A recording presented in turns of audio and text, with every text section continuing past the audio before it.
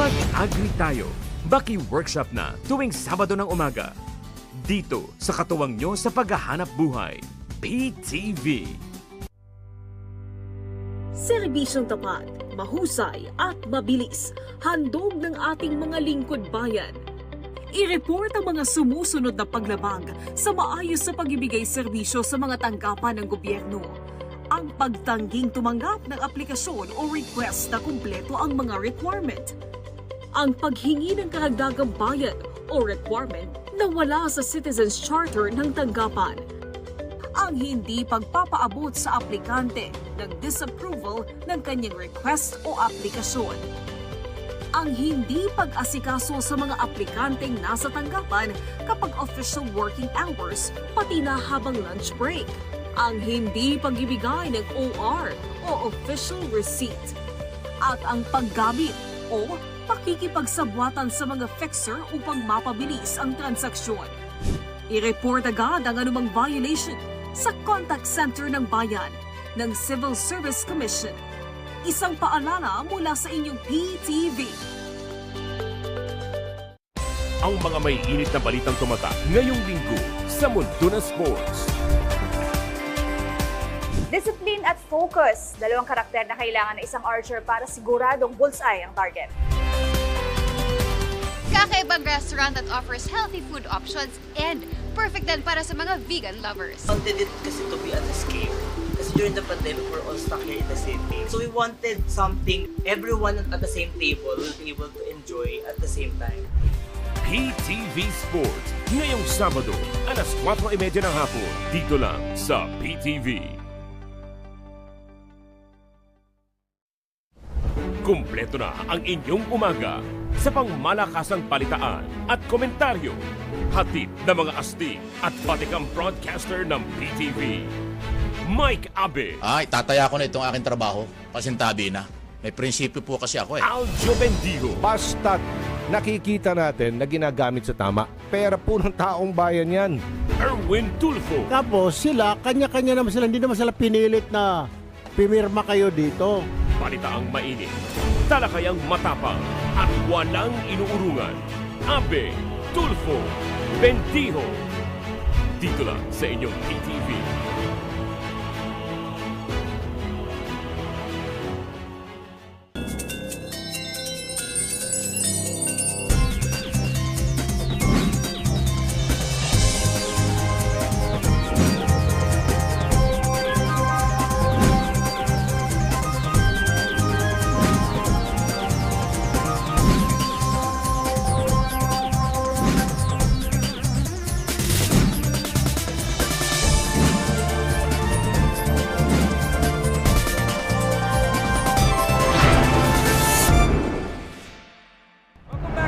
Of ASEAN, and thank you for tuning in. This week, we'll take you through 3 more. We start off with Myanmar, a country that's undergoing some pretty rapid development recently. And we promise you, this episode is bound to take your breath away, literally. Instead of blowing through a flute from the mouth, this art uses the nostrils, and it holds close significance to the Chins, which are among the 100 races living in Myanmar, residing in the western mountain ranges. So follow our local host and be mesmerized with this well-preserved tribal musical instrument called the nose flute.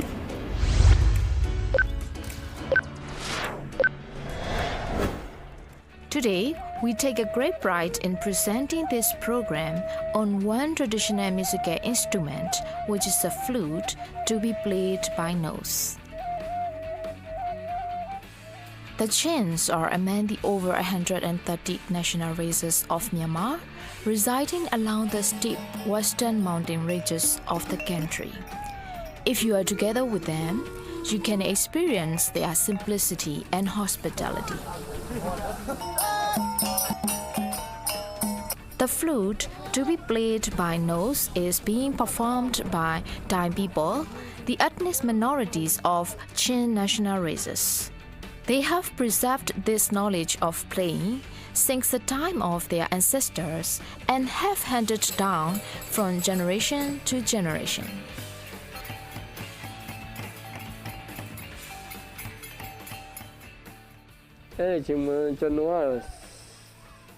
When I started learning how to play the flute by nose, I was about 18 years old or 19 years old.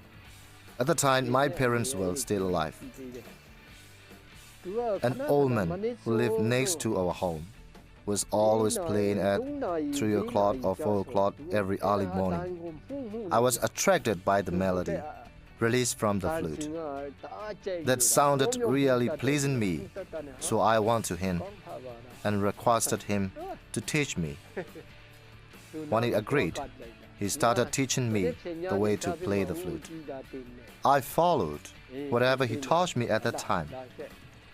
When we started learning, he taught me to play the short flute.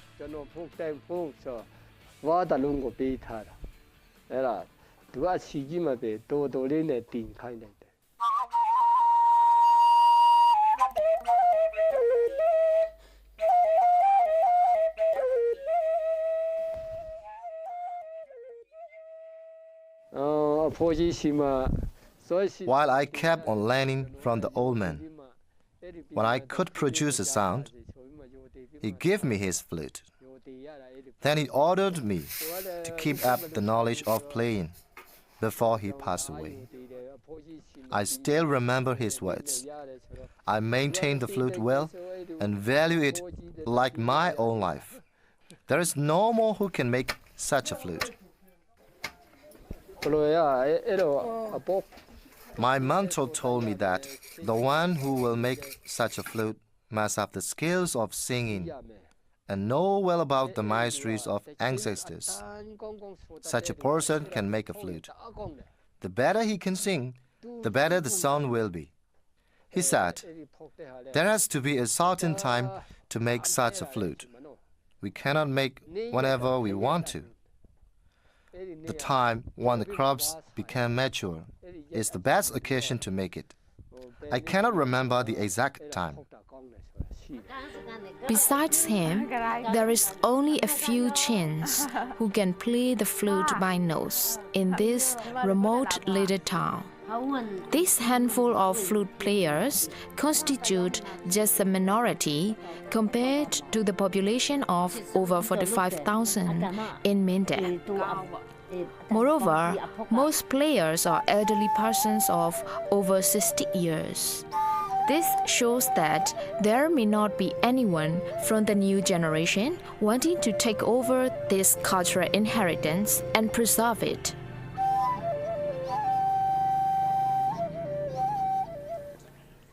Last time, a 10-member youth came to me and requested me to teach. It didn't even last a week. They gave up as they cannot play to make sounds. No one is willing to learn like me. I found out that you must have a strong will to do so. Sometimes I think that after I pass away, my flute will be gone too. I feel so sad for it.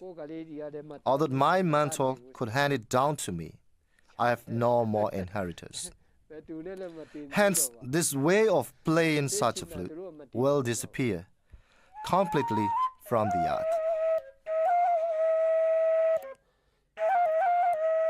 Our player Uhomana is worried about the flute to be played by nose as there is no one that he can hand over to. This in turn might make him feel that he is not dutiful. We can all understand his feelings. So is it unique knowledge of playing the flute going to disappear completely from our planet after him and all the players have gone? And what about the new generations? Don't they value such melodies? Now is the crucial period with regard to the playing of the flute by nose.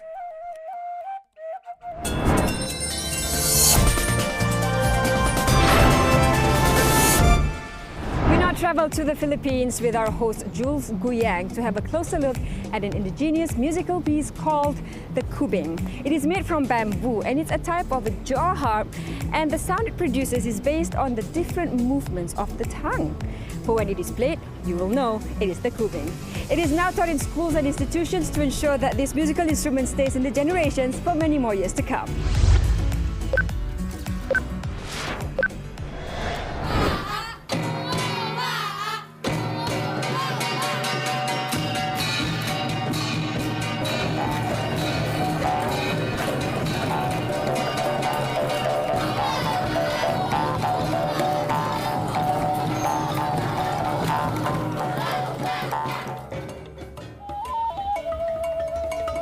Proof of this is a retired music professor from the premier University of the Philippines. A native of Kalinga Province, Mr. Benicio Socong, popularly known as Mang Benny. Among his advocacies is to promote the use of indigenous musical instruments and impart the Kalinga music not only to his countrymen but also to the world. 25 years ago, Mang Benny started crafting musical instruments mostly from bamboo. One of this is the kubing. Ito ang bayog, itong klase ng kawayan. At pag biniyak-biyak mo yan at nagkakaroon ng maraming strip, kumuha ka na lang mga strip ganito. Pag nakagawa ka ng ganitong islat, ay diyan ka na magsisimulang gumawa. Kagaya ng design na ito, ay yung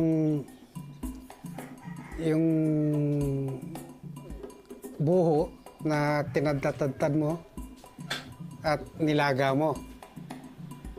Yun ang walling ng bahay. Yun ang nakadepict dito. Tapos ito naman, yung balat ng ahas. Ito naman yung mga designs sa mga tapis at saka bahag. While the kubing is called different names, one thing is common. It produces an exceptional and distinct sound.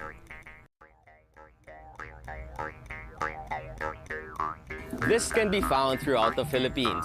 For several tribes in the south, it is called kubing. In the central Philippines, it is known as subing, while in the northern Luzon, it is labeled as ulibao. Other countries in the ASEAN region also have their own versions of kubing.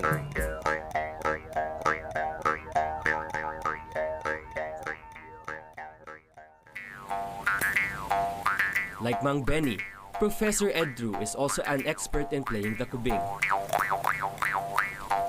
Ito yung kubing eksakto. Yan ang tawag ng Maranao sa ganitong uri ng instrument na kung tawagin sa English ay mouth harp or Jew's harp or Jaw's harp. Itong particular na ito ay kubing ng mga Maranao. Napapansin natin na mababa ang tono. May taal na tunog, pero kung gagalaw-galawin mo ang dila, maraming napapabago. Itong isa naman ay sa katimugan na naman. Ang instrumentong ito ay kung tawagin ay kombing naman ng mga tiboli.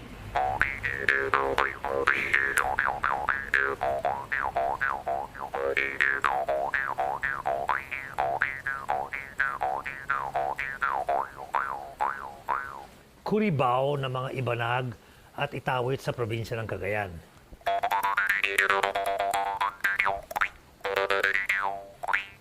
Pwede kang tumugtog ng broken chords, halimbawa, or scale.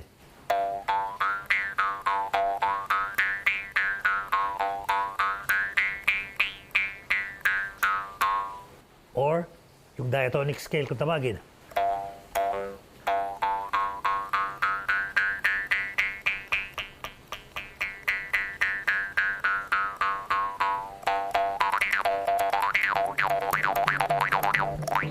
The group is also known for its expertise in integrating indigenous musical instruments with the contemporary in order to produce a new music for the new generation.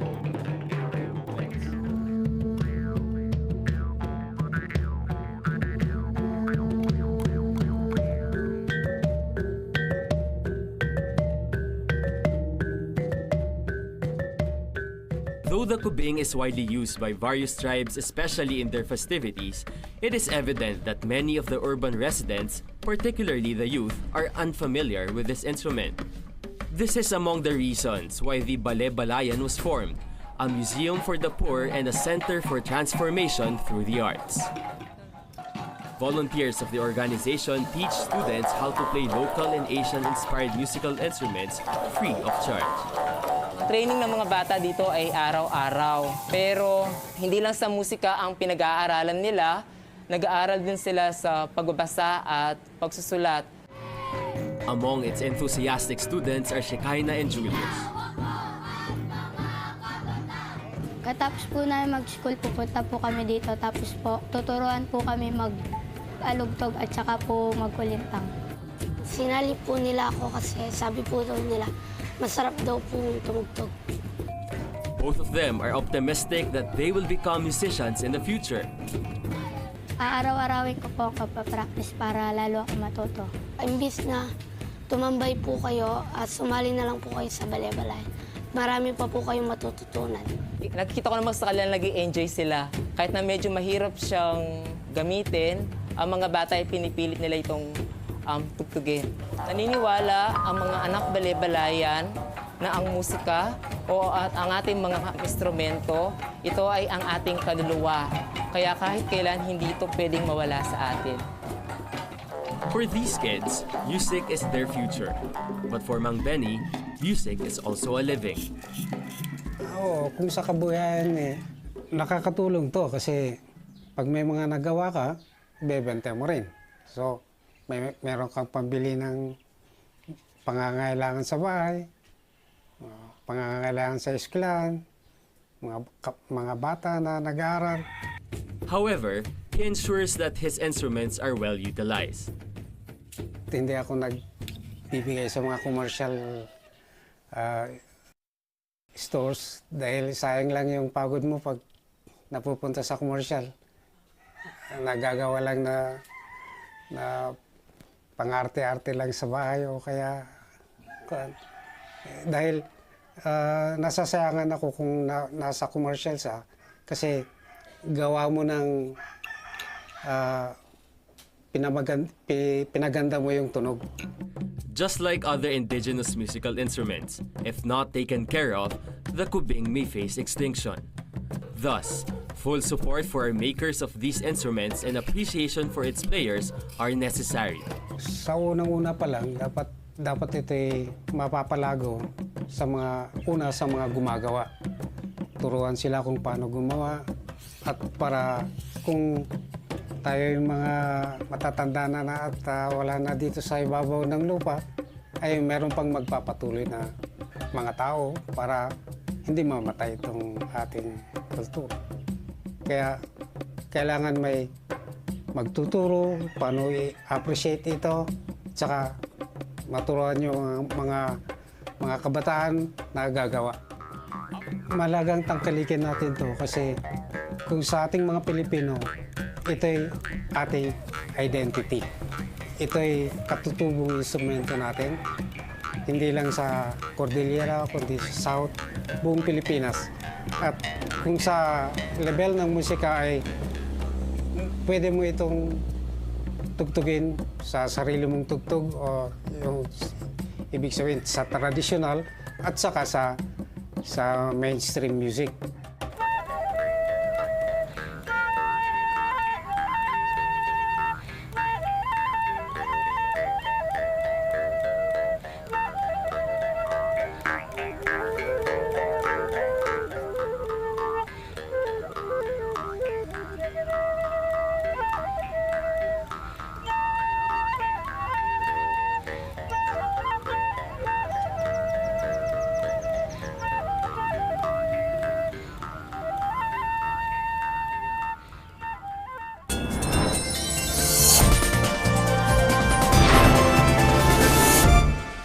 Next up, we take you to one of the most busiest city centers in the region, Singapore. Amidst the hustle and bustle of city life, there still exists a longing to live alongside culture, tradition, and music. Follow Ebi Shankra as we take you into the lives of 3 young Singaporeans. This younger generation that's representing a desire and even a hunger to live with the culture and tradition they represent. The Indian with his sitar, the Chinese, the erhu, and the Malay, the gendang. These 3 youngsters are not just the only voices we'll be hearing. We'll also hear from academician Dr. Larry Francis Hilarion as he lends his thoughts into the trends and direction of music in a city like Singapore.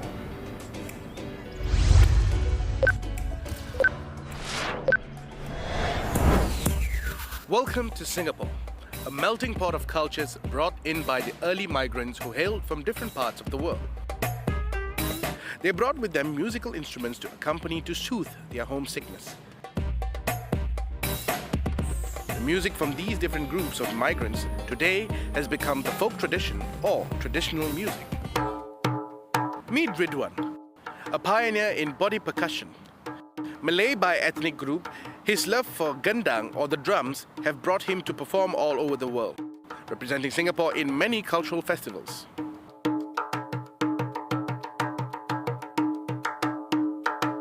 I was first introduced to drums and percussion when I was 7 years old by my uncle in traditional Malay music setting. And then as I grew, I became engrossed with the entire world drums and percussion. I took it to the next level. I joined LaSalle College of the Arts. That's when I got my formal education in music. The reason behind my choice of playing percussion and drums was because I believe that these instruments are a gift of joy and love and hope.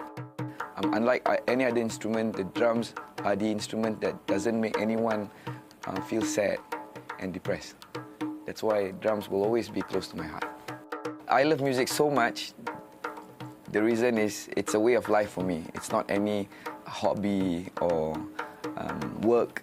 For me, it's the way I lead my life. And music is a universal language of the world.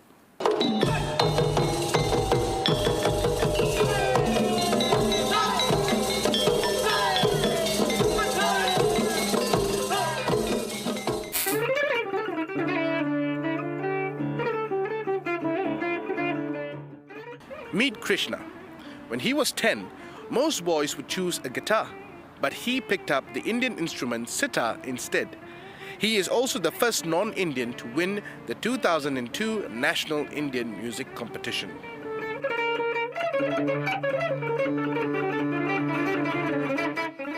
So I grew up in a family of musicians, and at 5, my dad decided to teach me the sitar.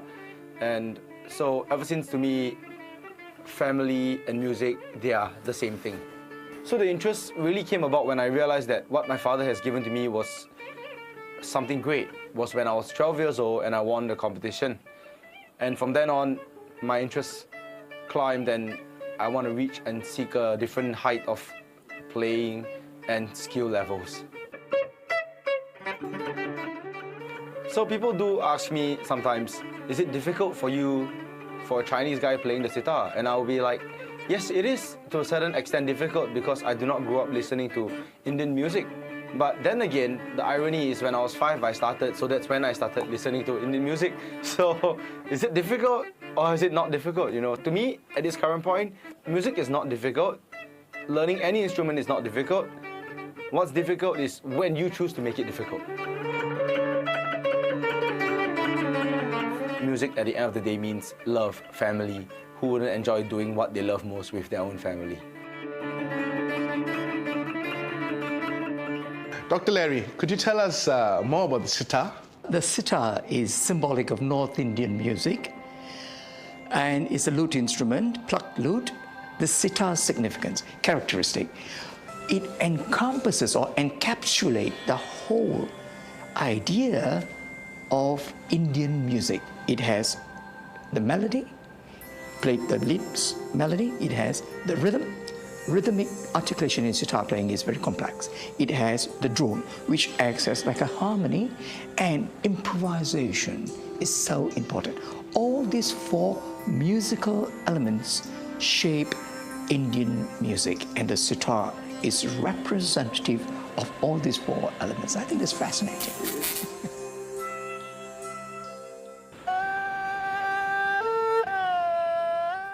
This is Gerald.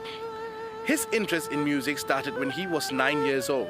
Since 2009, he, together with the Singapore National Youth Chinese Orchestra, have been representing Singapore at various international music festivals.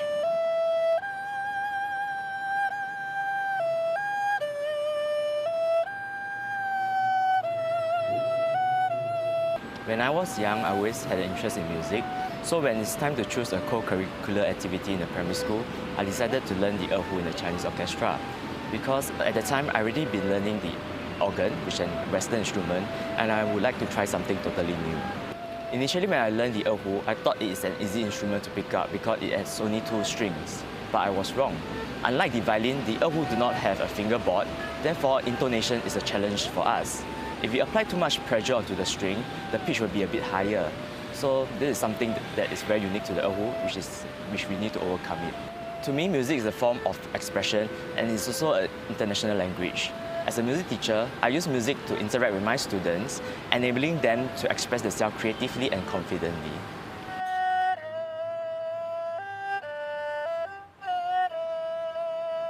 The erhu is one of the most important ancient Chinese instruments. It is called the Chinese violin. It can imitate sounds from a chirping bird to a neighing horse. It was brought down to Singapore by our early Chinese immigrants. So, Dr. Larry, could you tell us more about the erhu? Yes, certainly. The erhu simply means two strings. The erhu has tremendous amount of characteristic. It can play almost like the sitar. Improvisation is very pronounced. The control of dynamics, the portamento, the ornamentation, these are so interesting because there's almost, one is a plucked sitar lute, the other one is a bowed lute, which has almost similar characteristic, and the blend I think will be very interesting to see how it turns out in fusion music.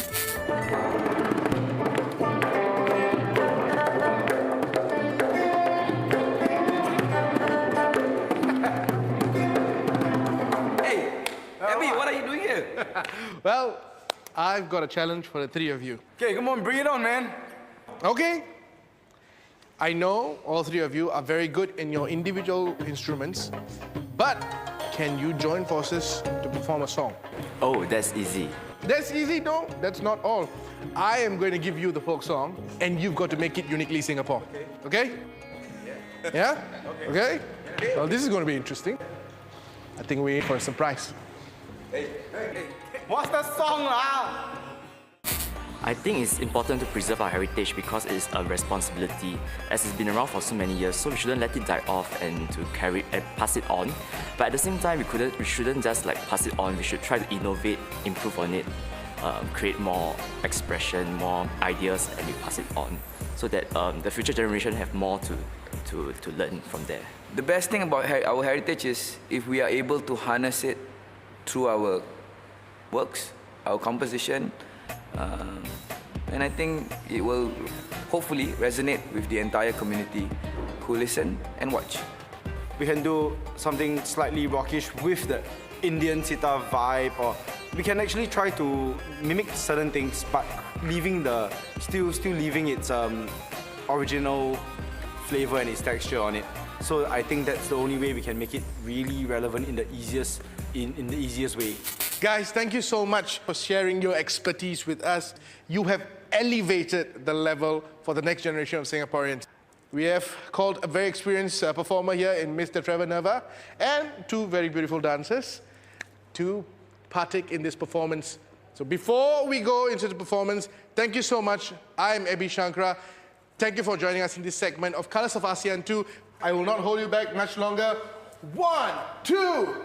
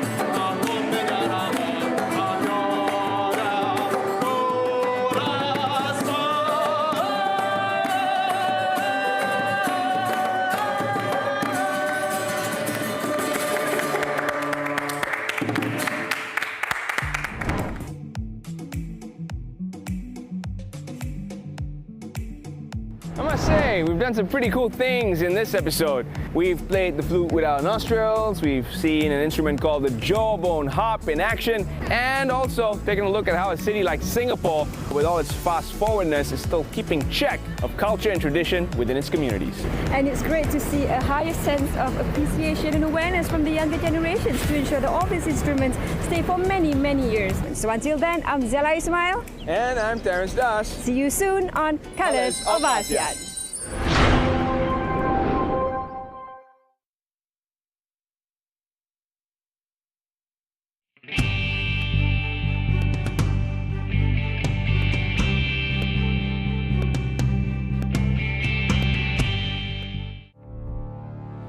Susunod sa On Assignment. Pasukin natin ang mundo ng alternative learning system para sa mga kababayan nating PDL o bilanggo. Marami po ako natutunan dahil sa pag-aaral ko po sa ALS. Sa edukasyon, walang diskriminasyon. Ipagpatuloy lang nila yung kanilang naumpisahan at sinasabi ko lagi sa kanila na magpursige sa kanilang pangarap. At kamustahin natin ang kalagayan ng ating mga senior citizen at ang mga programang nakalaan para sa kanila. Yan, pinupugyan talaga sa senior, yung pera. Araw-araw kinagastos namin. Hindi mo pwede mag-anak at maanak kasi sa pamilya rin sila. Sa gobyerno natin, maraming salamat. At least sabi nga, nandiyan yung programa. Nandiyan yung mga programa. Hari nawa sana kung ano yung mga programa tatanggap namin. Sana ingatan natin, pangalaga natin, palaguin natin.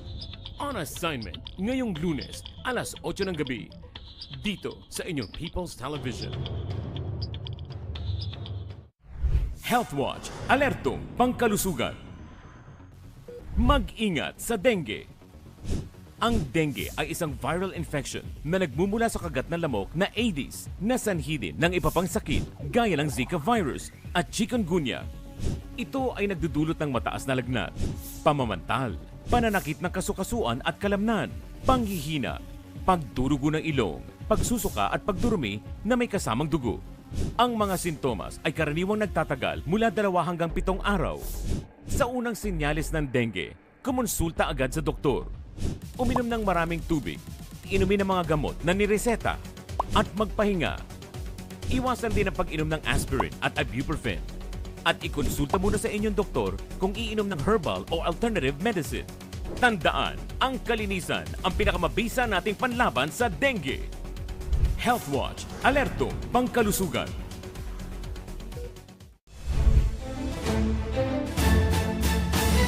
Isang oras na hitik na weekend balitaan ang sasa inyo. Tuwing Sabado at Linggo, kasama si Dominic Almenor. Ulat Bayan Weekend, alas 6 ng gabi, dito lang sa PTV.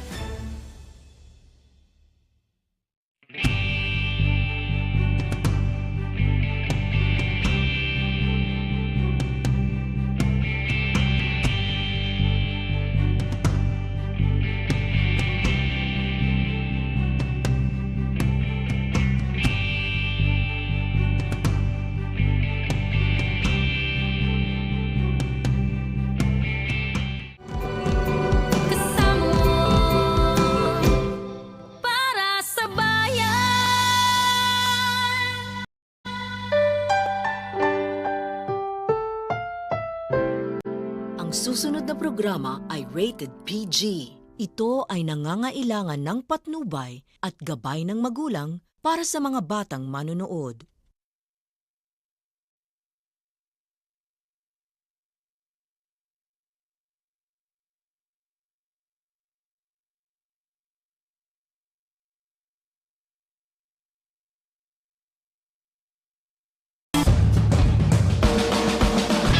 It's another wonderful Saturday, mga kamarino, and a wonderful day sa aking wonder partner, Mariao. Hindi ko alam kung matutuwa ako sa wonder. Parang wonder. I wonder also. Pero mas gusto ko yung Wonder Woman. Correct. Panahon mo ata yun, Admiral eh. Yung Wonder Woman eh, di ba? Syempre, ang ganda yan, ano? Oo, talagang maganda yun. Ibang klase beauty nun, So anyway, sa aking wonder partner, magandang umaga. Sa lahat ng mga mga wonderful nating mga nakikinig at nanonood ng ating programa. Magandang umaga. It's been wonderful 63 years. Yan po ang ating sineselebrate ngayong araw na ito. Wonderful 63 years sa serbisyo, pagbibigay ng mga magagandang benepisyo, nag-aabot ng tulong ang Associated Marine Officers and Seamen's Union of the Philippines or AMUSUP sa ating miyembro, mga kababayang marino at ang kanilang mga beneficiaries, di ba? Tama, at hindi lang miyembro, Mari. Hindi lang miyembro ka. Seafarer ka, kailangan mo ng tulong. Nakikita namin na kailangan ng tulong, tutulungan kayo. Wow, iba talaga. Kahit na ibang bansa na seafarer na padpad dito sa atin, alam mo, kasama yan sa law of the sea. Pag merong in distress, kailangan tulungan. Ginagawa din ang union na. Totoo naman, tumpak yan. Kaya naman, in celebration of the Union's 63rd anniversary, ano nga ba ang binuksan ng AMUSUP para sa ating mga kababayang mandaragat?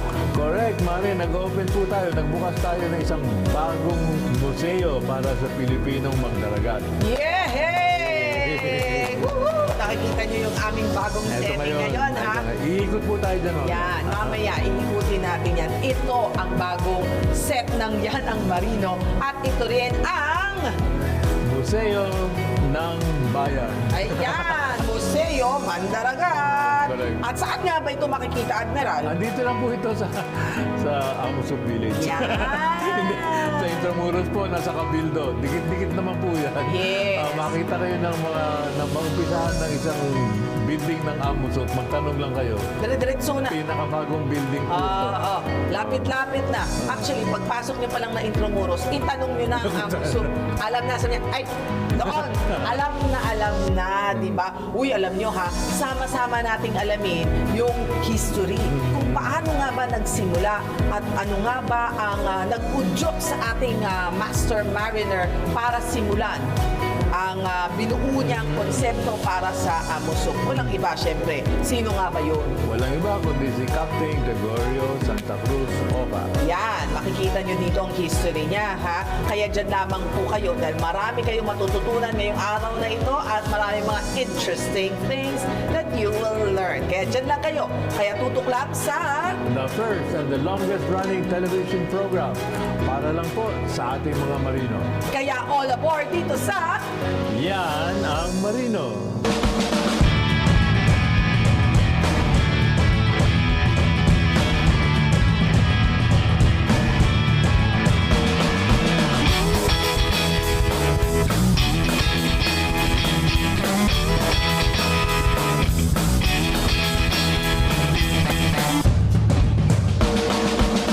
This portion is brought to you by Pag-ibig Fund. Fund your forever with Pag-ibig Fund. Mag-register na sa www.pagibigfund.gov.ph.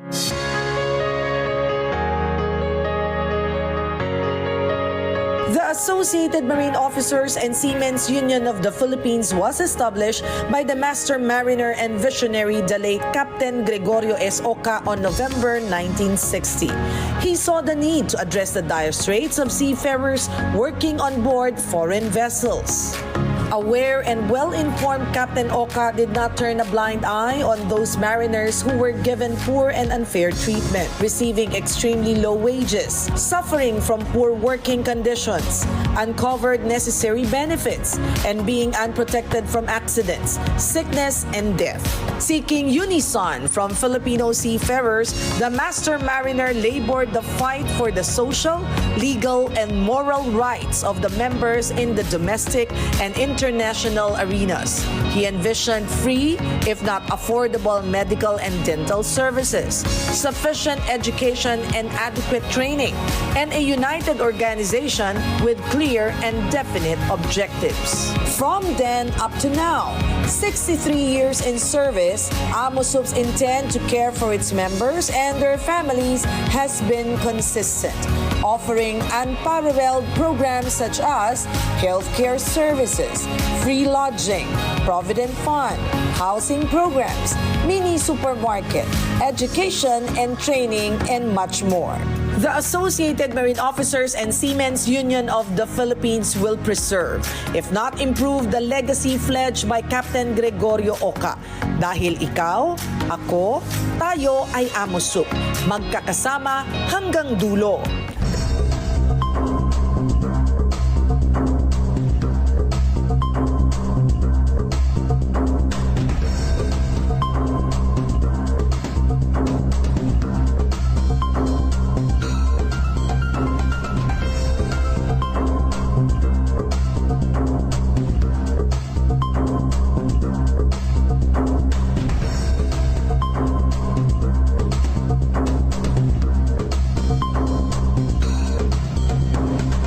This portion was brought to you by Pag-ibig Fund. Fund your forever with Pag-ibig Fund. Mag-register na sa www.pagibigfund.gov.ph. Nagsimula sa isang pangarap. Ako na po, ma'am. Ika'y tutulungang ibahin ang buhay na nakasanayan. Naka 24 months ka na sa pag-ibig. May panghulog na ako sa motor. Bagong motor! Gagawa ng hakbang para mapaghandaan ng forever. At harapin ang bukas nang may maaasahan. Simulan mo na ang forever mo ngayon. Fund your forever with Pag-ibig Fund. The Maritime Academy of Asia and the Pacific continues to sail forward with modern facility, active cadet sponsorships, advanced education and trainings. And as the premier maritime academy in the country, be a future world-class marine officers. Be at MAAP, ensuring excellence at sea at all times.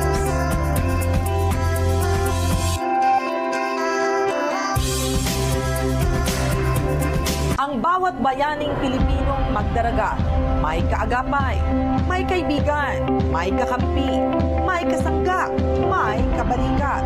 Ang iyong Associated Marine Officers and Seamen's Union of the Philippines. Kasama mo sa tunay na malasakit. Dahil AMOSUP cares.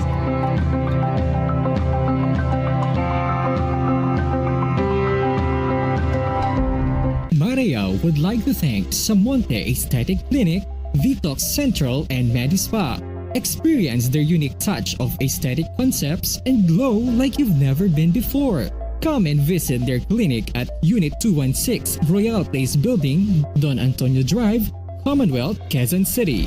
For inquiries, you can contact their hotline number 951-0969 or 806-9787.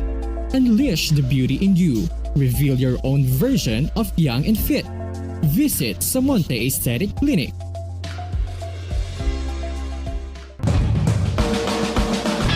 This portion is brought to you by Pag-ibig Fund. Lingkod pag-ibig, tapat na serbisyo mula sa puso. Mga kamarino, bakit nga ba tayo nagkakaroon ng museo? Ano ba mga dahilan upang meron tayong museo?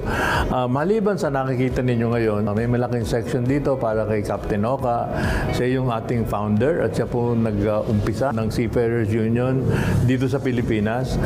Ngunit maliban doon na ipakita natin yung mga ginawa ni Captain Oca, gusto rin natin pong ipaalam sa lahat kung ano nga ba ang kontribusyon ng marino sa ekonomiya ng Pilipinas, kung ano-ano mga ginagawa nila, kung ano din yung mga hirap na dinanas nila upang sa ganon ay makarating tayo sa ganitong antas. So, iikutin po ito mamaya at hopefully makita ninyo kung ano ba yung magaganda na pwede nyong tularan.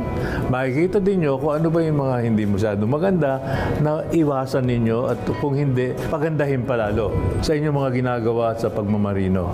So, samahan nyo po kami, iikutin po natin to. Thank you.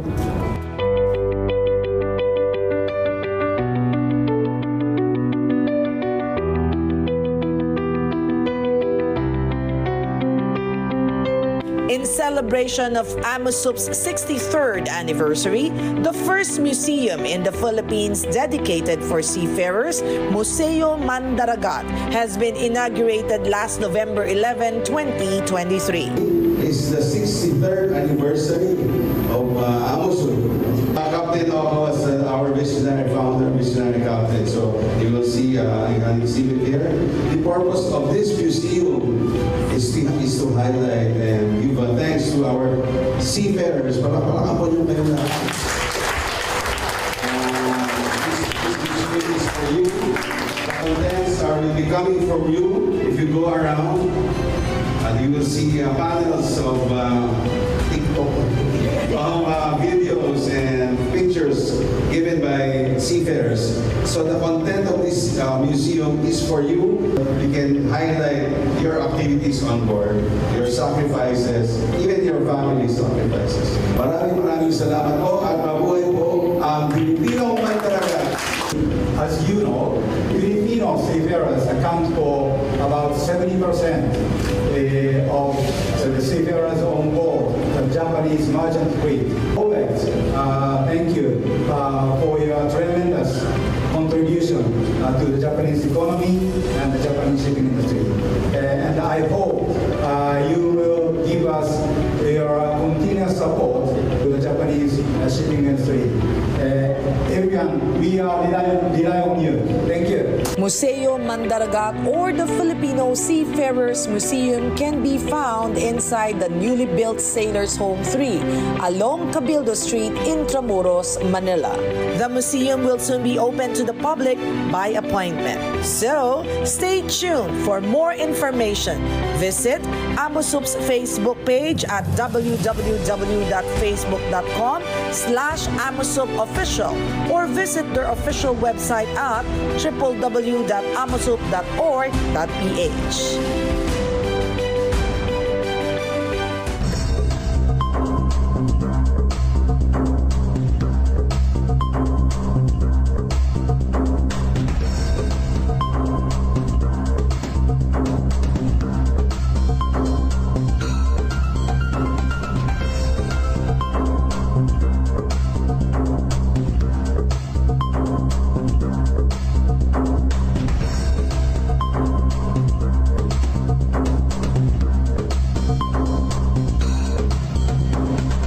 This portion was brought to you by Pag-ibig Fund.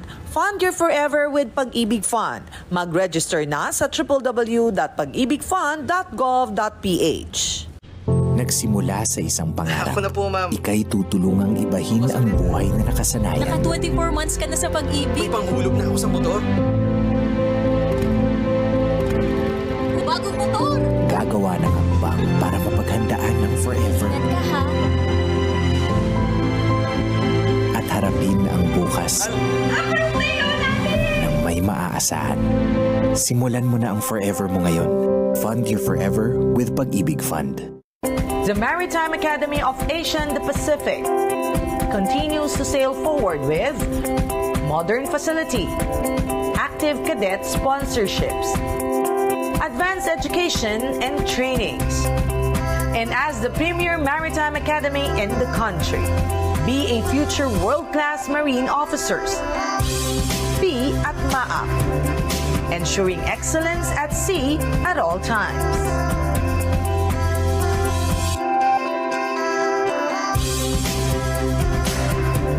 Ang bawat bayaning Pilipinong magdaragat, may kaagapay, may kaibigan, may kakampi, may kasangga, may kabalikat. Ang iyong Associated Marine Officers and Seamen's Union of the Philippines. Kasama mo sa tunay na malasakit. Dahil AMOSUP cares.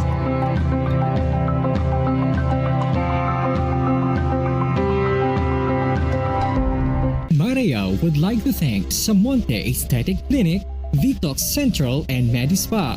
Experience their unique touch of aesthetic concepts and glow like you've never been before.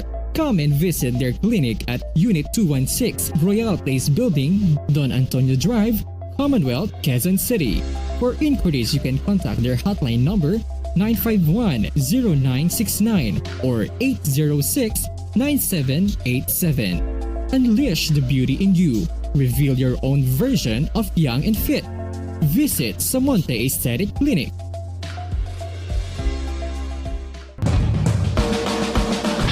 This portion is brought to you by Pag-ibig Fund. Lingkod pag-ibig, tapat na serbisyo mula sa puso. Good morning, ako po si Lara San Juan, Communications Deputy of AMUSUP. Welcome to Museo Mandaragat, the first museum in the Philippines dedicated to Filipino seafarers. Once you enter po the museum, you will see this wall, a word from our President, Dr. Conrado F. Oca, honoring our seafarers by building this museum. Kung makikita po natin, yung floor po natin is the world map. And dito po sa gitna is the Philippine map.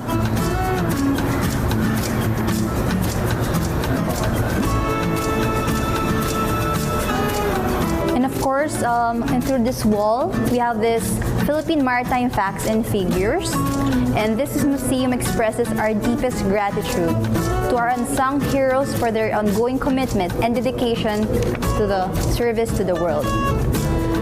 And of course, we're really proud that the Philippines is the world's largest labor provider for seafarers.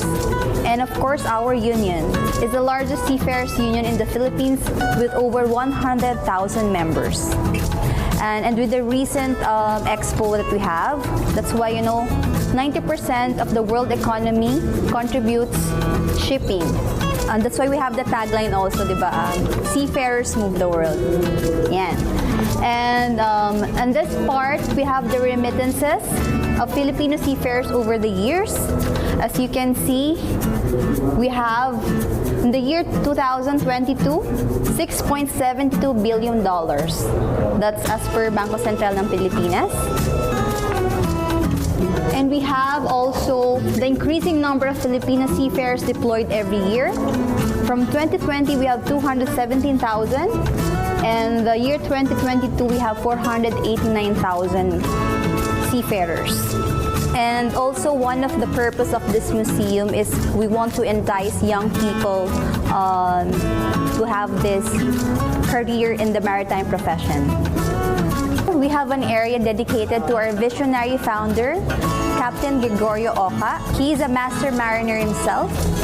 And so we'd like to highlight this text here, a quote from our visionary captain. Lord, I ask you not to let me do extraordinary things. Instead, give me the courage to do ordinary things in an extraordinary way. We have this map sword. It is a symbol of authority and leadership, and the Academy honors its visionary leader, Captain Gregorio Oca. Here on this monitor, our seafarers, you can share your stories with us, your life at sea, your life at story, how you become a seafarer, what inspires you to become a seafarer. So we can feature here in Museo Mandaragat. And on our second monitor here, of course, our TikToker members and seafarers, Filipino seafarers. You can also send your TikTok videos and share it with us.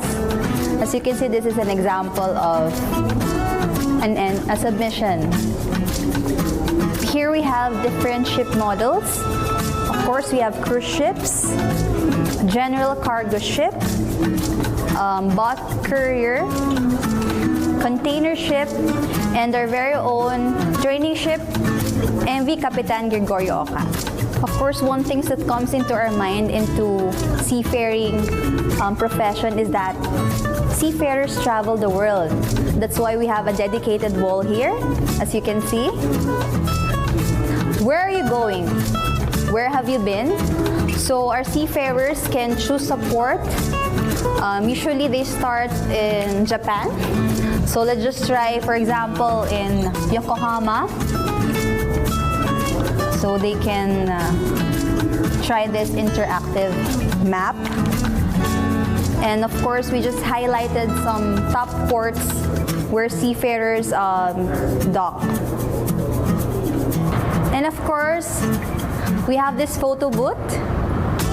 You can choose some props here. Sail away with me. And you can wear a captain's hat. And you can take photo. Then you can scan, download it on your phone by scanning the QR code. And of course, we have this interactive monitor wherein you can see an AMUSUP website. Here we have the history of Amosup, and especially for our Amosup members, you can see here our service units and benefits. Here in Amosup, excited naman kami na ma-tour kayo sa aming museum and of course to be featured in our Museo Mandaragat.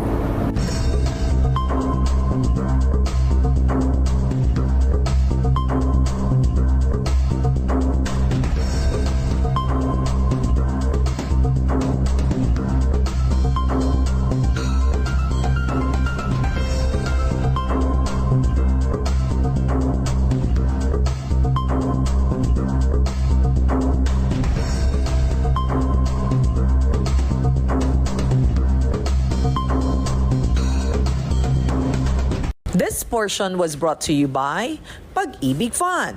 Fund your forever with Pag-ibig Fund. Mag-register na sa www.pagibigfund.gov.ph. Nagsimula sa isang pangarap. Ako na po, ma'am. Ika'y tutulungang ibahin ang buhay na nakasanayan. Naka 24 months ka na sa pag-ibig. May panghulog na ako sa motor. Bagong motor. Gagawa ng hakbang para mapaghandaan ng forever. At harapin ang bukas ng may maaasahan. Simulan mo na ang forever mo ngayon. Fund your forever with Pag-ibig Fund. The Maritime Academy of Asia and the Pacific continues to sail forward with modern facility, active cadet sponsorships, advanced education and trainings. And as the premier maritime academy in the country, be a future world-class marine officers. Be at MAAP, ensuring excellence at sea at all times.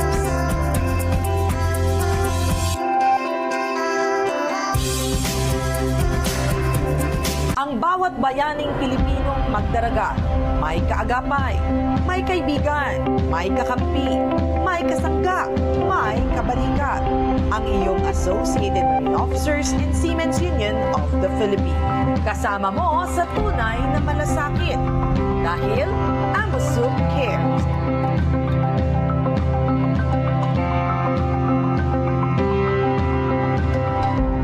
Maria would like to thank Samonte Aesthetic Clinic, Vitox Central, and Medispa. Experience their unique touch of aesthetic concepts and glow like you've never been before. Come and visit their clinic at Unit 216 Royal Place Building, Don Antonio Drive, Commonwealth, Quezon City. For inquiries, you can contact their hotline number 951-0969 or 806-9787. Unleash the beauty in you. Reveal your own version of young and fit. Visit Samonte Aesthetic Clinic.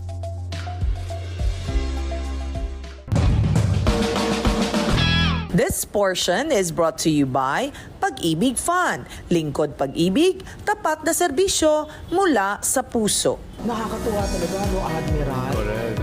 63 years, di ba? At dito sa museo natin makikita yung lahat-lahat ng yan, yung istorya ng buong magdaragat dito sa Pilipinas, di ba? At hindi lang yan, mga friends, ha?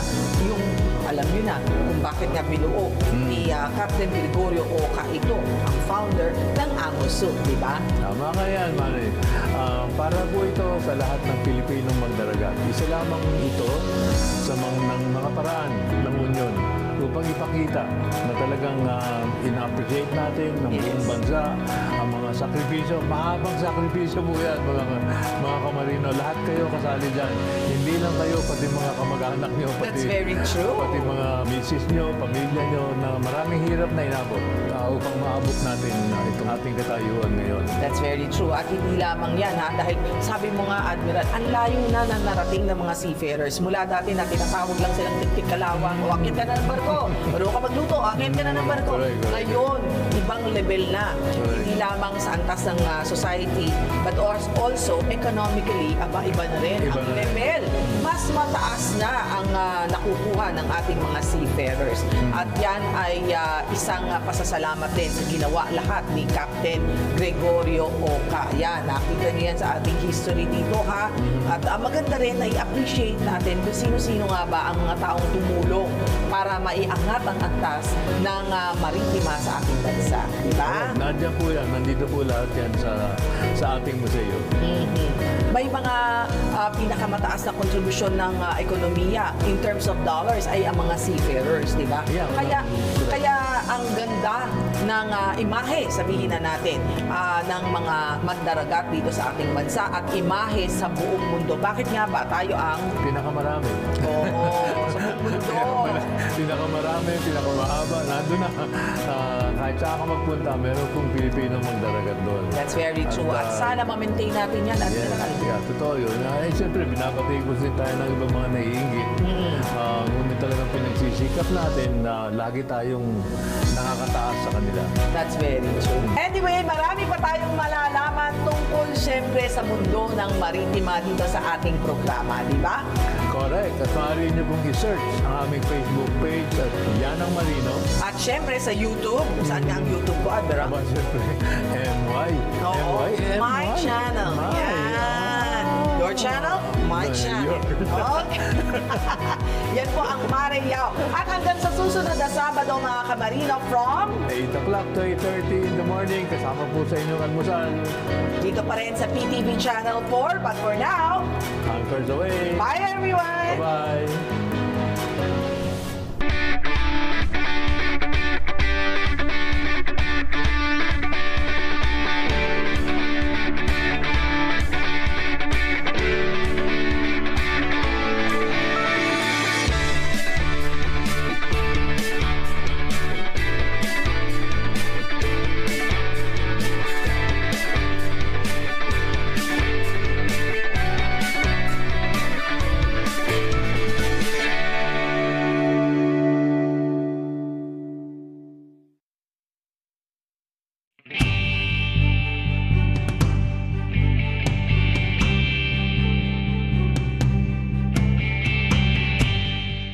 Ngayong linggo sa Masters of the Game. My game was not the most glamorous like a Tony Harris, or a Kenny Travis. It was just work ethic, simplicity lang. Sean wanted to win every single time, and I think that was part of the culture that he helped build at Alaska. Ako si Bill Velasco, hanggang sa susunod na kabanata ng Masters of the Game. Masters of the Game. Ngayong linggo, alas 8 ng gabi. Dito lang sa PTV.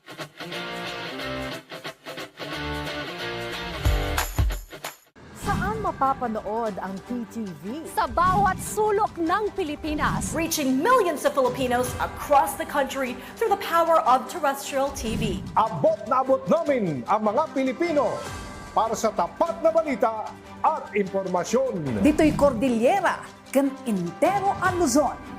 Da kami, timapang namnamaan. Sa aton sa Visayas, wala kami mapugong sa pagpaabot sa unsang hitabo. Dini sa saad nga yuta, Mindanao, PTV, pirmi maminaw para sa paghatod sa balita.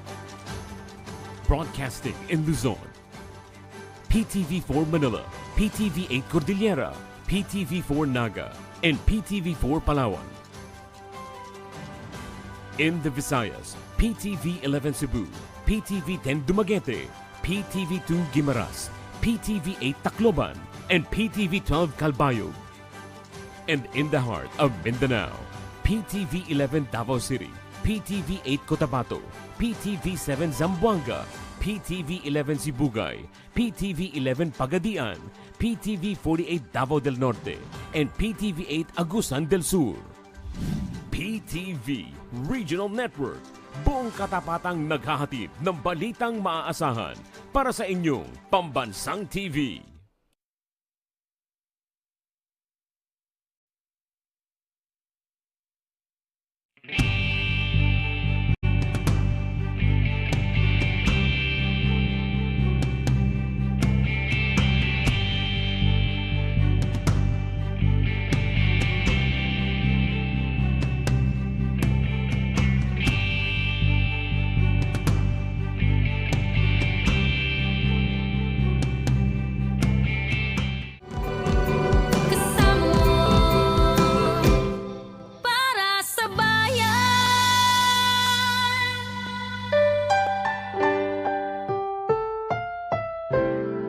Ang susunod na programa ay rated PG.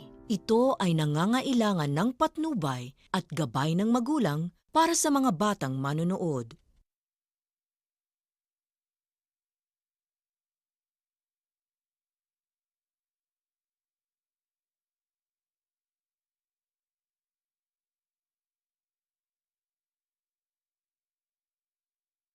Isang magandang umaga po sa ating lahat mga kalakbay at halina't ating tuklasin ang magagandang bayan dito sa ating bansa. Kani-kanilang estilo, kultura at dating, pero iisa ang tungo at ibig nating marating. Ang lakbayin ang magandang Pilipinas. Siyempre, alamin din natin ang kanilang mga makabuluhang istorya, gayon din ang masasarap na pagkain, magagandang tanawin, at ang kanilang mga makulay na sining at kultura. Kasama ang Nights of Rizal sa pahina ng kasaysayan at Coffee Time with Sir Militon Garaton. Kontakin niyo po sa kanyang Facebook. Abangan din natin ang makasining at makakulturang programa ng National Commission for Culture and the Arts tuwing alas 8:30 hanggang alas 9 ng umaga. Tuwing Sabado dito sa PTV4, samahan niyo po kami sa kalahating oras ng makabuluhang paglalakbay para sa ating programang Lakbayin ang Magandang Pilipinas! Pinagpalang Pilipinas, sa magandang Pilipinas, sama ang lahat sa magandang Pilipinas. Bida ang lahat sa sigla ng taong bayan at gobyernong matapat. Tayo ay papatnubayan, sama-samang aangat sa masaganang Pilipinas, pinagpalang Pilipinas, sa magandang Pilipinas. Uunlad tayong lahat. Lakbayin ang magandang Pilipinas. Sa pahina ng kasaysayan, atin pong balikan ang makasaysayang kaganapan sa araw na ito, kasama ang Knights of Rizal.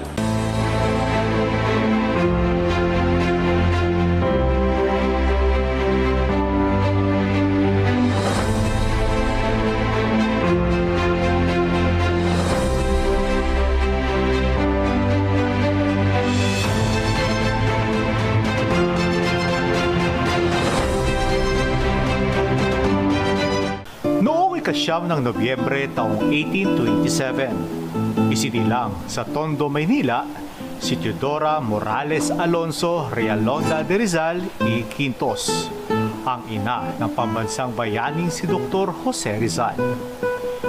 Bilang unang guro ng Batang Rizal, nagkaroon siya ng malalim na impluwensya sa kanyang pag-unlad at naging inspirasyon niya sa pagkuha ng medisina. Si Teodora ay pangalawang anak ni Lorenzo Alonso at Brigida de Quintos. Mula sa isang may kayang pamilya, si Teodora ay nagkaroon ng kanyang formal na edukasyon sa Kolehiyo de Santa Rosa sa Maynila. Tulad ng kanyang ina, siya ay may pinag-aralan at mataas ang kultura. Siya ay 20 taong gulang nang pakasalan niya si Francisco Mercado ng Binyan, Laguna noong taong 1848. Sila ay nanirahan sa Calamba, Laguna at nagkaroon ng 11 anak na sila sa Tornina, Pasiano, Narcisa, Olimpia, Lucia, Maria, Jose, Concepcion, Josefa, Trinidad at Soledad. Ang pangunahing hanap buhay nila ay nakatuon sa agrikultura. Bilang ina ng inaakalang kaaway ng mga otoridad ng Espanya, madalas na pinag-uusig si Teodora. Noong taong 1872, nakulong siya ng 2.5 taon sa mga gawa-gawang paratang ng pagkalason sa asawa ng kanyang kapatid. Noong 1891, pinalakad siya ng 50 kilometro sa Santa Cruz, Laguna dahil sa hindi paggamit ng kanyang Hispanicized na apelyido, Realonda de Rizal. Pinilit niyang gamitin ang Alonso. Ang kanyang pamilya ay pinalayas mula sa kanilang mga lupain sa Kalamba dahil sa isang labanan sa lupa. Pagkatapos ay lumipat sila sa Maynila. Isang oras bago ang kanyang pagbitay, isinulat ni Dr. Jose Rizal ang huling liham sa kanyang ina na simpleng nakasulat, "Sa aking mahal na ina, Senyora Doña Teodora Alonso, ika-6 ng umaga, Disyembre 30, 1896. Jose Rizal." Noong 1907, nang ideklarang pambansang bayani si Dr. Rizal, inalok siya ng mga otoridad ng Amerika ng panghabang buhay na pensyon bilang tanda ng pasasalamat. Magalang niyang tinanggihan ito at sinabi, "Ang aking pamilya ay hindi kailanman naging makabayan para sa pera. Kung ang gobyerno ay maraming pondo at hindi alam kung ano ang gagawin sa kanila, mas mahusay na bawasan ang mga buwis." Noong 6 ng Agosto, taong 1911, namatay ang ina ni Jose Rizal sa kanyang tahanan sa San Fernando Street, Binondo, Maynila. Iginawad sa kanya ang angkop na karangalan sa kanyang libing. Sa NCCA segment na nais pagyamanin ang ating sining at kultura, ay ating pong subaybayan ang mga proyekto at programa ng National Commission for Culture and the Arts sa pamumuno ni Chairman Ino Manalo.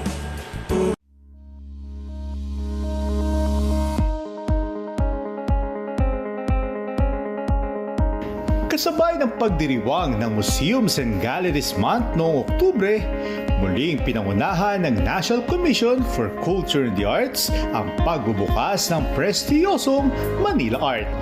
Muling nagsama-sama sa SMX Convention Center sa SM Aura sa lungsod ng Taguig ang nasa 200 Filipino artist upang maitanghal ang husay at galing ng mga Pinoy pagdating sa sining. Kasama sina NCCA Commissioner Ivan Henares, Senador Sani Angara, Taguig Mayor Lani Cayetano, gayon din ang pamosong Filipino glass sculptor na si Ramon Orlina at iba pang mga tinitingalang mga panauhin ay binuksan noong October 11, 2023 ang Manila Art na may temang A New Contemporary. This October, the nation celebrates Museums and Galleries Month. Through Presidential Proclamation number 798, Series of 1991, we emphasize the role of museums and galleries as an institution that acts as a domain of our abundant Filipino artistry.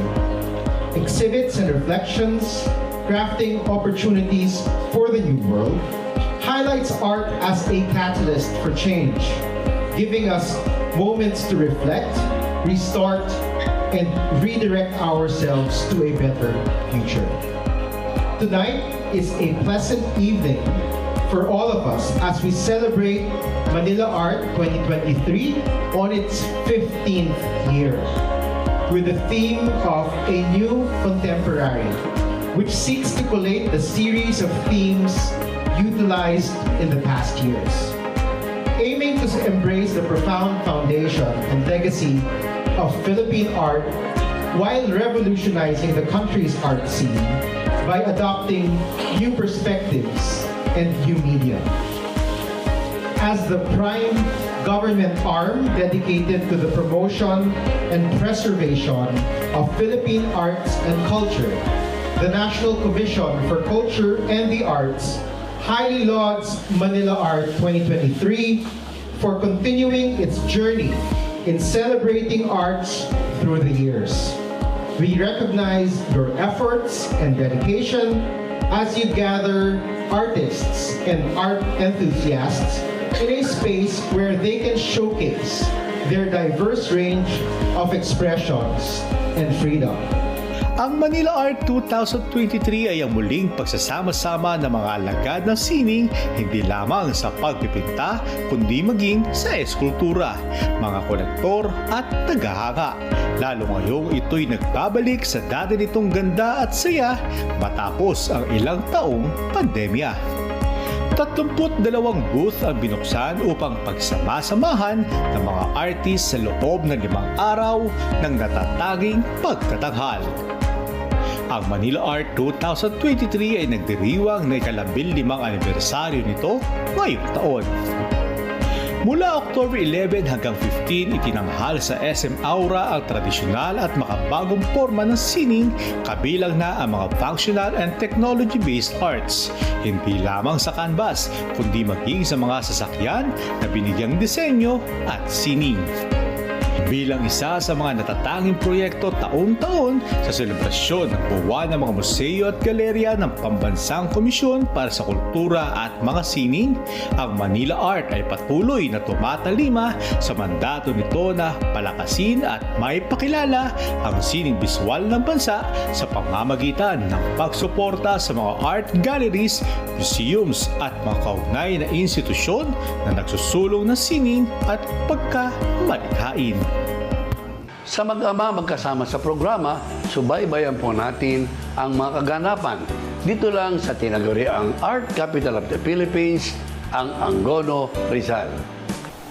Tuwing sasapit ay ika-23 ng Nobyembre ay pinagdiriwang sa bayan ng Angono ang kapistahan ni San Clemente.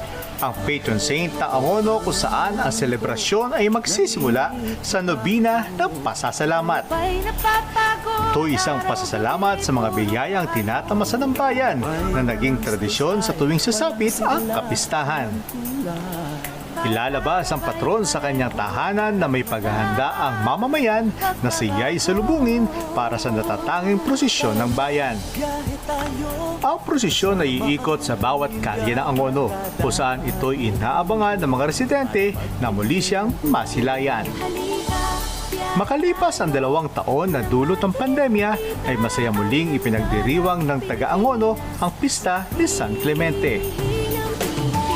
Tulad ng kinagisnang tradisyon, ang parehadoras na naging tampok sa posisyon ay grupo ng kabataang kababaihan na may dalang sagwan at suot na bakya at may makukulay na kasuotan na lumalarawan na ang Angono ay dating fishing village ng lalawigan ng Rizal. Namasdan mo na ba ang mga bintarang Sambuanga? Kasama sa prosesyon ang pamahalang bayan ng Angono, mga banda ng bawat barangays, private at business sectors, civic organizations at mga kabataan.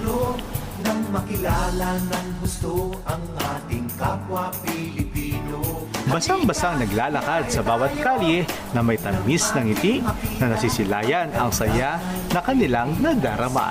Ang basaang bayan na naging tradisyon ay muling imulat sa bawat mamamayan na ito'y muling ibinalik na may kalakip na biyayang hatid para sa mga residente. Sadyang likas ang kasiyahan at syempre, nakiisa ang mag-ama magkasama sa programa, Mayor Jeremy Calderon at Mayor Vice Jerry Calderon.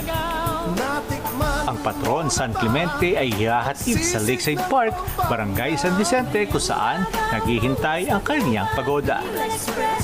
Ang fluvial parade o floating altar ay religious services ng taga-Angono. Ito'y handog ng bayan kay Pope Clement I, ang pang-apat na pontiff pagkataod ni St. Peter na itinali sa angkla at inihagis sa dagat Crimean. Kasama si Mama Mary na aakyat sa pagoda at syempre ang mga deboto na kasama sa Fluvial Parade. Ang Fluvial Parade ay isang local history and culture ng bayan. Isa ito sa highlights ng kapistahan ng Angono. Ito'y magtatapos sa patio ng kanyang parokya na inaabangan ng mga deboto na masayang ipinagbubunyi ang pasasalamat sa biyayang natamo para sa kanila at sa mahal na bayan.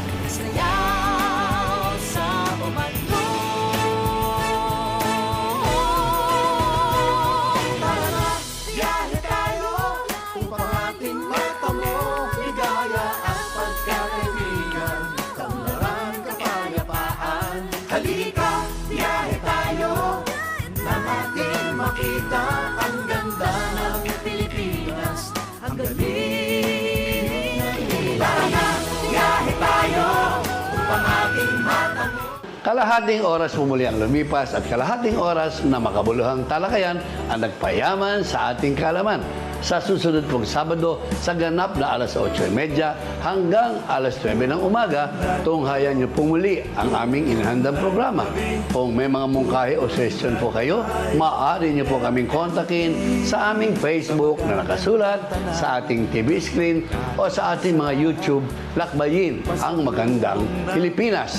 At siyempre sa ating po mga internet ay mapapanood nyo rin po.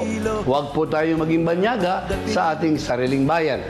Maganda at hitig sa likas na yaman at kultura ang ating bansa at dapat natin itong tuklasin, kalingain at siyempre linangin. Siyempre sariling bansa muna po natin ang ating lakbayin bago tayo magtuon ng pansin sa ibang bansa. Ang pandemya ay marami pong aral tayong natutunan sa pamamagitan ng social media. Maglakbay po tayo. At sa inyo mga makikitang katututunan ay pwede natin itong isagawa katulad ng ginawa ng ating bayan ni Jose Rizal ng kanyang panahon na naka-excel sa dapitan, itinransform niya sa pamamagitan ng bayanihan, tinuruan ng mga kabataan ng edukasyon, tinuruan na magmahal sa kapaligiran at gumawa siya ng parke na ang kita sa lottery na kanya ipinanalo ay ginastos niya at tinuruan niya ang mga taga-dapitan na tumayo sa kanya mga sariling paa. Kaya minahal siya ng dapitan sa kanyang panahon nung panahon ng Kastila. Sa lalawigan po naman ng Rizal, ang Inares Ecosystem, mga bawat barangay ay mayroong segregation or MRF bago dalhin ito sa Eco Waste Park para i-segregate at dalhin sa landfill. Nabawasan na ng basura para sa ating mga kababayan, atin pong itaguyod ang mga ganyang klaseng programa. Kaya nga po sa ngalan ng PTV4 kasama mo para sa bayan at sa pakikipag-ugnayan ng Angono Municipal Office at ng Knights of Rizal, Rizal Center Foundation, inaanayahan po namin kayo. Kasama si Mayor Jeremy Calderon ng Bayan ng Angono Rizal. Kaya nga po, sa ngalan ng programang ito, tuwing alas 8:30 hanggang alas 9 ng umaga, tuwing Sabado, dito sa PTV4, kasama mo para sa bayan, para sa ating programang Lakbayin ang Magandang Pilipinas. Sa magandang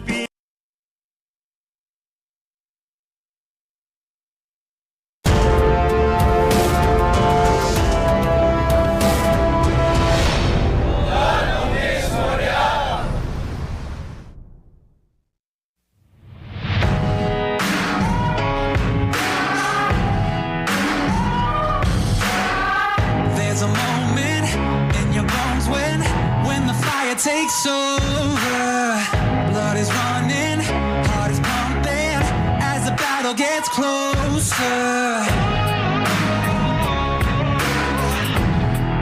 They can say what they want now, 'cause we'll be screaming now. We can be heroes everywhere we go. We can have all that we ever want. Swinging like Ali, knocking out bodies, standing on top like a champion. Keep your silver up, give me that gold. You'll remember when I say we can be heroes everywhere we go. Keeping us down is impossible, 'cause we're unstoppable. We're unstoppable. We're unstoppable. Every spotlight, every soundbite, everybody who gave up is just a fuel for wanting him more than anybody against us. They can say what they want now, 'cause we'll be screaming now. We can be heroes everywhere we go. We can have all that we ever want. Swinging like Ali, knocking out bodies, standing on top like a champion. Keep your silver up, give me that gold. You'll remember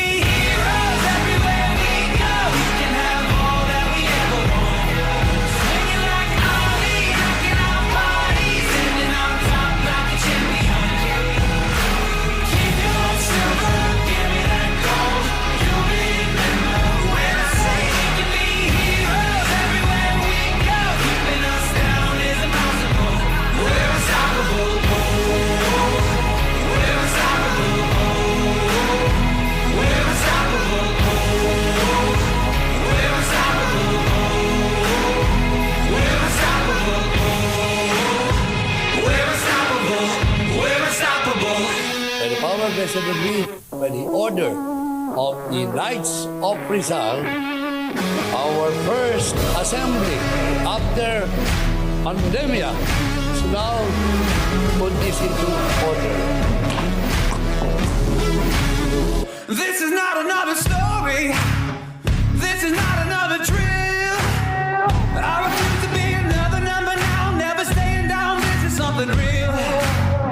I'm a name that you'll remember. Kabatang nanunumpa sa watawat ng Pilipinas at sa bansang kanyang sinasagisan na may dangal, katarungan at kalayaan na pinakikilos ng sambayanang makadiyos, makakalikasan, makatao at makabansa.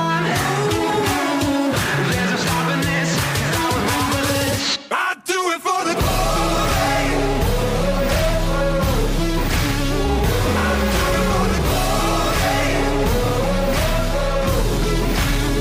I'll be more than just a favor. Let us keep on working and achieving towards unity, peace, and prosperity with our foundations deeply entrenched on Rizal's life works and teachings.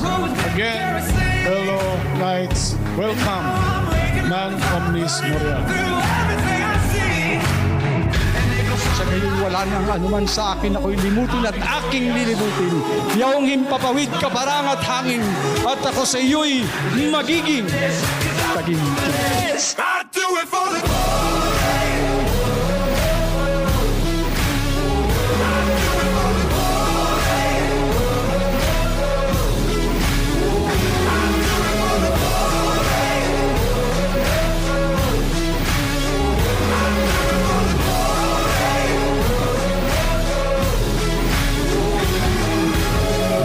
Hong Kong Shanghai Bagging Corporation, institutions like them, Goldman Sachs, were saying that is a phenomenal achievement.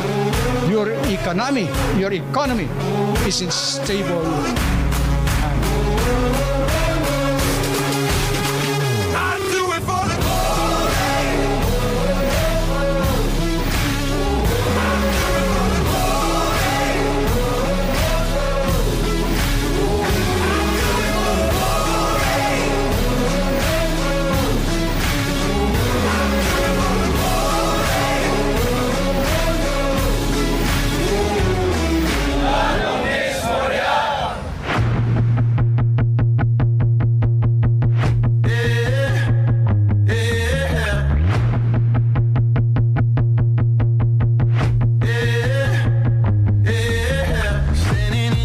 What are the teachings of Rizal that we can apply directly in our personal lives?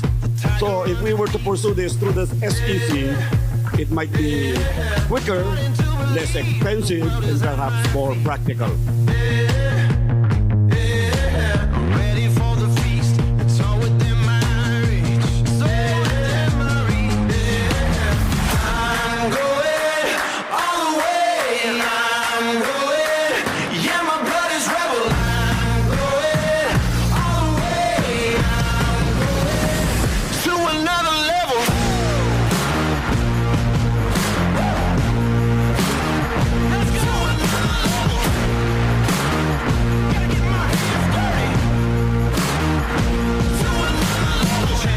Way to do that is to go back to the Lord and say, we are sinners, we need your help. Thank you very much. It was Blumentritt who said that Rizal was a rare comet of the Philippine skies, which the Philippines could have only once in 100 years.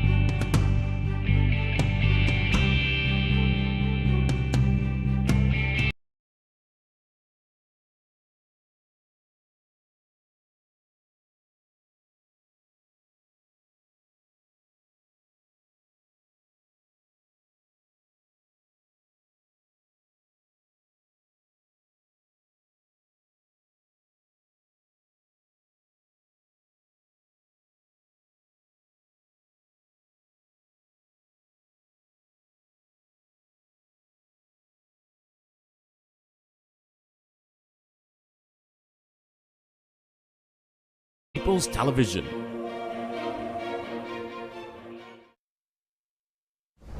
Kumpleto na ang inyong umaga sa pangmalakasang balitaan at komentaryo. Hatid ng mga astig at batikang broadcaster ng PTV. Mike Abe. Ay, tataya ko na itong aking trabaho. Pasintabi na. May prinsipyo po kasi ako eh. Aljo Bendijo. Basta't nakikita natin na ginagamit sa tama. Pera po ng taong bayan yan. Erwin Tulfo. Tapos sila, kanya-kanya naman sila. Hindi naman sila pinilit na pimirma kayo dito. Balitaang mainit, talakayang matapang at walang inuurungan. Abe, Tulfo, Bendijo. Dito lang sa inyong PTV.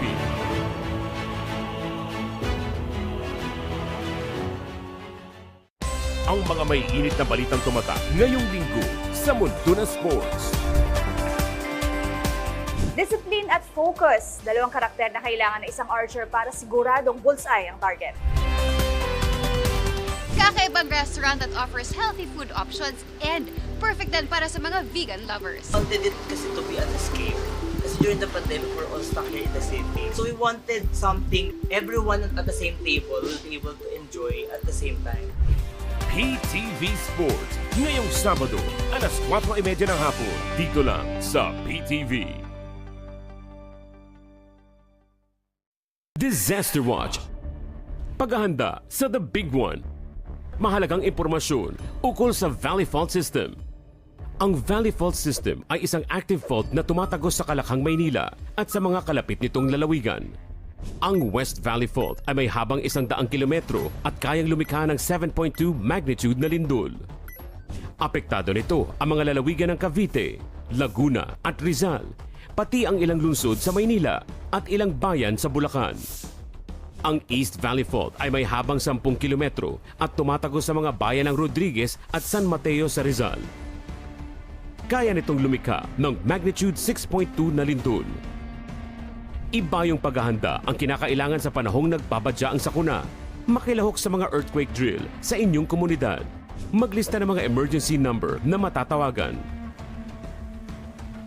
Magtakda ng isang lugar na magiging tagpuan kung sakaling magkakahiwalay ang pamilya. Suriin ang bahay at gusali kung paano mapapatibay. Maghanda ng emergency kit kung kailangan lumikas. Tandaan, kahandaan ang susi sa kaligtasan. Huwag malito, dapat laging listo. At your service, Pilipinas, Jonathan Malaya po, Assistant Director General ng National Security Council.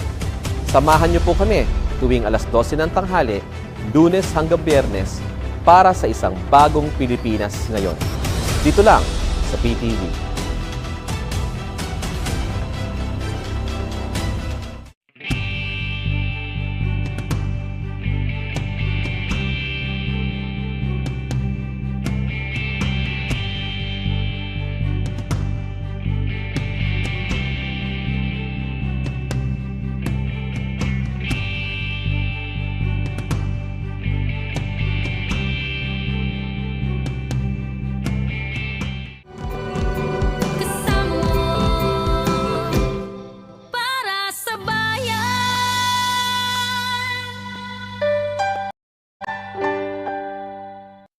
Good morning, Mr. President. Welcome.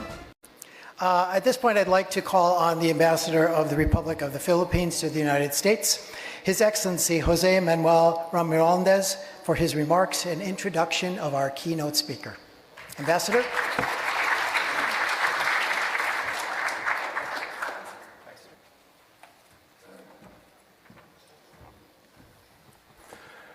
Good morning to everyone.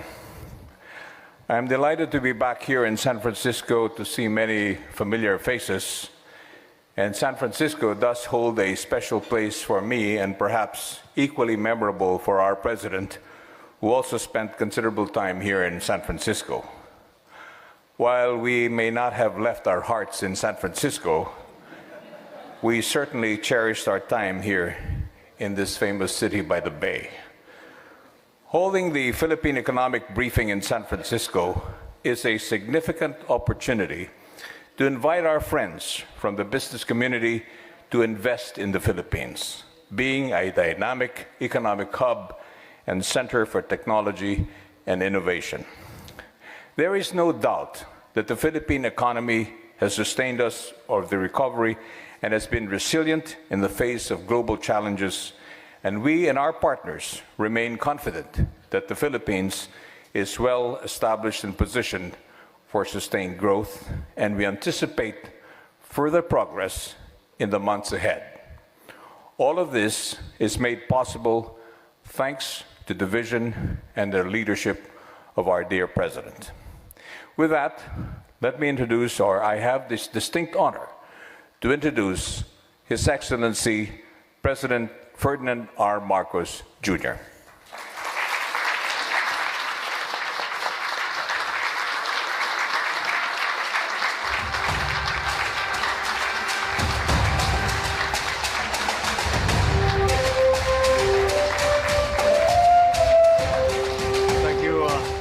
Thank you, Ambassador Babes Romualdez, for your kind introduction.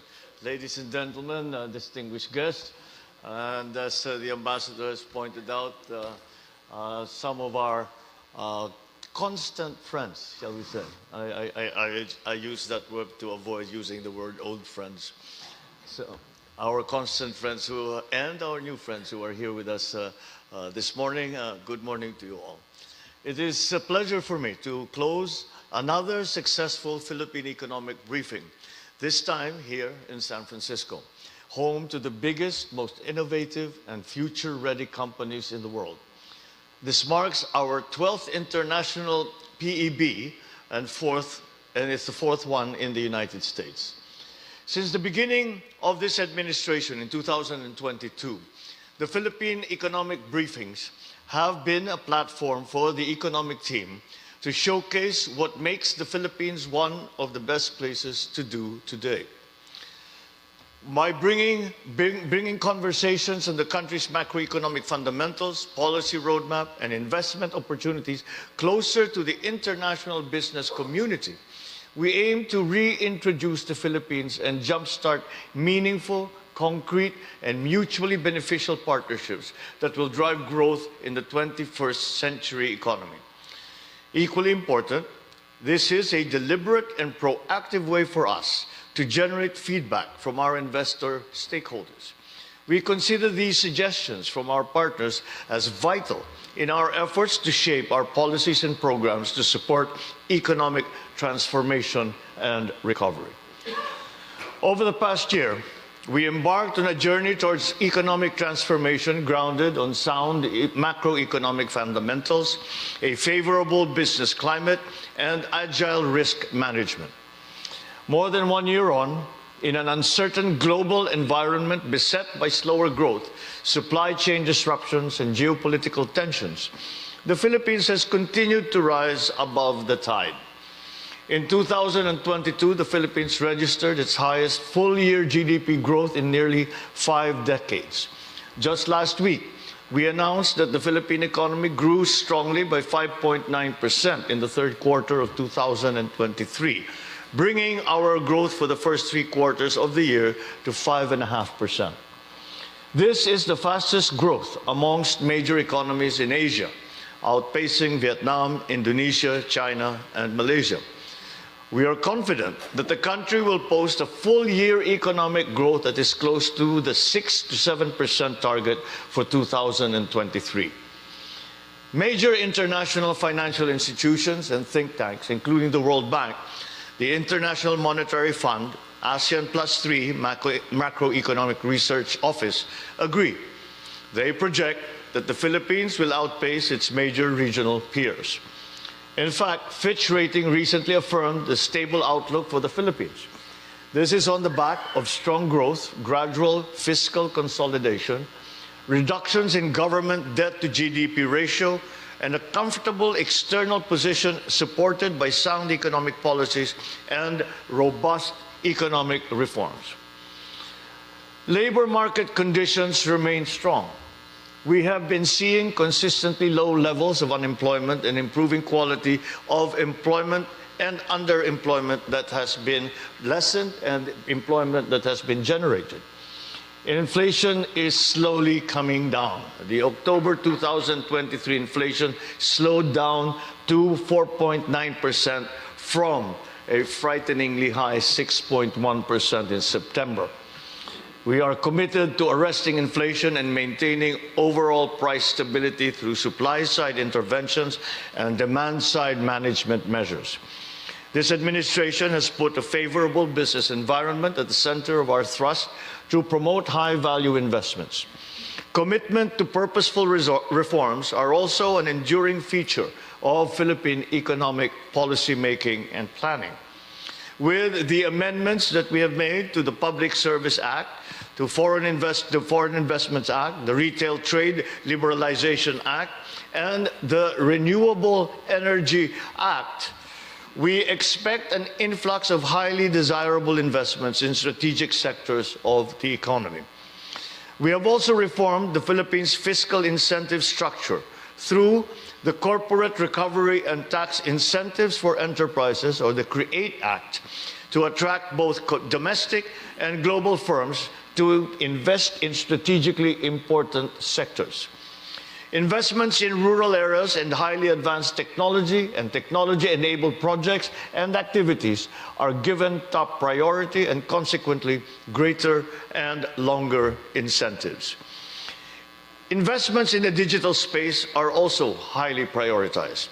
Incentives are given to projects covering research and development and those adopting advanced digital production technologies such as, for example, artificial intelligence, additive manufacturing, data analytics, cloud computing, and nanotechnology.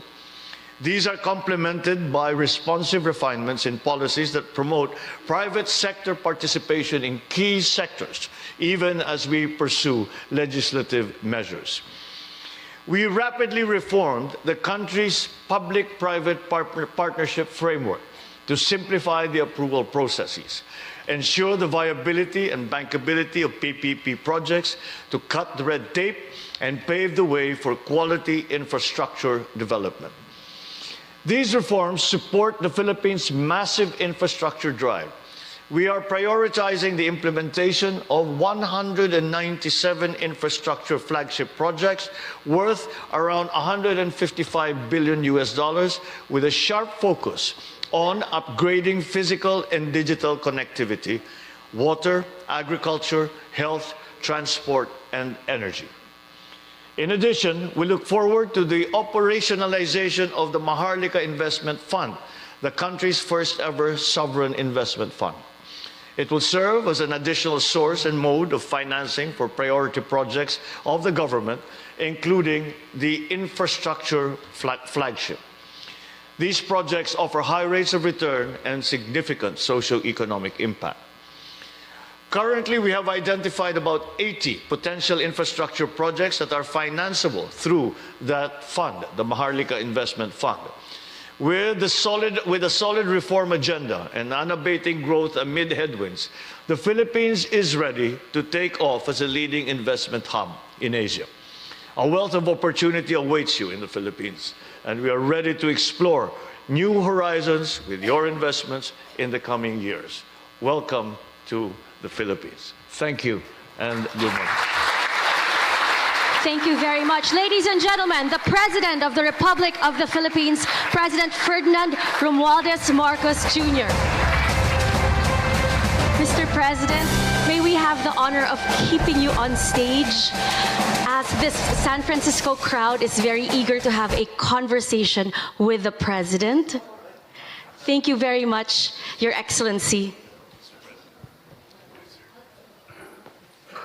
Ladies and gentlemen, another warm round of applause for the President of the Philippines.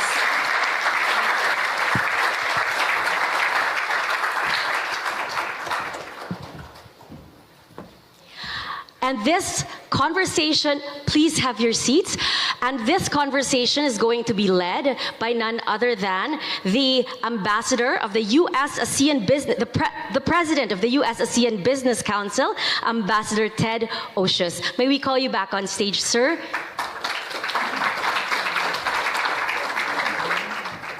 And now we will have a conversation with the president. Mr. President, it is a great honor. Thank you for coming back to the United States. I guess, the past 14 months, you've gone to the UN General Assembly. You had your official visit to Washington. You're back here for the APEC summit.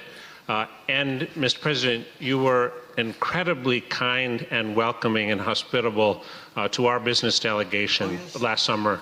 Thank you so much. So it really is, it's an honor to be with you again, sir. Good morning. Thank you very much, Mr. Ambassador. One of our constant friends in the Philippines. Thank you, sir. My first tour was in the Philippines in 1989. I have loved your country ever since. I think I speak on behalf of all of us when I say the United States welcomes the strengthened alliance that you've created with the United States, and the private sector is very eager to follow up on the comments that you've made about how to unlock the economic potential of the Philippines and how best to create partnerships in the Philippines. So with your permission, I'll jump right into a few questions. Your remarks were very inspiring. You spoke about bringing down inflation. You spoke about your country's macroeconomic performance. But there are uncertainties in the global economy. So given those uncertainties, what measures do you think are the most important that are in place so that the Philippine economy remains resilient? Well, I think the most important thing to immediately realize is that we have to transform the economy. And it is not so much the recovery. And I think probably others have heard me say this before, but I don't view what we are trying to do as recovering. Recovering to what? Because I do not think that the aspiration is to return to 2019, 2020.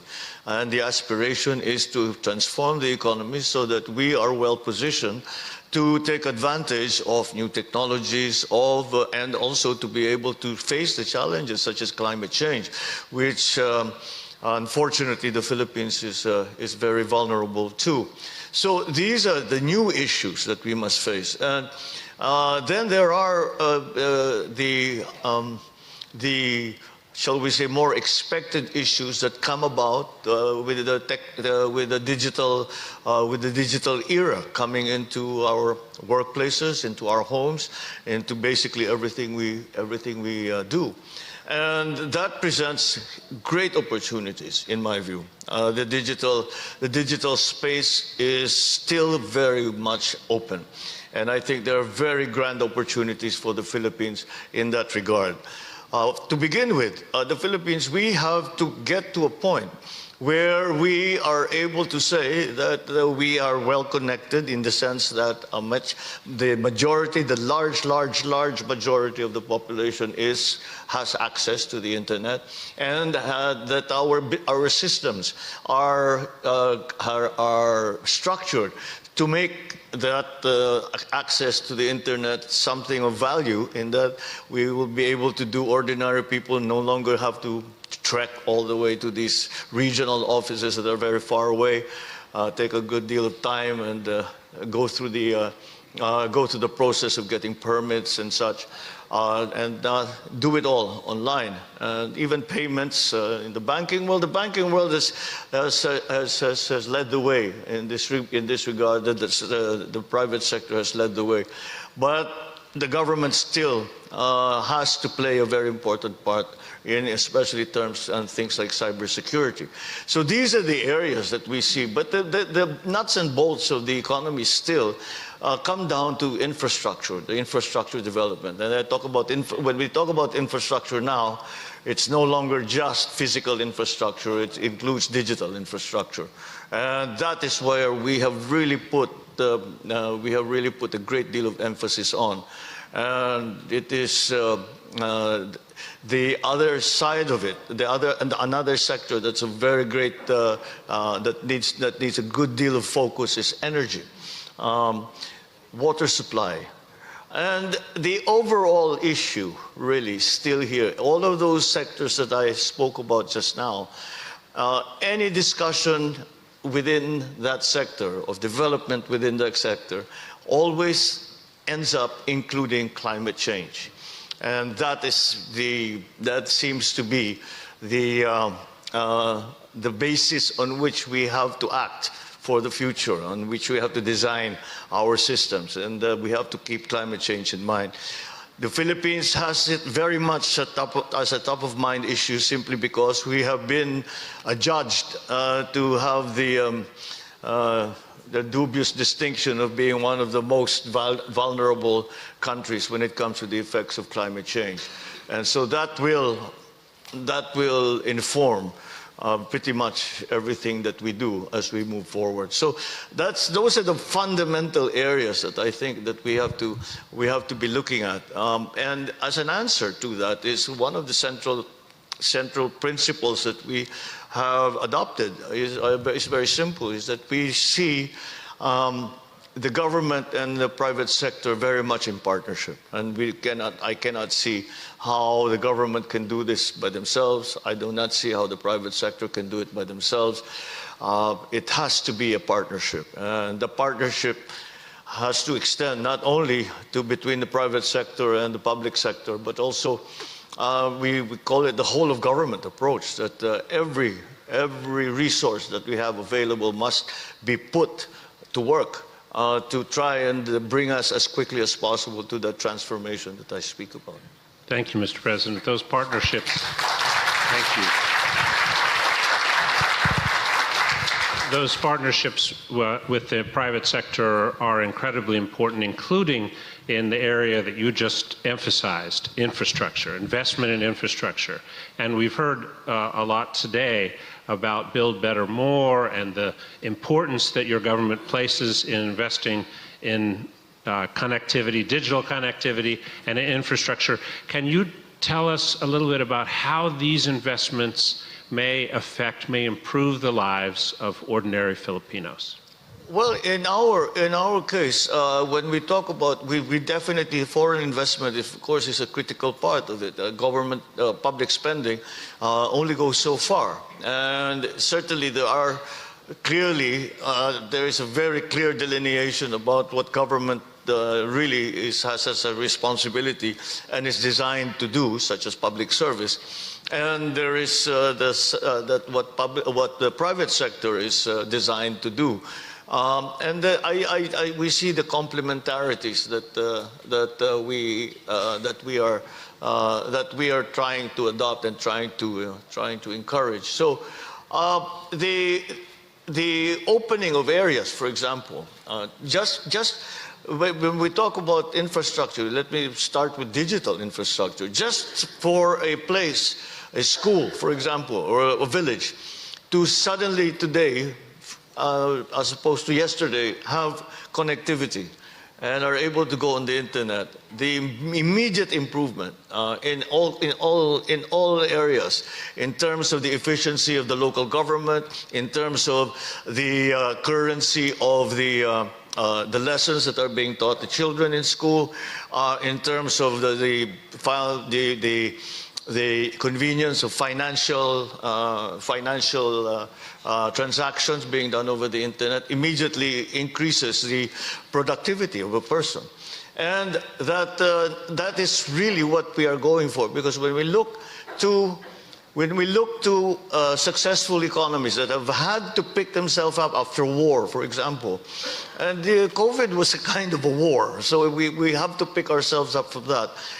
It is productivity, it's an increase in productivity. And that is what we are trying to achieve. Infrastructure, the physical infrastructure, a better, a more efficient transport system, a cheaper transport system, all of this will increase the productivity of every single Filipino worker. And again, that is, I think, at the end of it all, the jobs will come, the investment will come, the growth will come if we if we do all that we can to increase the productivity of every single Filipino. From Batanes to Tawi-Tawi, throughout the nation. Thank you, Mr. President. If I may, since we're in San Francisco, leaders will meet tomorrow to discuss the Indo-Pacific Economic Framework. If I may just ask you about trade, what steps are you considering to diversify the Philippines' trading partners? And are there plans to facilitate international partnerships and collaborations that could benefit local businesses in the Philippines? Well, there's still many opportunities ever since the travel, for example, and the transport systems were opened up after COVID had sort of subsided. We can see that there's still a great shortfall in terms of that kind of physical connectivity. And that's why ASEAN has taken a very strong position and say that we have to increase our physical connectivity within the region, within ASEAN. If we are to regain in ASEAN, if we are to regain once again the leading role that ASEAN had played previous to COVID, we're very much one of the most vibrant, if not the most vibrant regional economies was in ASEAN. If we are to regain that position, then that connectivity, the supply chains must be improved. So for our part, that's what we are doing, and that brings us now beyond just the pure economic considerations, because now there are political and diplomatic considerations, because these partnerships are now essential. The economy is, well, I know we've heard it many times, but I think today we can absolutely, without fear of contradiction, we can absolutely say that the economy is truly global. And so we must, again, view all that we do in that context. And that's why these kinds of conferences, these kinds of summits, these kinds of groups that have come together are so important. The partnerships that we make, the alliances that we make, both political, diplomatic, economic, are going to be the, shall we say, stabilizer in these very uncertain times. Thanks to your leadership, Mr. President. And I've been told that I must wrap it up. I want to ask you more questions, but I understand your time is very precious. You have a lot to do while you're here in San Francisco. Maraming salamat, Mr. President. Thank you so much. Thank you. Thank you very much indeed.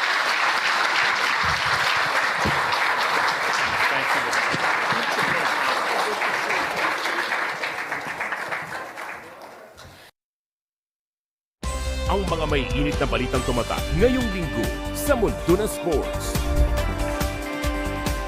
Discipline at focus, dalawang karakter na kailangan ng isang archer para siguradong bullseye ang target. Kakaibang restaurant that offers healthy food options and perfect din para sa mga vegan lovers. We wanted it kasi to be at a scale. Kasi during the pandemic, we're all stuck here in the same place. So we wanted something everyone at the same table will be able to enjoy at the same time. PTV Sports, ngayong Sabado, alas 4:30 ng hapon, dito lang sa PTV.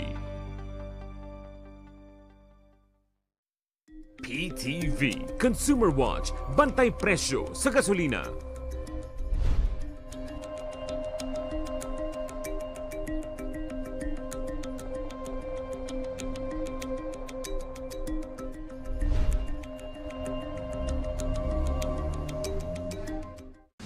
Ang pinakabago at napapanahong balita sa bawat sulok ng Pilipinas. Mabilis na nakalusot sa komite ng Kamara ang panukalang apektado ng pagbaha at malalakas na pag-ulan ang ilang bahagi. Mapapanood oras-oras mula sa Luzon, Taytay ti pananaklukan ti may isa senior citizen. Visayas, Dulaan sa 700,000 ka mga plaka.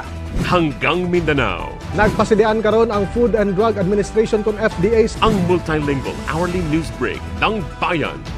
Nakabantay at laging rumoronda sa PTV Balita ngayon. Dito lang sa inyong pambansang TV. Sa oras ng himala, mararanasan ang tunay na himala. Paano na naman po yung cancer? Nakakita na po ako talaga. Ang himala po rito totoo. May himala sa oras ng himala! At labis na mapapagpala na pinangungunahan ni Apostol Renato D. Carillo. Pilipinas! Si Kristo ay tagapagligtas ninyo at dakila niyong manggagamot! Mapapanood araw-araw dito sa PTV 4.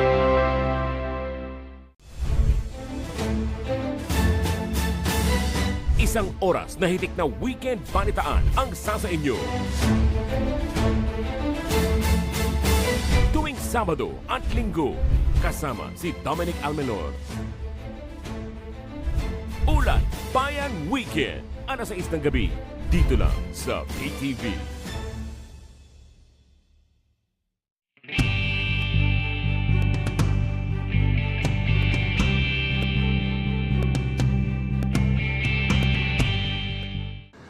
Mapapanood ang PTV sa bawat sulok ng Pilipinas, reaching millions of Filipinos across the country through the power of terrestrial TV. Abot na abot namin ang mga Pilipino para sa tapat na balita at impormasyon. Dito'y Cordillera, kan Intero ang Luzon.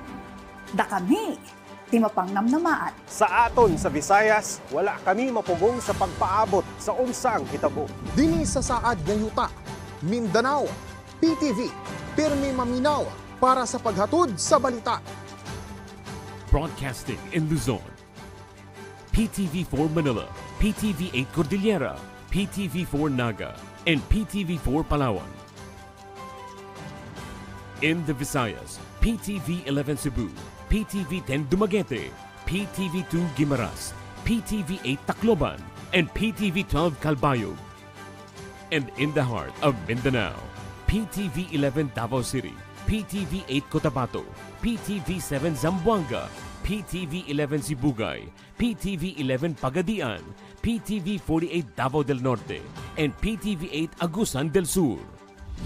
PTV Regional Network, buong katapatang naghahatid ng balitang maaasahan para sa inyong pambansang TV.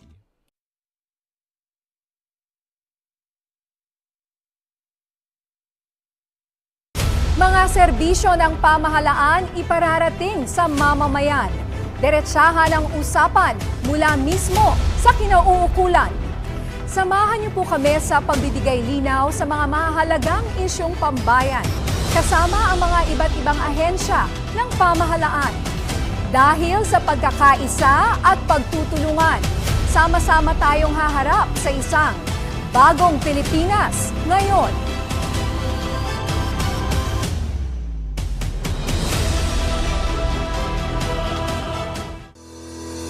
The biggest names in news wires, all under your People's Television, every hour,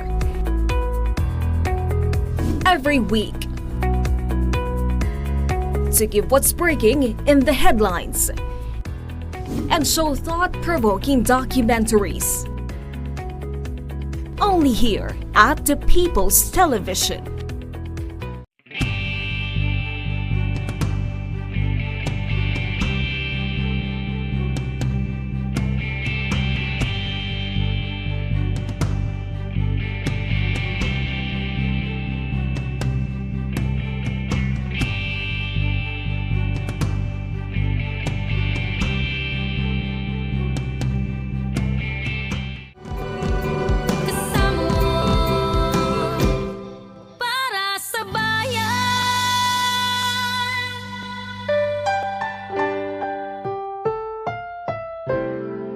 Susunod na programa ay rated PG. Ito ay nangangailangan ng patnubay at gabay ng magulang para sa mga batang manonood.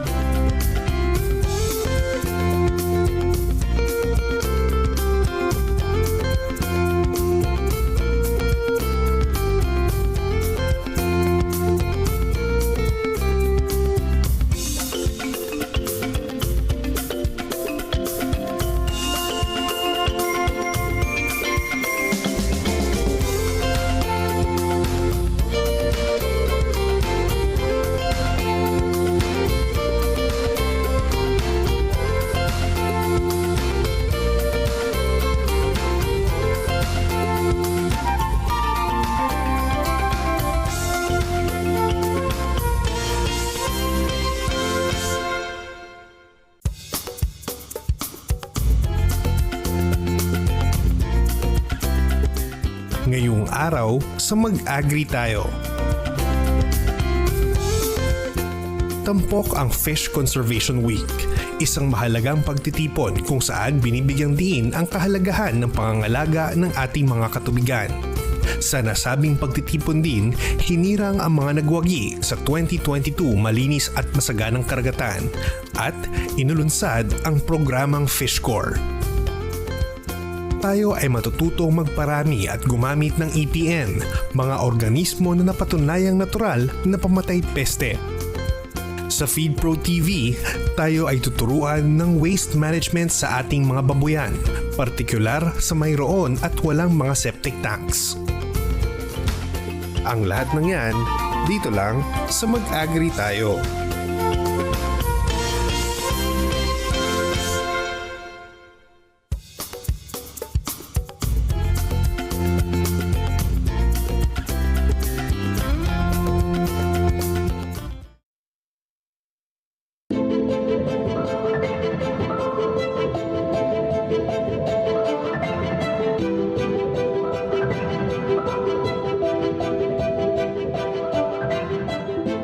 Taon-taon tuwing sasapit ang ikatatlong linggo ng Setyembre ay ipinagdiriwang ang Fish Conservation Week bilang paggunita sa importansya ng ating katubigan at kahalagahan ng pangangalaga sa ating yamang pangisdaan.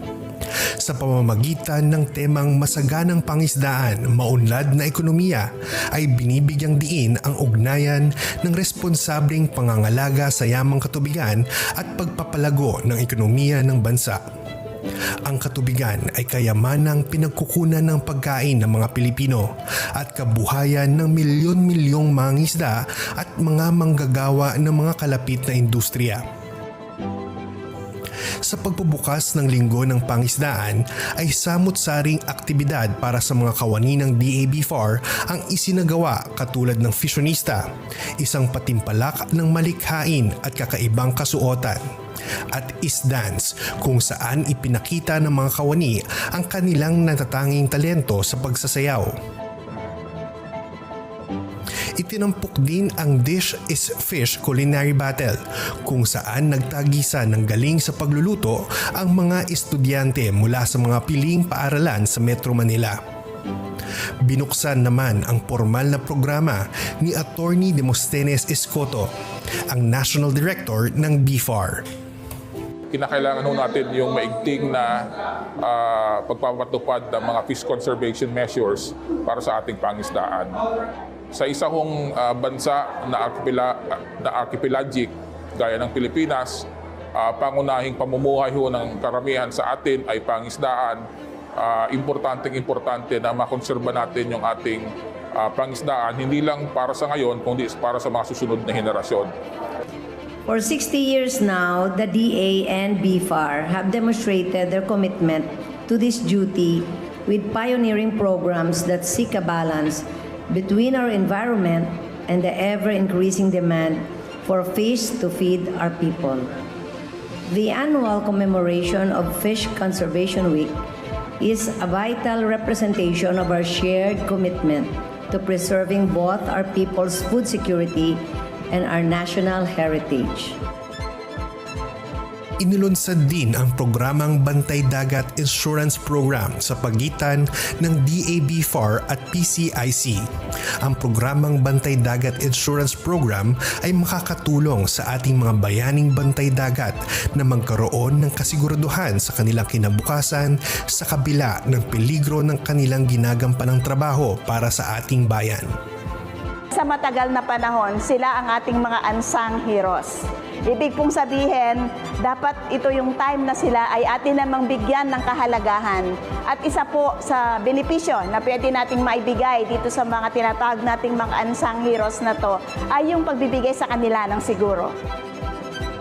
Ang fish recipes naman ay pamamaraan ng BFAR upang maipamahagi ang iba't ibang pamamaraan ng pagluluto ng isda na maaari gawin sa mga bahay upang kainin o di naman kaya'y ibenta upang mapagkakitaan. Nagbahagi din si Senior Yusek Panginiban tungkol sa importansya ng Fishcon at ang suporta ng pamahalaan upang masiguro ang kalusugan at kinabukasan ng ating mga katubigan. Today, 60 years on, President Ferdinand Marcos Jr. carries the legacy of conservation forward with a working revolution in values and commitment to the responsible stewardship of our marine and fishery resources. Over the past 14 months, that revolution has presented broad reforms in actions as government, local governments, and fishing communities have mobilized to conserve resources, prevent emerging environmental concerns or problems.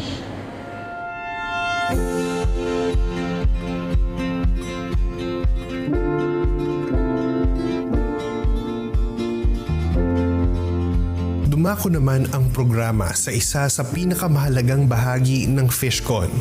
Makalipas ang ilang buwan ng masusing ebalwasyon at verifikasyon, hinirang ang top 5 finalist ng 2022 malinis at masaganang karagatan mula sa 34 na munisipalidad na lumahok sa nasabing patimpalak.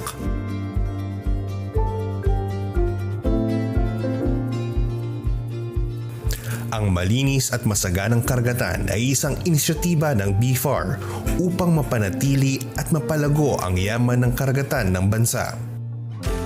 Ito ay isang programa na naglalayong protektahan ang kalikasan, mapanatili ang kalinisan at palaguin ang yaman ng karagatan ng bansa sa pamamagitan ng pagkilala ng mga natatanging baybaying komunidad. Mula sa ilang munisipalidad na sumubok sumali sa malinis at masaganang karagatan noong nakaraang taon, ang Bayabas, Surigao del Sur, Dinalungan, Aurora, Gonzaga, Cagayan, Ligao, Albay, at Ahoy, Iloilo ang 5 munisipalidad na napili upang lumaban para sa patimpalak. These 5 communities have demonstrated a dedication to national food security that is worthy of praise and emulation. I join President Ferdinand Marcos Jr. in commending the citizens and leaders of these 5 municipalities for their hard work in the service of our people. Ang 5 baybaying munisipalidad na ito ay nagpakita ng katangi-tanging dedikasyon sa pagpapatupad ng 5 pamantayan ng MMK. No illegal fishing, effective solid waste management program, implementation ng closed fishing season, protection of mangroves, at preservation ng marine protected area. Sa pamamagitan ng mahigpit na pangangalaga ng kanilang marine protected area, mahigpit na pagpapatupad ng batas pampangisdaan upang matuldukan ang mga ilegal na pamamaraan ng pangingisda at pagpapatupad ng closed fishing season, nagwagi ang Gonzaga, Cagayan bilang second runner-up ng 2022 MMK.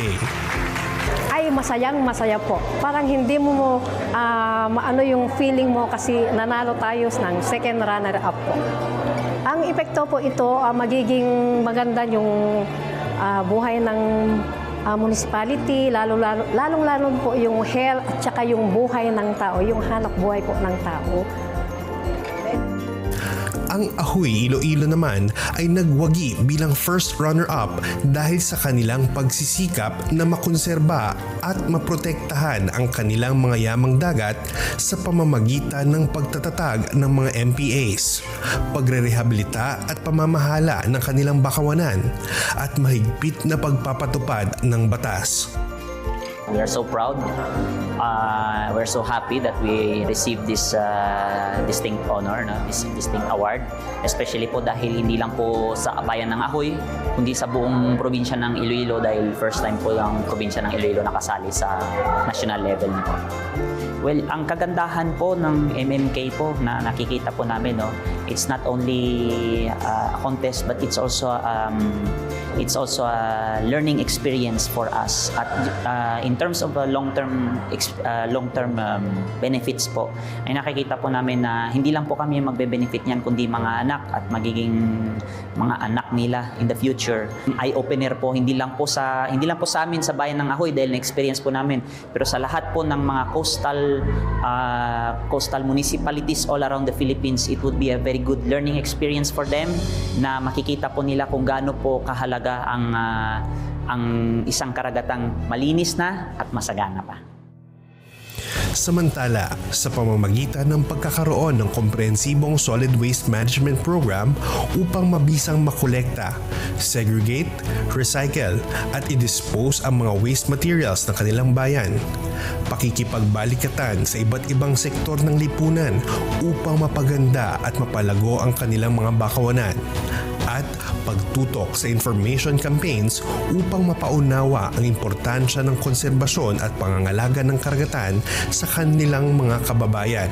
Napili ang Bayabas, Surigao del Sur bilang grand winner ng 2022 Malinis at Masaganang Karagatan.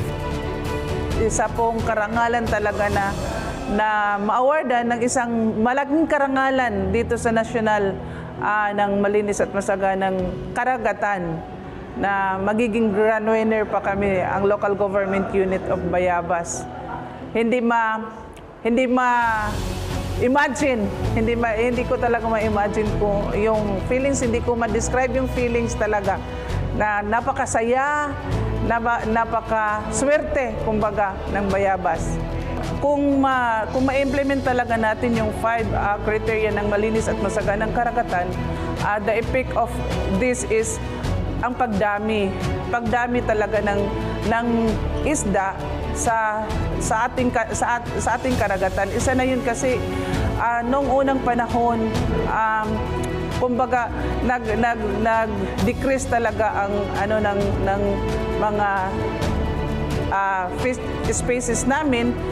Pero ngayon, marami na talaga, may spillover na talaga.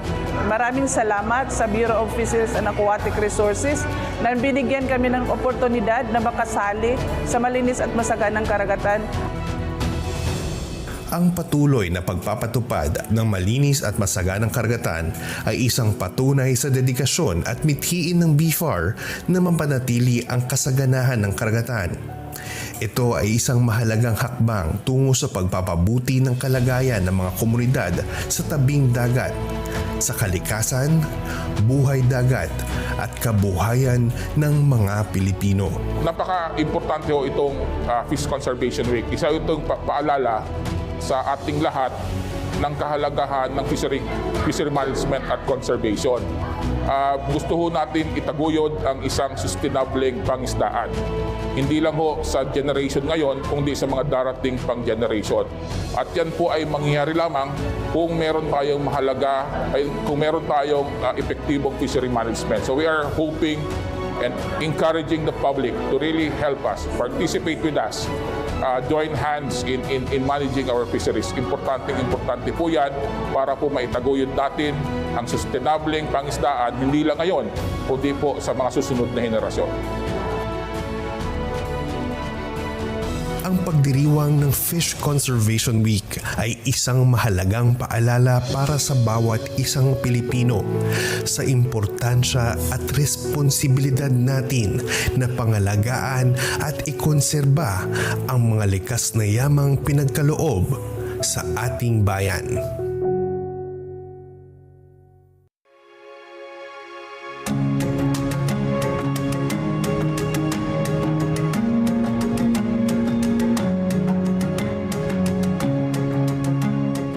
Ang Fish Conservation Week ay isa sa mga paraan ng pamahalaan sa pamamagitan ng Bureau of Fisheries and Aquatic Resources o BFAR upang ibahagi ang kahalagahan ng pangangalaga ng ating katubigan at yamang taglay nito na sa kasalukuyan ay nahaharap sa iba't ibang mga hamon gaya ng illegal, unreported, and unregulated o IUU fishing, pagkawasak ng tirahan ng mga lamang dagat, nagbabagong klima o climate change, walang habas na pangingisda o overfishing, at polusyon sa ating mga katubigan. Sa pamamagitan ng pagpapanday ng iba't ibang mga pulisiya, pagpapatupad ng batas pangisdaan, at pagpapatupad ng mga makabuluhang programa, aktibong ginagampanan ng BFAR ang mandato nito bilang pangunahing tagapagprotekta, tagapangalaga at tagapamahala ng ating mga katubigan. Isa sa mga pangunahing tampok ng pagdiriwang ng Fish Conservation Week ngayong taon ay ang paglulunsad ng isang bagong proyekto, ang FishCorps Project.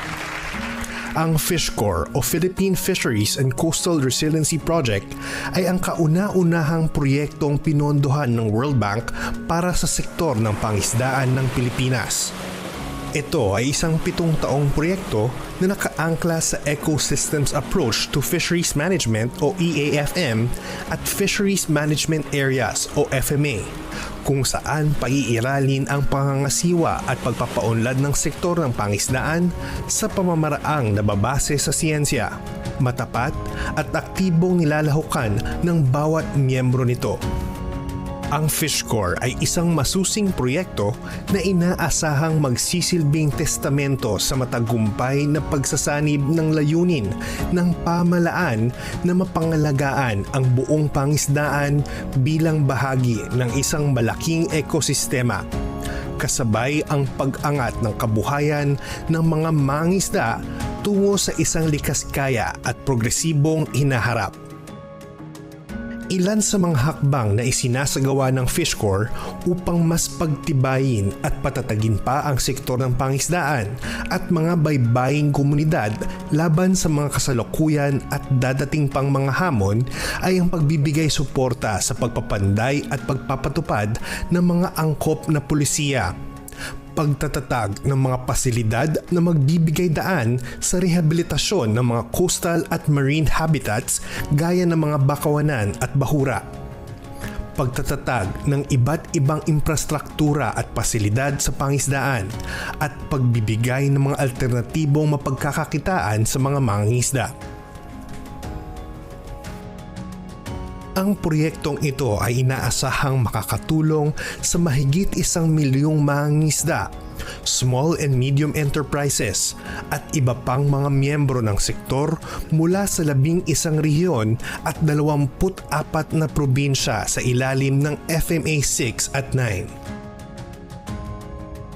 The launch of the Philippine Fisheries and Coastal Resiliency Project for Fisheries Management Areas 6 and 9 gives important new strength to the national effort to protect our vital marine and coastal resources. With a total funding of 11.42 billion from the World Bank, FishCorps provides a program of conservation practices based on the concept that our fishing grounds and coastal areas are all interrelated parts of a living ecosystem. It recognizes in practical terms that our coastal communities and local governments must perform a crucial function in initiating, carrying out, and sharing the work of fish conservation. Ang project po ay mayroong 3 component. First is the fish cream or the Fisheries and Coastal Resilient Resource Planning and Management, kung saan binubuo yung mga policies natin regarding fisheries management.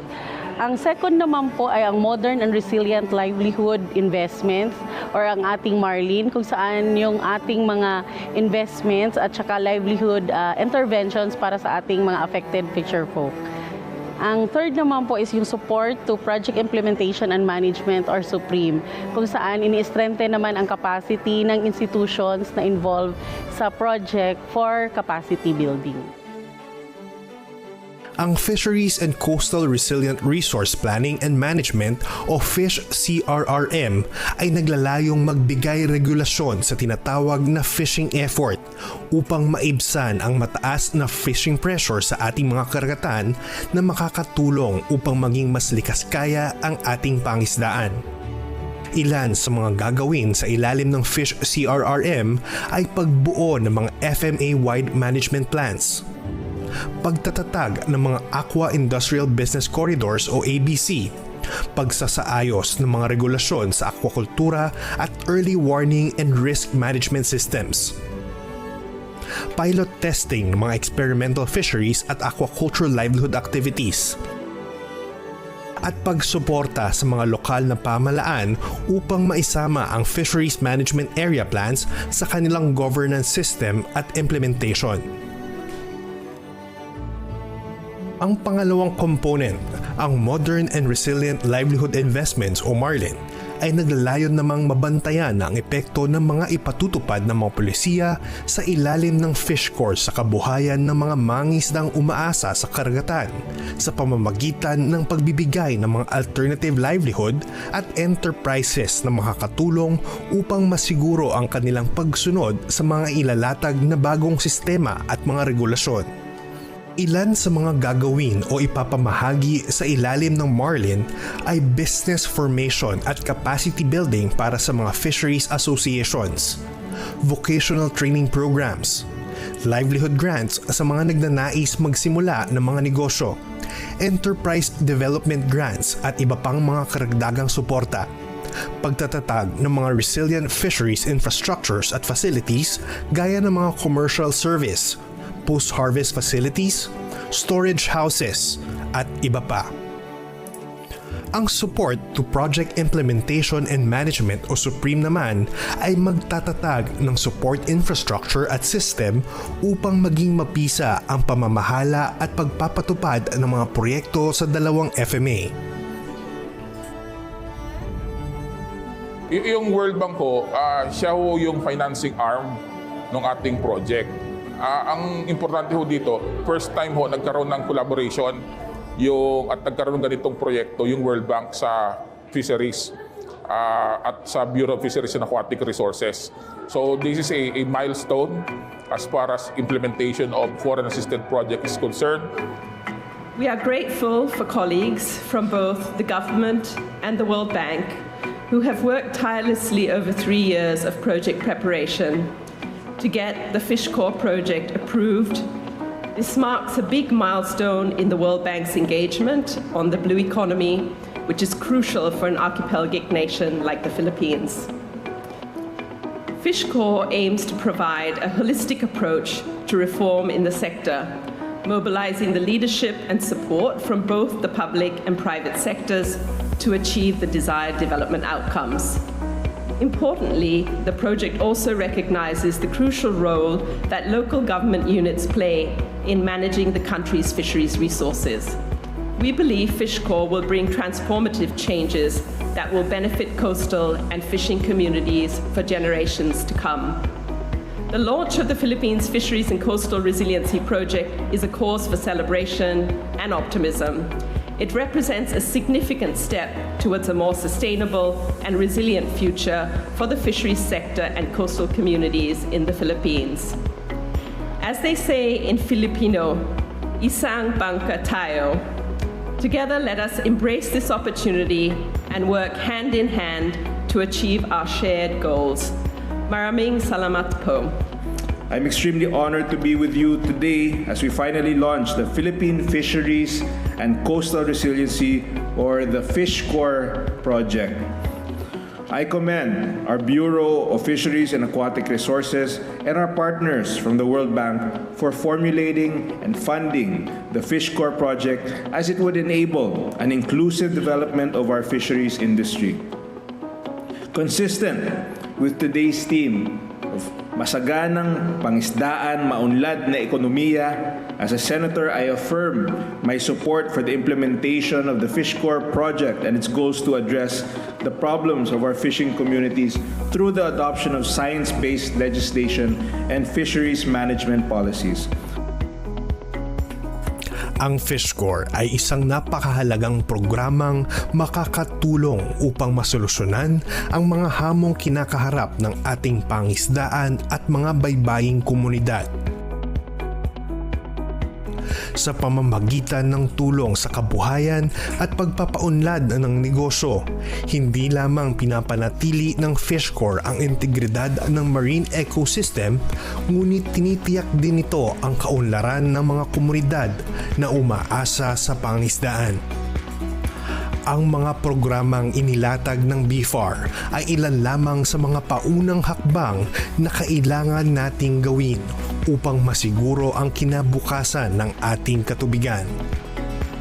Malayo man ang destinasyon, sa pamamagitan ng mga hakbang na ito ay mararating natin ang ating mithiin ng isang masagana at mayamang karagatan at maunlad na kinabukasan para sa ating mga mangingisda.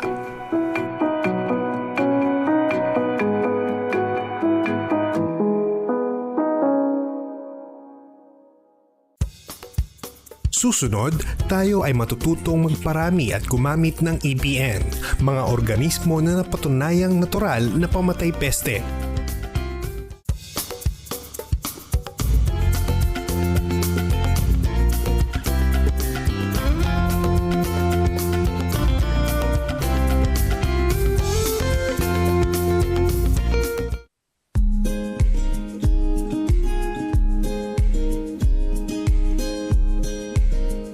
Yung organic farming natin dito sa Cebu is an emerging practice. Yung pinaka-challenge talaga is dun sa pag-control ng pest on the production side. So, pag hindi natin ma-manage yung pest natin sa farm, ang mangyayari is bababa talaga yung yield natin. Paano bababa yung yield? Isa, sa quantity. So, in terms of kilos of produce, bababa siya. Isa din is in terms of quality. So, bababa yung presyo kung may damage naman yung produce niya dahil sa attack ng pest. Karamihan sa ginagamit na rin yung mga botanical sprays, mga concoctions. At hindi naman talaga ito masyadong effective as compared doon sa chemicals. So, gusto nating mahanapan ng anong pwede nating i-partner nitong concoctions na ginagamit nila na magiging mas effective siya. At in the long run, gusto nating maging mas healthy yung ecosystem ng farm nila. So kami dito sa Cebu Technological University, Barili Campus, naisip namin together with a co-faculty, si Maria Lima Pascual, na why not try namin yung EPN or yung entomopathogenic nematodes. Yung EPN is a soil microorganism, tapos yung infective juveniles nila is may symbiotic relationship with a bacteria. Bacteria na makikita doon sa esophagus ng EPN. Tapos pagpapasok na yung EPN sa mga natural openings ng larvae, so doon na i-effect yung bacteria. Mapapatay nila yung mga larvae ng mga insect pest na ito. Yung EPN, ginagamit na to sa countries like US, Europe, other industrialized or advanced countries. Naisip namin baka may mga EPN tayo dito na pwedeng gamitin. So yung indigenous, ayaw din kasi namin yung exotic. Kasi sa principle ng organic agriculture is gusto nating i-maximize yung nandyan sa area natin. So through this, naisip namin na gumawa ng project or research proposal. At sinabit namin ito sa Department of Agriculture, Bureau of Agricultural Research for funding. Yung title ng project is Identification of Indigenous Entomopathogenic Nematodes as Effective Biological Control Agent Against Common Insect Pest of Selected Organically Grown Salad Vegetables in Cebu. Nag-umpisa kami nung May 2013. So natapos siya last year lang, 2016, nung September.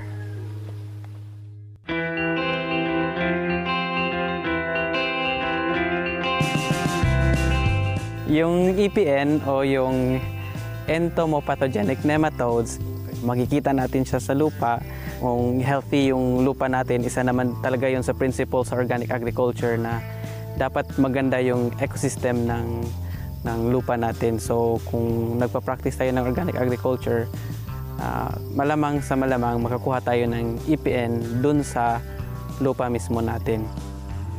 Yung gamit ng EPN sa organic agriculture is parang siya, biological control agent.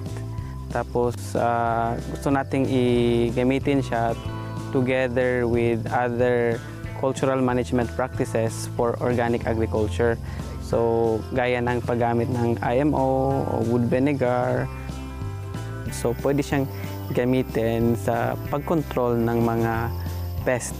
So, like yung common pest na ini-identify ng mga farmers is yung cabbage head moth, yung diamond back moth, yung cutworm. Para malaman natin na kung may existing EPN doon sa farm natin is kailangan natin mag-baiting. So, paano po mag-bait ng EPN? So, ang gagawin natin is, kasi yung EPN is makikita siya sa top 15 centimeters ng lupa. So, dapat doon tayo kukuha ng lupa at ilagay natin doon sa plastic cup up to 50% sa capacity ng plastic cup natin. Tapos, lagyan natin ng mga insect larvae. Kahit anong insect larvae na available doon sa area natin. Gumagamit kami ng lesser wax moth. Bali, siya yung i-infectan ng mga EPN kung meron man doon sa lupa.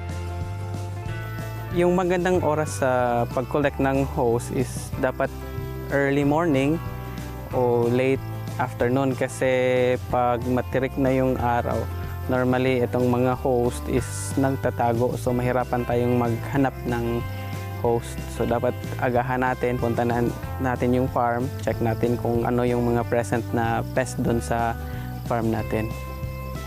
So tabunan natin yung plastic cups, tapos ilagay din natin sa lugar na hindi siya mainitan kasi mamamatay din yung larvae natin, baka hindi siya makain ng EPN. So dapat buhay yung larvae na ibibait natin kasi sila yung papasukin ng infective juveniles na EPN.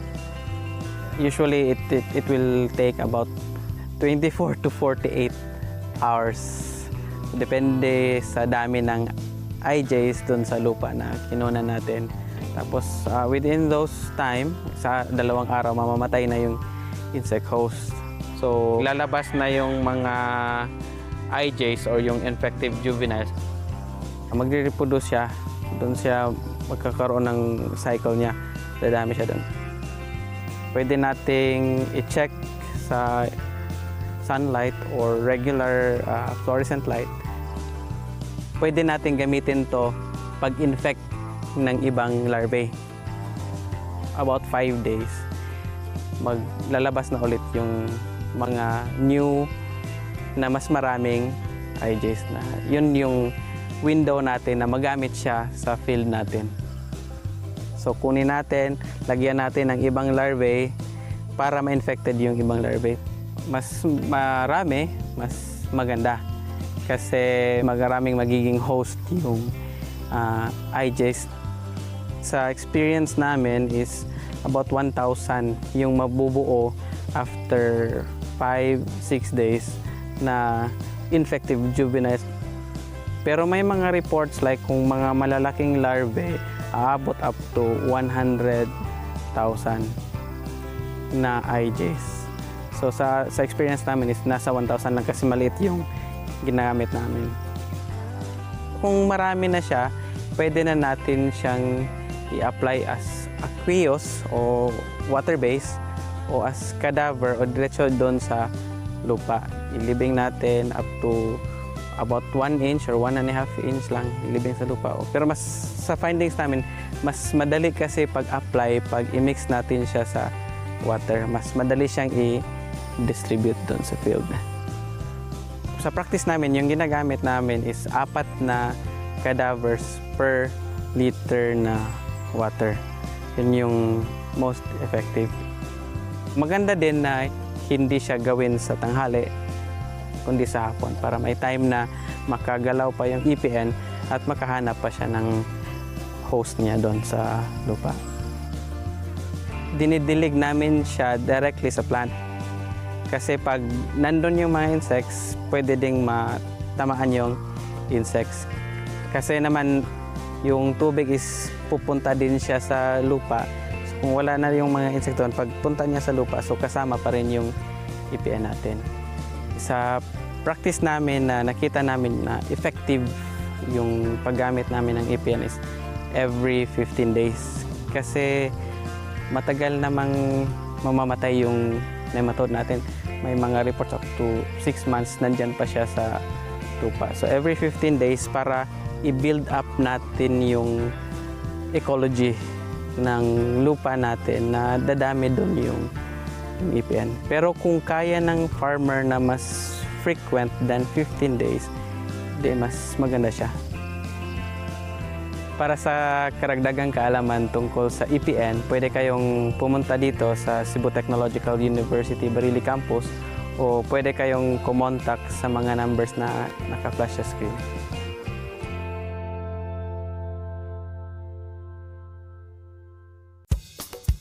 Susunod, tayo ay tuturuan ng waste management sa ating mga babuyan, partikular sa mayroon at walang mga septic tanks.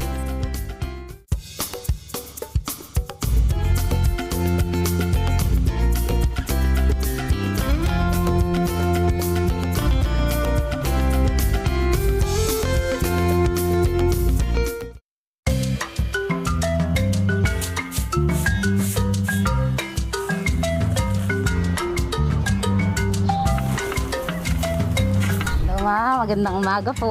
Magandang umaga naman. Nagpasyal ka. Kumusta po ang mga alaga? Ay, naku, mabuti naman. At yan naman ay mababait. Tsaka talagang libangan ko kasi ang pagbababoy. So, ilang taon na nga po kayo magbababoy, ma'am? Eh, ako ay matagal na. Kaya lang ako, mula nung dati akong OFW, nung ako'y bumalik, yan ang aking ginawa. Yan talaga na ang naging libangan naming mag-asawa. Pero dati na kaming nagbababoy doon pa sa kabilang sa bahay naming isa. Gusto naman po paggamit ng fidro, ma'am? Ay, ayos naman at napakaganda naman sa baboy talaga. Ang bilis magpalaki at saka di yun, hindi kami namumura ng kapitbahay. Ayun. Yun po ang pinakang kwan doon. Hindi kayo na Paano po yung management niyo po sa pagtatapon o ng iyong mga dumi sa mga alaga niyo po? Yung pong dumi, aming dinadakot at iniipon doon sa likod. Kasi po yun ay kami magugulay. Yung po ay nagagawang compost kapag po siya ay tuyo na, dinadakot po yun, nilalagay sa sako. Tapos pag kami po ay nagtatanim ng gulay, na ilalagay po yun ang aming ginagawang abono. So kaya maganda po yung niya. So napapakinabangan niyo po yung... At yung po ay isang technique na nakita ko sa YouTube, nakita ko ang Feed Pro. Ayun yun nga po ay sabi, maganda nga daw yun sa paghahalaman. Tsaka napatunayan ko din naman talaga. Kaya yun ay malaki ang naitutulong sa amin. Pero yung dumi po ng baboy, so naka-separate po ba dun sa septic tank niya? May septic tank po, ma'am? Kabang maliliit pa, pag pwedeng yung pag inanuhan mo kasi ng tubig, dala pa. Pero pag yung sa malalaki na, hindi na pwede. So ang bali ang naiipon lang po sa septic tank na maliit is ay, yung pong tubig lamang niya, ihi. At saka yung pinanglinis, pananligo. Kaya napakinabangan niyo po yung dumi ng baboy. May pakinabang kasi pag inilagay namin sa septic, ay maliit lang naman yung sa mga backyard. Nagkakaroon ng mapupuno agad. Ay di aapaw siya, lalo kapag tag-ulan, hindi pwede. Yun po ba ang septic tank niyo, ma'am? Malaki po ba ang gastos niya doon? Ay, hindi naman gasino. Kumbaga ay kaya ng mga mahihirap na magsasaka. Kumbaga lang. Oo. Pero lupa pa rin po siya, ma'am. Yun po ay hinukay, tapos ay hollow block na, mataas din ay halos hanggang dibdib yata ng asawa ko yan. Pero yung lupa, ang pinakang ilalim, hindi yan sinimento para lulubog siya ang tubig. Po yung tubig. Ayun. So nakakatipid rin po kayo sa mga abono. So isa sa kaya maganda din yung alam mong i-manage yung po ng yun ang yun ay isa naman sa talagang ng kuwan. Kaya kami ay ng ganyan ay talagang isa yan sa dahilan. Kumbaga may 2 birds and 1 stone nga. Ayun, yun ang maganda rin. Oo. Maganda po ba talaga? Maganda ang ng PIDPRO, lalo't ang pagkakaalam ko talaga sa research ko ay yan po ay purong mga organic talaga ang ng PIDPRO. Kaya maganda. Maganda siyang gamitin sa pag-ano ng gulay. Kami galing sa abroad. Kami mga ex-OFW na tumanda na pagdating di maghahanap ka ng iyong pagkakakitaan. Isa po ang nakikita kong magandang pagkakitaan talaga ay ang pagbababoy. Ang mahirap lang ay di yung kung kayo nasa kabahayan, hindi ka talaga pwedeng bastang magbaboy. Talaga namang madidimanda at madidimolis ka ng barangay. Yung kaya talaga naghanap kami ng yung baboyang walang amoy na sinasabi at tinatagpuan ko nga ang PIDPRO. Kaya ang kwan niya, hindi na ng kapitbahay na ano ba yan, bahong-baho, ganyan. Kaya magandang naging alternatibo talaga namin sa paghahanap buhay. Yung lalo kami, mga senior na, ay wala naman kaming ibang magiging hanap buhay kundi yung, wala naman sa amin nagbibigay, ay di makapag-alaga ka ng baboy na ganyan, may kaunting halaman, kaya yung sa mga kanya talaga napakagandang ng pagbababoy, lalo na kung ang gagamitin may PIDPRO talaga. Ayun. So, ang payo nyo po is PIDPRO. PIDPRO. Maganda talaga ang kasi wala kang away sa kapitbahay. Ayun, walang away. Walang away. Maraming salamat, Ma'am Susan, sa iyong maraming mga salamat binahagi. Maraming salamat din sa inyo. Salamat at po. At ako'y isa sa inyong nabisita. Opo. Ayun, thank you po. Ay, marami pong salamat. God bless po.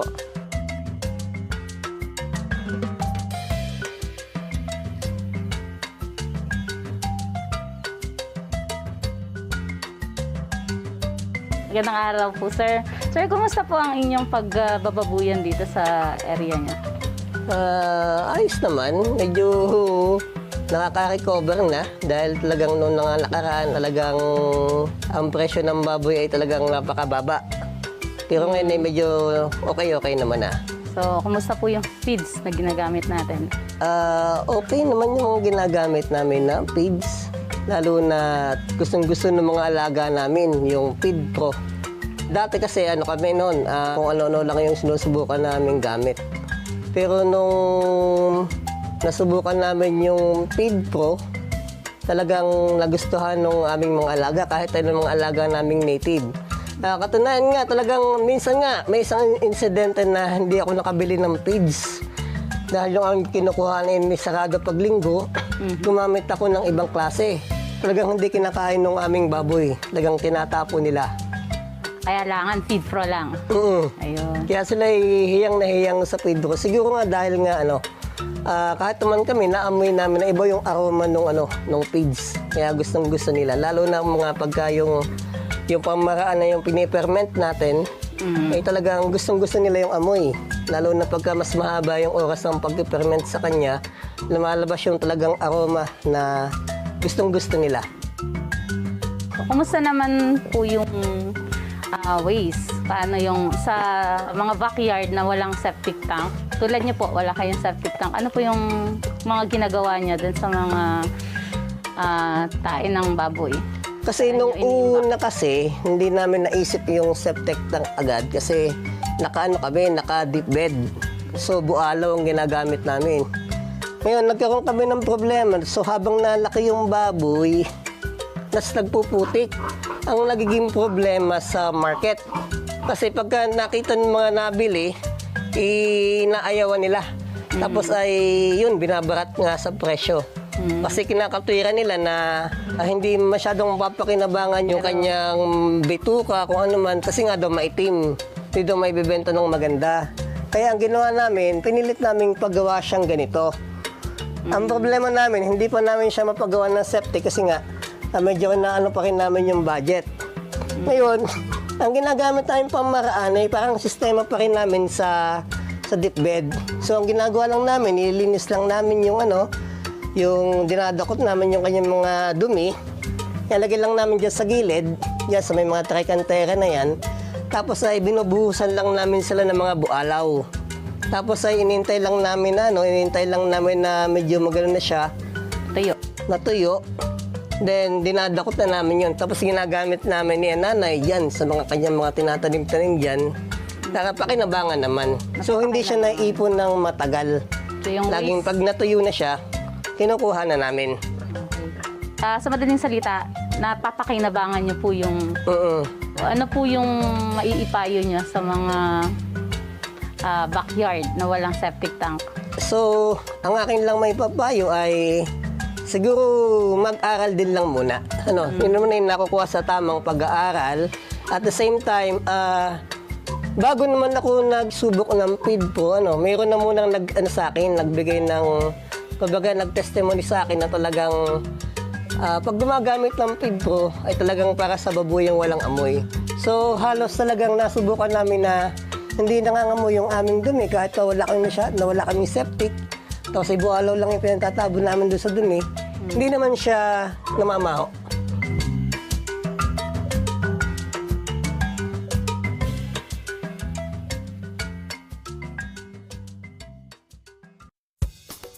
Kung kayo ay mayroong mga katanungan o nais ninyong mag-vlog ng mga aktibidad o mag-post ng ad na may kinalaman sa agrikultura, huwag kayong mag-atubiling makipag-ugnayan sa Mag-Agri Tayo. Maraming salamat sa inyong patuloy na pagsubaybay. Isang magandang araw ang aming iniiwan.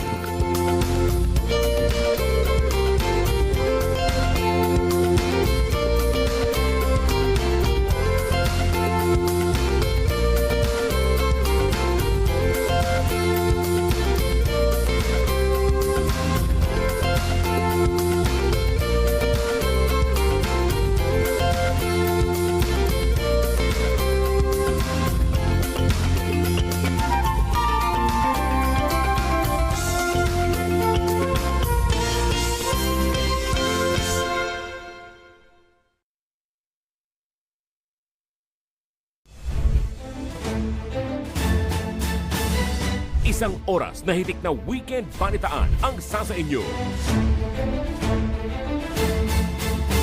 Tuwing Sabado at Linggo, kasama si Dominic Almenor. Ulat Bayan Weekend, alas 6 ng gabi, dito lang sa PTV. Disaster Watch. Alamin ang mga dapat ilagay sa go bag bilang paghahanda sa anumang sakuna. Maglagay ng tubig na maiinom at mga pagkaing hindi madaling masira. Maglaan ng espasyo para sa first aid kit at survival kit para sa mga hindi inaasahang pangyayari.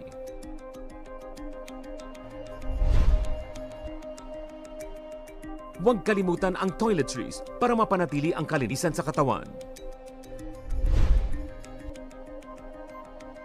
Samahan din ang mga damit at beddings na magtatagal ng ilang araw. At para ligtas at may alam, magdala ng personal protective equipment at mga teknikal na gamit. Sa panahon ng kalamidad, dapat laging listo.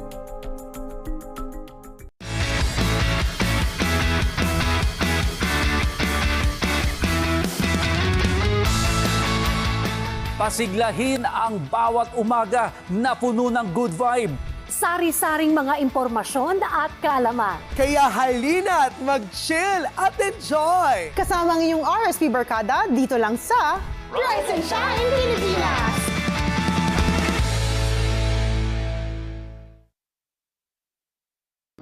PTV Crime Watch, mga paalala laban sa human trafficking. Ang Anti-Trafficking in Persons Act ay batas na ipinasa upang wakasan ang human trafficking sa bansa. Layunin nitong protektahan ang mga biktima, lalo na ang mga kababaihan at kabataan. Sa ilalim ng batas, bawal ang pagre-recruit, pagkulong at pagbabiyahe ng mga tao patungo o palabas ng bansa, gamit ang pagbabanta, panlilinlang, pamimilit at pag-aabuso ng kapangyarihan para sila ay ipasok sa prostitusyon, sa pilitang pagtatrabaho, pang-aalipin, pagbebenta ng human organs at iba pang uri ng pananamantala. Kumilos laban sa human trafficking. Alamin ang inyong mga karapatan at makipag-ugnayan sa mga organisasyon at ahensya ng pamahalaan na maaaring magbigay proteksyon.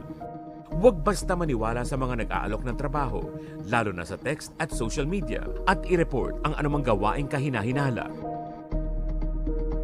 Sama-sama nating supuin ang problema ng human trafficking.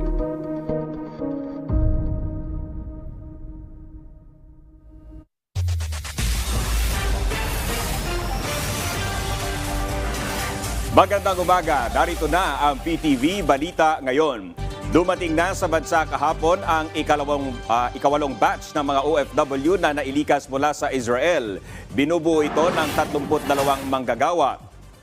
8 sa kanila ay hotel workers at 24 ang caregivers.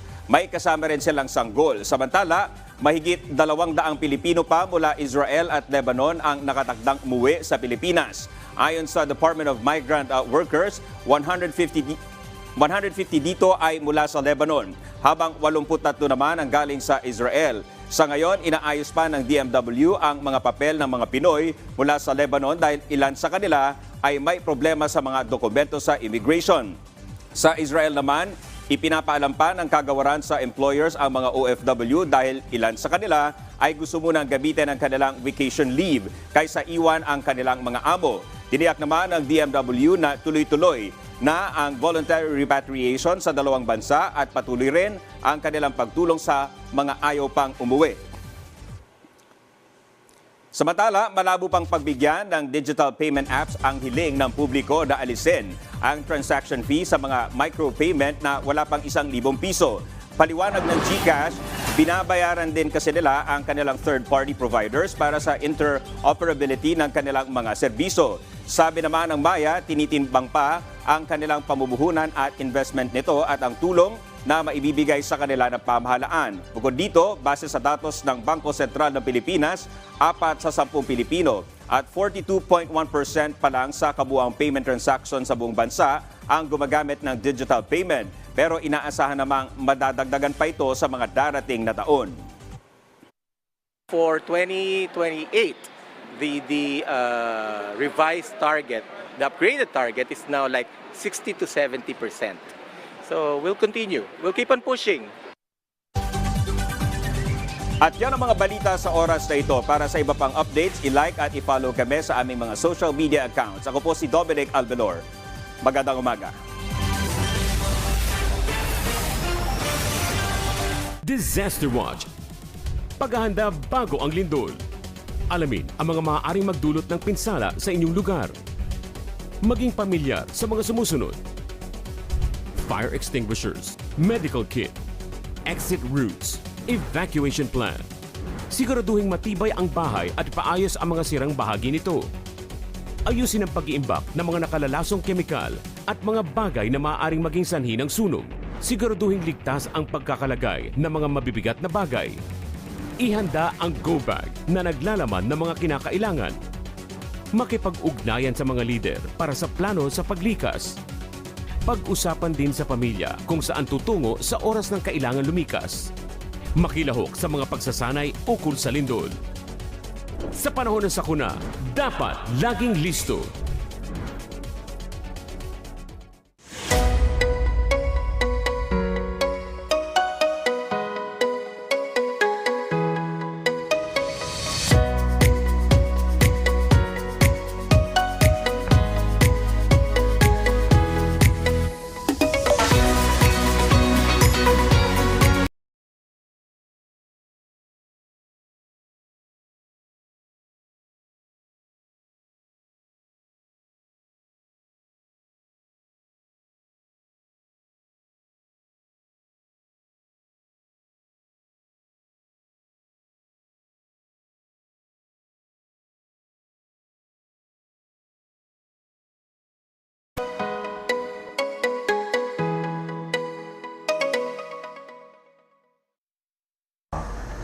My name is Serena Sisombat. I'm the managing director of Sinu Coffee player based in Laos and operating since 1994. When Mr. Sinu, the founder, created the company, his aim was to contribute to the development of the country. So he wanted to develop an activity which would contribute to creating jobs in the community and also highlight a key resource from Laos, which was the coffee. So the main focus at the beginning was really agriculture, developing plantations and exporting green beans. Then we quickly saw that there was an untapped potential for Lao coffee. So he decided to diversify activities and moving into roasting activities and also retail, meaning that he started to open coffee shops both in Paksay and progressively in Vientiane capital as well. By developing these roasting and retail activities, the brand Sinuk Coffee came up, and this was one of the first coffee brands in Laos. Developing this first coffee brand in Laos was a key milestone for the company. It really established our ambition to highlight the fact that Laos could make product and export it eventually to the world. And at the same time, I would say, still continuing our mission to creating jobs and highlighting this key resource of Laos that we were mentioning before, which is the Lao coffee. As I joined the company 6 years ago, I immediately understood that being part of ASEAN was a key point for us and that we should leverage on this. So right from the beginning, I immediately took the opportunity to show our company capability on every platform that was offered to us. For example, in 2017, when we had the opportunity to compete into the ASEAN stage for the ASEAN Business Awards, I immediately stepped into this. So we applied as a Lao company for 2 awards that were the ASEAN Women Entrepreneur Award, and the second one was SME Excellence. I fortunately, got the ASEAN Women Business Entrepreneur Award. So I was so proud, and I really wanted to highlight the achievement of the company. And our Women Entrepreneur of the Year is... From the Lao People's Democratic Republic, Serena Sisombat Hervey of Sinuk Coffee. This award recognizes the outstanding women in business who have demonstrated significant success through leadership, market positioning, and company performance.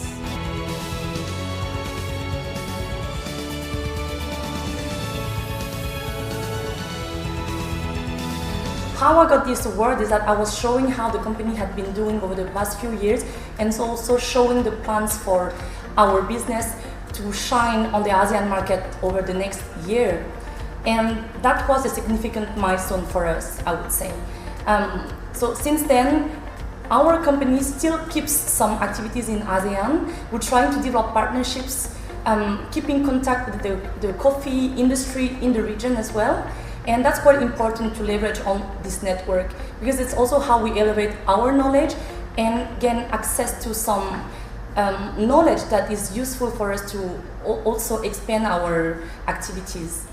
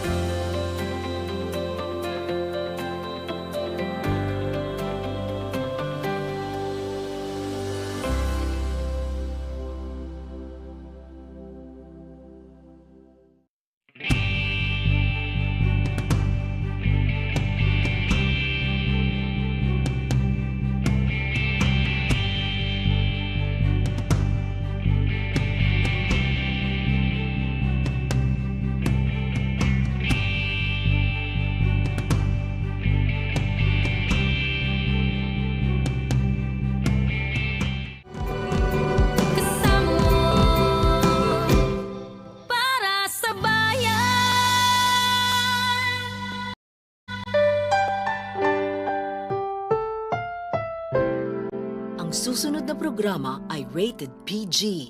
Ito ay nangangailangan ng patnubay at gabay ng magulang para sa mga batang manonood.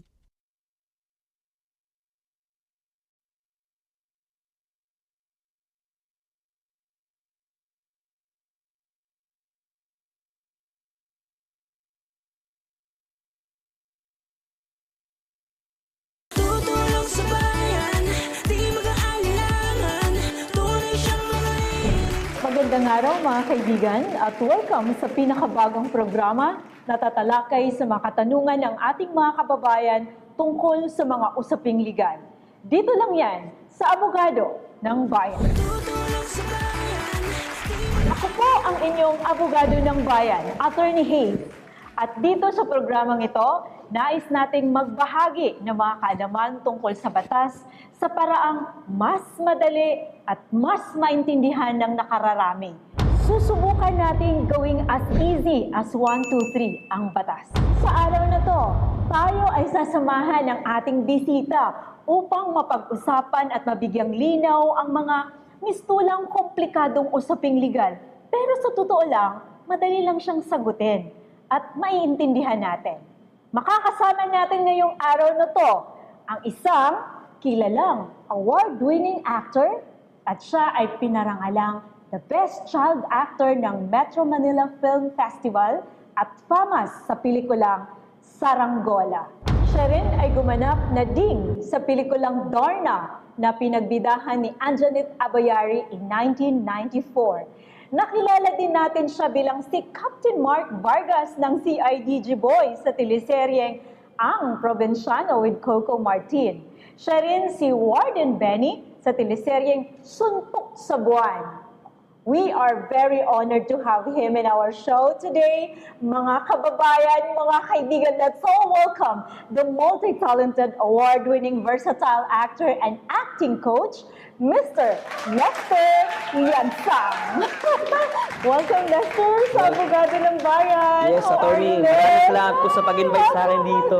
Buti na lang nagtugma ang ating schedule. Oo nga, marami sa ating mga kababayan actually ang nag-abang sa'yo ngayon. Ay, thank you po, thank you po. How are you doing, Lester? Ito po, medyo busy lang.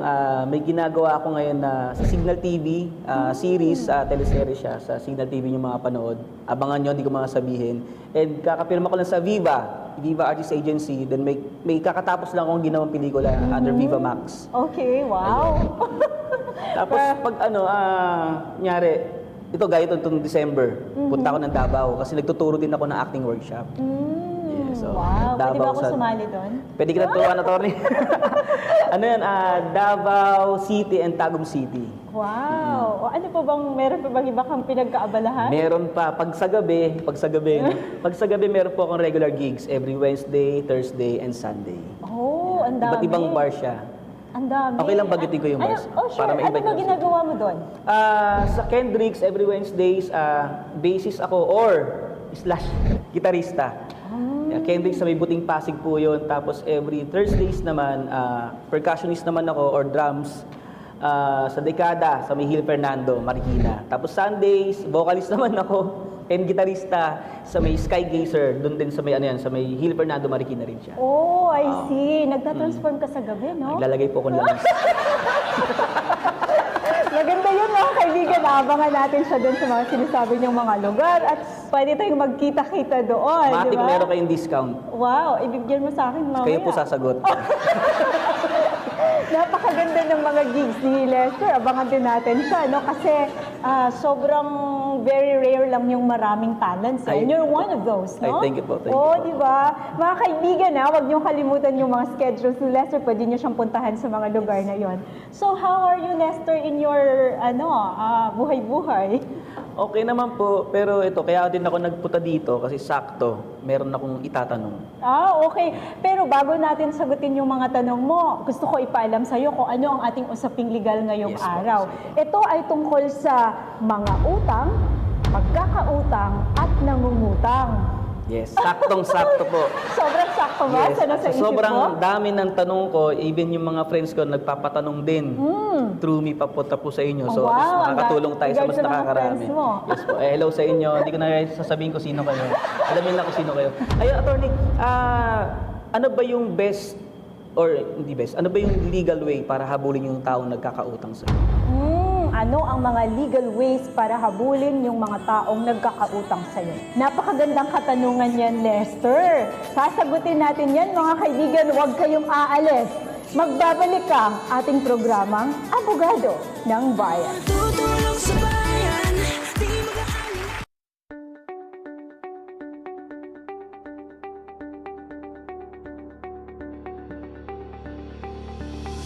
10 taon ng tapat na pagsiservisyo. Kailanman, kahit saan, para sa bayan. Reaching the Filipino from every corner of the country via terrestrial TV. In Luzon, PTV 8 Cordillera, PTV 4 Manila, PTV 4 Palawan, and PTV 4 Naga. In the Visayas, PTV 11 Cebu, PTV 2 Guimaras, PTV 10 Dumaguete, PTV 12 Calbayog, and PTV 8 Tacloban. And in Mindanao, PTV 11 Pagadian, PTV 11 Sibugay, PTV 11 Davao, PTV 8 Agusan del Sur, PTV 8 Cotabato, PTV 7 Zamboanga, and PTV 48 Davao del Norte.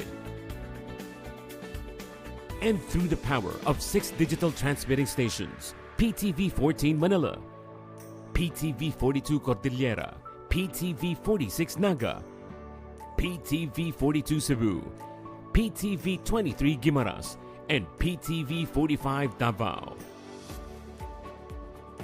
Connecting with the rest of the world in the era of digital technology.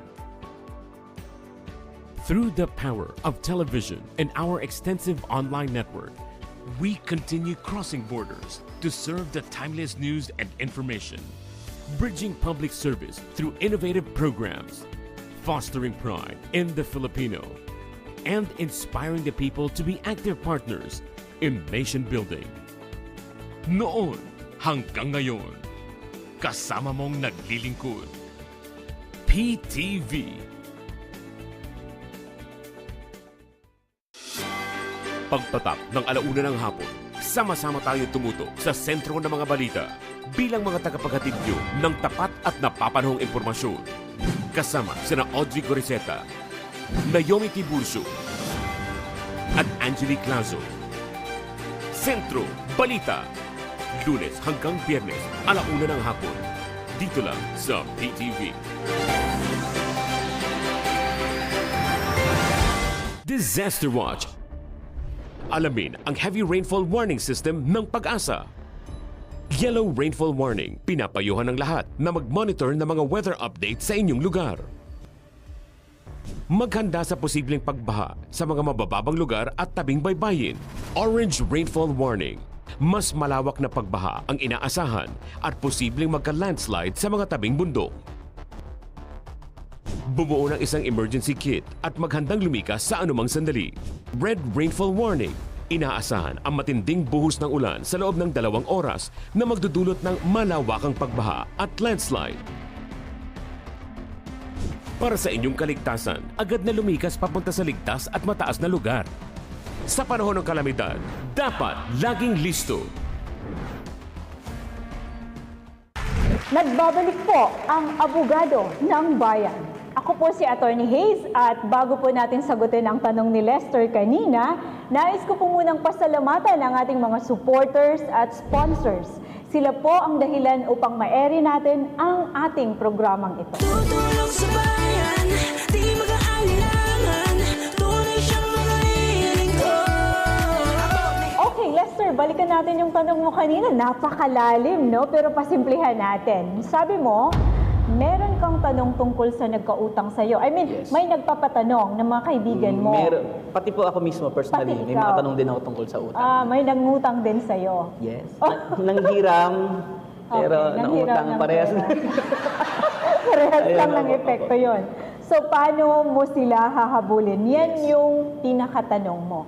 Actually, mga kaibigan, kapag may nangutang sa inyo, ang unang-una nyong gagawin, syempre sisingilin nyo. At paano nyo ba siya sisingilin? Kailangan kasi documented. So, ang gagawin mo, gagawa ka ng demand letter. Magpapadala ka ng demand letter na sisingilin na kita sa utang mo na ganito. Specify mo magkano ba yung inutang niya na sinisingil mo. Kasi kapag hindi naman siya nag-respond doon, di siya nagbayad kahit nagpadala ka ng demand letter, pwede mo na yung magamit bilang ebidensya sa korte. So kung wala ka, sinabi mo lang, oy, magbayad ka. So wala kang ebidensya. Everything is written or anything must be masubmit mo sa court eh. Okay. So pag sinabi mo lang, di man natin masubmit yun kasi salita lang yun, no? So dapat meron kang demand letter, Dear Mr. So-and-so, magbayad ka ng ganito bigyan mo ng ilang araw. So pagdating ng araw na yun, kapag hindi pa rin siya nagbayad, that means hindi siya tumupad sa iyong request, demand mo na magbayad siya. Nang dahil doon, yung sulat na yon, yun ang pruweba na naningil ka nga, pero hindi ka binayaran sa panahon na binigay mo sa kanya. So, ang iba 5 days, ang iba 10 days, ang iba 15 days, nasa iyo naman yon. So, ibig sabihin, attorney, meron talagang batas na pwedeng bigyan ng proteksyon yung nautangan. Oo, meron. Actually, mga kaibigan, ang batas talaga na nagpo-protection sa atin, number 1 muna is yung Civil Code of the Philippines, no? Ang kasong civil po ay atin po yung maa-avail kapag tayo po ay tulad ng sinabi ko kanina, nagpadala ka ng demand letter. Pwede mo kasing idaan yung demand letter sa 3 paraan. Unang-una, pwedeng susulat ka ikaw lang, susulat ka, padala mo sa kanya. Pangalawa, pwede ring idaan mo sa barangay. Ipatawag mo siya sa barangay, magkita-kita kayo doon, mag-usap kayo, kailan kayo magkabayaran. At magkano ang ibayad niya, magkano kaya niyang ibayad. Kasi yung iba kasi installment. Hindi naman nila kayang bayaran dire-diretso. Kaya lang, attorney, paano kung yung nangutang sa akin, nagtatago naman? Paano kung mabibigay yung demand letter, paano mo siya papaatinin sa barangay kung nagtatago siya? Okay. So yung pangalawa mo na less, no? Kasi pwede kasi nga, yun nga, ikaw magsulat, pwede ring idaan sa barangay, pwede ring idaan sa lawyer, siya ang mag-demand, no? Pangalawa yun. Pero yung paano naman kung hindi siya magpapakita? Oo. So that's the time na, kasi yung mga ebidensya na yun, pwede mo na isubmit, di ba? Nagsulat ka, yung lawyer mo or yung barangay, hindi pa rin siya. Sa barangay, 3 beses muna mag-hearing, no? Pag hindi pa rin siya umattend sa 3 hearing na yon, bibigyan ka ng barangay ng certificate to file action. Dadalhin mo rin yun sa korte na hindi siya umattend, 3 hearing, di kayo nagkausap. Attachment mo din yun sa iyong complaint sa korte na, eto nga, naningil na ako, hindi pa rin siya pumunta, binigyan ko siyang chance sa barangay, hindi rin siya dumating. So yun ay magkakaroon ka na ng mga dokumento na basihan. Okay. So kung nagtatago siya, syempre, hindi natin alam saan siya nagtatago. No? Oo, nahanapin natin. Pero magkakaroon na siya ng record. Kasi nag-file ka ng complaint sa korte Oo. Kunyari po nagtago ng, let's say, OA lang to, kunyari 10 years na nagtago, may expiration po ba yung utang? Actually, meron. Okay. Ang pagpaningil ng ating, kasi sabi mo, ang tanong mo kanina, ano ba yung batas na nagpoprotekta? Meron tayong civil code at saka meron tayong revised penal code. Civil, kung civil ang iyong final na kaso, revised penal code naman kung criminal ang iyong final na kaso. At yung una, sa civil, meron tayong collection of sum of money. So yan yung ipa-file mo. Pero pwede ring mag-file ka ng small claims, okay? Pwede ring small claims ang ipa-file mo. So, ang tanong mo, pag nagtatago siya, syempre lalabas din naman yun kasi may summons siya. Yung summons kasi considered yun na nabigyan siyang chance ng korte na makipag-areglo, bibigay yung side niya, kumbaga, magre-respond siya doon sa reklamo mo. Kasi due process tayo, binibigyan nating hustisya ang bawat isa. So, sa panig naman niya, ano naman masasabi niya? So, binibigyan siya ng chance ng korte ngayon na mag-explain sa side niya. So, yung tanong mo ka na may expiration ba? Meron. 10 years kung civil, 15 years kung criminal. So, after 10 years, hindi siya nagbayad, wala na siyang utang sa akin? Hindi. After 10 years, kung civil yon na kaso, hindi mo na mapafile. Kung civil case ang ipafile mo, hindi mo na mapafile. Parang gamot kasi yan, less may expiration. Pag nag-expire na yung kaso, hindi mo na siya pwedeng i-file. Doon sa civil case na yon, 10 years. Pag criminal case, 15 years. So kung nangutang ka ngayon, nag-demand ka ngayon, magbilang ka na ng 10 years after, or pwede rin 15 years after. Okay. Tapos kunyari po naman, kunyari ako, wag naman, meron akong pinagkakautangan na malaki. Tapos pinagkatrabahuan ko sobrang trabaho, sobrang puyat para lang makabayad. Nagkasakit ako. Tapos na kinuha agad ni Lord, yung anak ko na ba magpapatuloy ng bayad? Kumbaga naisasalin ba sa kamag-anak o kapamilya yung utang? Actually, ang general rule natin dyan, ang utang, hindi nasasalin. No? Kasi ang utang, personal mo kasi yan eh. Ikaw yung nangutang, ikaw yung magbayad. Pag namatay ka, wala nang utang. 'Di ba? Pero may exception dyan. Kung mapatunayan ng naniningil sa'yo na yung pera na inutang mo ay ginamit mo naman para sa pamilya mo at nag-benefit naman sila doon, pwede pa rin habulin yung pamilya mo kung mapapatunayan nila. So, depende na lang yun kung ano yung pruweba meron sila. But generally, hindi nasasalin ang utang. Thank you po. Tapos, meron pa isang tanong, pwede bang gumamit ng ibang identity, ibang pagkatao, yung isang tao nangungutang? Kung ang ibig ko ba sabihin, parang ginamit yung mga ID Yes, mo, ganyan. ID, pictures, details Pictures, mo. pangalan mo. Kunyari ako, may ibang tao na nangungutang para sa akin, na ginagamit ako, pero ako di ko alam. So, ano pong pwedeng gawin doon? Actually, number one mong gagawin yan, pwede mo siyang i-file sa police, no? Kasi identity theft ang tawag niyan. So, inagaw nila ang iyong identity, no? Para makakuha ng pera sa kanilang inutangan. Ngayon, kung ikaw naman ay alam mo yon, kailangan mo nang i-report agad. Pero kung hindi mo naman alam at later on sisingilin ka, ang defense mo naman nun, pwede mo namang sabihin na hindi naman talaga ako nangutang. Diba? Hindi naman talaga ako yan. Patunayan nyo na ako yan. Kasi number one less, no? Yung signature mo, yung mukha mo, ikaw ba yung humarap sa kanila, di ba? Hindi naman. So mahirap yan patunayan. Kaya pwede mong ilaban yan sa korte dahil ninakaw ang iyong identity. Okay. Tapos attorney Hayes, meron pa. Sorry, ang dami ko talagang tanong. Okay lang. Kunyari, nangutang ako ng, let's say, milyon. Kasi may ini-expect akong malaking paparating. So alam ko mabayaran ko siya. Biglang naudlot yung ine-expect kong paparating. 1 milyon ba? Kunyari, 1 milyon. Tapos alam ko kasi may paparating akong 1 million din. So mabayaran ko yan. Kaya kong bayaran yan. Bilang naudlot po yung inaasahan kong pambayad, meron bang parang discount? Kumbaga, meron bang mas murang paraan o mas mababang paraan ng pagbabayad? Okay. Saktong-sakto. Alam niyo mga kaibigan, may batas na tayo ngayon na kapag 1 milyon ang utang pababa, yan yung ipa-file mo na small claims. Ang small claims kasi, ito yung bagong proteksyon sa mga nautangan na hindi ka nagagastos ng malaki. Alam mo, napakaganda nito, Les. Pupunta ka sa korte, magsasign ka ng form ng small claims, fill-upan mo lang. Fill-upan. Ito, may nangutang sa akin 1 milyon. Hindi lagpas ha.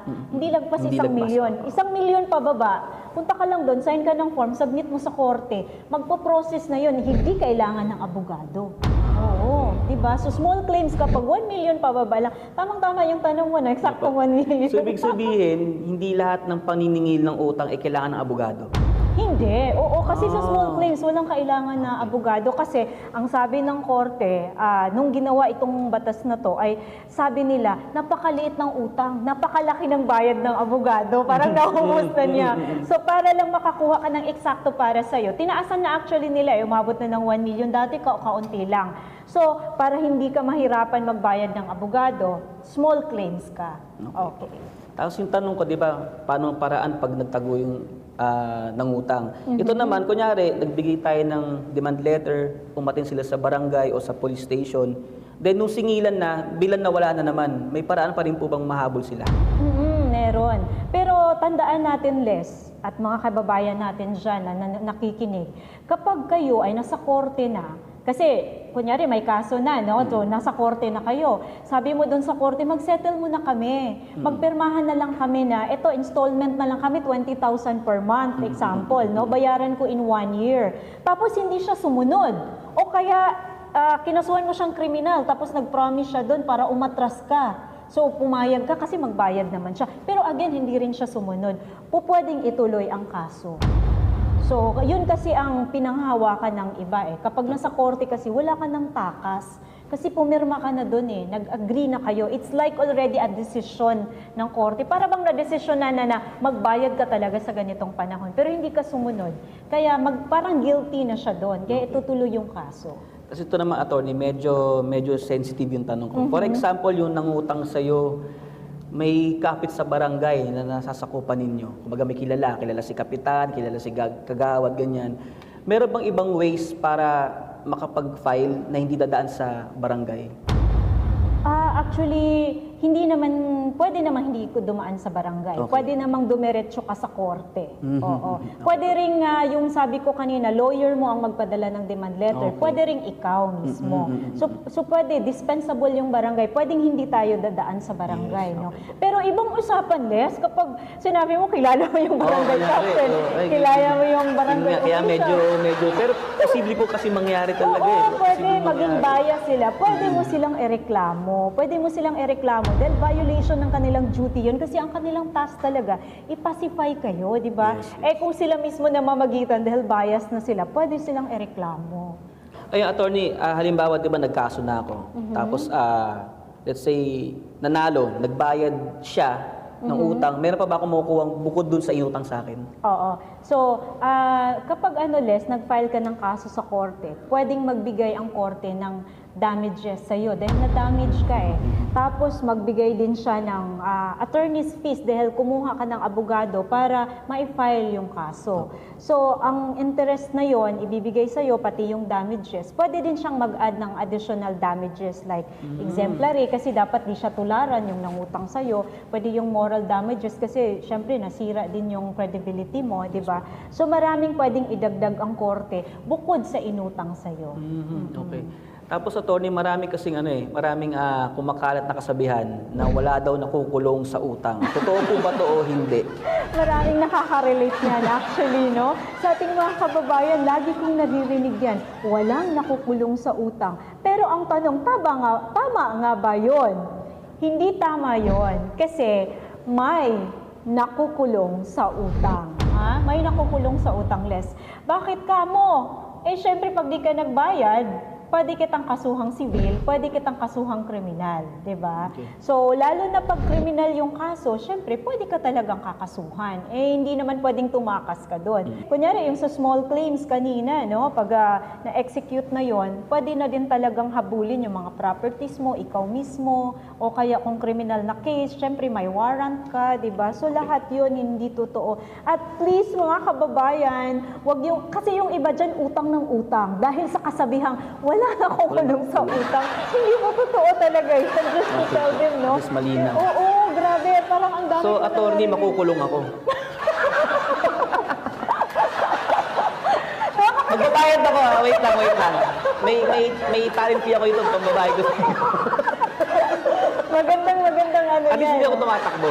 Actually, andyan lang ako. Ang pinaka-point lang naman dito, lahat ng nangungutang dyan, bayaran nyo ang utang nyo.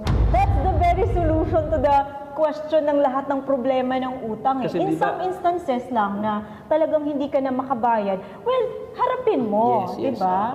Kasi hindi rin maiwasan, attorney, na magkaroon ng utangan dahil nag-pandemic tayo eh. Ang daming nangailangan talaga. Ang daming nangangailangan. Hindi din naman talaga maiiwasan yung pagpapangutang. But again, dapat responsable ka, bayaran mo, harapin mo yung, hindi yung magtatago, ano? So, pag kumatok, wala tulog. Baka yung mga kaibigan mo na nagpapatanong, ano kaya sila, nangutang or sila yung yan ang hindi natin alam. Kung sila ba yung biktima o sila yung suspect. Oh my God.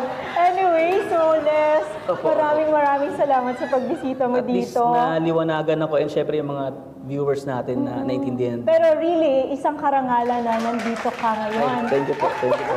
So, I'm sure marami na naman tayong natulungan sa ating mga kababayan tungkol sa usaping legal. At lalong-lalo na po, yung mga tagahanga mo at tagasunod mo, Les. Opo. I hope you can join us again, Les. Yes naman, Thank you so much. Thank you.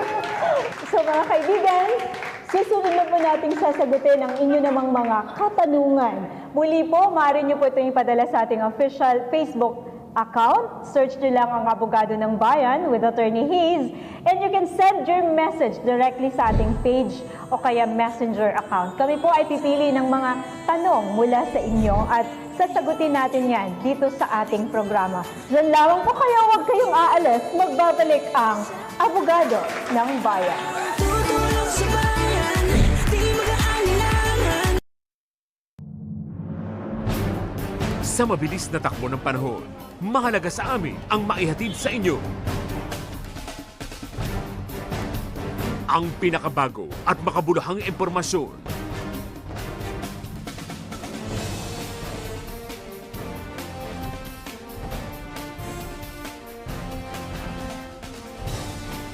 Sa ngayon ay pinag-iingat na ng lokal na pamahalaan. At yan muna ang mga huling kaganapan mula dito Paalala ng mga eksperto sa Glory Balegan para itipagigyan. Kasama ang mga tapat nating tagapaghatid balita. Kahit saan, kahit kailan, kasama nyo ang PTV para sa bayan. Roadwatch, iwas disgrasya tips sa kalsada. Eyes on the road, kaibigan. Ayon sa Republic Act 10913 o Anti-Distracted Driving Act, mahigpit na ipinagbabawal ang paggamit ng cellphone o anumang gadget habang nagmamaneho. Ibig sabihin nito, bawal tumanggap ng tawag, mag-text, maglaro, mag-compute, magbasa at mag-internet kapag hawak ang manibela. Siguruhin ang cellphone ay nakalagay sa safe zone ng sasakyan at hindi nakasasagabal sa line of sight mo habang nagmamaneho. Gumamit ng hands-free function. At kung gagamit ng Google Maps o Waze, iset muna ang destinasyon bago magbiyahe. Pwede lamang gumamit ng cellphone kung may emergency sa daan at kailangan tumawag sa kinauukulan. Hindi biro ang parusa sa mga lalabag sa batas, kaya sumunod sa lahat ng oras.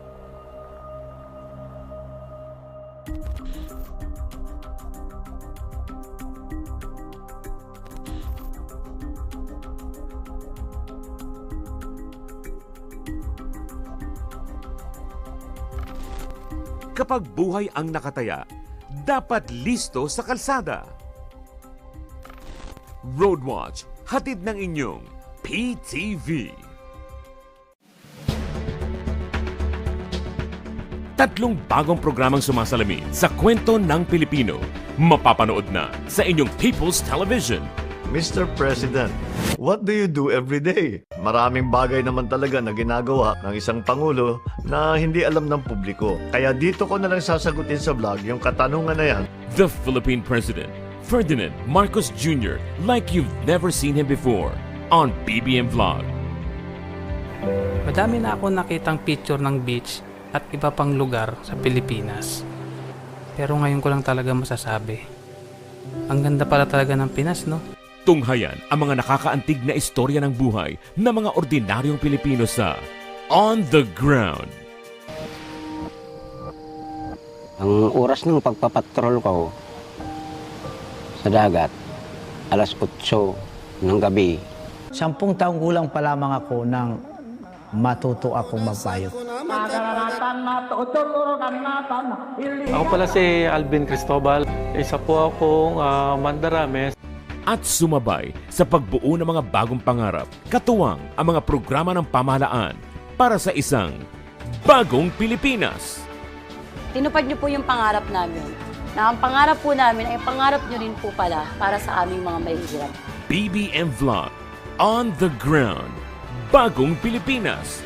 Mapapanood na dito lang sa PTV, ang pambansang TV.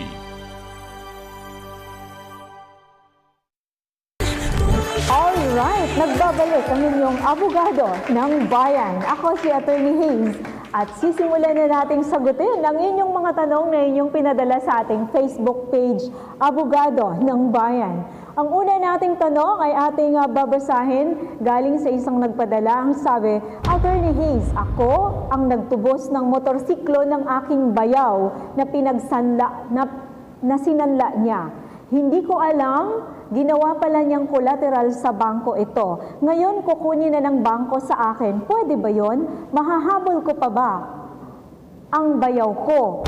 Okay, so ang haba ng tanong niya, no? Medyo ilan to? Tatlong set. Okay, so ang nangyari is sinanla ang motorsiklo, tapos tinubos niya. So nasa kanya na ngayon. Hindi niya alam na yung motorsiklo na pala ngayon ay ikinulateral sa bangko. So hindi nakabayad yung nangutang, kukunin ngayon ng bangko sa kanya. Pwede ba yun? Yes, of course. Bakit?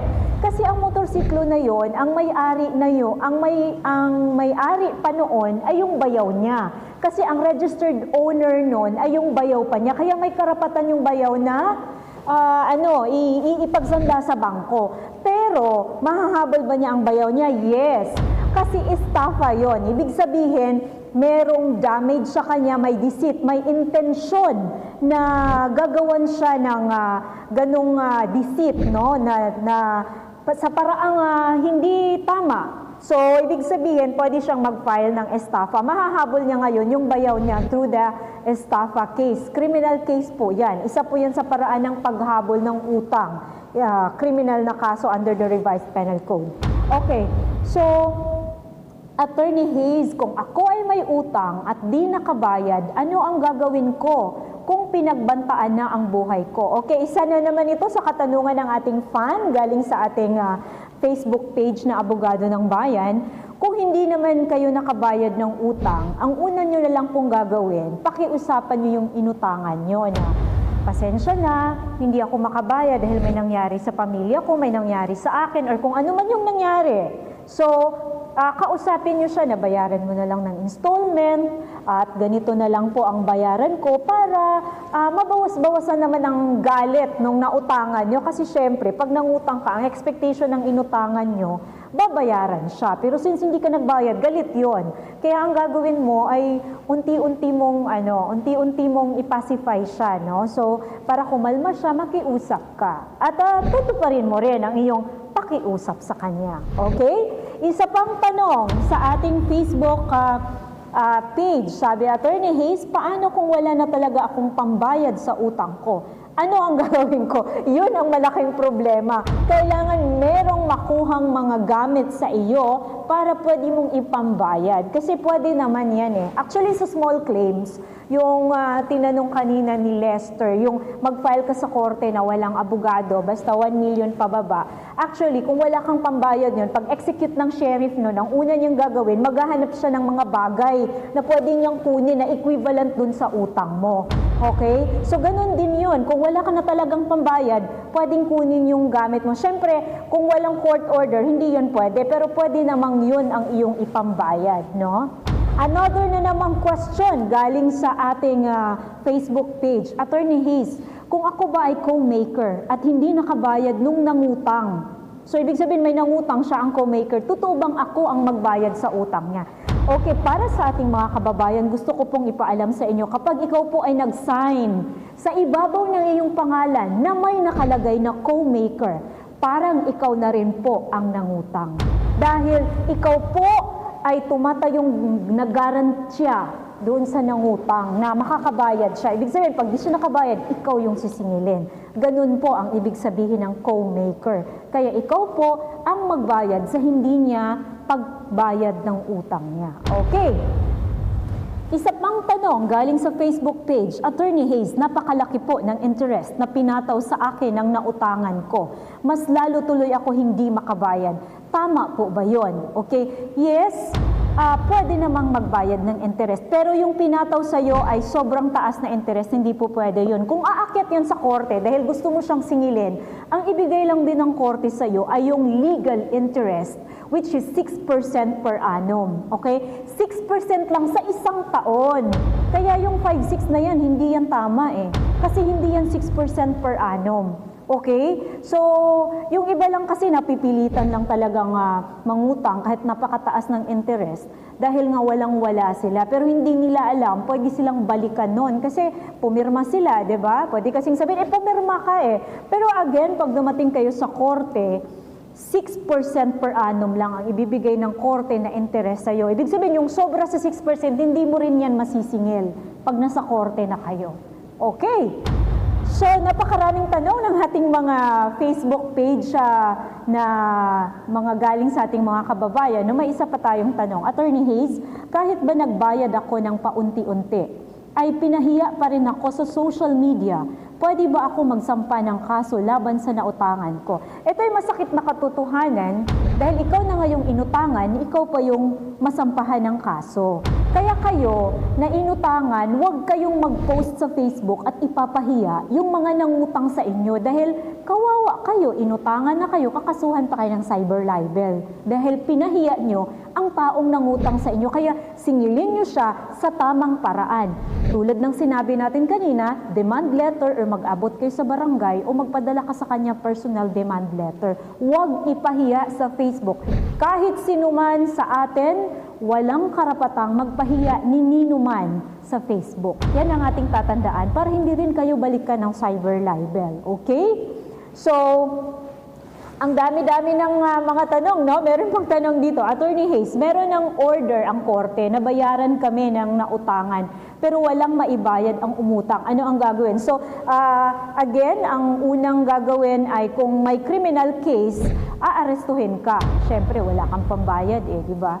So, kung ito na may civil o kaya sa small claims ito na belong, ang gagawin ay kukunin muna yung mga bagay-bagay na meron ka na may mga halaga din. Okay? Hanggang umabot yun sa kabuuang halaga ng nautang mo.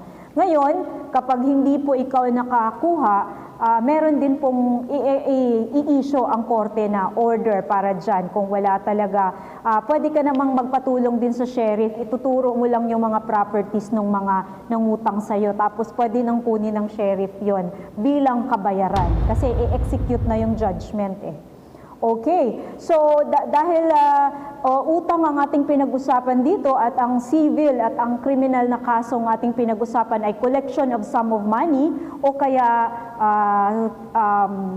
what do you call this? Collection of sum of money or small claims ka kung 1 million pababa, pwede nyo rin kasuhan, huwag nyong kalimutan ng estafa ang nangungutang sa inyo. Okay? So, ang estafa ay isang kriminal na kaso na gumamit ng mga kaparaanang para ma-deceive ka, para maniwala ka sa kanya, para makapagpautang ka sa kanya. So, dahil doon, pag di siya nakabayad, pwedeng estafa ang iyong i-file na kaso. Mas mabigat din yon kaysa doon sa civil case na collection of sum of money or small claims. Okay. So maraming salamat sa mga nagpapadala ng inyong mga katanungan sa ating Facebook page, Abogado ng Bayan. Hanapin nyo lang po ang ating Facebook page na makikita nyo sa screen at lagi nyong tandaan na tayo po ay hahanap ng oras at paraan na masagot ang inyong mga katanungan. Dito na po nagtatapos ang ating episode. Kami po ay nagpapasalamat sa inyong pagsubaybay at inaasahan po namin na makasama kayong muli sa aming mga susunod na episodes.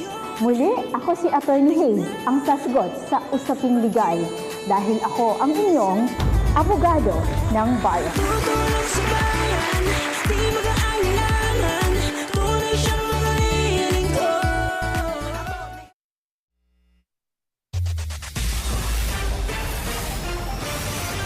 Nagbabalik ang PTV Balita ngayon.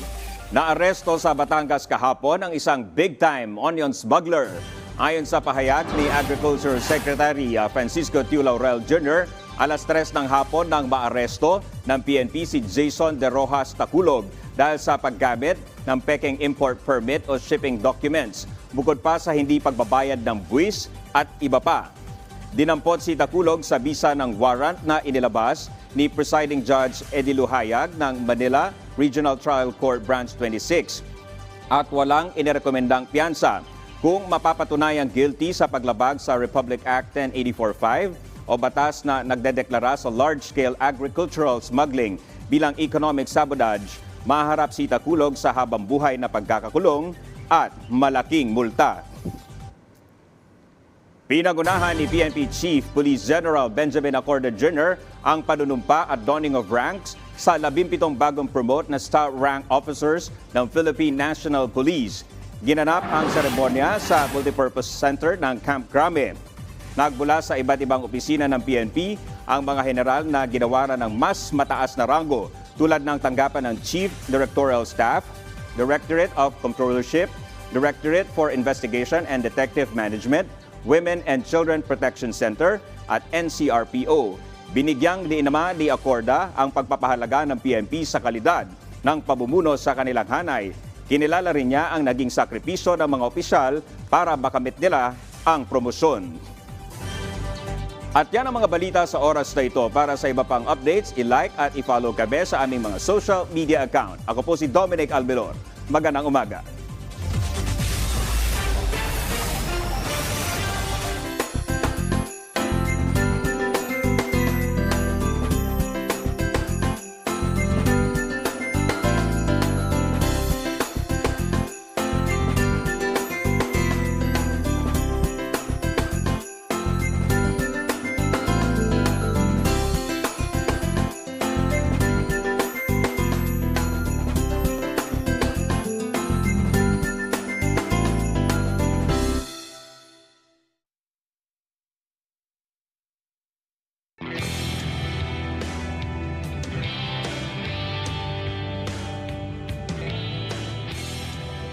Technology has made our lives easier in reaching and accessing information and communication. Distance is not a problem anymore. Global accessibility to a wider extent, making it possible for internet to not just be the means of communication of various information, but also potential for business. According to the Market Research Institute Marketer, Indonesia was ranked 6th in the world with over 93.4 million internet users of 250 million population of Indonesia in 2015.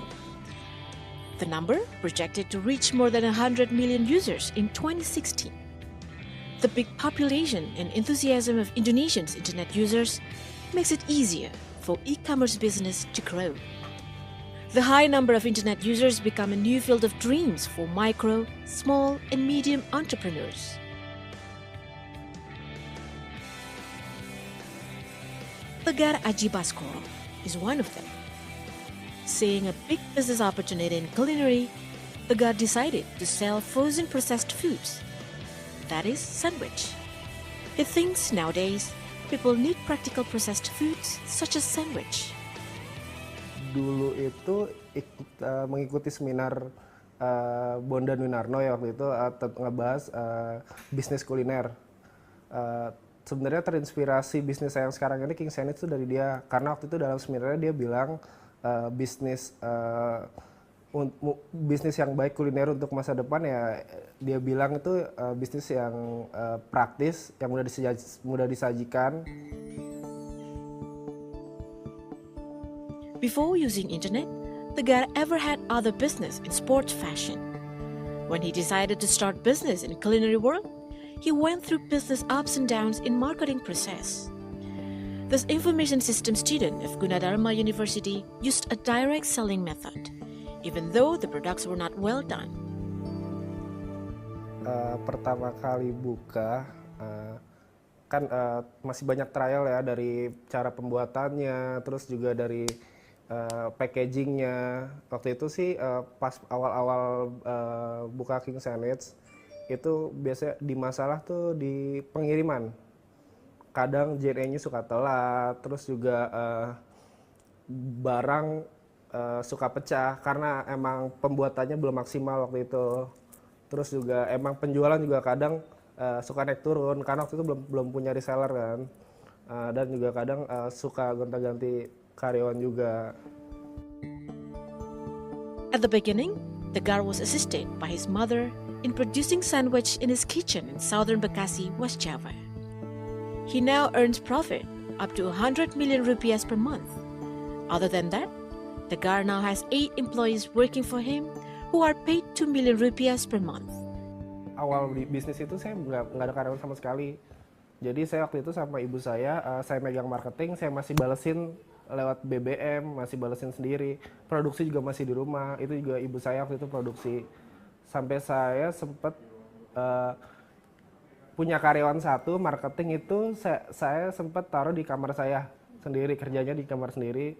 Setelah tiap bulan penjualan naik, meningkat, saya butuh karyawan. Nah dari situ saya nambah 2 orang, 3 orang. Masih di kamar saya waktu itu, produksi juga masih di dapur saya sendiri. Begitu sudah 4 dan seterusnya itu saya pindah baru ke ruko. After went through several human resource problems in managing the business, Tegar decided to market his products over the internet. Moreover, he has previous experience in online business. Tegar truly experiences the difference between online and offline sales system. In a day, Tegar can deliver 100 to 150 products through 340 resellers and 34 agents throughout Indonesia. Mungkin memasarkannya kan kayak lebih ke buat banner yang lebih apa sih namanya eye catching, lebih kelihatan. Cuman kalau di online sini saya kemasannya aja sih Mbak, dari fotografinya, dari makanan, terus juga sampai konten yang buat iklan, itu lebih enak aja, lebih luas. Kalau online tuh lebih luas, lebih menyeluruh lah. Seluruh Indonesia bisa tahu dan bisa beli. Sedangkan offline itu kan terbatas paling daerah sekitar. With 300,000 rupiah for making sandwich samples, first batch of them were finished. That brought confidence for Tegar to produce sandwich in larger scale. Using local ingredients, starting from bread, chocolate, and butter, Tegar guarantees that his sandwich is delicious, yet the ultimate Love Indonesia product. Online business is full of challenges. Tegar confessed that online culinary business is highly vulnerable. Keeping freshness of the product till it reaches the consumer is just one of them. Kendalanya itu Mbak, kadang di pengiriman ya. Karena King Sandwich ini harus sehari, kadang kendalanya itu ongkos kirimnya termasuk mahal. Jawa itu pernah lebih mahal dibanding harga sandwichnya sendiri. Terus juga kadang jasa pengirimannya suka terlambat. Itu kan kadang tanggung jawab kami ya, karena emang King Sandwich sendiri emang menjanjikannya sehari sampai. Sejauh ini sih sekarang JNE sudah menyediakan fasilitas itu ya. Jadi kalau misalnya emang dia menjanjikan sehari nggak sampai dan rotinya basi atau rusak, itu dia bisa diklaim.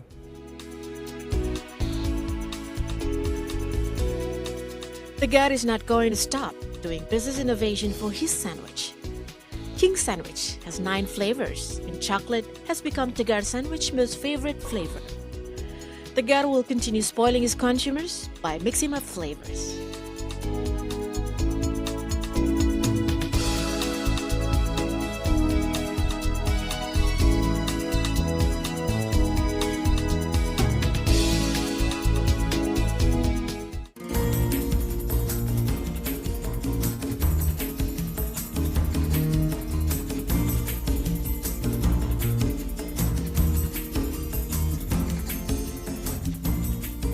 In the old days, before starting a business, entrepreneurs would think of locations for selling the product, the production in large quantities, as well as financing the employee's salary and marketing, which would require a large capital. But now in the era of digital, anyone can start a business with low capital and rely on smartphone or computer equipped with internet connection for the marketing. Even a housewife can do that. Lucrative business of online clothing business evidently not only belongs to women. Similar potency was also true for men's style of dress. It is ogled by Yasa Paramita Singhi, a 6th semester student majoring in marketing communications. Yasa previously experienced failure in pioneering culinary business, decided to plunge into the world of business casual shoes with online marketing in 2014. Yasa began to try a business venture when he sits in high school, realizing not many manufacturers of shoes with good quality at reasonable prices.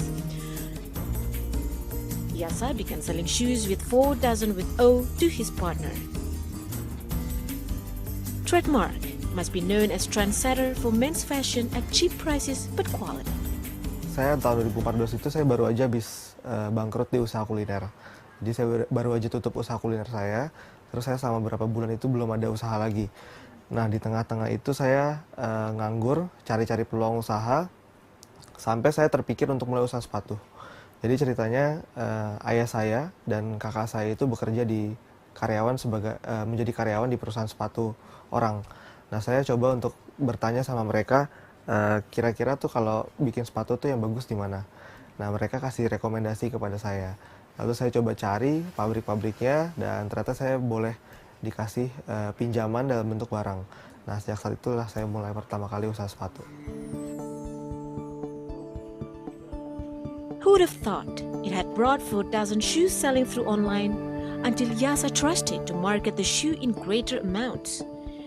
In 1 week, Yasa can send 5 pairs of shoes to consumers and continue to increase.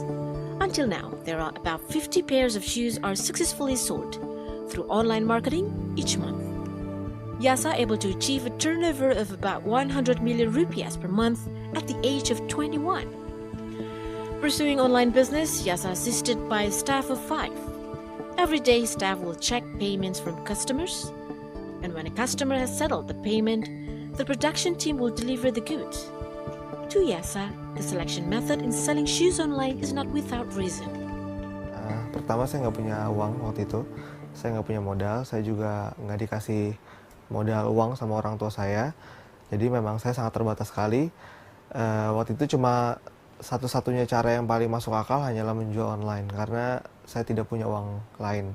Akhirnya saya mulai coba untuk menjual online dan ternyata lumayan hasilnya.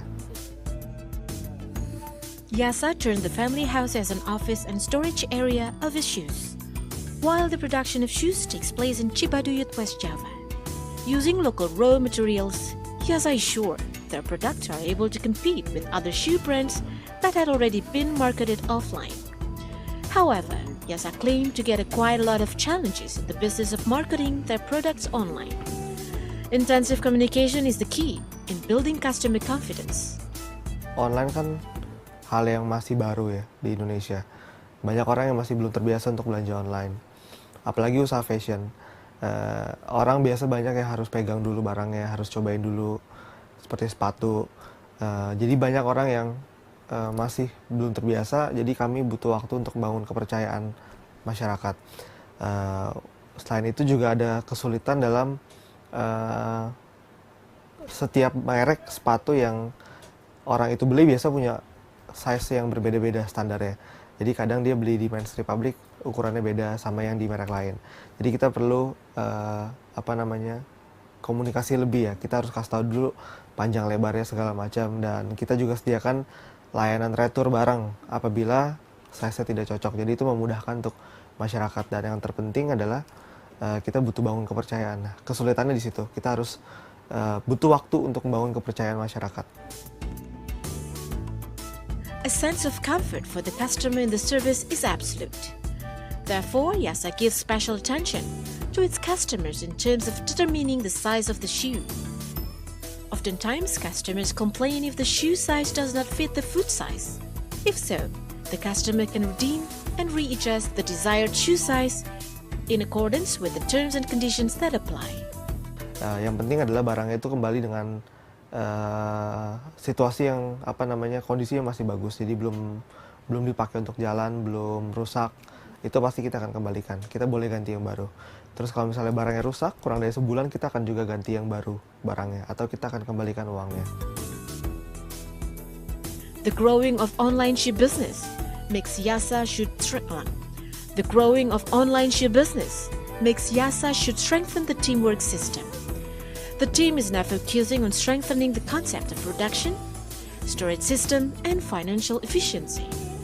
Yasa also plans to seek investors to expand his online shoe business. Until now, Yasa online shoe products has already reached all corners of Indonesia and even to foreign countries. Di kota-kota besar, Jabodetabek masih yang paling besar, tapi pengiriman kami udah sampai seluruh Indonesia sudah, dari Sabang sampai Merauke, juga sudah sampai ke beberapa negeri, Malaysia, Macau, Hong Kong, Filipina, Singapura, kita sudah kirim ke sana juga. Ever since the first launch, 50 shoes design has been successful in the market. Every 2 months, production team always sets up the latest design. According to Yasa, innovation is just an absolutely necessary thing in order to grow from time to time.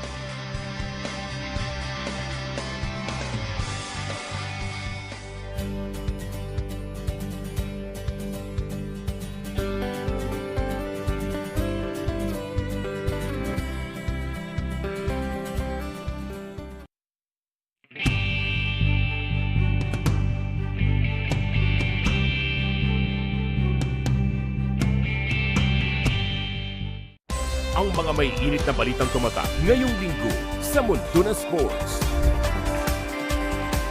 Discipline at focus. Dalawang karakter na kailangan ng isang archer para siguradong bullseye ang target.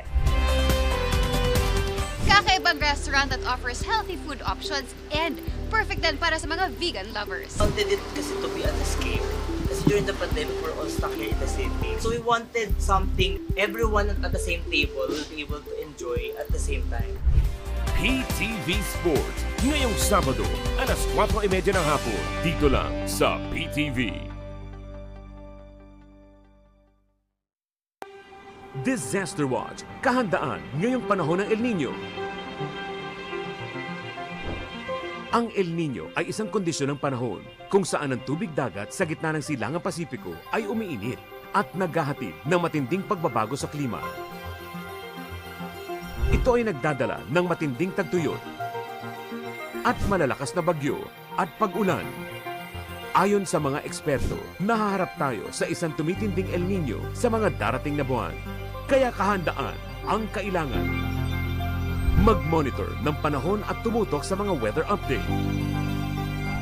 Panatilihing malusog ang katawan. Magtipid ng paggamit ng tubig at kuryente.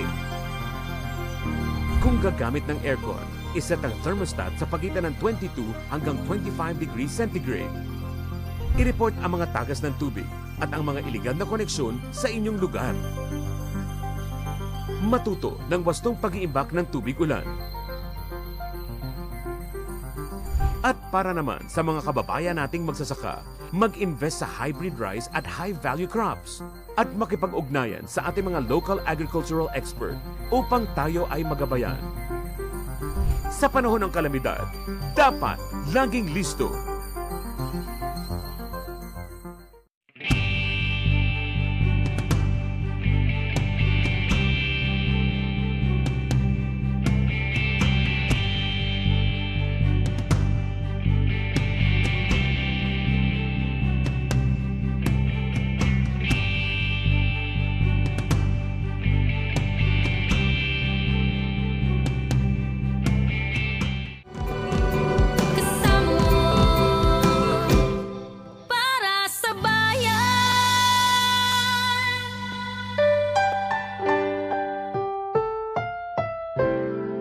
Susunod na programa ay rated PG. Ito ay nangangailangan ng patnubay at gabay ng magulang para sa mga batang manonood.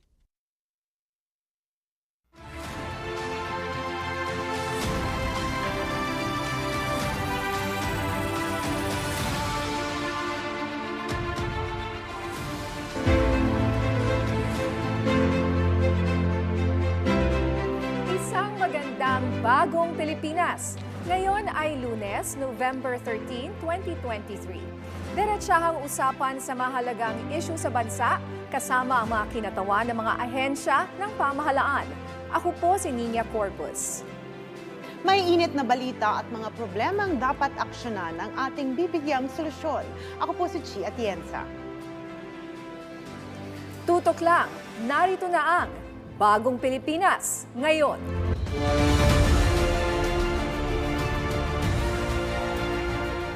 Umani ng suporta ang revised implementing rules and regulations ng Maharlika Investment Fund. Sa pahayag ni House Speaker Martin Romualdez, pinapurihan niya ang commitment ni Pangulong Ferdinand R. Marcos Jr. na palakasin ang kalayaan ng Board of Directors ng Maharlika Investment Corporation. Makatutulong niya ito na tiyaking may transparency at accountability ang pangangasiwa sa MIF. Binigyang diin naman ni Budget Secretary Amena Pangandaman ang kanyang buong suporta sa maayos na implementasyon ng IRR. Umaasa ang kalihim sa kasiguruhan ng Pangulo sa management ng pondo nang walang anumang political interventions na hahadlang sa pagpapatupad at tungkulin nito. Sinabi naman ni Finance Secretary Benjamin Diokno na ang pagbabago sa IRR ay naaayon sa batas.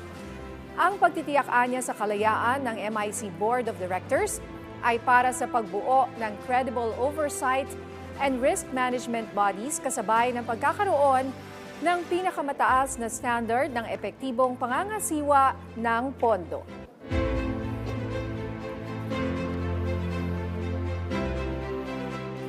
na ni Pangulong Ferdinand R. Marcos Jr. si Rafael Consing Jr. bilang President at Chief Executive Officer ng Maharlika Investment Corporation. Batay sa pahayag ng Presidential Communications Office.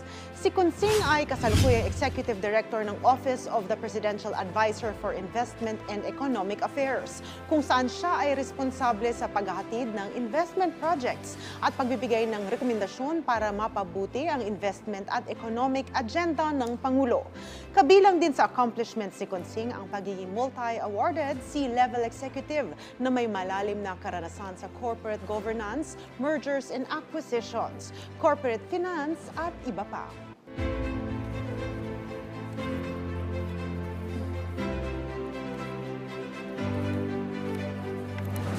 Dumako naman tayo tungkol dito sa good news. Usapin sa rollback sa presyo ng mga produktong petrolyo ngayong linggo.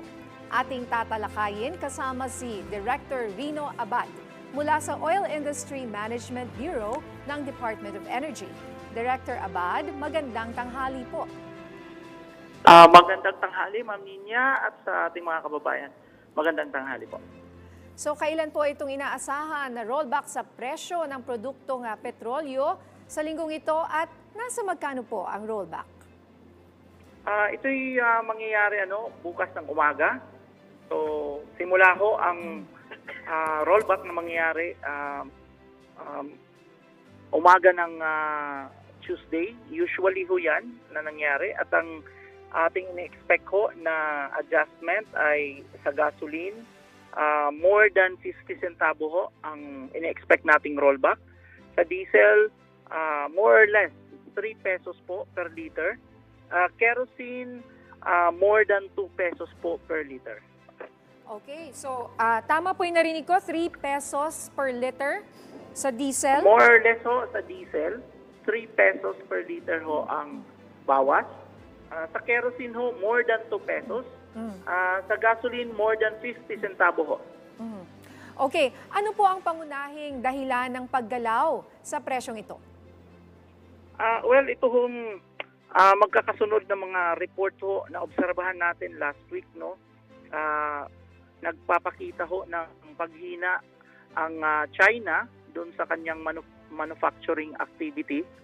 So, sign ho yan na papahina din ho ang kaakibat na paggamit doon sa fuel. Nasundan ho ito nung kaparehong data doon sa US na nagkakaroon ho sila ng increase in inventory doon sa crude oil. Ibig sabihin ho, mahina din ho ang kanilang paggamit recently nung crude oil.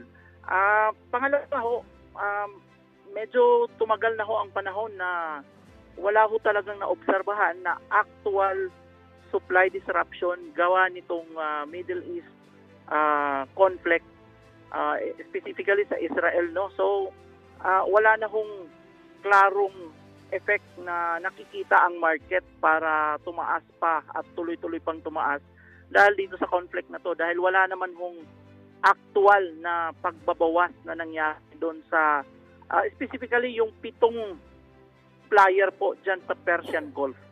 So, lahat ho yan, nagre-resulta ho nung medyo maganda ho ang takbo ng supply, medyo pahina ang demand, at wala hong ganong naobserbahan na problema doon sa supply gawa nitong Middle East conflict. Okay, Director Abad, si Chipo ito. Base po sa mga sinabi nyo, inaasahan na po ba na sunod-sunod na po ang pagbaba sa presyo ng mga produkto ng petrolyo hanggang sa pagtatapos po ng taong ito? Malaki ho ang tsansa. So, hindi lang ho naman tayo absolute na nagsasabi, absolutely na nagsasabi. Pero malaki ho ang tsansa na mukhang bababa ho tayo. Please note na nung as high as $93 per barrel ho yung third week ng October. Whereas yun, ang ating pong Dubai crude ay umaabot na lang ho ng $80 to $81 per barrel. Talaga hong mataas na ho ang binaba. Before the production cut ng Saudi at Russia noong April, ang ating pong Dubai crude oil ay nasa 77 to 78. Napakalapit na ho yung 80 to 81 sa presyohan na yan. So, mukhang maganda ho ang sitwasyon natin sa supply, demand, at saka sa price. At wala naman ho tayong in-expect na sana wala hong mangyaring pagbabago na naman sa OPEC Plus, no? At saka sana hindi pantong sa actual disruption dyan sa Middle East para ho tayo ho'y makadiretso ng sana magandang price up to the end of the year. So, maganda po yan na sinasabi nyo na bumaba po ang presyo ng crudo per barrel. Pero kung sakali po na tumaas ang presyo, ano po kaya ang magiging posibleng dahilan kung muling tumaas ang presyo ng petrolyo at kung sakali meron ba itong magiging koneksyon sa tensyon sa gitnang silangan? Well, yan ho ang binabantayan nating dalawa, no? Kung may mga panibagong production cut na naman na gagawin yung OPEC Plus, yan ho'y palagi nilang ginagawa in response dun sa pababa at pabulusok na price. Sana hindi po gawin, pero wala ho tayong control kung may gagawin po sila for the rest of the year or even next year, no? Ito namang Middle East, masyado hong mababa ngayon ang tsansa na maapektuhan yung 7 producing countries dyan sa Persian Gulf. Sana ho, yan lang ho, wala naman ho din tayong control kung yan ay mag-escalate towards an actual conflict na masasali ho yung 7 bansa na yan at magresulta nung supply disruption. Medyo mababa ang tsansa, no, at this point in time, pero wala ho rin tayong magagawa kung yan ho ay mangyari at mangyari ho pagdating ng oras. Okay, Director, na-mention nyo nga po kanina, pero maaari nyo po bang ipaliwanag ang epekto ng production cut announcement ng OPEC o Organization of the Petroleum Exporting Countries sa presyo ng ating petrolyo sa bansa? Well, ang production cut ho ay yan ho ay agaran hong o may epekto. For example ho, ngayong buwan, sabihin ng OPEC Plus na magbabawas kami ng 2 million barrels next month. Yan ho'y napakalaking agarang effect doon sa price dahil ang demand naman ho ay wala hong association na nagko-control sa demand. Ang demand ho ay talagang pumapalo at yan ho'y respective doon sa bawat bansa. Usually ang economic status or economic activity ng isang bansa ang prime determinant nung demand. Pero itong supply, madali ho nilang kontrolin ho kasi ang pagsusupply. So, yan ho ang ini-emphasize natin na sana wala hong pagbabagong gawin at baka naman ho magdagdag na naman ang OPEC Plus ng production cut. Sana wala ho silang gawin. Okay. Dito naman po tayo sa mga transport groups at mga chuper. Karamihan daw sa kanila ay hindi pa po maramdaman daw ang paggalaw sa presyo ng petrolyo. May inaasahan pa po bang assistance mula sa pamahalaan ang ating mga public utility drivers sa kabila ng kanilang apela sa pagtaas sa presyo ng pamasahe? Ongoing ho ngayon, mula pa ho last month, I think September, katapusan ng week ng September hanggang ngayon tuloy-tuloy ho ang pamimigay ng fuel subsidy. Ito po'y ayuda na binibigay through DOTR, LTFRB. So yan ho ang ating paraan, yan ho ang contribution ng government fund na inaalalay natin, inaayuda sa public transport. So sana ho, i-claim na ho nila. Meron ho kasing, usually ang problema ho dyan ay yung implementation, yung actual receipt nila nung subsidy. Sana ho, i-claim ho nila dun sa LTFRB at gamitin ho nila yun na pang-mitigate ng kanilang fuel. Kasi yun ho ang intent nun, ma-mitigate ho ang price increases na nangyari nitong mga nakaraang buwan. Base po sa monitoring ninyo, may mga gas stations pa rin po ba ang nagbibigay ng diskwento kahit may pagbaba na po sa presyo ng petrolyo? Marami ho. Yung listahan na ho para madali na lang ho sa ating mga motorist. Puntahan na lang ho nila yung Department of Energy website. Nasa Price Watch po yan na tab. mabilis hong i-access yan. Nandun ho yung consolidated list ng mga discount program bawat oil company. Ito hong listahan din na ibigay na ho rin namin yan kay LTFRB at saka sa Department of Agriculture para ho direkta na ho nilang mai-inform yung mga public transport operators at saka itong mga farmers and fishermen ng Department of Agriculture. Pero kung hindi ho nila natanggap yan, pwede ho nilang ma-access ho ang list na yan ng mga discount program dun sa DOE website. Okay, Director, mensahe nyo na lang po sa ating mga kababayan, lalo na po sa mga motorista na lubos na apektado sa paggalaw ng presyo ng petrolyo bukod sa bukas na kayo magpagas dahil bukas magbababa po yung presyo. Well, ang atin lang ho, sinasabi, talaga naman hong volatile yung price, no? Unang-una, hindi ho parte ng control ng ating bansa ang direktang epekto doon sa pagkontrol ng supply. Kadamihan po kasi ng sitwasyon na nagpapa-increase ng price ay itong pagkontrol doon sa supply. Pero ngayon, maganda ho ang sitwasyon natin. Hindi naman ho ito rason para bigla ho tayong mag-aksaya ng fuel. Tuloy-tuloy lang ho ang inyong pagtitipid. At the same time, i-avail ho ang discount 1 peso to 4 pesos per liter ho yan. Piliin ho nila yung mga gasoline station na mayroon nag-o-offer ng ganyan. Hindi ho kasi lahat ng gasoline station mayroon, kaya pumili ho sila. At the same time, i-avail din ho nila yung subsidy program ng government through LTFRB. Lahat po yan, combination ng mga strategies na yan ay lahat makakatulong doon sa ating pagtitipid, no? Pagbabawas doon sa gastusin sa fuel. Okay, maraming salamat po sa inyong oras, Director Rino Abad mula sa Oil Industry Management Bureau ng Department of Energy. Kaugnay pa rin ng revised IRR ng Maharlika Investment Fund, makakausap natin si RCBC Chief Economist Michael Ricafort.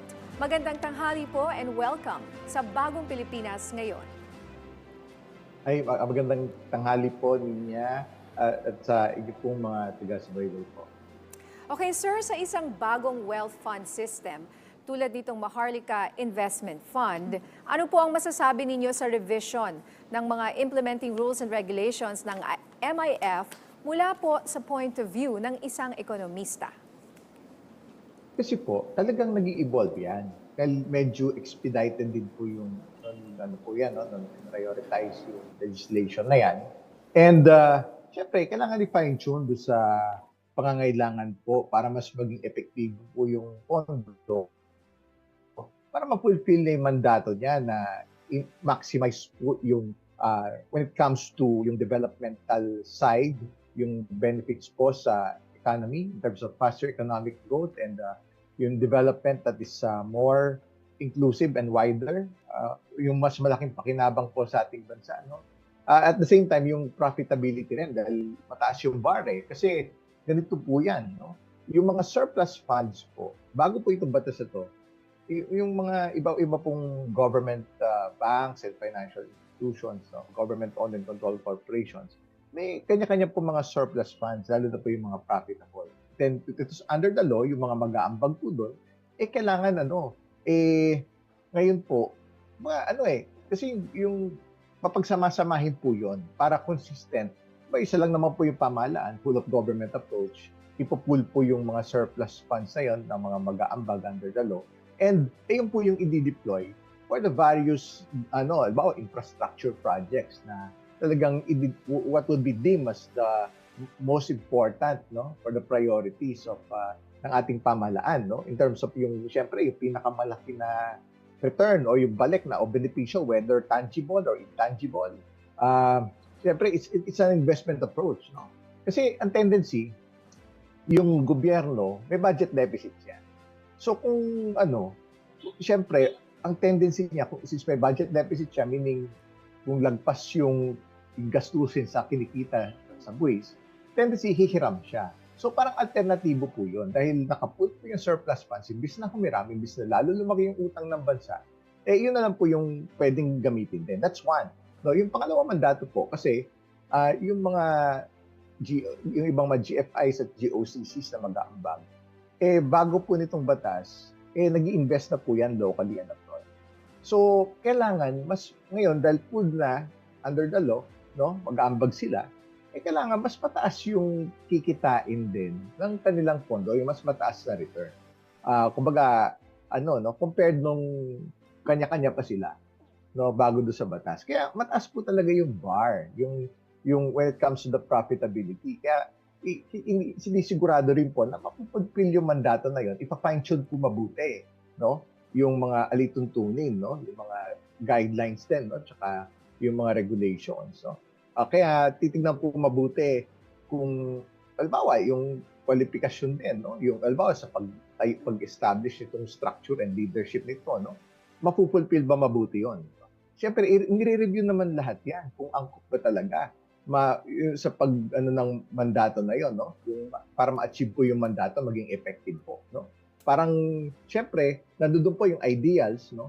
Yung highest form of professionalism, with the highest expertise, credibility, pati yung track record na maganda, no? And yung meaning, yung marunong talaga kumita. Kumbaga, it goes beyond yung mga usual na qualification. Halimbawa, yung mga degree, college degree, postgraduate degree. Sometimes, it's really beyond that, no? Kasi yung bihira lang talaga yung may expertise, yung seasoned na may kakayanan na magpatakbo ng mga pondo at kumita ng malaki dahil nga po ang taas na expectation. Whether, no, yung naging expertise at experience, kumbaga, yung naging track record locally and internationally, no?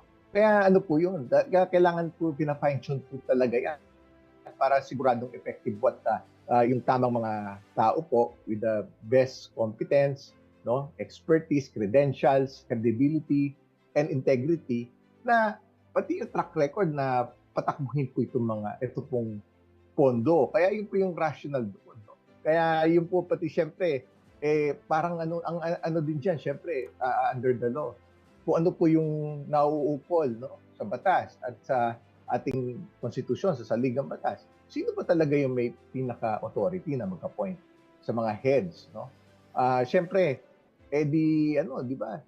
Kung titingnan naman natin mabuti, meron naman mga branches of government like the judiciary na co-equal branch of government na independent. Ganun din naman example yung central bank, yung governor, no? Independent yun and autonomous sa national government. Kumbaga, sila? Yun din naman yung di ba, ina-emphasize, dapat hindi na i-influence politically, no? Kaya, pero ang may approving authority, as a starting point, kung sino talaga yung pinaka may prerogative under the law and under the Constitution, syempre, kung sino yung binigyan ng kapangyarihan ng mga tao. Who is yung leadership ng ating bansa. Kaya, yun po yung pagdating sa pag-appoint po ng mga head, may prerogative po talaga, no? Consistent naman po, pagka na-establish na yung organization and magpa-function na, doon na siya, sisiguraduhin na yun na, independent, professionally run, hindi may influensya politically, as much as ganun din naman yung co-equal branches of government, ganun din naman yung judiciary, example, yung Supreme Court, yung mga korte, ganun din naman yung sa central bank, no? Na-fulfill yung mga mandato nila na hindi po na-influensya ng iba pong branches of government. So, ganun din po yung prinsipyo, no? Pagdating po sa initial appointment. At from then on, makaka-function na po sila independently, autonomously, professionally, na talagang, kaya yung mga alituntunin, consistent po doon. Of course, it's based on global best practices. And kung ano po yung, syempre, nandoon yung highest form of integrity, highest form of governance. Kasi pera pa rin po yan eh. Learning from the mistakes of internationally, yun ba, nangyari po sa Malaysia. No? Nagkaroon po ng problema doon. So, na-address naman po yung mga, kung meron man po mga parang, at the start, no? Kasi since early this year, nung pinush po yan, no? At pinrioritize sa legislation, yun, pati nako-communicate naman po mabuti na hangga't maaari. Yun, highest level of governance. Siyempre ngayon, ang alituntunin po, yung global fund management, sumusunod po yan sa mga Alright, sir. tinatawag na Yes. yung mga Opo. Sir Michael, na-mention nyo nga po yung caliber ng mga tao na dapat na tumulong sa pag-implement itong Maharlika Investment Fund. No? Pero baka maaring paliwanag nyo po sa amin yung role sa power ng Pangulo na i-reject ang ilang recommended appointees. Issue po ba ito sa potential investors, sir? Hindi naman siguro kasi ganun nga yung konsepto, yung prinsipyo na may prerogative talaga yung siyempre kung sino ba yung binigyan ng kapangyarihan ng batas at ng konstitusyon. So yung presidente, di ba, kung sino yung hinalal ng mga tao, no? At least yung mga key positions to start with, di ba? Yung organizationally, pag ini-establish yung organization, of course, yung mga key roles, key positions, ayun, may ano naman.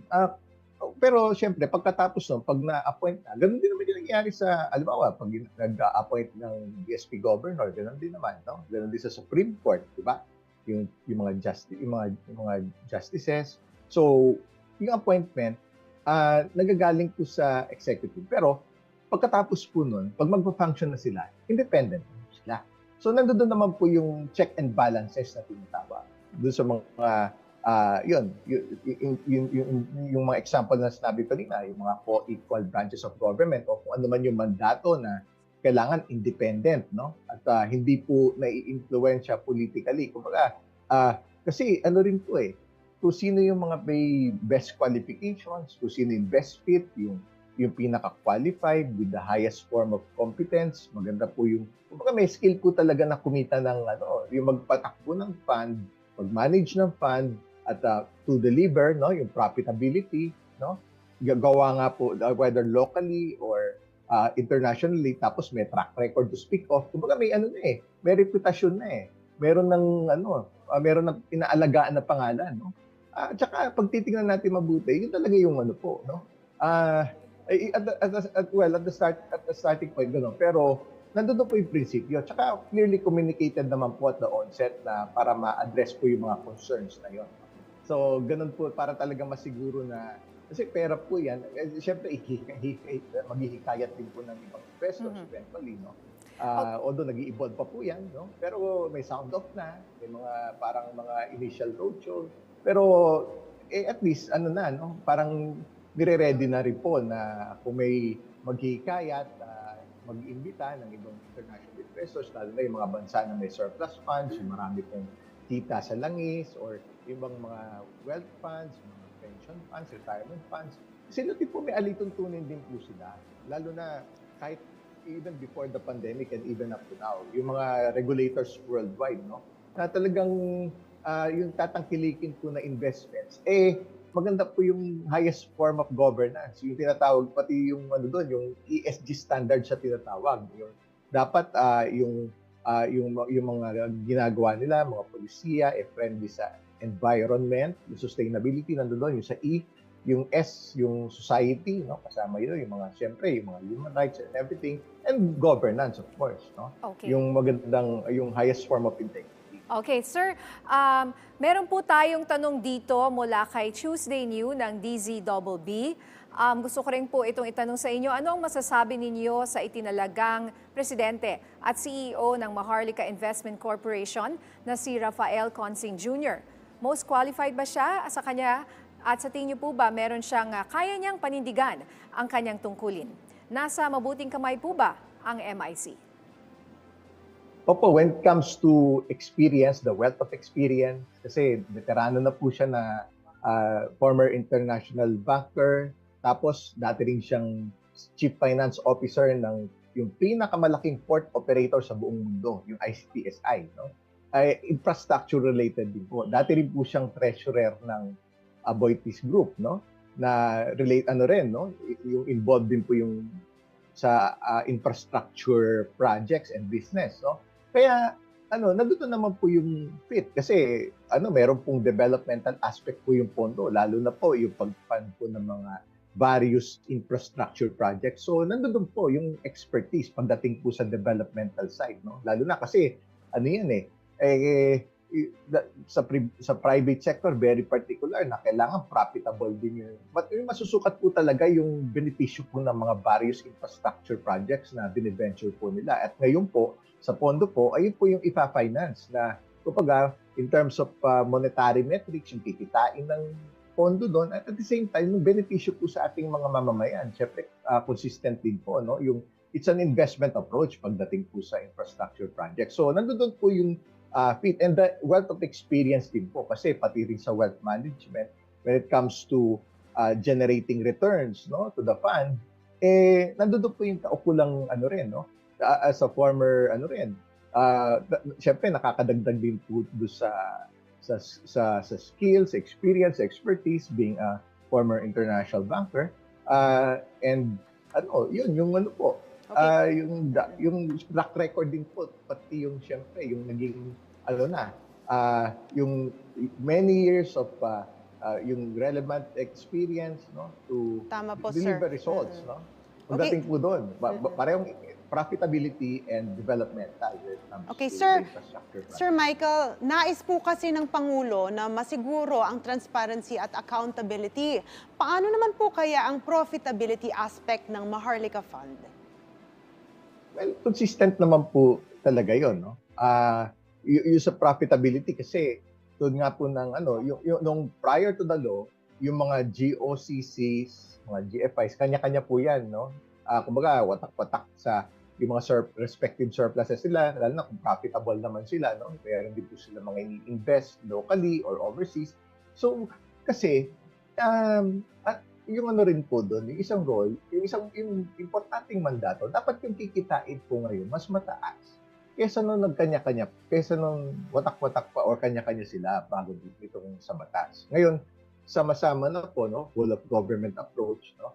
Siyempre, hikayatin po, kahit naman siyempre nababalitaan na po yun ng mga nasa ganyan negosyo. Meron po talaga nasa ganyan linya na negosyo, mga fund managers, locally, lalo na internationally, yung talagang mga batikan, no, at magaganda yung track record, they would come in droves and try to get business also. Kasi ay nang hanap buhay po nila, no? Kasi may mga management fees po yan pag ima-manage nila yung pondo. Kasi yun na po yung expertise nila. Palaguin po yung pondo at kumita ng mas mataas. They would look locally, pati all over the world, saan po yung mas mataas na kita.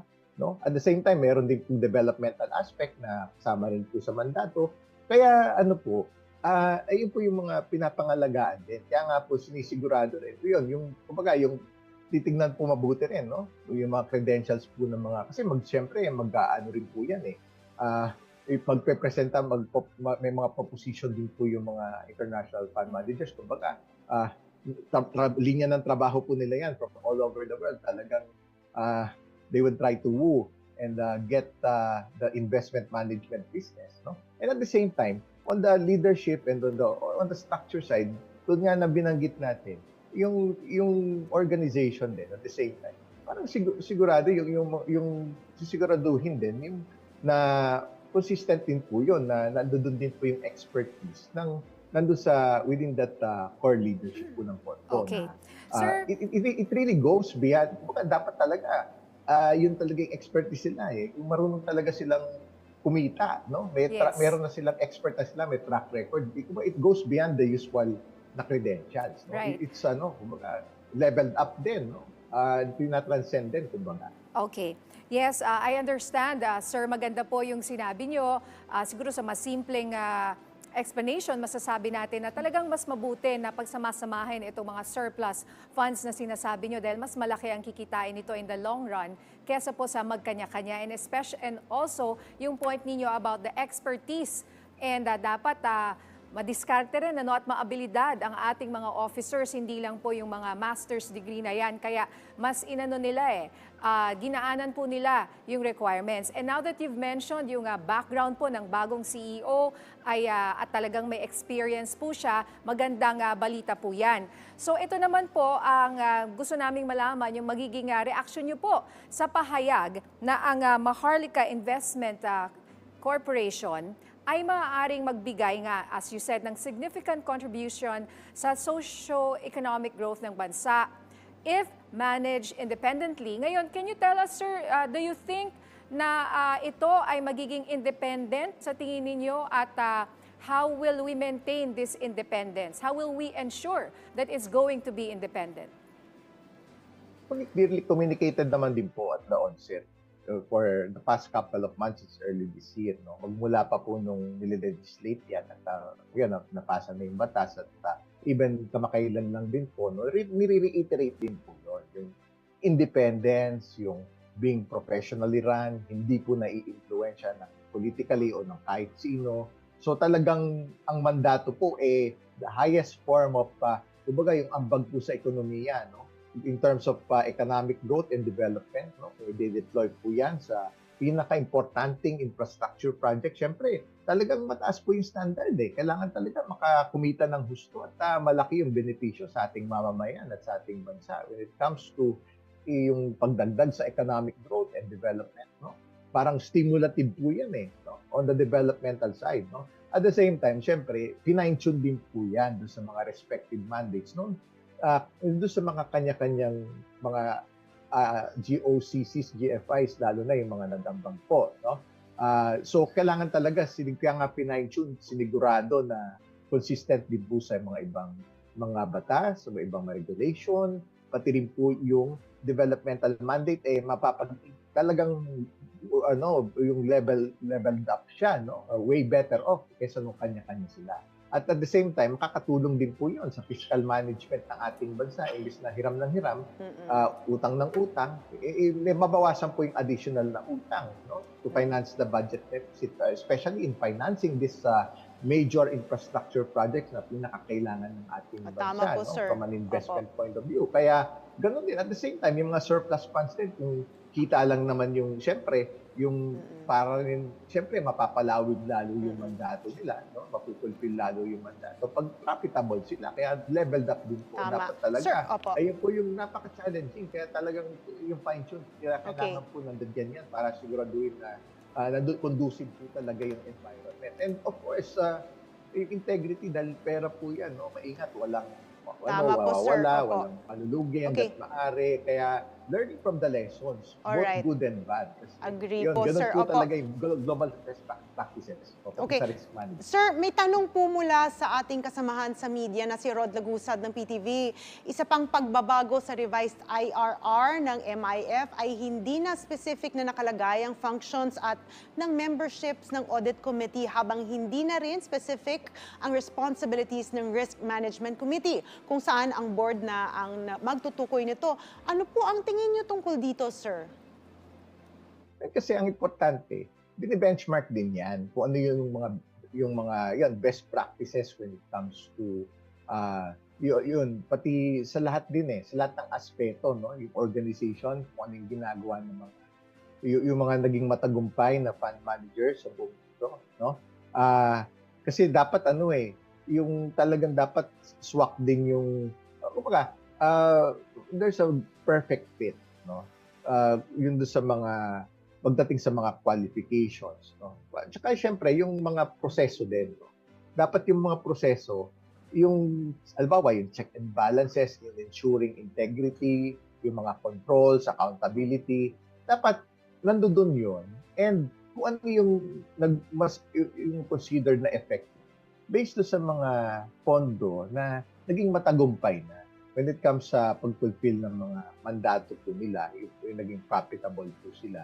Kasi kung titignan natin mabuti, na kahit yung special skills po talaga yung requirement yan halimbawa, pagdating sa pag-manage ng risk management, kakaiba po kasi dito sa hindi yun yung mga typical na leveled up din Hindi pwede yung parang traditional na. Kumbaga parang doon sa educational requirement, hindi sapat yung, halimbawa, yung college degree or yung graduate school degree or master's degree o na kailangan talaga yung angkop do sa expertise na kinakailangan ng pondo dahil at hindi ganun karami yung meron doon, no? Yung talagang ability to deliver na yung kikita talaga ng husto yung pondo, no? Na ma-optimize. So kung kasi yung risk, yung titignan din natin yung risk profile ng mga pondo. Example, even yung mga funds with the best intention, yung pinaka yung professionally run, mataas yung level of good governance, no, with the best intention and interest in mind, no, lalo sa mga developed countries. Pero mapansinin niyo na hindi sila immune sa risk. Nalulugi din sila. Albawa, no, panahon ng pandemya, wala naman po kasing nakapag-forecast na mangyayari yung COVID-19 pa. So meron po mga pondo na nag-post ng losses dahil po doon. Kahit gaano po sila ka-professionally run with everything in place, no? They're at the mercy of the market forces. Ganon din nung nagka-Russia-Ukraine wars last year. Tumaas ang inflation, tumaas ang interest rates. Nagkaroon din ng, siyempre, mga market risk, no? Nagkaroon ng mga parang market price declines or losses, no? So may mga bagay po na ganon na talagang very specialized yung skill. Hindi siya yung traditional na, ibang liga po yan, mas mataas na liga po yan, internationally, no? Kumbaga, hindi yan yung typical, dapat leveled up po lahat, no? When it comes to the controls, mga risk management, hindi yan yung of the ordinary, eh. Kailangan efficient din po at tugma, no? Very much fit do sa business model niya at maging conducive na kumita siya. Ito nga nang binanggit po kanina, meron naman pong industriya kasi yung mga professional fund managers sa buong mundo, meron nag-earn po yan ng management fee na fix. At meron din pong variable. So kung nag-perform sila na mabuti, yun, bukod sa fix na charge sila na management, pag maganda po yung performance ng fund at very profitable, yun po yung parang incentive nila to really perform well. Really, at ayun po, no? Kaya from all over the world, iba po yung standards sila. Hindi po yan yung mga typical na, very specialized yung skill, very specialized yung experience. No? Hindi po, hindi po ganun karaming tao yung may ganun klaseng credentials. At syempre, may pangalan din po na inaalagaan yung iba, reputasyon, no? Kaya, yung branding nila na nakaka-deliver po talaga sila. It's a complete package, no? In terms of yung credibility nila, integrity, pati yung din nila, yung ability to deliver the desired returns na mataas talaga, lalo na level up to lahat, no? So babalansin po lahat ng yun. Hindi talagang way yung requirements po talaga mas stringent, so to speak. Kaya dapat align po doon sa international best practices sa industriya na yun, sa fund management. Tama po kayo, sir. Maraming salamat po sa inyong oras at sa mga impormasyong ibinahagi nyo sa amin. Talaga naman po, we are counting on the MIF and it's in everyone's best interest na ito po ay sana maging successful. Atin pong nakapanayam si RCBC Chief Economist Michael Ricafort. Maraming salamat po. Maraming salamat din po sa inyo at sa ating mga gandang hapon po. Update sa panibagong insidente sa resupply mission sa Ayungin Shoal, ating tatalakayin kasama si Colonel Medel Aguilar, ang tagapagsalita ng Armed Forces of the Philippines. Colonel Aguilar, magandang tanghali po. Magandang tanghali din po at sa ating mga nanonood at nakikinig. Okay sir, base sa datos ng PCG, namataan ang pinakamaraming bilang ng Chinese vessel sa paligid ng Ayungin Shoal. Handa po ba tayo sakaling doblehin pa nila ang bilang ng mga ito sa mga susunod na resupply mission ng bansa sa BRP Sierra Madre? Simple lang naman po ang ating ginagawa at ito ay isang legitimate operations na hindi pwedeng pigilan ni numan. Kasi po, importante sa atin na maipakita sa buong mundo na tayo ay nag-assert ng ating jurisdiction at sovereign rights sa Ayungin Shoal. At nandun din po ang ating BRP Sierra Madre na mayroon tayong mga tao na dapat supplyan natin ng mga kagamitan na kailangan nila habang nandun sila. And therefore, we cannot be prevented or no one can stop us from doing our role mission. Okay, Colonel, si Chipo ito, ano po kaya ang indikasyon ng maraming Chinese vessels ang nandoon? As usual po na ginagawa nila, they want to stop us. But the more that they do that, the more that their credibility is tainted, or the more that they are discredited in the eyes of the international community. Okay. Sir, ano po yung mga susunod na hakbang ng ating pamahalaan, specifically dito po sa ipinapakitang puwersa ng China sa ating teritoryo sa West Philippine Sea? We are doing everything that are legal and that is peaceful in addressing issues, even yung the hostile activities of China. And in the armed forces of the Philippines, as we perform our role mission, we shall provide them with the information they need. So we can expect continuous filing of diplomatic protests to remind them that the Ayungin Shoal is within our exclusive economic zone and that their presence there is illegal, and what they are doing there are actually dangerous and irresponsible. Okay, sir, sa kabila po ng ating pagiging independent pagdating sa operasyon, pagpapatrol at iba pang misyon sa loob ng ating teritoryo, ano po ang masasabi ninyo sa muling pagpapahayag ng suporta ng Amerika at European Union sa Pilipinas?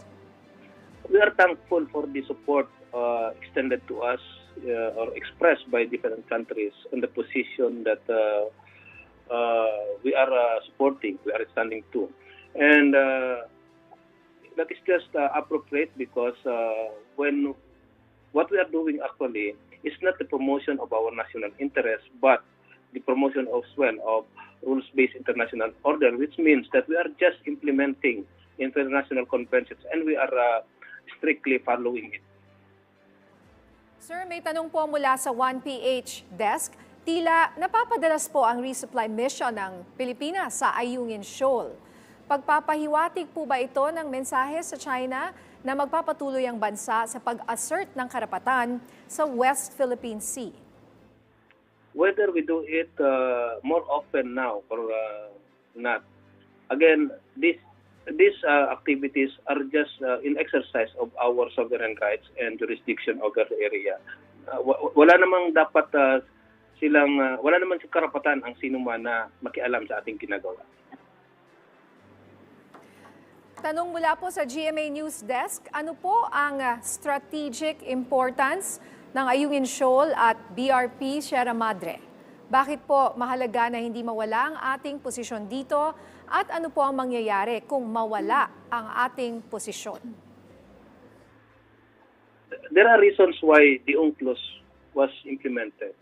That is to settle, to provide venue for the settlement of dispute peacefully, and we are just doing that. And therefore, what we are doing here is the promotion of an international convention that governs every nation that signed it, including China. Okay, sir, sunod na tanong po ng GMA News Desk. In terms of maintaining the position, public feedback shows mukhang napabayaan daw po ang BRP Sierra Madre. Would that be a fair assessment without touching on operational details? And what are we doing to improve it, sir? We are thankful to our legislators that are now voluntarily or making initiative to make sure that we maintain our vessel there at the Ayungin Shore, which is the BRP Sierra Madre. And we will just continue to do that. We will continue to maintain it so that there will be a habitable place for our Navy personnel deployed there. Tanong pa rin po mula sa GMA News, why did the BRP Melchora Aquino, PCG's largest ship, join the resupply mission? What statement are we trying to send here? And will it be a standard already in RORE? The same statement that we are saying over and over again, that is, we are just exercising our sovereign rights and jurisdiction in our maritime zone. Sir? Okay. Huling tanong, mensahe nyo na lang. Okay, sir? Okay, medyo parang nagkakaproblema yata sa audio si Colonel Medel Aguilar. Sir? Yes? Alright, there. Okay, may isa pang huling tanong mula po sa GMA News. Tinamaan ba ng water cannon yung ML Kalayaan? Based on the report we received, it did not hit ML Kalayaan. Okay, so malinaw po, did not hit, no, sir? Yes, it did not hit, but the mere firing of that water cannon is an irresponsible act committed by the China Coast Guard. Okay. That is not acceptable. Whether it hit our vessel or not, it is not proper. It is irresponsible act of China Coast Guard. Okay, bilang panghuli na lang po, mensahe mula po sa inyo sa ating mga kababayan. Nagpapasalamat po kami sa ating mga kababayan, sa ating mga mambabatas, sa ating mga taga-media, sa patuloy na suporta na ibinibigay ng ating mga kababayan sa ating mga ginagawa, lalo na po sa susulong ng ating national interest. Napakahalaga po ito sa atin ngayon at sa mga susunod na henerasyon. Maraming pong salamat at magandang hapon. Maraming salamat po sa inyong oras, Colonel Medel Aguilar, ang tagapagsalita ng Armed Forces of the Philippines. Nakauwi na sa Pilipinas kagabi ang 41 Pilipino na nakatawid mula sa Gaza Strip. Ayon sa Department of Foreign Affairs, kasama sa pagdating sa bansa ang 7 Palestinian na karamihan at kasama ng mga Pilipino. Sinalubong sila ng mga kinatawan mula sa OWA, Department of Migrant Workers, Department of Foreign Affairs, DOH, DSWD at TESDA. Agad silang binigyan ng iba't ibang tulong mula sa pamahalaan tulad ng financial at food assistance, transportation at hotel accommodation. Matatandaang patuloy ang paghihikayat ng pamahalaan sa mga Pilipinong nasa Gaza Strip na samantalahin ang pagbubukas ng Rafah Crossing at umuwi na ng Pilipinas.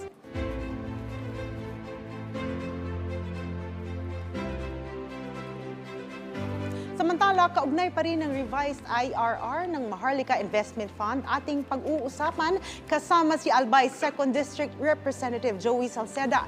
Congressman Salceda, magandang tanghali po and welcome po sa Bagong Pilipinas ngayon. Po sa lahat. Okay. Sa inilabas po na revised implementing rules and regulations itong Maharlika Investment Fund, ano po yung mga significant changes na maaari niyo pong ibahagi sa amin? Unang-una, talagang yung mga sinasabi nating ultra vires, ibig sabihin, ito po yung IRR, mas mataas pa kaysa sa batas. Karamihan po sa titingnan mo isa-isa po yung pagbabago ng IRR, yung original na IRR po ay sinapawan pa yung batas. Yung mga hindi naman po nire-require ng batas, nire-require po nila. At karamihan po dito, halimbawa ay ang kung isa-isahin po natin ay yung pag-create po ng Office ng Corporate Secretary, hindi po yun provided. Yung ano po ng Corporate Governance Committee, wala din. Yung Remuneration Committee, wala din. At saka yung paglalagay po ng mga functions ng Audit Committee, pati na po ng Risk Management Committee, ay lumampas po, o hindi naman lumampas, kundi mas magandang, mas mainam po kung ito ay ilagay na lang po sa mga kamay po ng board. Kasi yung pipili naman nating board, may mga experience at kakayahan na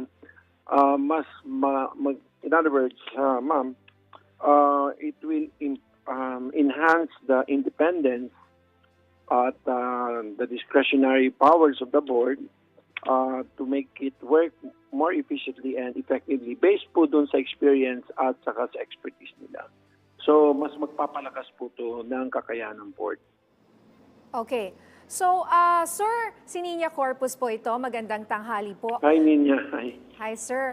Ano po ang dahilan dito po sa na-mention rin natin yung magandang maidudulot daw ng pag-alis ng specific qualification sa IRR sa mga officers ng Maharlika Investment Corporation?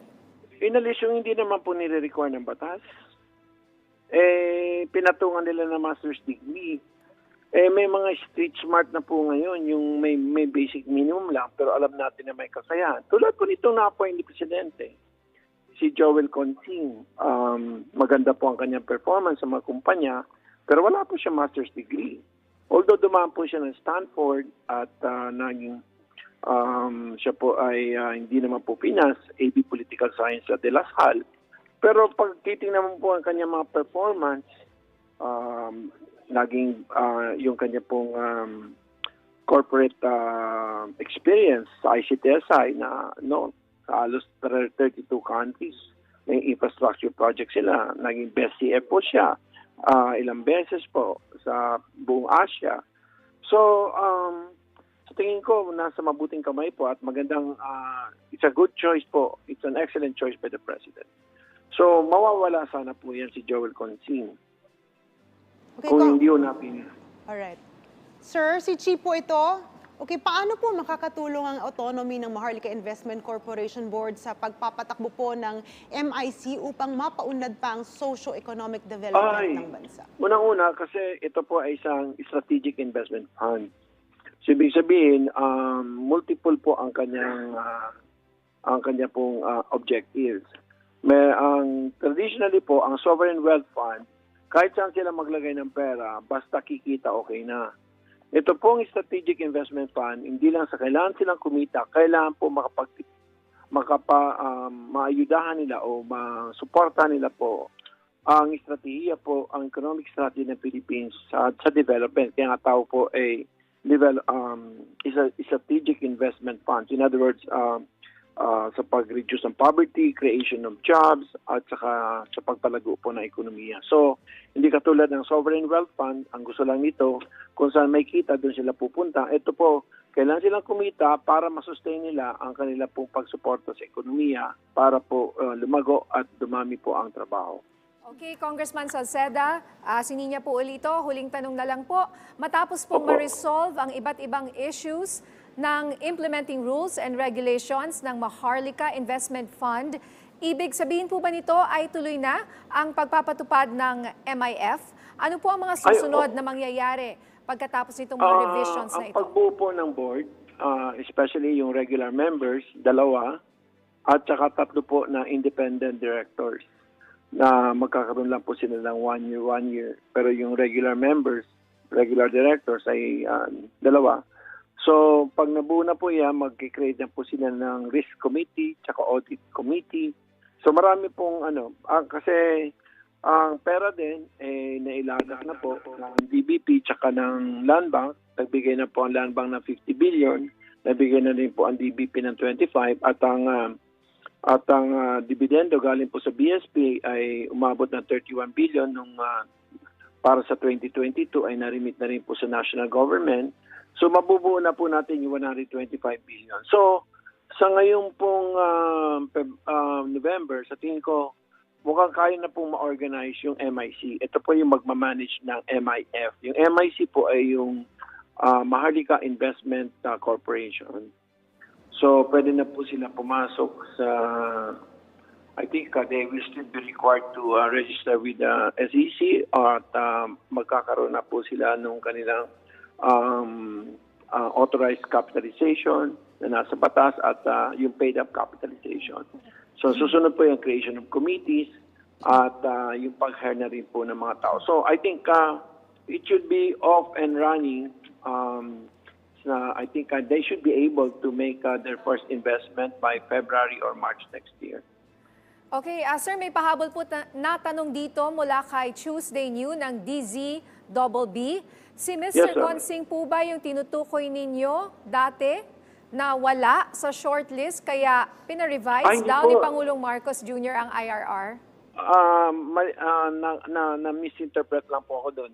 Nagkataon na siya po ang number 1 sa mga pinili, pero wala ko siya masters. Okay, so hindi po siya. Okay, mensahe nyo na lang po sa ating mga kababayan na meron pa rin mga agam-agam sa Maharlika Bill. Sa tingin ko po ay ang Maharlika Investment Fund ay isang malaking instrumento na kinakailangan po ng ating bansa. Kasi po, limitado po ang ating budget at marami din pera po ang ating pong banking sector na hindi po nade-deploy. Karamihan lang po dyan pag nagpautang na sa gobyerno sa aming pong pagpinas ng deficit. Pero sobra-sobra pa rin ang pera na dapat po ay may mobilize natin para po sa mga infrastructure project na sa tingin ko hindi po bababa ng mga 18 trillion na kinakailangan po ng Pilipinas in terms of investment. Kasi kailangan po 5% ng total GDP ang kailangan po natin. Ang GDP po natin ay nasa 22 trillion. So, ibig sabihin, 5% po niyan ay at least 1 trillion.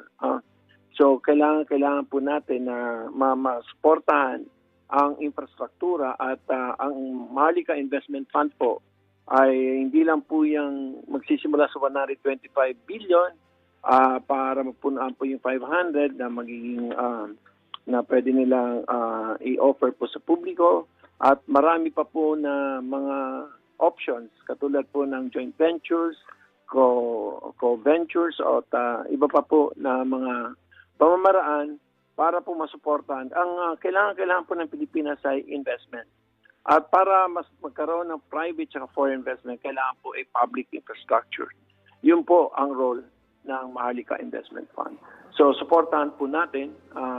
Sa pananaw ko ay nasa tamang direksyon po ang pag-evolve ng Maharlika Investment Fund. Hindi naman masasabi na minadali.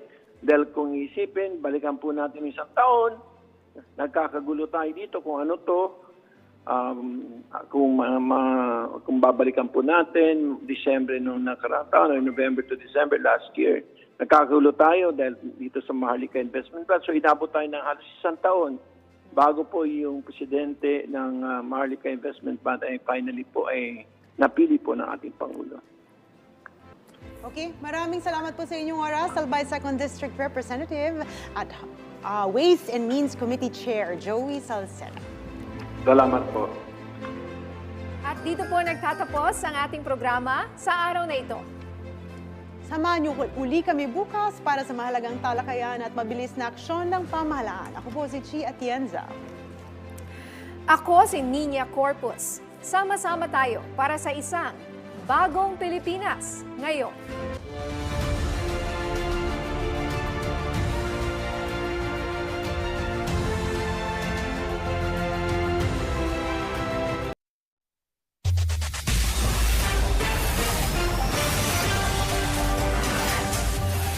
Nagbabalik ang PTV Balita ngayon. Mariing itinanggi ng pamunuan ng Kamara na pinaplano nilang patalsikin sa pwesto si Vice President Sara Duterte. Ayon kay House Deputy Majority Leader at ACT-CIS Party List Representative Erwin Tulfo, nakausap na niya ang House leaders kabilang si House Speaker Martin Romualdez at nakumpirma niyang hindi ito pinag-uusapan ng liderato. Wala rin umanong basehan para sampahan ng impeachment complaint ang pangalawang Pangulo. Sabi naman ni House Majority Leader Manix Dalipe, layon lang ng tinagurian niyang fake news na sirain ang sabahan ni na Speaker Romualdez at VP Sara.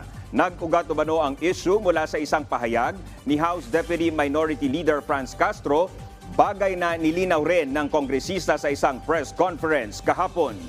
Di naman siya talagang seryoso kasi mga casual na mga kwentuhan lang yan sa mga umpukan. So, nothing serious tingin ko naman doon. At wala naman pang wala pa naman talagang congressman or sino man sa amin yung nagpa-file niyan or mag-endorse.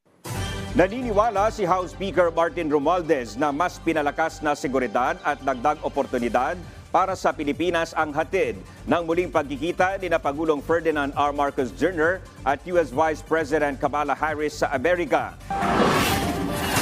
Ayon sa House Leader na bahagi rin ng delegasyon ng Pilipinas sa Amerika, tagumpay ang naging bilateral meeting ni na Pangulong Marcos at VP Harris at patunay ito ng matibay na alyansa ng dalawang bansa. Isa sa mahalagang natalakay sa pulong ang shared commitment ng Pilipinas at Amerika sa pagsusulong ng international rules and norms sa South China Sea. Kasabay nito, ikinalugod din ni Romualdez ang naging usapan ng dalawang lider kaugnay sa mga isyung pang-ekonomiya na tsak na mapapakinabangan ng dalawang bansa. At yan ang mga balita sa oras na ito. Para sa iba pang updates, i-like at i-follow kami sa aming mga social media account. Ako po si Dominic Albelor. Magandang tanghali.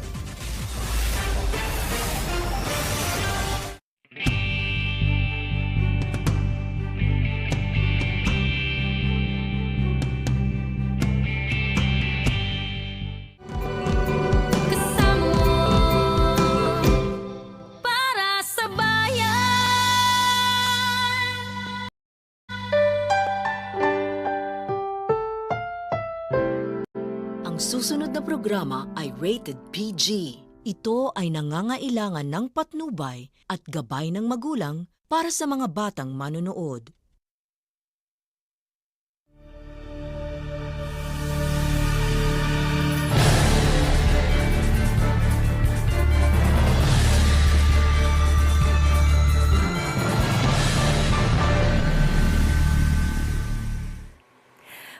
Greetings, y'all. Proud Filipina Sharm Zespina here.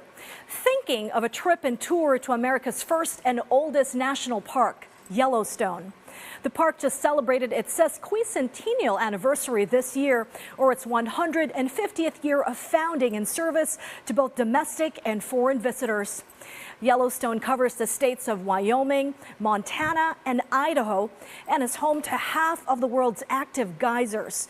The most famous of all and top crowd draw, Old Faithful, which 4 million visitors from all over the world come to behold its spouting feature at intervals of a little over an hour or 20 times a day. All told.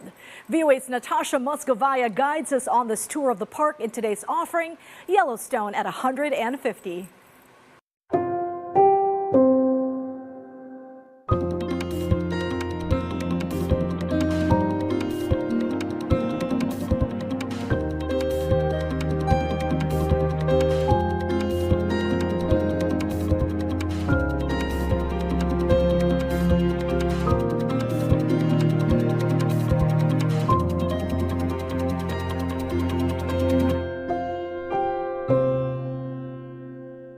Yellowstone, America's first national park, is marking 150th anniversary, celebrating achievements, dealing with climate challenges, and fixing the historical narrative by bringing in Native American voices. Yellowstone National Park covers nearly 9,000 square kilometers of the western United States, across Montana, Wyoming, and Idaho, in 4 mountain ranges driven by powerful magmatic forces underground.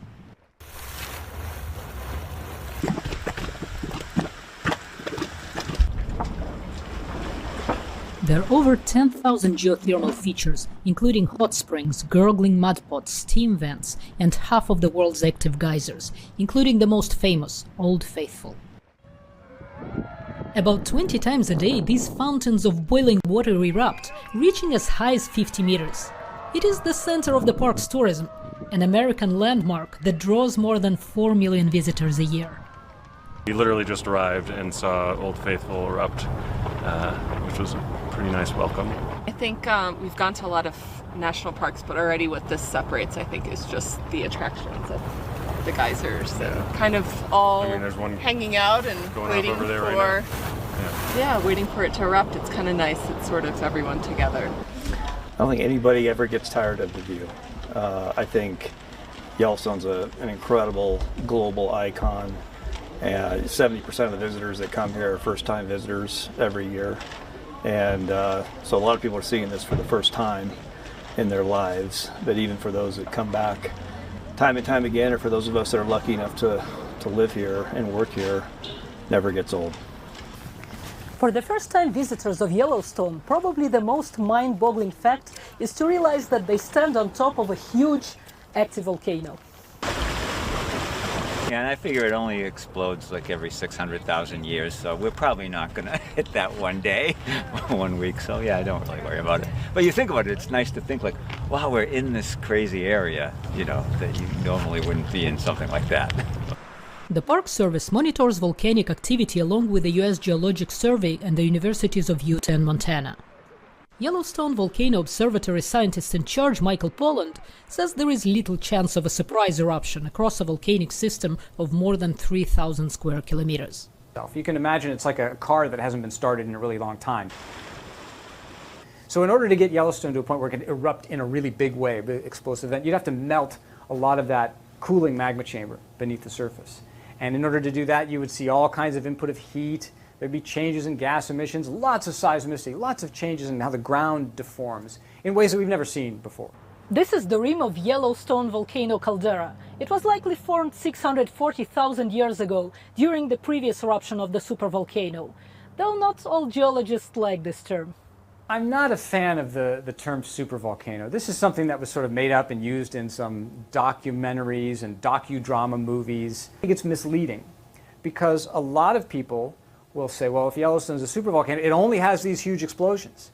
And that ignores the fact that we know from the geologic record that the most likely form of eruption from Yellowstone is a lava flow, not a big explosion. Inside the park's volcanic system, brightly colored organisms called thermophiles thrive in extreme conditions. we're looking at temperatures in the 90 to 70 degrees Celsius range. Far too hot for most life forms, even the well-adapted, heat-loving organisms that make these hot springs home to survive. As we move closer to the edges, we near temperatures closer to the 60-degree range. And as we start seeing the transition from browns to greens, we're looking at temperatures in the much more habitable 30 to 35-degree range. For microbiologists, Yellowstone is an immense living lab. What we know about the human genome, the genome of animals, is reliant entirely on a chemical made by that little yellow streak in that runoff channel. As we look towards the future, Yellowstone's thermophile communities are helping us look at so many possibilities in the field of medicine. In the bright blue springs of Yellowstone, with temperatures too extreme for most life forms to survive, there are archaea and viruses so alien that our immune system can't quite recognize them as a threat. Research on organisms thriving in hot acidic water may provide answers about how early organisms on Earth survived without oxygen. The earliest days of life on Earth, when the Earth was volcanic, when the oceans were still young, when they were still hot, we probably saw bacteria like these we see in Yellowstone today. In fact, the first life on Earth, the first source of oxygen for our atmosphere, probably came from photosynthesizing bacteria living in scarce and scant runoff channels from hot springs on the ancient Earth. Archaeologists say humans have been hunting and gathering in Yellowstone for at least 11,000 years. This continent was set aside for our people. And if you really think about it, you know, from the North Pole to the South Pole on this continent, there are nothing but Indian people. And we've been placed here, you know, by our maker. And Yellowstone is part of that. Velda Racehorse is a member of the Shoshone-Bannock tribes that lived in the area until the US military arrived to secure the park's borders at the end of the 19th century. The Army stayed in Yellowstone for more than 30 years, based in a compound at Mammoth Springs that now houses Park Service Administration. You know, we have a government-to-government relationship with 27 tribal entities. You know, these all are tribes that have identified that they have a real connection to Yellowstone, and for a variety of reasons, and many reasons for every tribe. This is a rich heritage with tribal experiences in Yellowstone. You know, they'll battle outside of these boundaries, but this, for some reason, the Yellowstone Park seemed to be kind of a neutral area for everyone. I think it adds a lot of spiritual meaning to it. It was unique. It was held sacred. Of course, we hold all land sacred, but this is kind of unique, special place that was given to us by the Creator. Our people adapted to whatever happened to them. And that's why we're still here today, because we adapted. And even though we were forcefully removed, we all adapted to what was happening. And we moved further away from what was happening. When Yellowstone was designated a national park, the Native American tribes were chased out. The history of the park focused on the white people exploration. Now, for the first time in 150 years, teepees were erected in the park, and the first people of the land are telling their own stories. We actually have three mothers.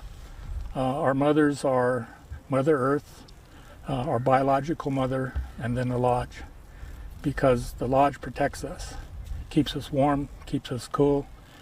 It's a place where we abide with family, that kind of thing. And so when we put it up, the meaning of the lodge is pretty dynamic. Anniversary celebrations include Native American cultural events and public gatherings with tribal leaders. Shoshone-Bannock elder Winona Tindor said coming to Yellowstone was a hard decision. My grandma told me not to come here. She told me not to be speaking about these things because it's a bad memory for her. When she got herded from her homeland that way, and it's very emotional, you know, because this was her homeland. And she was told to leave and never come back. And she never did come back. Blackfeet attorney and artist Evan Thompson is documenting his fight in courts for restoring the traditional tribe's hunting rights using a technique developed by Native American artists in the mid-19th century. So ledger art is what I would call a semi-traditional form of Plains Indian art. Historically, men would leave a war record by painting it on hide, often on teepees or on war shirts. And so with the introduction of reservations and the disappearance of the buffalo, hide becomes very scarce. And so people would go to the forts and other places to get paper to leave this record, their personal historical record for their families on. That tells the story of reasserting our hunting rights here in Yellowstone National Park. The lead figure is modeled after myself, I guess, to holding up our 1855 treaty with the United States government. And then the four singers behind there are supporting that event. And then on the bottom of the piece are some pictographic figures holding rifles, and they represent the Blackfeet people that came in after we reasserted that right, and they're hunting the buffalo in the image. Northern Arapaho and Northern Paiute artist Patty Valdez brought to life bison sculpted from willow branches with pairs of dancers from different tribes. She called the performance Rematriate. The ladies I have with me are all moms, and in some way we're all connected to each other. Daughters, not all of us are moms, but I feel it inside we each have that in us. Beginning with land, and most of this is the Rematriate, is to bring land back to its natural state of harmony and healing. It's just having the women in my lives, from my son's girlfriend to my cousins and my nieces, my granddaughter, and my daughter as well.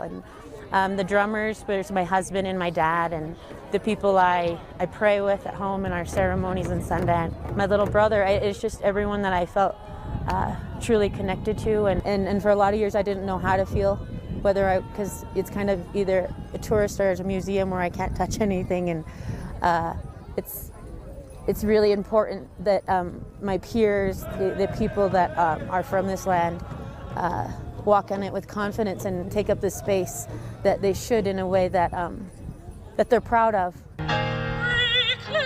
Yellowstone celebrations included the debut performance of Muskogee soprano Kirsten Kunkel's Reclaim the Land.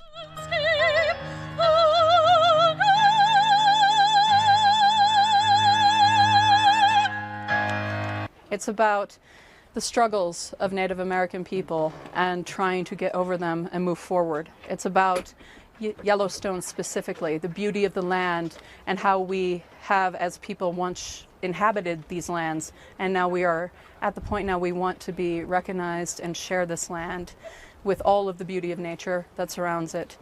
And I was hoping with this piece that I would connect with people, that it would be something that people would want to sing, that people would want to hear.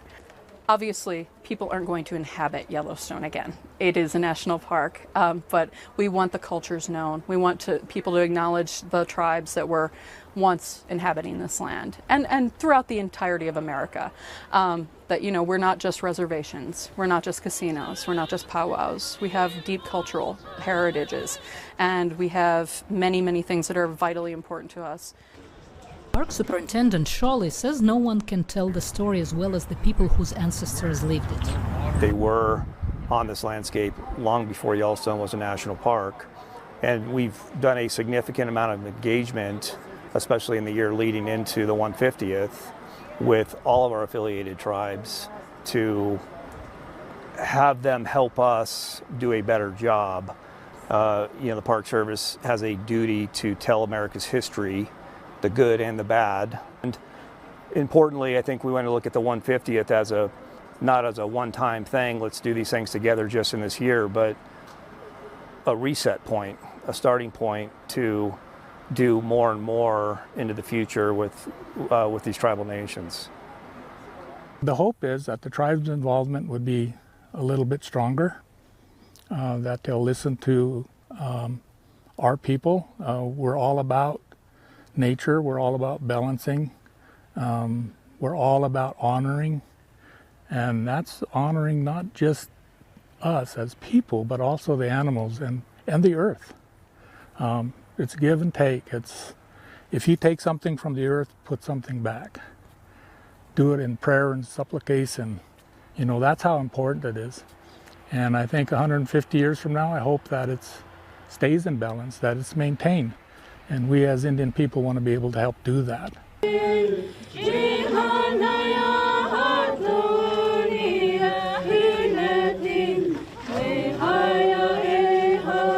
Maintaining that balance is a centerpiece of cooperation between the Park Service and Native Americans in Yellowstone, where there were too few rangers at its start to protect geothermal features.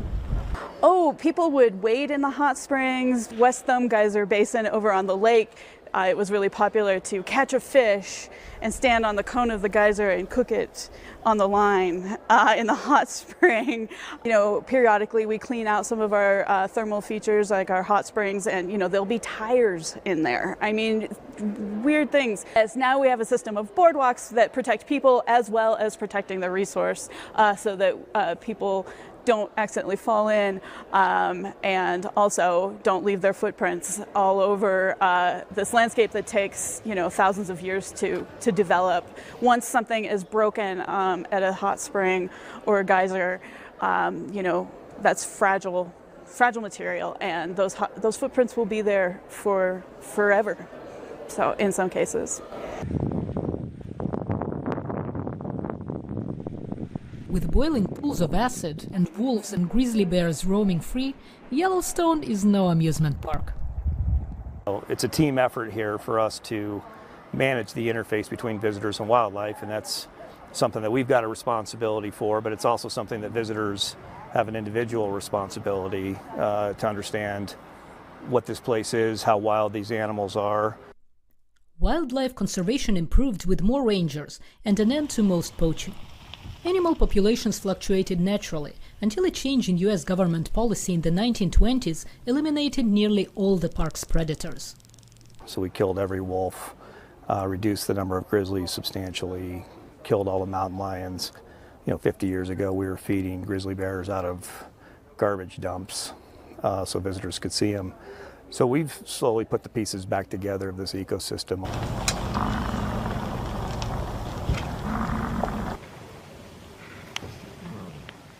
Bison have lived in Yellowstone since after the Ice Age. At the beginning of the 20th century, due to overhunting, there were only about 24 bison left in wilderness in Yellowstone. Now there are over 6,000 of them here, and occasionally they create bison traffic jams. Yellowstone's, it's a bucket list trip for people. And it's not the public's fault that the Park Service 30 or 40 or 50 years ago didn't build shoulders on the roads.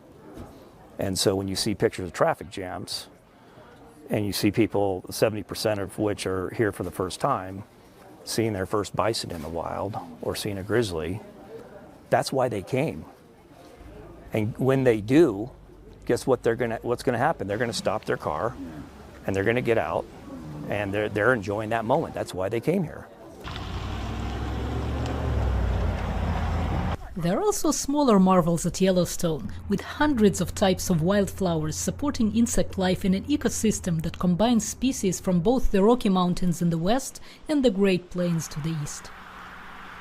Health-wise, the ecosystem's in better condition now than it ever has been since Yellowstone became a park.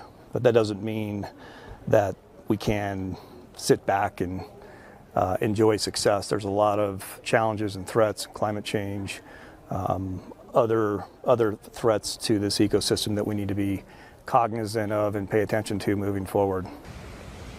Unprecedented flooding in June tore through parts of Yellowstone, washing away roads and causing rock slides and mudslides. I've never experienced something like this. The rain was falling. It felt like forever. It just kept coming and coming and coming, which then was melting our snow melt. So together, it just made this huge flume of water overnight. Yellowstone historically has not had a lot of floods, and there was not really any warning that this flood was coming. But I think the team here couldn't have handled it better. I mean, the fact that without power for 40 hours, evacuating the park, 10,000 visitors within about 30 hours, doing the damage assessments, getting temporary repairs done all across the park. The park's north entrance reopened once upgrades were completed on the old Gardiner Road as a higher ground alternate route to the washed-out Riverside Road. Outside the park entrance, piping is all that is left of a house swept down the Yellowstone River from the small Montana town of Gardiner. For local businesses, the prolonged closure meant loss of income. This season, Sarah Andrus's new hand-painted teepees stood mostly empty.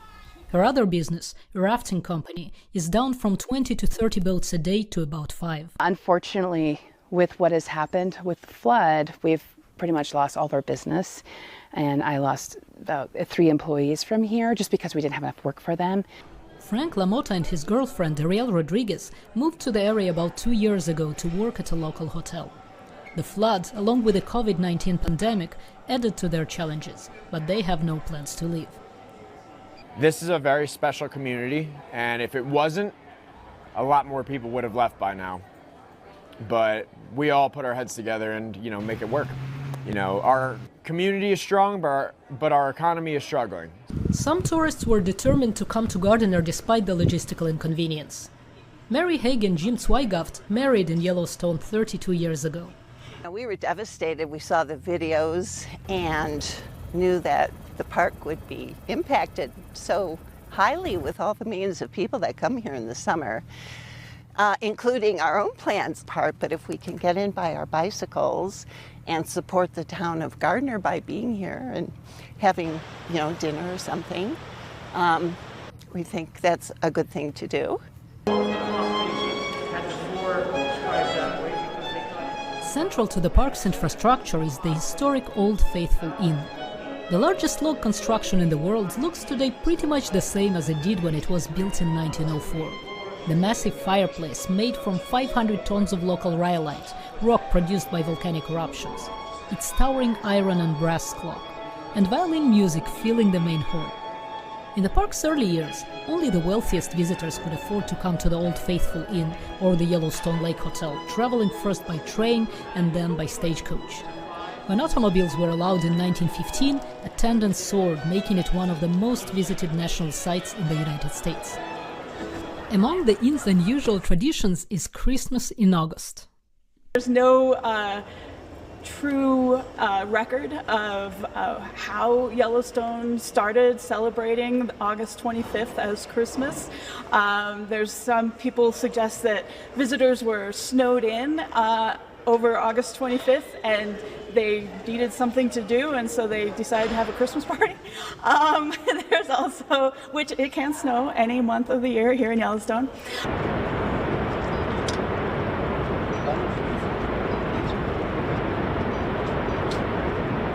It's the scale of Yellowstone's natural beauty that helped convince US lawmakers to fund the park 150 years ago. But they hadn't seen it in person. They were persuaded by accounts of early expeditions and by the images of photographer William Henry Jackson and painter Thomas Moran. This scenery is still seen in the park. But what about in another 150 years? Wow, 150 years from now in Yellowstone. I think it will be different. I think perhaps the way the park is managed will be different. Certainly we can see over time the way the park has been managed has changed. For example, in the way the park responds to wildfires. The way climate is changing will certainly also have an impact. That's one thing I really wonder about. We know from looking at the past record of, say, Old Faithful, that during prolonged periods of drought, some geysers don't erupt that much. And you imagine that Old Faithful, iconic Yellowstone feature, goes quiet. We got a long way to go in relationship to a thorough understanding of how climate change impacts different species. Can those species adapt or not? What types of actions can we take if we need to assist in adaptation? Which critical resources are most vulnerable to future events? How do we protect those? Central to its future, says Shawley, is responding more proactively to the impacts of climate change across the Yellowstone ecosystems.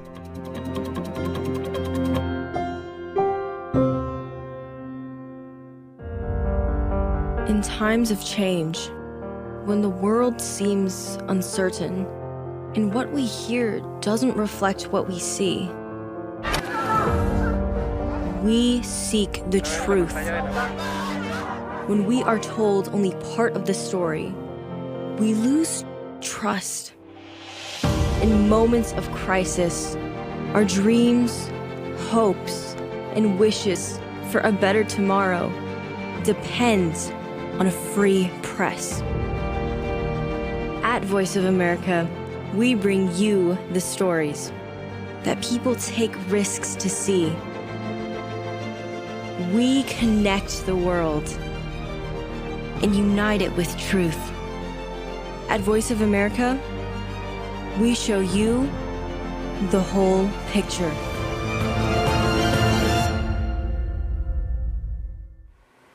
And that's a wrap for today. We hope you can take something with you from the story. And we look forward to you joining us again for the next Inside Story offering. And here's reminding you all to work hard and dream big. Count those blessings and be kind. And catch the news right here. This is Sharms Espina for Stories from the Grid.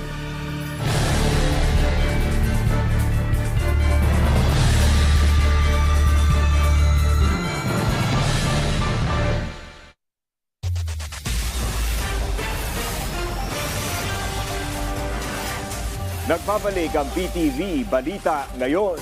Patuloy ang pag-monitor ni Pangulong Ferdinand R. Marcos Jr. sa sitwasyon ng mga lugar na apektado ng magnitude 6.8 na lindol kahapon. Sa isang interview, sinabi ng Pangulo na patuloy ang pagre-report sa kanya ng NDRRMC, DSWD at DILG kaugnay sa mga update mula sa Davao Occidental.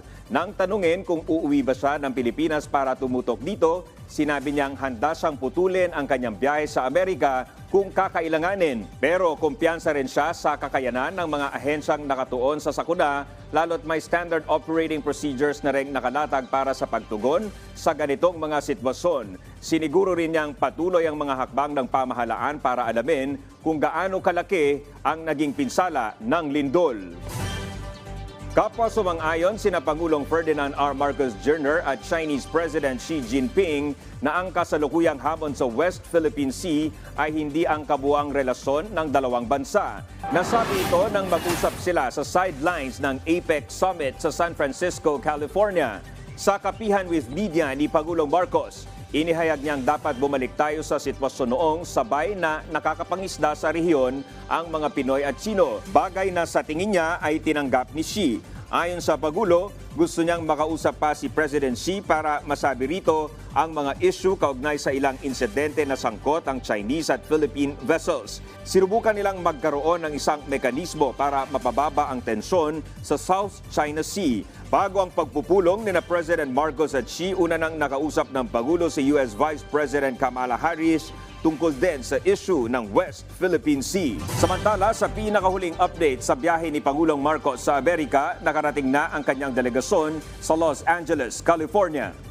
At yan ang mga balita sa oras na ito. Para sa iba pang updates, i-like at i-follow kami sa aming mga social media accounts. Ako po si Dominic Albelor. Magandang hapon.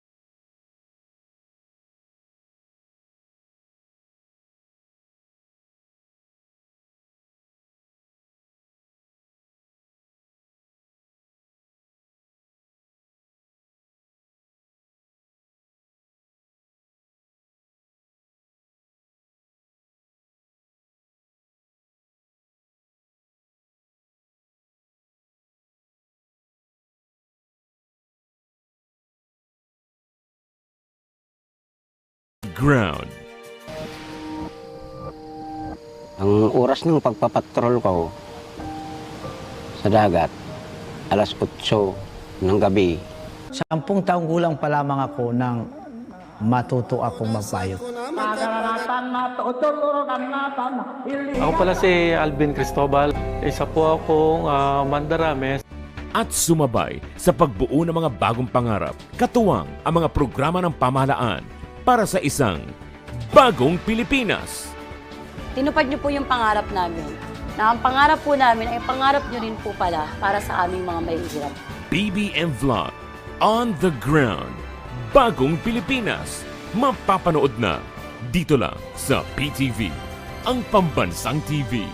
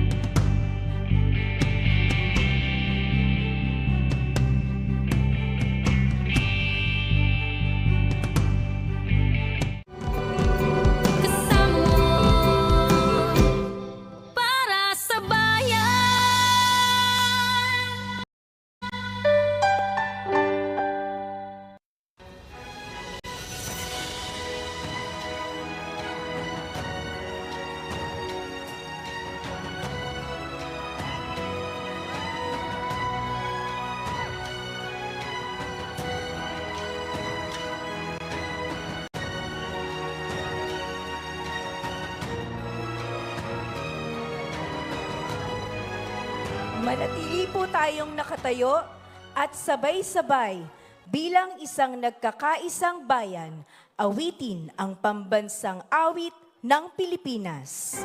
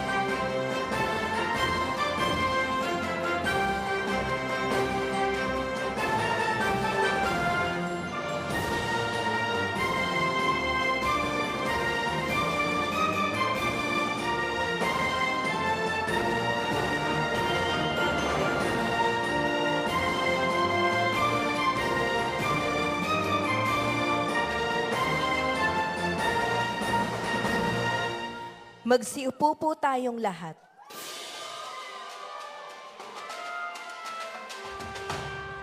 Upang maghatid ng kanyang pambungad na mensahe, ang ating Consul General para sa Konsulado ng San Francisco, Consul General Neil Frank Ferrer.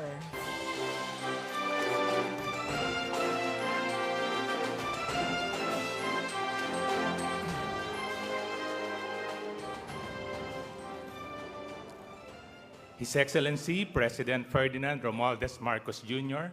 and First Lady Luis Araneta Marcos, House Speaker Ferdinand Martin Romualdez, Secretary for Foreign Affairs Enrique Manalo and members of the Cabinet present, Philippine Ambassador to the United States Jose Manuel Romualdez, other members of the Philippine delegation, members of the Filipino-American community, other distinguished guests, mga kababayan, magandang hapon po, magandang gabi, mabuhay!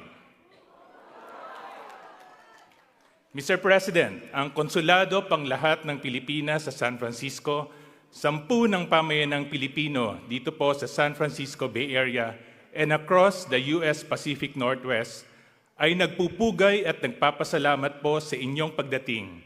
Isang makasaysayang araw po ito sa aming lahat, isang araw ng pagdiriwang. Mr. President, on behalf of the more than 1.3 million Filipinos and Filipino Americans across our 10-state jurisdiction, I wish to express our profound gratitude for making this Filipino community meeting your very first event upon arrival in San Francisco for your official visit to the United States. Your visit, Mr. President, is very meaningful considering the affection and wide support you have within the Filipino community.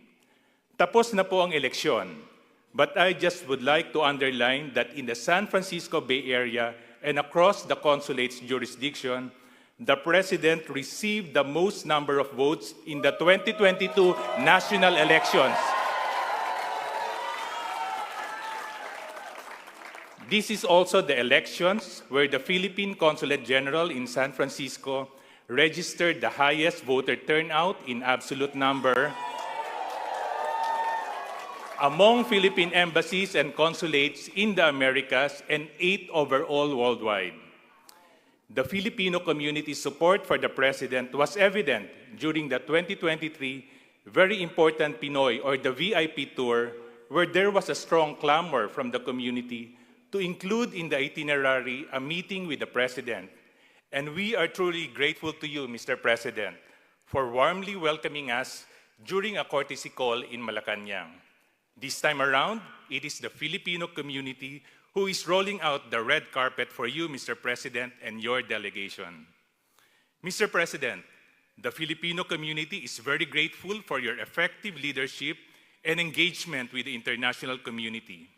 As you meet with APEC leaders, CEOs, and other stakeholders in the next few days, we wish you and your delegation a successful visit. Mabuhay po kayo, Mr. President. Mabuhay ang Pilipinas.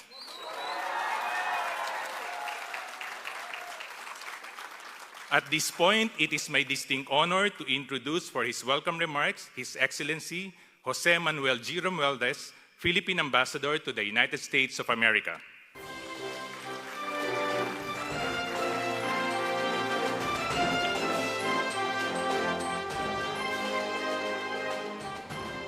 Magandang gabi po sa inyong lahat, mga minamahal kong kababayan.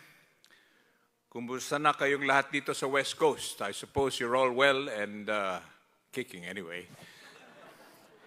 I also would like to greet some of the members of our community from the Pacific Northwest who traveled all the way here to San Francisco to meet with our President.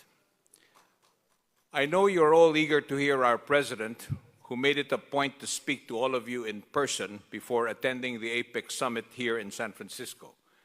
President Marcos, no doubt, gives priority to all of you and chose to meet with you first before anything else here in the United States. That is how much, and I can tell you, he does really value his kababayans here in the United States. We are, of course, delighted to be back here in the Bay Area, where I, including the President, spent quite a number of memorable years. Marami sa mga kababayan natin dito ang umaasenso dahil sa sipag at sakip o sakripisyo. Since I have been given the honor to represent the country here in the United States as the ambassador, many of our American friends have told me countless times how commendable Filipinos are for their hard work and dedication. But it's in their talent, the care, and going the extra mile that put Filipinos a cut before the rest. I can never be more proud to be a Filipino. Kayong lahat ay nagbibigay ng karangalan sa ating bansang Pilipinas. In every community and sector in the United States, there are Filipinos and Filipino Americans holding our flag high, whether in the healthcare sector, academe, business, technology, hospitality, media, entertainment, and even those happily retired. President Marcos is back here in the United States for the Asia-Pacific Cooperation Meeting or Summit so he can push for our country's interests. Kagaya ninyo, ang presidente natin ay dobleng kayod para maiahon ang Pilipinas. The Philippines is indeed has a very bright spot worldwide today. That is why we must seize the moment before the moment seizes us. Let's all work together and support our President to build a new Philippines or Bagong Pilipinas for a progressive and peaceful country for all Filipinos. Mabuhay ang Pilipino, mabuhay ang Pilipinas, at mabuhay ang ating mahal na Pangulo. Thank you. Maraming salamat po, Ambassador Romualdez. Para handugan tayo ng ilang awiting pupukaw sa ating damdaming makabayan. Isang masigabong palakpakan para sa ating OPM icon, Florante.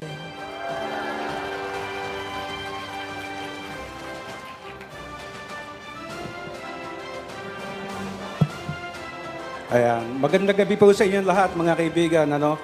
Pasensya na kayo dito sa suot ko dahil sa kararating lang po namin at mula airport po is dumiretso na kami dito.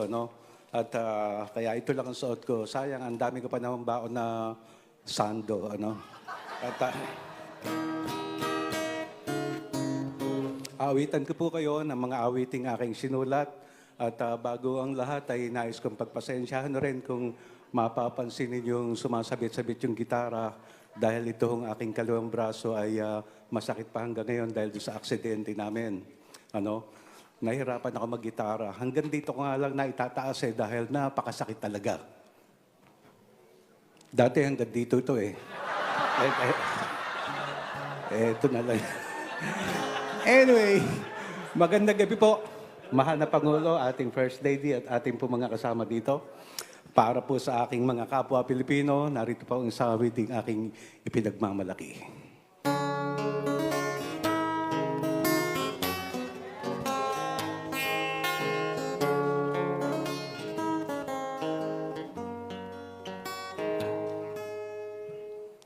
Ako'y isang Pinoy sa puso't diwa, Pinoy na'y sinilang sa ating bansa. Ako'y hindi sanay sa wikang mga banyaga. Ako'y Pinoy na mayroong sariling wika.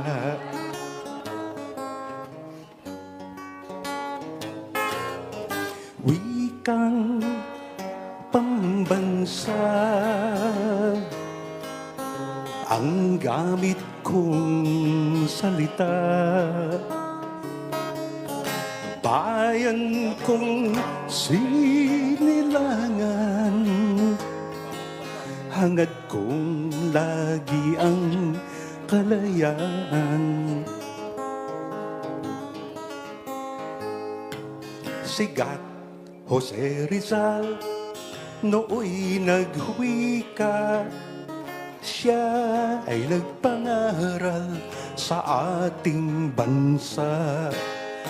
Ang hindi raw magmahal sa sariling wika ay higit pa ang amoy sa mabahong isda.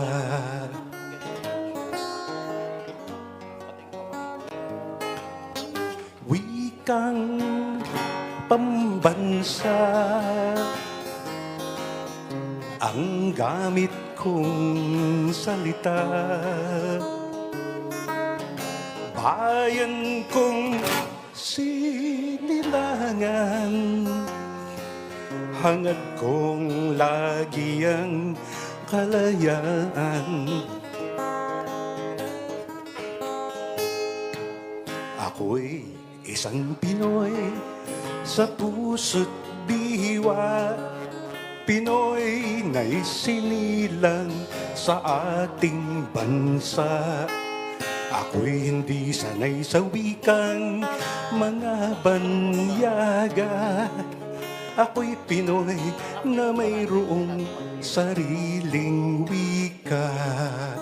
Ako'y Pinoy na mayroong sariling wika.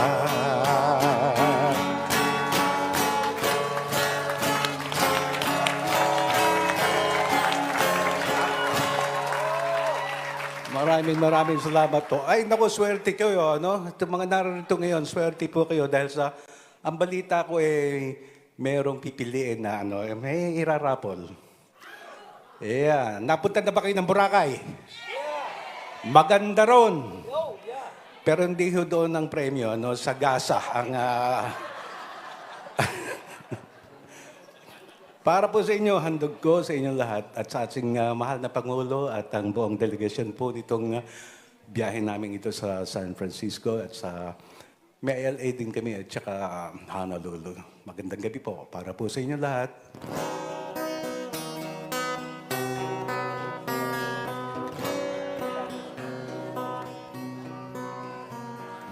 Parang kailan lang ang mga pangarap ko'y kay hirap abutin.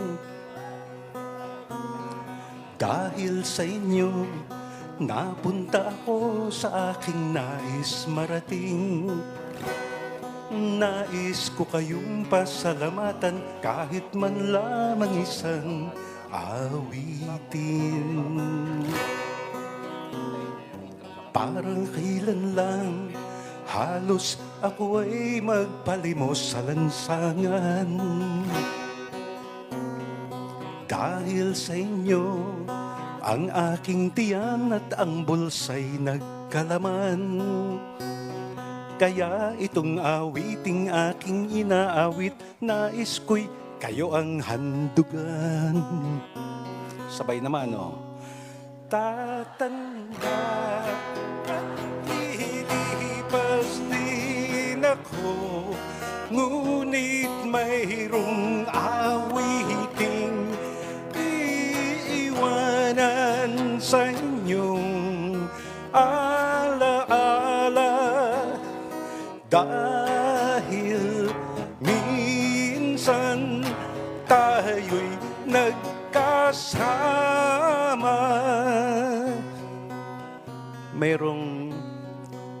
Merong wala sa toto dyan. Sino yan? Pero hindi, okay lang. Nagkakantahan lang naman tayo.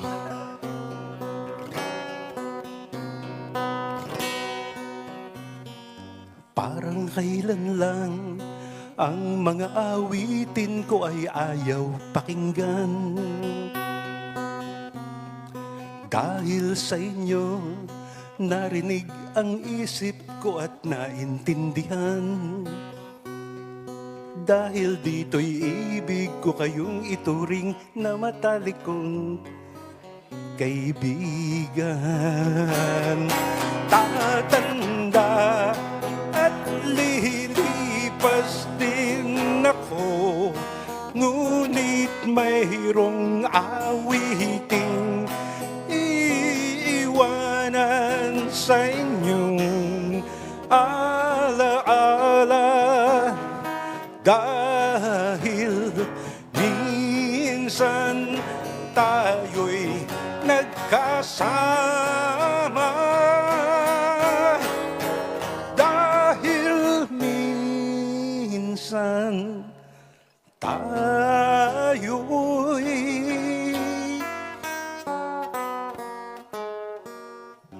kayo po, ako, ang mahal na Pangulo, kanya may bahay, at ang mga delegasyon, matatandaan natin na sa gabing ito tayo'y nagkasama.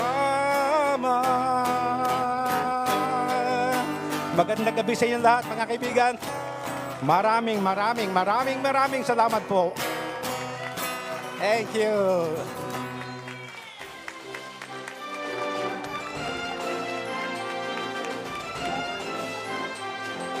Maraming salamat, OPM Icon Florante.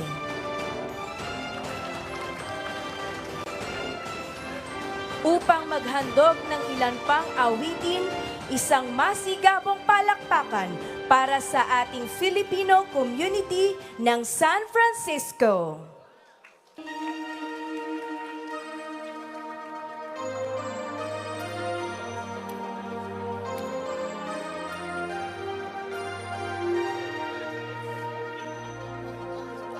Isang himig ang aking narinig, minsay nanaginip, ating bansa'y umaawi. Isang himig, pag-ibig ang hatid, ang musika'y batid sa bawat puso at isip.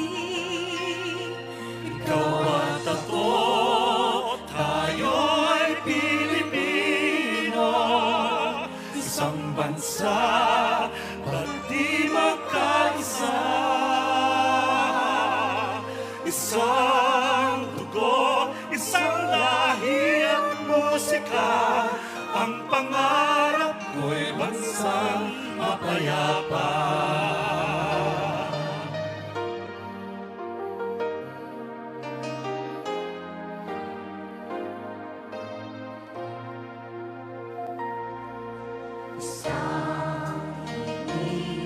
Pag-ibig ang hatid, ang musika'y hatid sa bawat puso at isip. Isang awit ang aking narinig, Kristiyano at Muslim, magkaisa sa awitin. Ikaw at ako, tayo'y Pilipino, isang bansa, ba't di magkaisa? Isang dugo, isang lahi at musika, ang pangarap ko'y bansang mapayapa. Ikaw at ako, tayo'y Pilipino, isang bansa, ba't di magkaisa? Isang dugo, isang lahi at musika, ang pangarap ko'y bansang mapayapa. Ikaw at ako, tayo'y Pilipino, isang bansa, ba't di magkaisa? Isang dugo, isang lahi at musika, ang pangarap ko.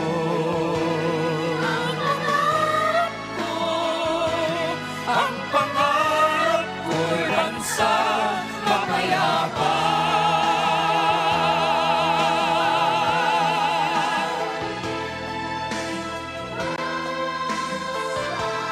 Mapayapa.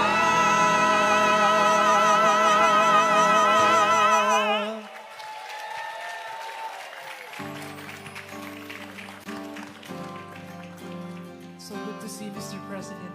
Parang naalala niyo yung nanay ko, no?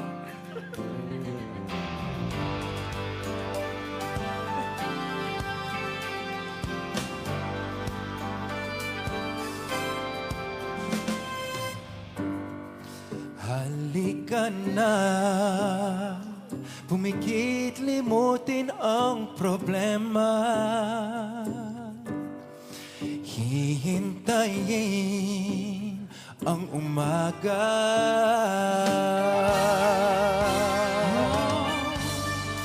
Magpahinga,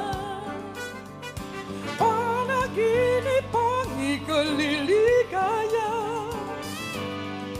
Darating din ang umaga.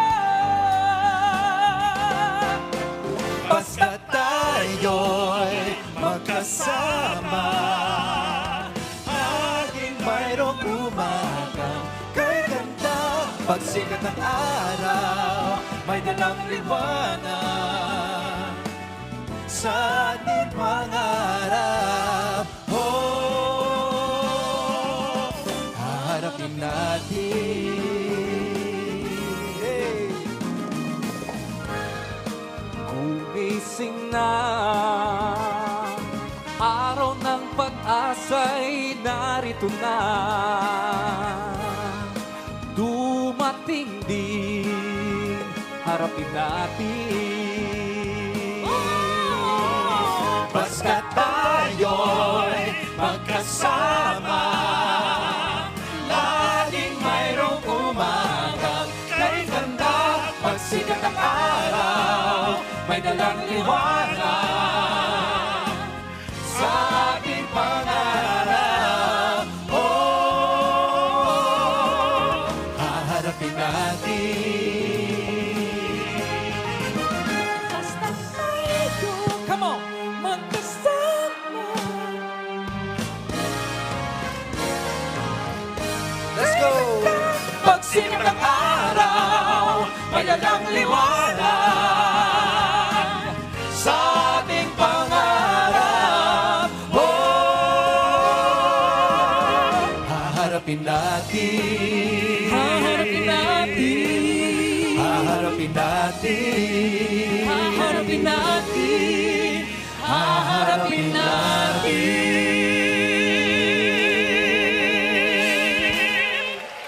Maraming salamat Muli, po. palakpakan para kina Mr. Leon Palad, Miss Alisa Bonaobra, Prince of Teleserye Theme Song, Mr. Brian Termulo, kasama sina Philippines King of R&B, JR, and Philippines Queen of Soul, Jaya.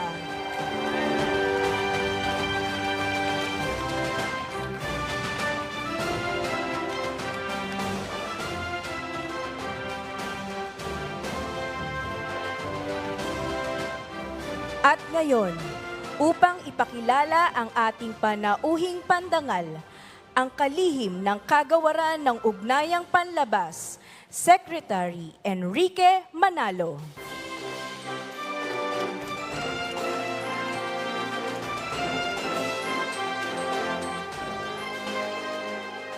Ladies and gentlemen, it is my honor to introduce the President of the Republic of the Philippines, His Excellency Ferdinand R. Marcos Jr.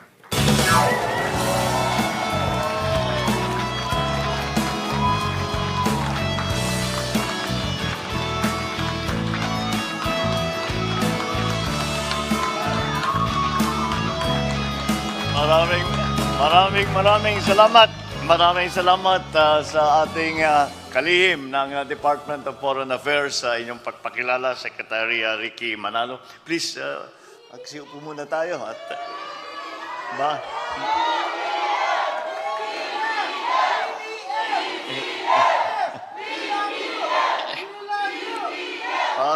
parang naaalala ko yung mga kampanya. Parang hindi, parang kahapon lamang na ganyan ang mga isinisigaw namin. Alam nyo po, ang sigaw ninyo dito, kahit na nasa San Francisco kayo, naririnig po namin yan sa Pilipinas. Kaya tumalakas ang loob namin. Maraming salamat sa inyo. Hindi po ako makapagsimula na hindi magpasalamat sa suportang binigay ninyo sa amin noong nakaraang halalan.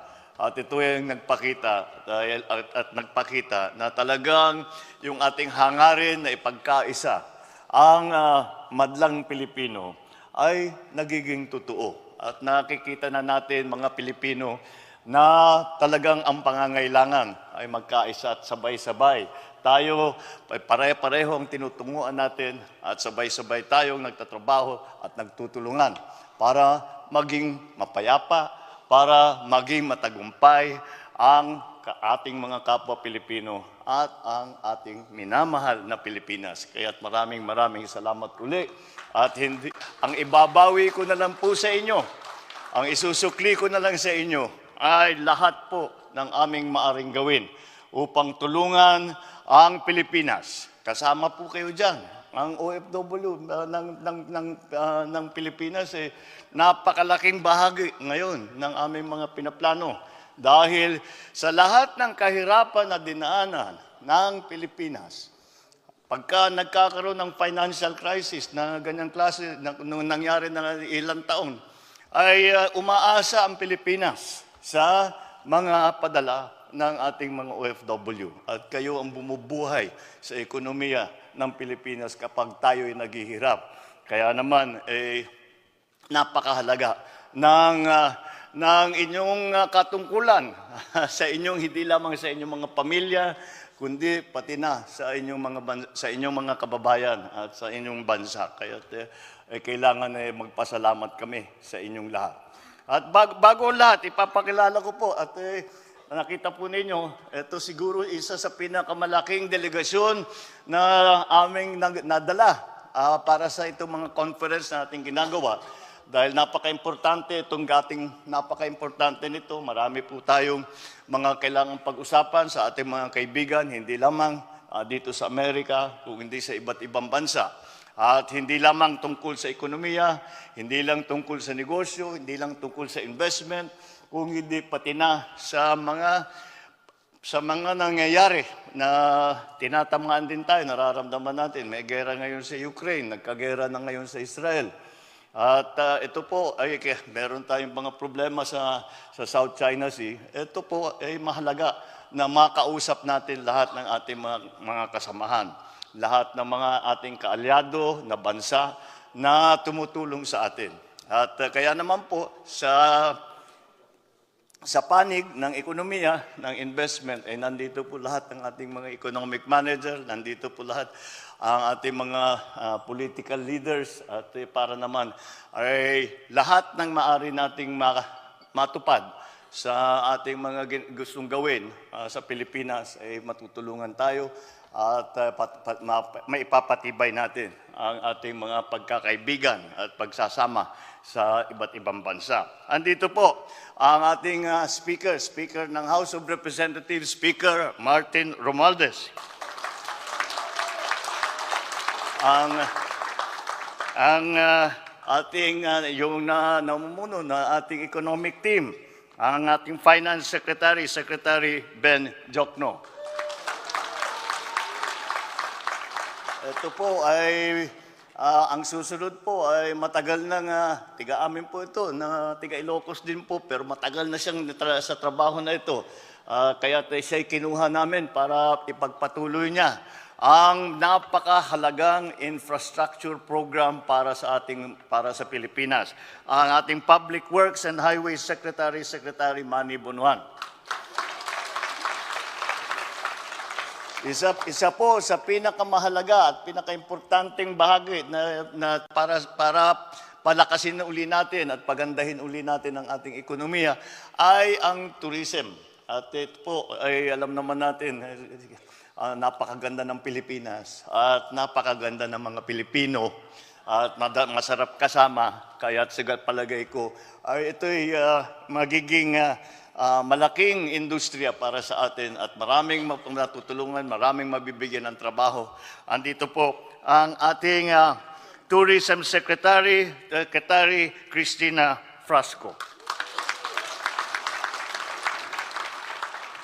Isa pa sa ating mga economic manager, ang ating kalihim na Department of Trade and Industry, Department Secretary, Secretary Fred Pascual. Ang ating isa sa pinaka-importante ngayon na ating ginagawa ay inaayos po natin ang tinatawag na energy sector. Kasi dahil siyempre kailangan natin gawan ng paraan para maging sapat ang supply natin ng kuryente at maibigay naman natin, sinusubukan natin ibaba ang presyo ng kuryente. Ngayon, medyo nahihirapan tayo dahil palipat-lipat ang presyo ng langis. Ngunit, ito po ay ating ginagawa ng paraan dahil hindi lamang sa dinadagdagan natin ang supply ng kuryente, kung hindi tayo ay dahan-dahang lumilipat, yung tinatawag na transformation from fossil fuels to renewables. Para naman yung climate change, meron tayong ginagawa. Ang namumuno po dyan, ang nauuna po dyan sa ating ginagawa sa energy, ang ating Energy Secretary, Secretary Popo Lotilla. Isa pang napaka-importante para sa pagdaloy ng mga serbisyo, ng mga kagamitan ay ang ating transportation system sa Pilipinas. Malaking-malaki po ang ating ginagawa dyan at pinalalawak natin ang sistema natin ng transportation. At ang namumuno ng ating transportation, ang ating Department of Transportation, Secretary Jimmy Bautista.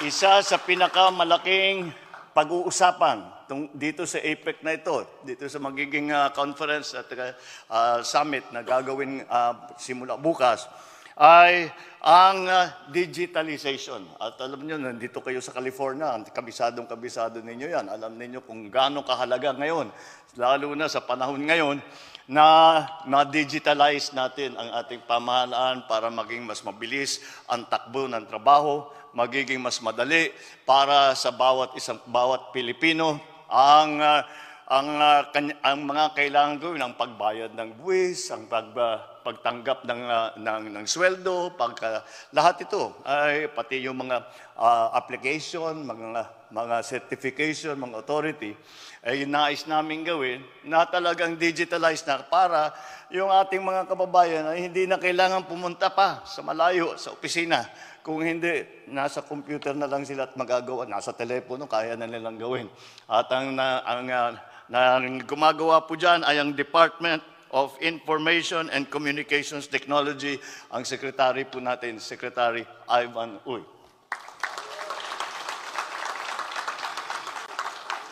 Ito po ang susunod naman, ang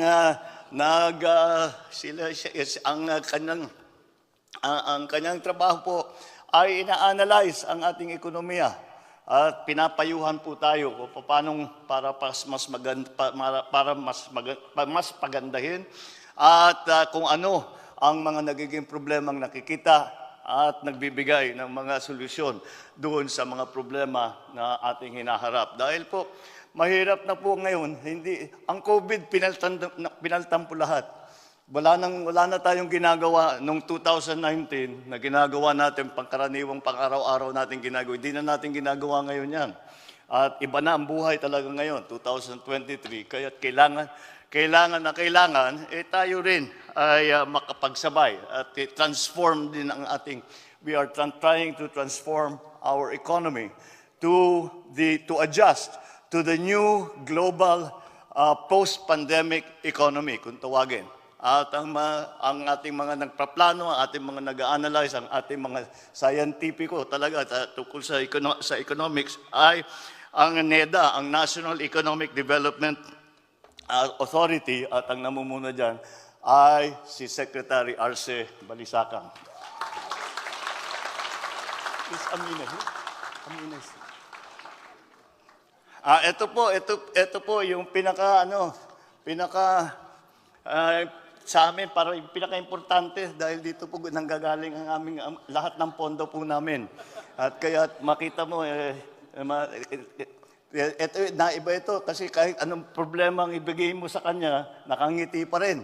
Kaya para siya she is like everybody's little sister in the cabinet. Our Department of Budget and Management Secretary Amina Pangandaman.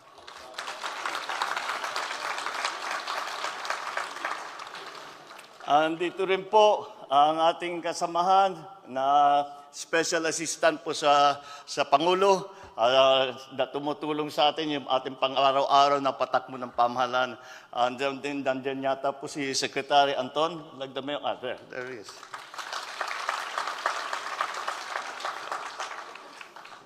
Ang isa pang tumutulong para ayusin ang ating ekonomiya ay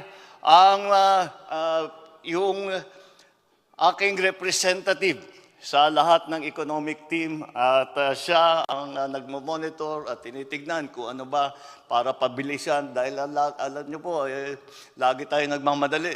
Pagka masyadong matagal, dalian ninyo, bilisan ninyo. At ang tigahabol po sa schedule ng mga ating ginagawa ay yung Presidential Advisor on Investment and Economic Affairs, Secretary Dec Go.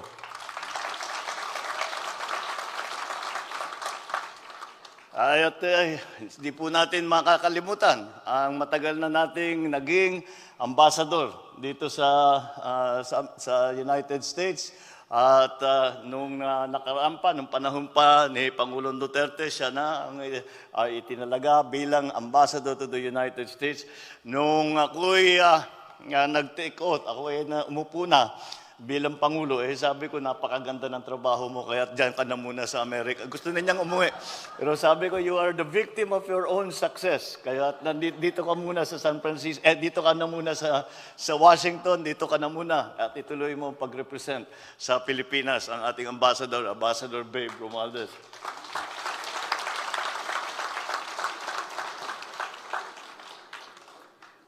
At ang ating Consul General dito sa San Francisco, at maraming salamat sa kanyang napakagandang pagsalita kanina, ang ating Consul General sa San Francisco, Nel Ferrer.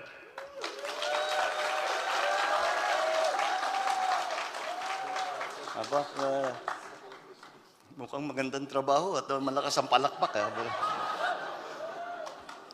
At hindi ko naman pwedeng tapusin ang ating pagpakilala na hindi ko ipapakilala ang ating First Lady Lisa Araneta Marcos.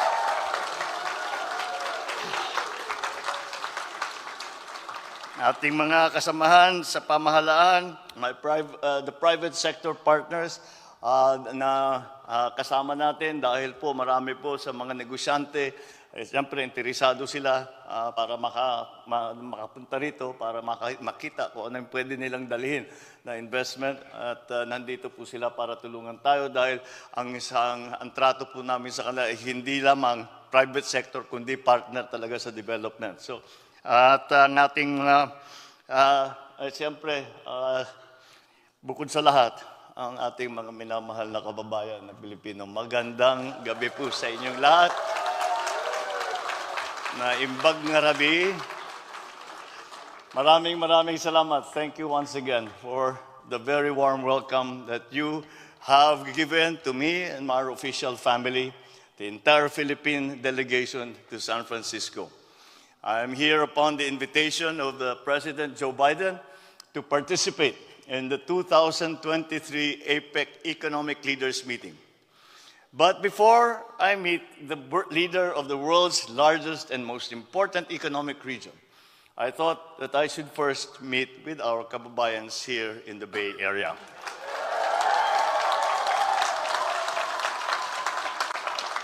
At balita ko, mayroon pa raw dumating na ating mga kababayan na nanggaling mula pa Nevada, as far from Alaska, Northern Nevada. Malayong, meron pa daw nandito galing sa Alaska. Sa Washington State. Puro masalap yung buong West Coast. Representative na dito. Oregon. Meron pa rin tayong mga kasamahan galing sa Oregon. Kumusta po kayo? At para sana naman naging maayos ang inyong pagbiyahe rito at maraming salamat at nakahanap kayo ng oras upang para makapiling namin kayong lahat. I am very grateful for I will thank you for the overwhelming vote of confidence that you gave me and Vice President Inday Sara Duterte in the last election. You delivered the Marcos-Duterte tandem while setting the highest voter turnout in absolute numbers in the entire Americas region.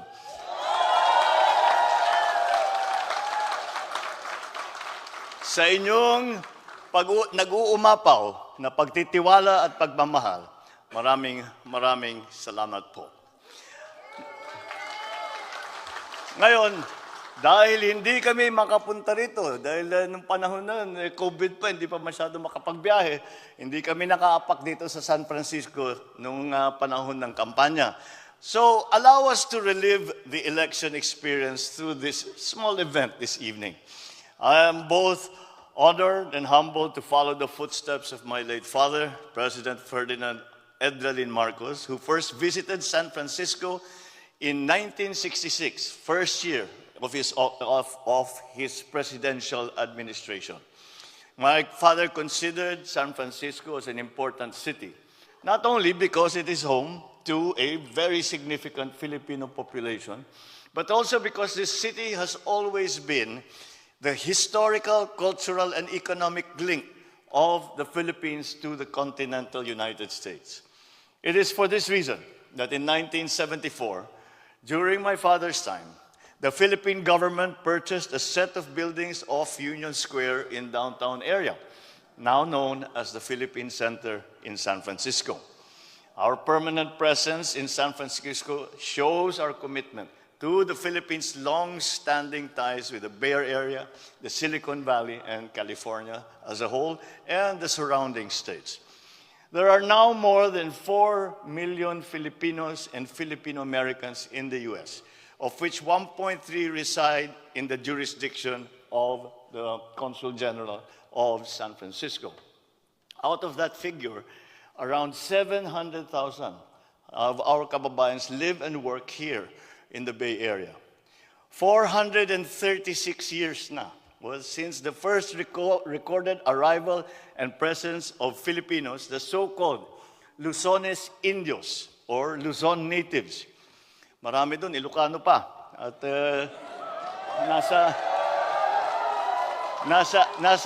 nasa ugali talaga namin na hinahanap kahit saan pupunta nagtrabaho. Pero nasa simula, sa Hawaii, marami sa amin ang nailipat dito para magtrabaho.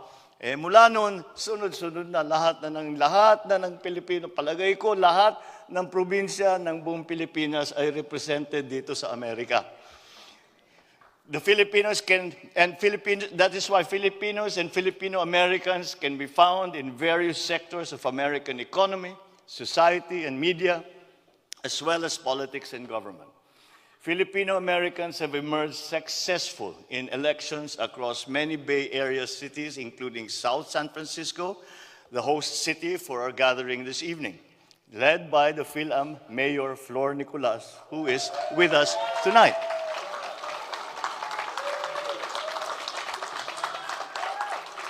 We also have elected officials, Filipino-American elected officials in Alaska, in Washington State. Of course, we take pride in the accomplishments of Filipino-Americans in statewide elected positions, including Utah Attorney General Sean Reyes and the Bay Area's very own California Attorney General Rob Bonta. Dahan-dahan talaga nararamdaman natin ang Filipino community sa lahat, in all walks of life. It has always been, you can always find, ang biro, lahat ng makausap ko ng mga leader, mga pangulo, mga prime minister, lagi nilang sinasabi, kahit saan kami pumunta, meron kaming nakikitang Pilipino. Yun ang hinahanap namin dahil silang magaling magtrabaho, dahil silang masisipag, sila ang maaasahan. Sila ang mga hari at reyna ng overtime.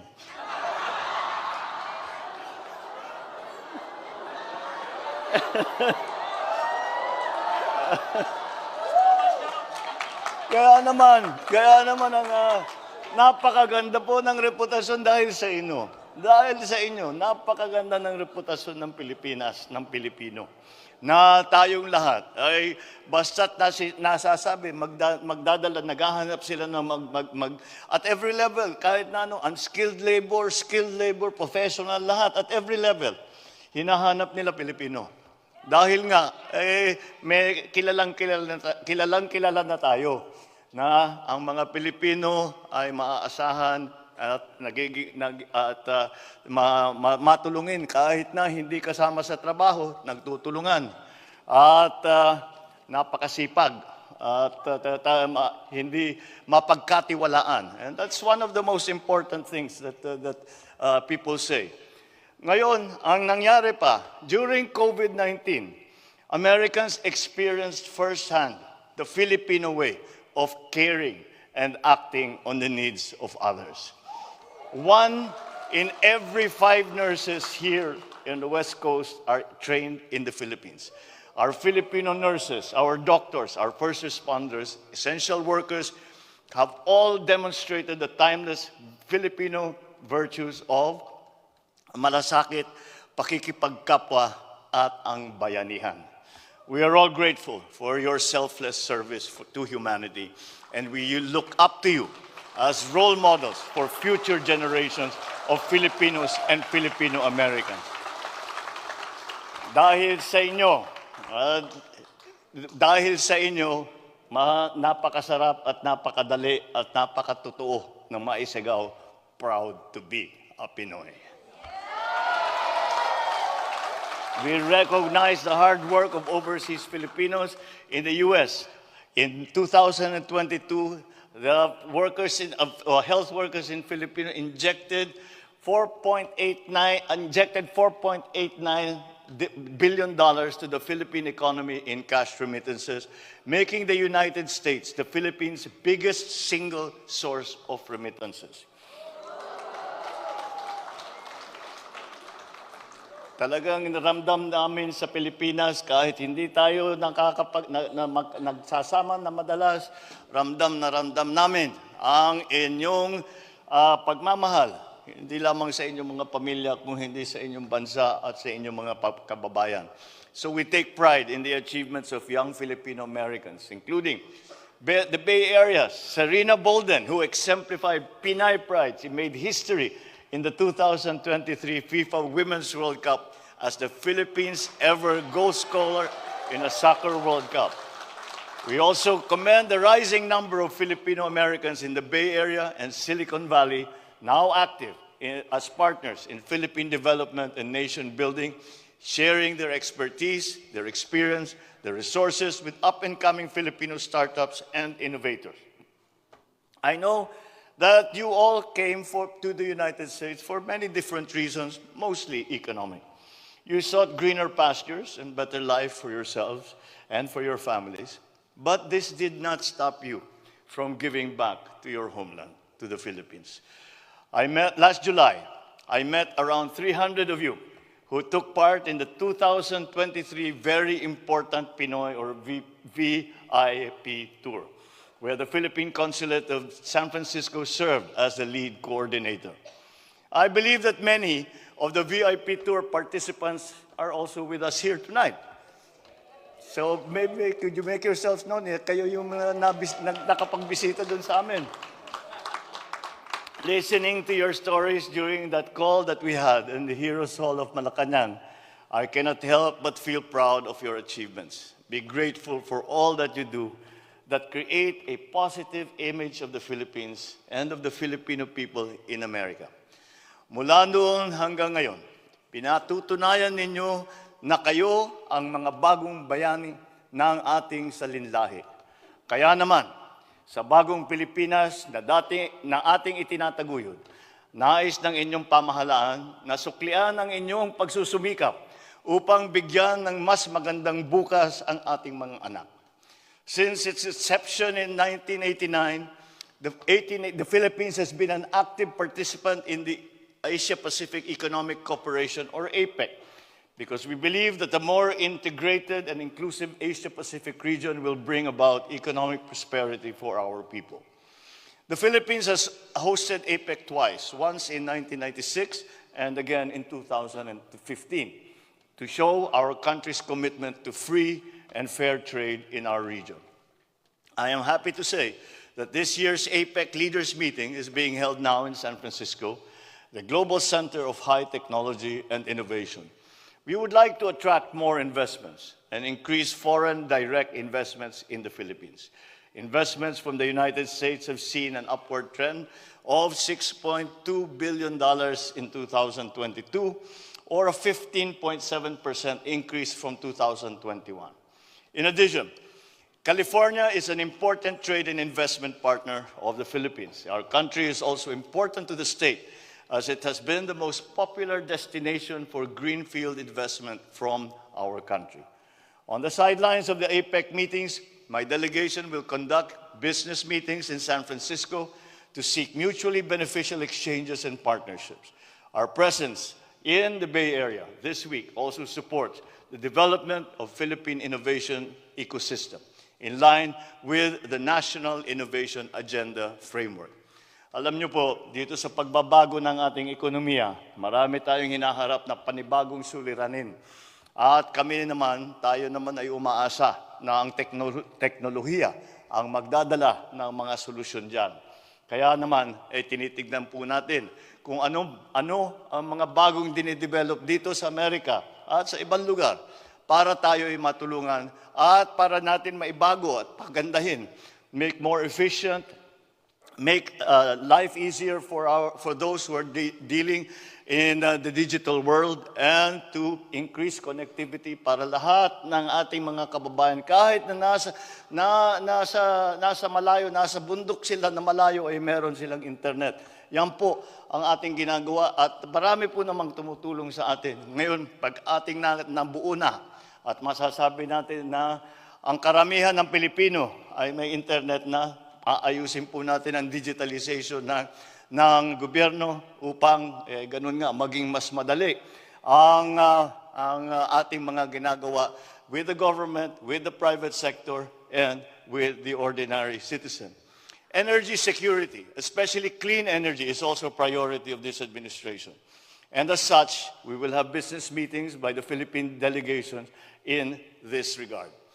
By the end of the 4-day visit to San Francisco, we hope to have witnessed the signing of agreements with various American businesses in the fields of digital infrastructure and connectivity, renewable energy, electronics manufacturing, health, and tourism, among others. As we begin our mission here in San Francisco, I once again ask our Filipino community in the Bay Area and the Pacific Northwest for your full support as your government works to build a resilient, sustainable, and inclusive future for our people back home. Let us remain united and firm towards our common goal so that together we will be able to leave behind a new Philippines that our children and our grandchildren deserve.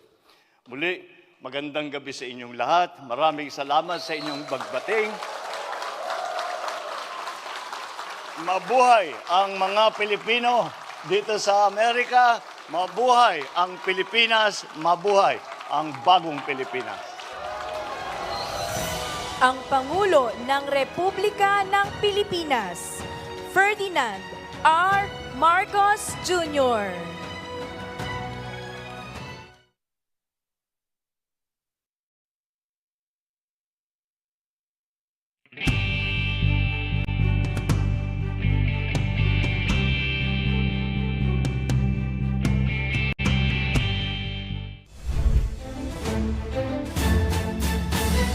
Isang oras na hitik na weekend balitaan ang sasa inyo.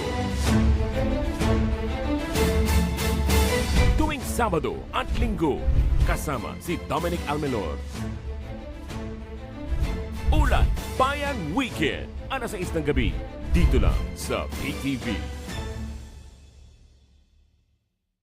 PTV Consumer Watch, bantay presyo sa gasolina.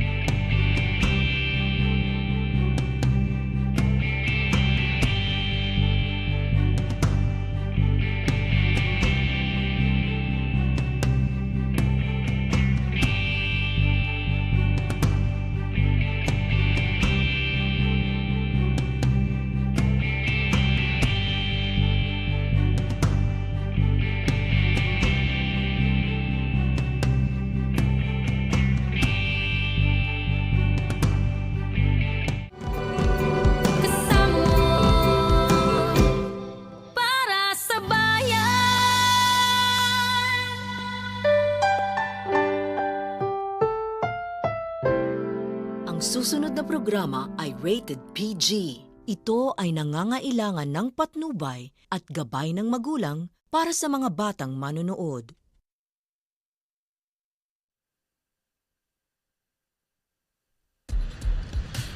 Walang makapagsasabi kung ano ang mga numerong mananalo sa lahat ng PCSO games. Huwag maniwala sa mga text messages, liham o tawag sa telepono na nagsasabing magbibigay daw sila ng tip kapalit ng pera o cellphone load. Bumili ng ticket sa mga PCSO authorized outlets at PCSO branches bago ang actual draw.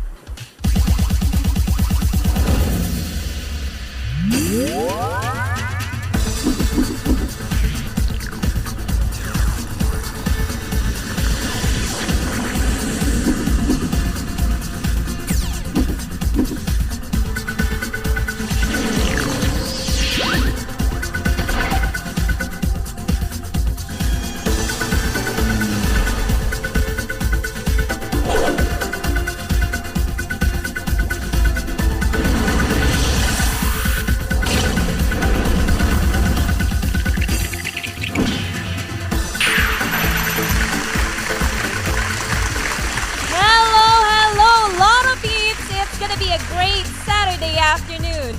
Today is November 18, 2023. Happy weekend nga po pala sa inyo lahat. Dito po sa PCSO, kahit weekend, non-stop pa pamimigay ng cash regalo sa ating mga avid lotto players na hindi nakakalimutang bumili ng tickets. At dahil rest day ng karamihan, for sure, marami rin po ang nakatutok ngayon sa atin via PTV Network and live streaming channels para masubaybayan ang ating winning combinations for this afternoon's draw. Digit games ang buena mano magpapaulan ng papremyo ngayong alas 2 ng hapon. For only 10 pesos per combination, bukod sa pag-e-enjoy sa paglalaro, instant cash prizes pa ang pwede mong maiuwi. So, get your tickets ready and the fun shall begin in a few minutes. Good luck, Digit game players! Alright, now let's start by welcoming our guests. Here with us are the Lotto Draw Judges from the gaming public. Magandang hapon po sa inyo. At syempre kasama rin natin ang mga masisipag na representatives from PCSO and the Commission on Audit. And to assist us with our draws, we have our PCSO Draw Coordinator. Good afternoon, sir. Lotto Philippines, it is now time for us to find out if it is your lucky day. Get your tickets ready and let's play Lotto!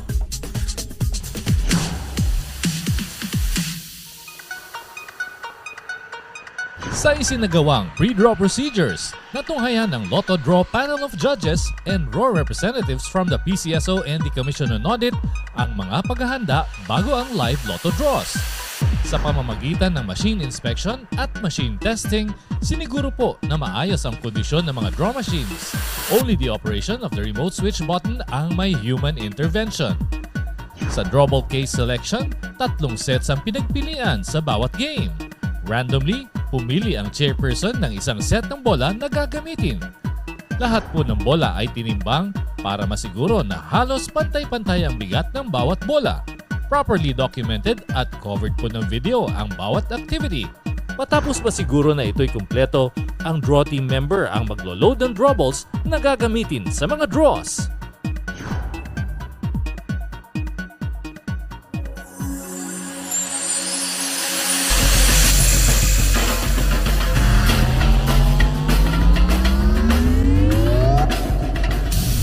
Narito na ang papremyo ng 2 numbers nyo. For only 10 pesos, pwedeng manalo ng 4,000 pesos.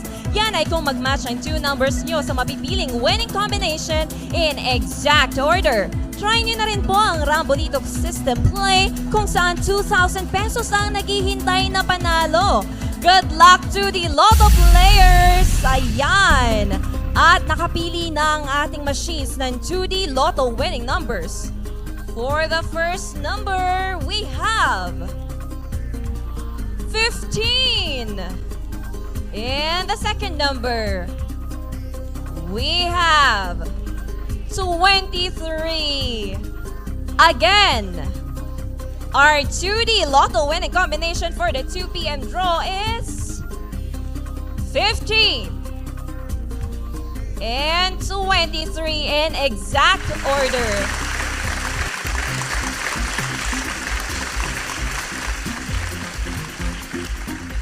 But wait, there's more! Cash pa premyo naman para sa lucky 3 numbers ang ipamimigay. Get ready to play the 3D Lotto game!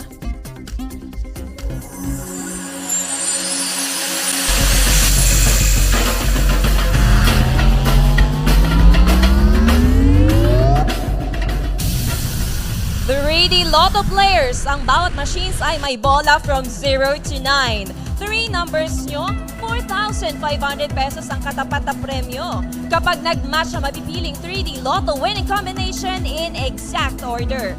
Pag Rambolito System Play naman kayo, 750 pesos or 1,500 pesos ang pwedeng mapanalunan. Ang papremyo na 3D Lotto is every 2 p.m., 5 p.m., and 9 p.m. And here is our 3D Lotto winning combination. The first number is 9. And the second number, 0. Finally, our third number, Recapping now the 3D Lotto winning numbers for the 2 p.m. draw, we have 9, 0, and 8 in exact order.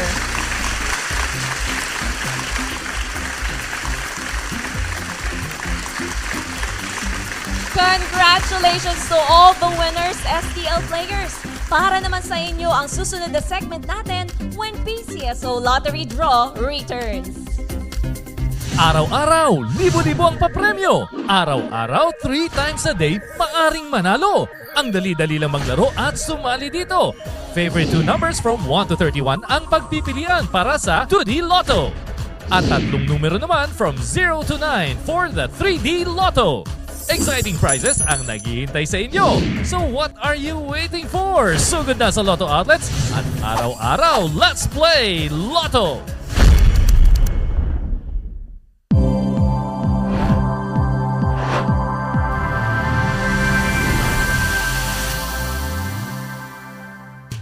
Maayong hapon, STL players! FYI po, para sa mga STL kalaro natin nationwide, authorized na po ang ilang STL agents na gamitin ang national draw results para sa kanilang STL operations. Para ma-check kung kasama na po ang lugar nyo, narito po ang updated list. Panoorin po natin.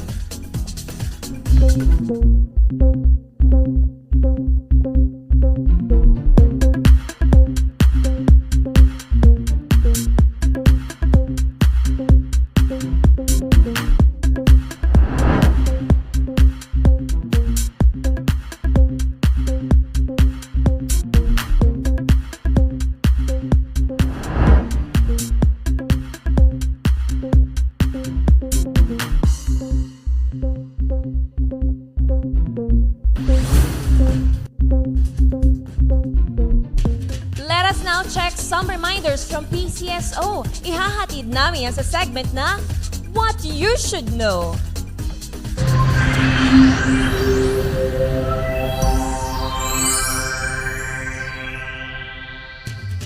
Lotto players, kung kayo po ay may mga Lotto tickets na nabili hanggang September 30, 2023, pwede na lamang po yung ipavalidate sa mga PCSO branch offices o kaya naman ay dito sa PCSO main office. While tickets bought on October 1, 2023 onwards, pwede pong ipavalidate yan in any Lotto outlets nationwide, PCSO branch offices, or sa PCSO main office. At hindi po kami magsasawang ipalala na ang Lucky Pick 3 at Suertres Hearing Facebook pages ay hindi po konektado sa PCSO. Gayon din ang Pakiloto at Sure Lotto, hindi rin po sila produkto ng aming tanggapan. Para sure na legit ang games na sinasalihan nyo, dapat ay authorized Lotto outlets at authorized STL representatives lamang bumibili ng inyong mga tickets. Bukod sa pamimigay ng premyo, patuloy pa rin ang paghahatid ng tulong medikal ng PCSO. Kung may iniinda po kayong sakit, we are here to help at magtungo lamang kayo dito sa PCSO main office. Ground floor yan ng Conservatory Building along Shaw Boulevard here in Mandaluyong City. Libre po ang check-up dito, wala pong babayaran. Bukas po ang aming clinic from 8 a.m. to 5 p.m. Mondays to Fridays. Pakiagahan lamang po ang pagpunta dahil first come, first served ang pinapatupad. Huwag pong kalimutang dalhin ang photocopy ng inyong valid ID at huwag din kalimutan ang vaccination cards dahil fully vaccinated individuals lamang po ang makakatanggap ng aming serbisyo. At para sa iba pang health programs ng PCSO, narito po. Libreng konsulta ba ang hanap ninyo? Meron tayo niyan dito sa PCSO. Inihahandog ng PCSO Multi-Specialty Clinic ang free medical services para sa inyo. Tuwing Lunes, ready to serve you ang aming mga cardiologist and neuropsychiatrist mula alas 9 na umaga hanggang alas 12 ng tanghali. Available naman ang ating mga ENT doctor and pulmonologist every Tuesday from 1 p.m. to 4 p.m. At pagsapit ng Miyerkules, pwede kayong kumonsulta sa aming mga gastroenterologist and endocrinologist. Sa mga may problema sa buto, handang maglingkod sa inyo ang aming orthopedic surgeon every Thursday from 1 p.m. to 4 p.m. At kung may problema sa inyong paningin, worry no more dahil ang ating ever-reliable ophthalmologist na ang bahala sa inyo. Tuwing araw yan ng Biyernes mula 2 p.m. hanggang 5 p.m. All these services are free, kaya bumisita na sa PCSO Multi-Specialty Clinic.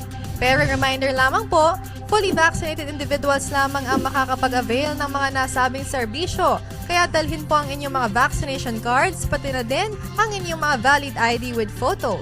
For your inquiries and appointments, tumawag lamang sa aming Medical Services Department sa telephone number 8846-8757.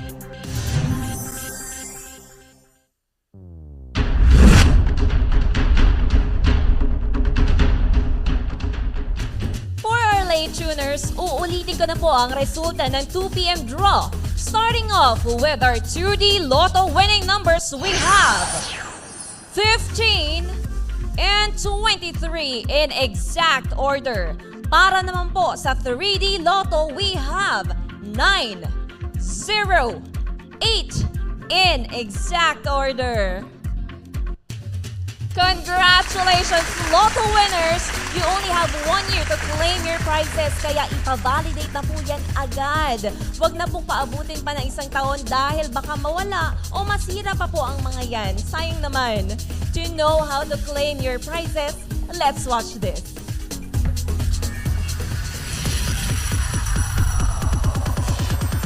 Napakasaya ng manalo, napakadali pang mag-claim ng premyo sa mga Lotto games ng PCSO. Kung isa ka sa pinalad na maging Lotto winner, isulat ang iyong pangalan at pirmahan ang likod ng inyong winning ticket.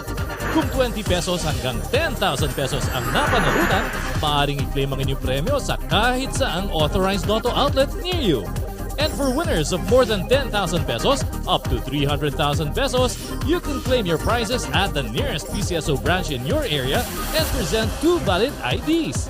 Kung ikaw naman ang super swerteng jackpot winner, dalhin lamang ang inyong winning ticket at 2 valid IDs sa PCSO Main Office, Shaw Boulevard, Mandaluyong City.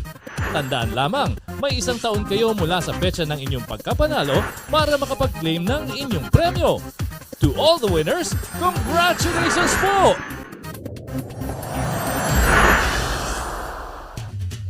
Lotto players, samahan niyo po ulit ako mamayang 5 p.m. for another round of digit pa premyo. Kaya don't forget to buy your tickets for the 2D and 3D Lotto games. At sa mga nagtatanong naman po kung magkano na nga ba ang jackpot prize natin, narito po for tonight's Lotto 642, the estimated jackpot prize is 5.9 million pesos. While for the Grand Lotto 655, it is 29.7 million pesos. Bukas, araw ng linggo, sa Super Lotto 649, the jackpot prize is estimated to reach 152 million pesos. At sa Ultra Lotto 658, with 137 million pesos estimated jack prize. Huwag na rin kalimutan ang tickets for Monday's Mega Lotto 645.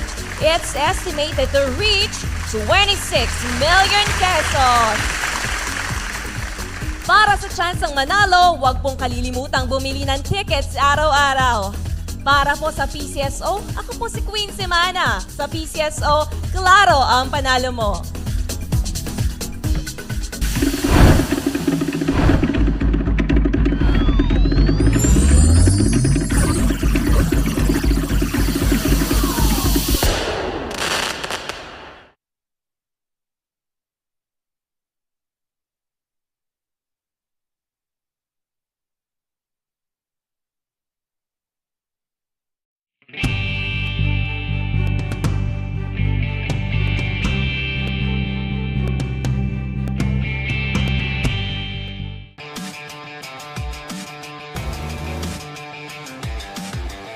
Check out your dream machines with veteran journalist Ron De Los Reyes in one of the longest-running motoring shows on Philippine television. Auto Review, Saturday afternoons, only here on PTV. Disaster Watch. Alamin ang Modified Tropical Cyclone Wind Signal System para sa mga parating na bagyo. Signal number 1. Isa itong tropical depression na nagtataglay ng bahagyang lakas ng hangin at tatama sa loob ng 1.5 araw. Walang pasok ang mga bata sa preschool. Signal number 2. Tropical storm na may dalang katamtamang lakas ng hangin at posibleng tumama sa loob ng 24 oras. Pinapayuhan ng lahat na isecure ang kanilang mga bahay at kagamitan. Wala ring pasok ang mga mag-aaral mula preschool hanggang high school. Signal number 3. Ito ay severe tropical storm na posibleng tumama sa loob ng 18 oras. Pinapayuhan ng mga residente na lumikas sa mababang lugar, baybayin at tabing ilog, at maghanda ng pagkawala ng kuryente at komunikasyon. Walang pasok sa lahat ng antas ng edukasyon. Signal number 4. Ito ay isang ganap na typhoon na maaaring tumama sa loob ng 12 oras at nagtataglay ng napakalakas na hangin. Bawal ang maglakbay at dapat ay nakalikas na mula sa mga mapanganib na lugar. Signal number 5. Ito ay isang super typhoon na nagtataglay ng napakalakas na hangin at posibleng magdulot ng malawakang pinsala. Manatili sa loob ng matitibay na gusali at mag-monitor ng mga weather update para sa inyong kaligtasan. Sa panahon ng bagyo, dapat laging listo.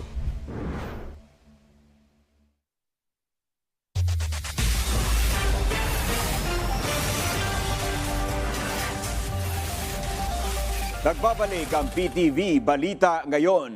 3 na ang kumpirmadong patay bunsod ng lindol na naranasan sa General Santos City. Alamin natin ang update doon live mula kay Regine Lanuza. Regine. Dominic, nangako ang City Government ng General Santos na sasagutin nila ang lahat ng gastos at bibigyan nila ng tulong ang pamilyang naiwan ng 3 nasawi at iba pang naapektuhan ng nangyaring lindol kahapon ng hapon. Ayon sa alkalde ng lungsod, si Mayor Lorelai Pacquiao, sasagutin ng gobyerno ang funeral bills at magbibigay din ng financial assistance ang gobyerno sa pamilya ng 3 nasawi. Namatay kahapon ang mag-asawang sina Danny at Jane Ginong matapos mabagsakan ng concrete wall sa compound ng Barangay San Isidro. Patay na rin ang matagpuan kaninang madaling araw ang isang nail technician na si Winifreda Flores sa loob ng isang mall dito sa Jansan. Ayon sa mga otoridad, hindi kaagad nakalabas ng mall ang biktima nang mangyari ang pagyanig kaya tinamaan ito ng mga concrete beam na naging sanhi ng kanyang pagkamatay. Sa ngayon ay patuloy pa rin inaalam ng city government kung may mga nasaktan pa o namatay matapos ang lindol kahapon. Samantala, patuloy pa rin ang isinasagawang assessment ng City Engineer's Office at Office of the City Building Official sa mga building ng lungsod. Nakapagtala ang mga otoridad ng sira sa 3 mall ng lungsod. Karamihan sa mga sira ay nasa ceiling, walls at iba pang porsyon ng malls. Binigyang linaw naman nila na na-structural ang mga damages. Hanggang sa ngayon ay patuloy pa rin ang kanilang isinasagawang inspeksyon. Maliban sa mga mall ay ina-assess din ng City Engineer's Office ang mga government offices at base sa kanilang report ay may mga minor damages lamang ang natamo ng mga building. Pero Dominic, upang makasiguro ay nagpatupad na o nagkansela na ng trabaho ang city government hanggang Lunes at nagkansela na rin sila ng klase hanggang Martes. Yan ang pinakahuling update mula dito sa General Santos City. Regine Lanuza para sa Bayan. Alright, maraming salamat Regine Lanuza. Nanawagan si Pangulong Ferdinand R. Marcos Jr. sa mas matibay na kooperasyong pang-ekonomiya at teknikal para jaking magiging abot kaya ng lahat ng bansa ang green energy solutions. Sa kanyang intervention sa APEC Leaders Informal Dialogue at Working Lunch sa Moscone Center sa San Francisco, sinabi ng Pangulo na pwedeng maging daan ang APEC para masolusyonan ang climate injustice sa mga bansa na hindi naman responsable sa emissions, pero sila ring nakakaranas ng matinding pinsala. Dagdag pa niya, sa pamamagitan ng kooperasyon ng APEC, maaaring matugunan ang mahal na green technology, maging liberalized ang sektor at mapabilis ang green and trade investment. Tutulong ang Amerika sa plano ng Pilipinas na gumamit ng nuclear power para malimitahan ang paggamit ng fossil fuels. Sa ilalim ng 123 Agreement ng Pilipinas at Estados Unidos, maglalaan ang Amerika ng legal framework para sa investments na may kaugnayan sa nuclear power. bibigyang daan ang pagpapadala nila ng kanilang nuclear technology at equipment sa Pilipinas. Tiniyak sa 123 Agreement ang ligtas na paggamit ng nuclear power, nuclear security at non-proliferation sa pag-abot ng climate goals ng dalawang bansa. Umabot sa 7 bilyong US dollars o mahigit 404 billion pesos ang naging kontribusyon ng turismo sa ekonomiya ng Pilipinas mula Enero hanggang Oktubre ngayong taon. Sa Philippine Economic Briefing sa San Francisco, California, sinabi ni Tourism Secretary Cristina Frasco na umabot sa 4.63 million international visitors ang nagpunta sa bansa sa unang 10 buwan lang ng 2023. Ayon kay Frasco, ang sektor ng turismo ang pangalawang top economic driver ng Pilipinas sa first and second quarter ng taon. At yan ang mga balita sa oras na ito. Para sa iba pang updates, i-like at i-follow kami sa aming mga social media accounts. Ako po si Dominic Albelor. Magandang hapon.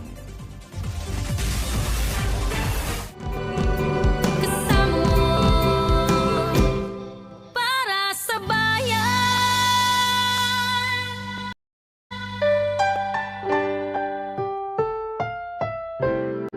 Ang susunod na programa ay rated PG. Ito ay nangangailangan ng patnubay at gabay ng magulang para sa mga batang manonood.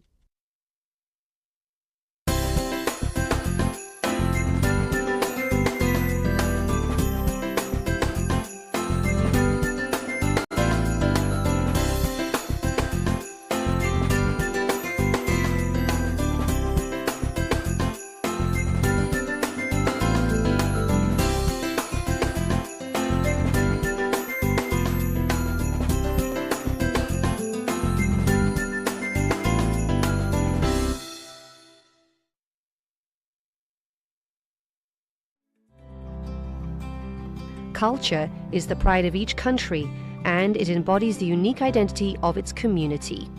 It's represented through the art of dances, food, and customs. Culture is also evident in the art of handicraft, characterized by distinctive shapes and patterns. The art of handicraft is highly treasured in all 10 ASEAN member states, especially Brunei Darussalam. It produces lots of items made and designed from wood, fabrics, metal, glass, and many more. Brunei's cultural heritage and identity are embodied in the design of these handicraft products. A glass-making factory in the country is taking pride in producing these kinds of gems. Welcome to Mahkota Crystal Sendiran Berhad, Brunei Darussalam's only glass-blowing studio factory and gallery showroom. We provide guided tours to our studio factory, and we also have our gallery showroom full of a wide range of products. Mahkota Crystal has been producing various types of handmade glass products since its establishment in 2000. All of them are made by local people. It's the only glass-making studio on Borneo Island, and Bruneians are proud of it. Semua apa yang ada di sini adalah unik. Mengapa saya katakan dia unik? Sebab ia adalah buatan handmade daripada tangan, di mana setiap barang-barang yang dibuat itu tidak ada duplikasi. So, kami melihat dari segi itu mengambil peluang, dan juga salah satu untuk memperbagaikan lagi industri kecil-kecilan di Brunei ini. Satu benda yang baru. Even though the business runs on a small scale, the products have already caught the attention of locals and tourists who visit the Mahkota Crystal Gallery. Daripada feedback yang kami terima daripada pelancong, orang luar, kadang-kadang walk-in customer, ya mereka memang meminati barang-barang keluaran Mahkota Crystal sebab ia hanya boleh didapati di Brunei. Contohnya warnanya berdasarkan kepada kebruneiannya, dan bahan-bahan barangan produk yang dihasilkan berasaskan apa yang ada di Brunei ini. So seperti gong, ketekiding, kulintangan, sumboi-sumboi. The glass ornaments are inspired by the color of Brunei Darussalam's national flag, which consists of yellow, white, black, and red. This is the real identity of Bruneians. The shape and designs also symbolize the natural heritage and culture of Borneo Island. In line with the advancement of technology, Mahkota Crystal also uses social media to promote its products. Behind all of these accomplishments, there is more to the story. Challenges and difficulties are always part of the business. In order to succeed, they have to constantly rise up against the odds. Cabaran utama yang dihadapi adalah seperti barang-barang tempahan customized tu, di mana kadang-kadang tempahan itu memerlukan deadline yang singkat saja diberikan. Dan kadang-kadang barang-barang buatan yang customized ni pertama kali dihasilkan, kami akan mencuba dan mencuba sehingga berjaya menghasilkan produk yang dikehendaki oleh pelanggan. Kedua, jika kami mendapat tempahan yang banyak kuantitinya, so memandangkan semua tenaga ada di belakang, semuanya manual dan handmade, so kami memerlukan masa yang panjang jika untuk tempahan yang banyak. Faktor-faktor utama yang mendorong kejayaan bukan saja dalam pembuatan kaca lah. Dan salah satu faktor yang menggalakkan di Mahkota Crystal ni adalah artisan gelas kami yang tidak berputus asa mencoba improvekan lagi produk itu lah. Far away from the city and surrounded by green trees down the road to the village stands a sago factory that processes ambulong, the traditional food of Bruneians. This factory was established in the 1970s and is managed by Yong Ming Leong, or Ali, who inherited the business from his father. During its early days, the factory used the traditional techniques of making ambulong in order to meet local demand. Machines were introduced after the factory moved to its current site in the 1980s. These machines were designed by his father. The production began to grow gradually as a result. As time changed, the demand eventually exceeded production. Now, the machines are unable to meet the rising demand in Brunei. Kalau sebutan macam Brunei kan, macam penduduk Brunei tidaklah cukup dalam pasaran. Terlampau banyak permintaan kan, dorang mau yang kadang dorang mau yang sini juga kan, yang tempatan atau dorang suka mungkin dorang rasa atau press kah coba itulah. Kalau kira penduduk lah, pasal kami mengantar di kawasan kadai-kadai saya kan. There is only one machine used to process the sago, thus limiting production. Getting sago supply is also not an easy task.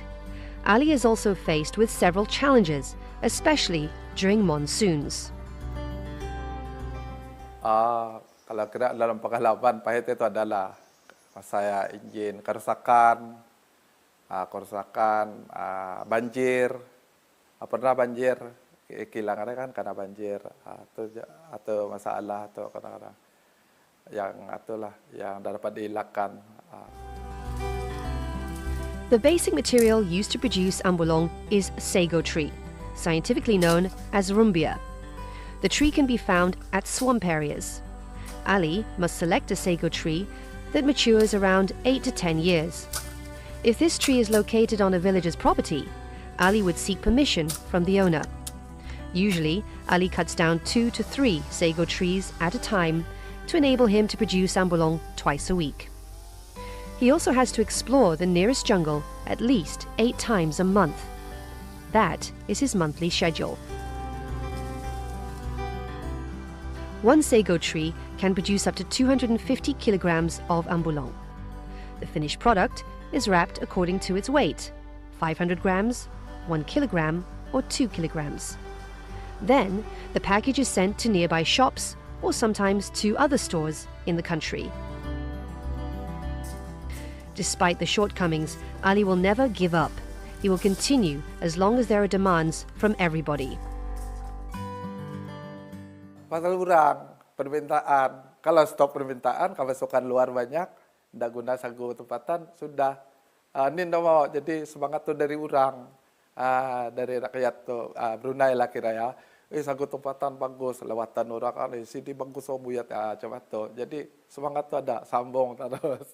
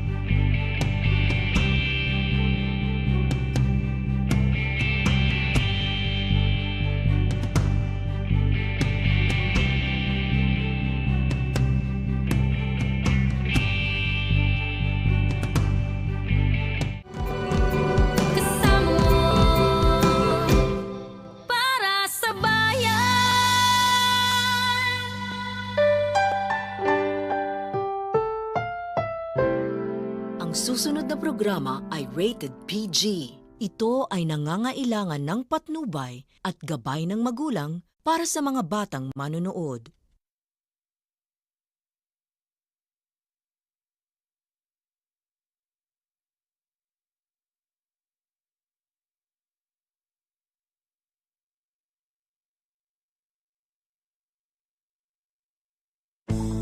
This program is brought to you through the support of the following sponsors.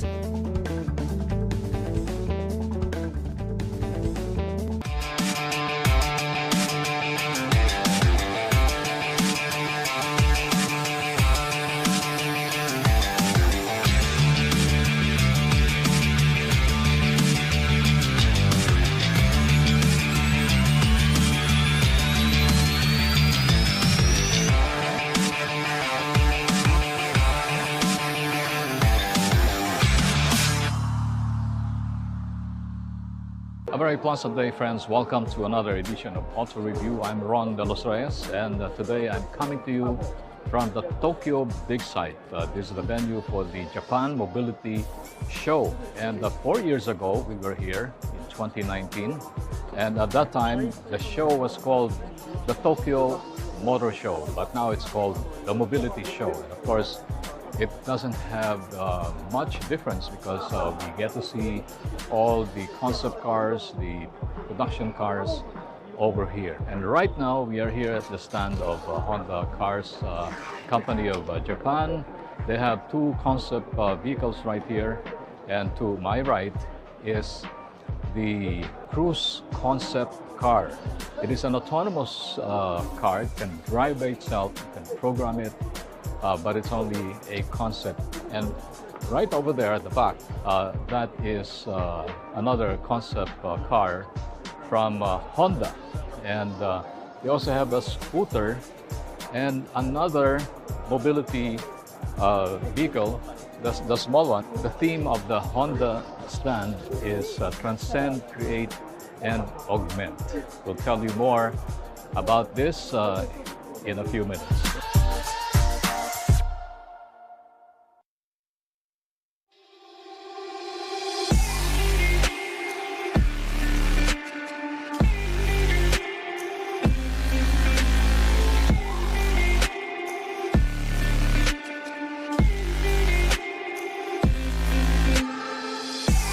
The Japan Mobility Show, formerly known as the Tokyo Motor Show, has always been an automotive spectacle of awe and wonder.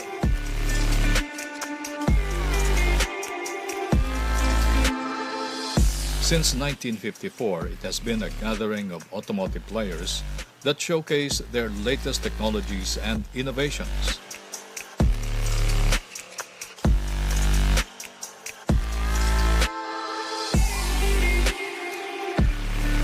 After a brief period of hiatus caused by the pandemic, the much-anticipated show is back and now renamed with mobility in mind.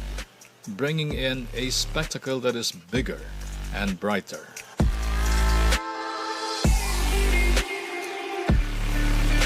Staged at the heart of Japan, the Tokyo Big Sight, the mobility show captured a record number of 475 participating companies, featuring thousands of product displays.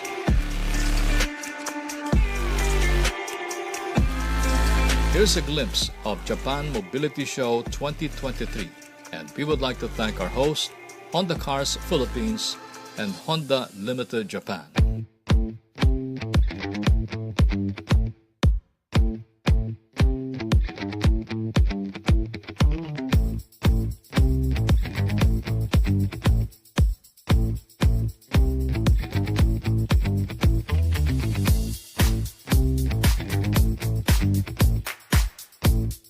Hi there friends, just awaiting the start of the presentation of Honda Cars Limited of Japan right here at the Tokyo Big Sight.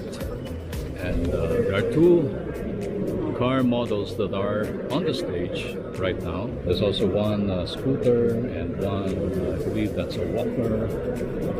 And it should be about other mobility products from Honda Cars. Ito po si Ron De Los Reyes greeting you from the Honda stand here at the Japan Mobility Show.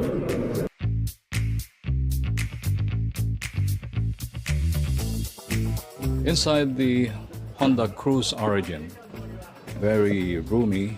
This can sit at least 6 persons. It has a lot of monitors inside. There's a cup holder on both sides. Of course, it feels very comfortable here on this seat. Wow, you can also use this for camping. Yeah, this is a concept vehicle. This is in fulfillment of their slogan, "We Move You."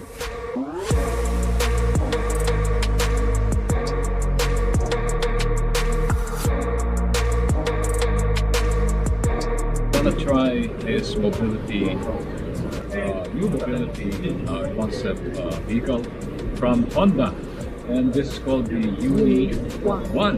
All right, this is for one person. Okay, I'm ready.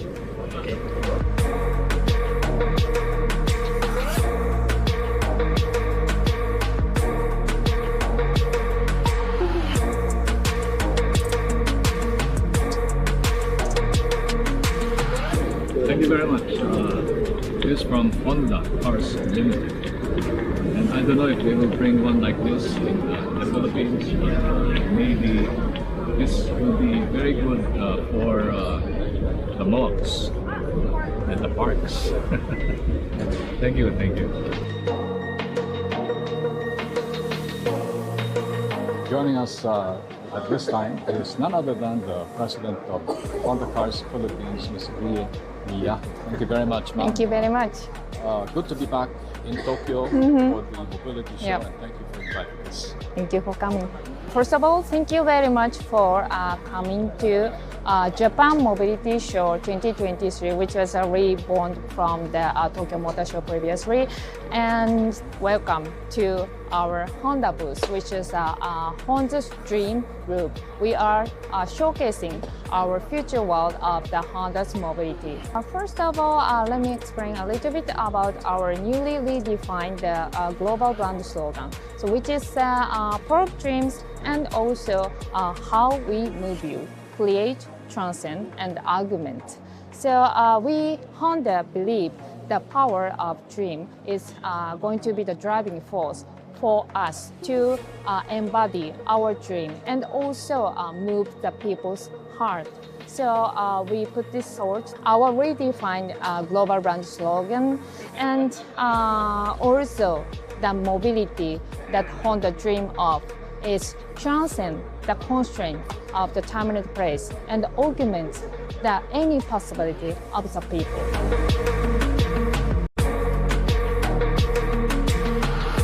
When you say power of dreams, basically these are the expression of the individual dreams of Honda associates. No? Because of the dreams, they create products, mobility services mobility solutions so that they may be able to move people physically, not only physically but also to move their heart, and also by helping them realize their dreams and expand their dreams. And because of these dreams, it is basically manifested in the product that we have created. So if you're going to see here, we have here the Honda Jet. This is a manifestation on the transcending the restriction in times of place so that we could move faster from one place to another. And then if you're going to see also here, we have also products that is, call it the Honda Cruise. That is also a manifestation of transcending the restriction of time. Because of this product, the families is going to use this product, is going to have more time for their families now. And as we have seen a while ago, we have also the Uni One. And this is a manifestation of the augmenting the possibilities and abilities of people for them to realize these dreams.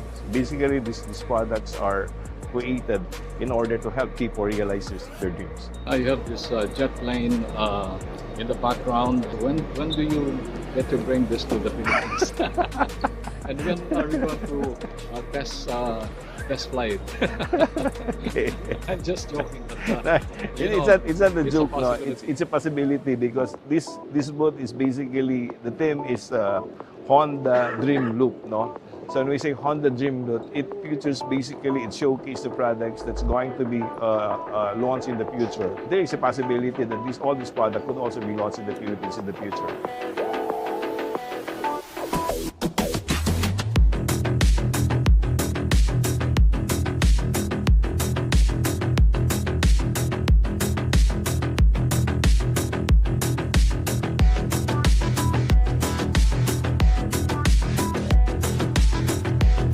This is the Honda plane, and Honda has been making planes and also engines for jets.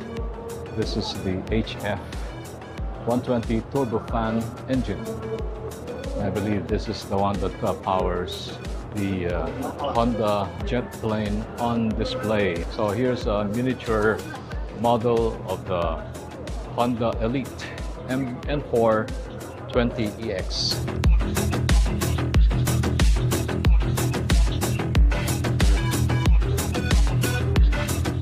Here's another section at the Honda booth. We have here the Power Exporter 6000, and it can power this Honda N-Van. It's a minivan, but it's a full electric, nice van. The front seats, of course, right-hand drive. Then you have space at the back. The two rear seats can be folded flat, and then create quite a generous space for you if you want to go camping. Now here's another very small electric car. This is the Honda CI MEV. Look at this. It's a two-seater Honda, ideal for short drives in the city. So it has a very simple operation: drive, neutral, and reverse. This is at the back. If you close those covers, then you have space for your baggage. It's a nice electric car. MEV means micro EV. Micro electric vehicle. Power is not mass production, so they did not decide yet, but about 6 to 9 kilowatt. Range is so far around 60 to 70 kilometers. So you don't need to charge, so you can just exchange the batteries. We are showing these type of the batteries. Yeah. And this one is the Honda AWV autonomous work vehicle. Autonomous, which means it can drive by itself if you program it. And over here is the Honda robot. This is Avatar robot.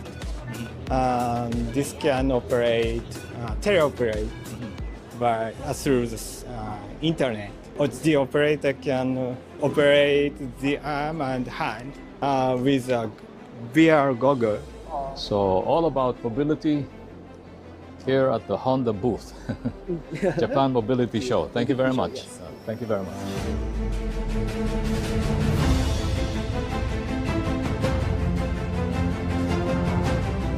We tested about more than 30 cars. We check the frequency of the sound. And this is NXX or the S2000. This sound is very, they have a great power to calm down. So we recorded the sound into here and put it into the speaker.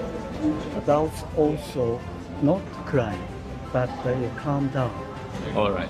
Or smiling. Smile. So the car, the engine of the sound of car has a great possibility to the humanity of the mentality.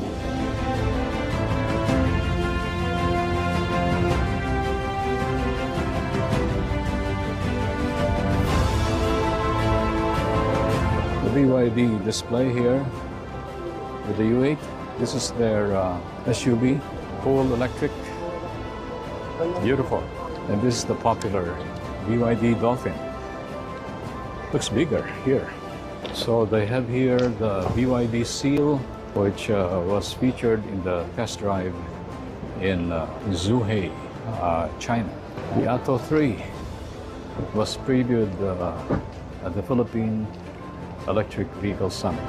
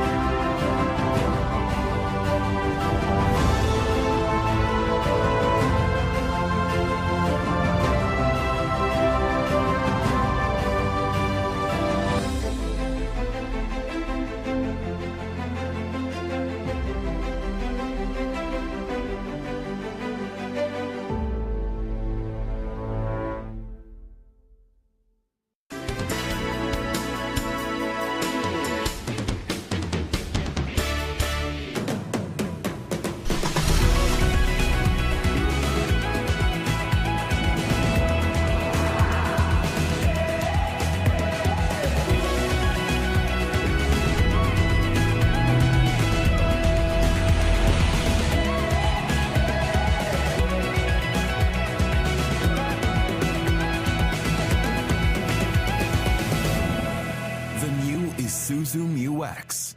Take the lead. I think my dad is secretly a superhero. He's the coolest, smartest, strongest person alive.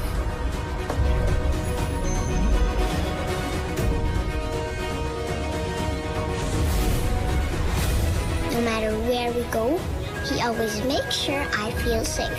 And he isn't afraid of anything. My dad likes to call that the power to lead. I call it his superpower. Life should be filled with stories. To be liked and loved. Elevate your drive with the new Honda City. Take value and performance to the next level, so you can view more places and check into new experiences. With Honda Sensing, you can do all these with peace of mind, with its modern design and advanced features. The new Honda City is for those who are ready to step up their game. The new Honda City. Elevate your drive.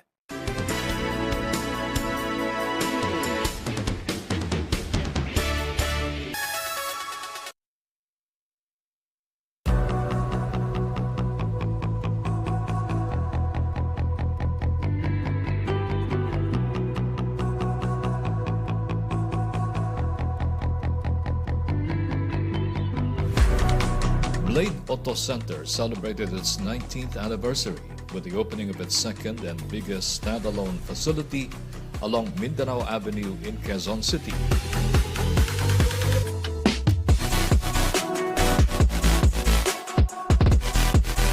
It is my pleasure to stand in front of you all today.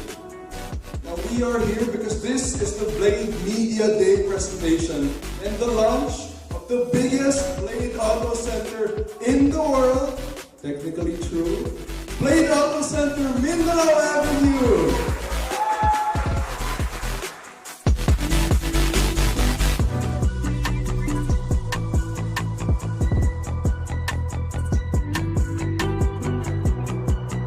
The new 50th branch also has its own service center for change oil and tune-ups, a new pet shop, and test track for e-bikes and e-scooters. Blade Auto is not just an accessory shop, but has developed as a mobility and safety center. We talked to Robert Tan.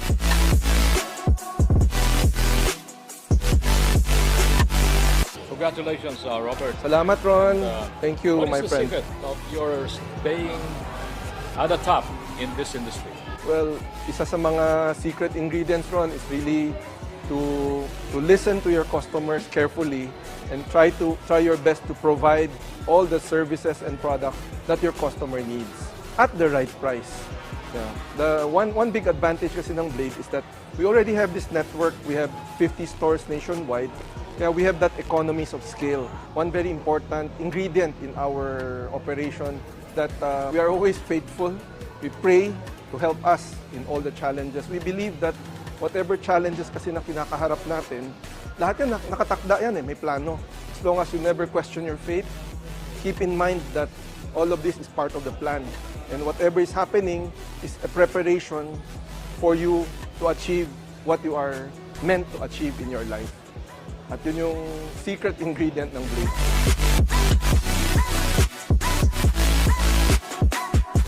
Why Blade? Yung time na nagsimula kasi tayo, we viewed ourselves as parang malabundok na dapat naming lagpasan or medyo gigantic yung challenge na kaharap namin. We searched the history, kita namin actually si Andres Bonifacio. Si Andres Bonifacio, lumaban yan sa mga Spanish at wala siyang dala, kundi ang kanyang itak, panlaban sa lahat ng kanyon ng Espanyol. At sila ay nagwagi. No? Ginamit namin yung kanyang itak bilang simbolo ng aming laban. Kaya tinawag naming Blade. Pinasosyal lang natin yung pangalan.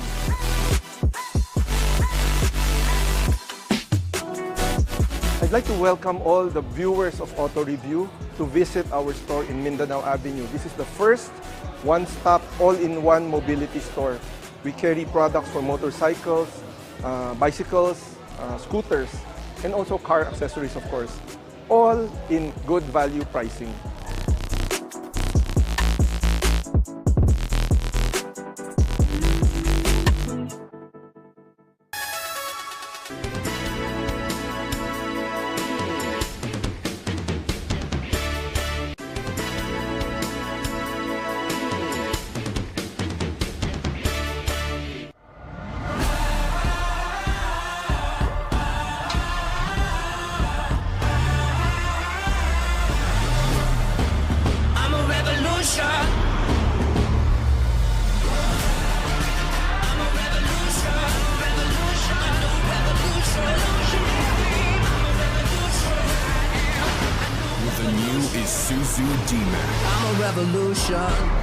Into new heights.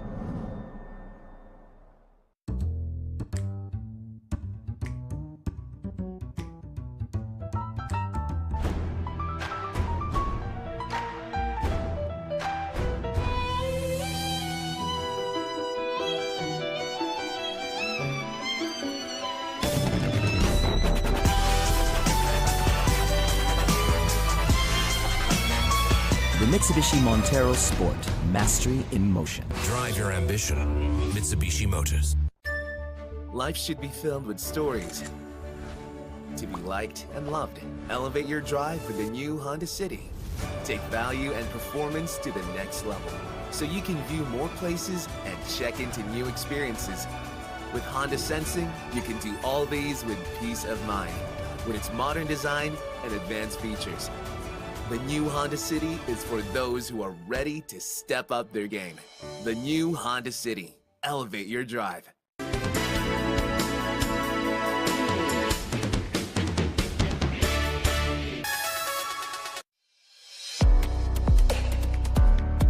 Still in the news, MG Motor Philippines marks another significant milestone with the inauguration of MG Taguig this week.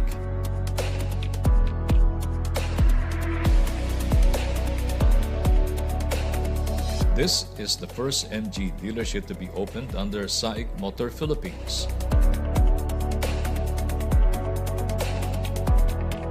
The inauguration further strengthens MG's presence in the country and provides residents and visitors of Taguig City with access to world-class automotive experiences. Done in partnership with AutoHub Group, MG Taguig boasts a modern and spacious showroom with a 4-car display capacity.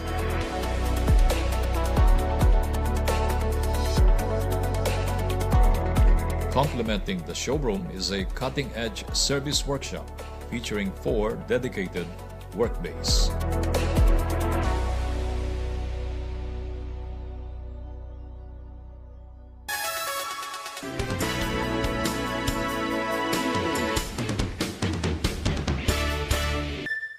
Life comes at you fast. If you're brave enough, drive right back at it. Brave the big city or the great outdoors. Brave the carpool or the extra cargo. Brave the unexpected with Honda Sensing. Brave the long road with fuel efficiency to reach your destination. The all-new Honda BRV. Brave the next level. What do we go for? We go for experience.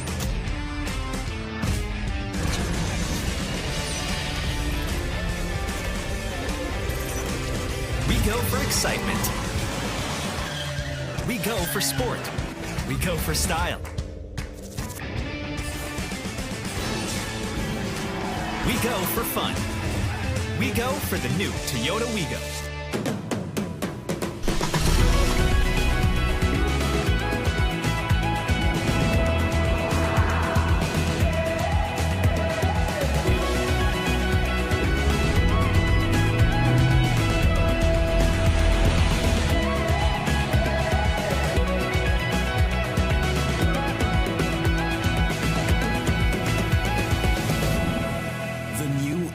Zoom UX. Take the lead.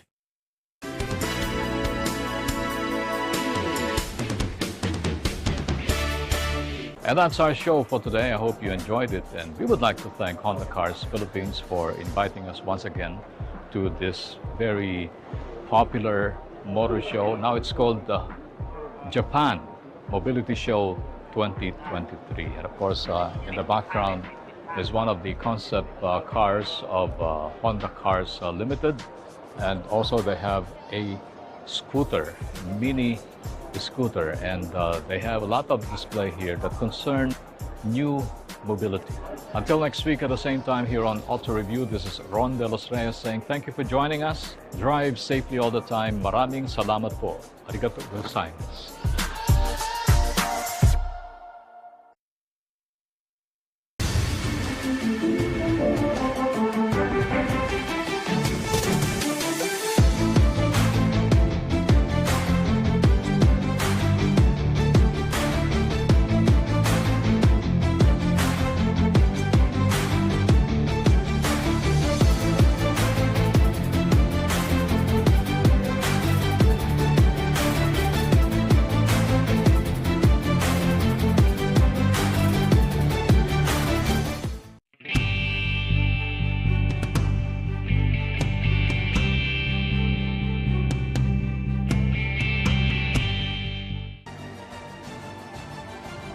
Ngayong Sabado, sa aksyon, laban sa kahirapan.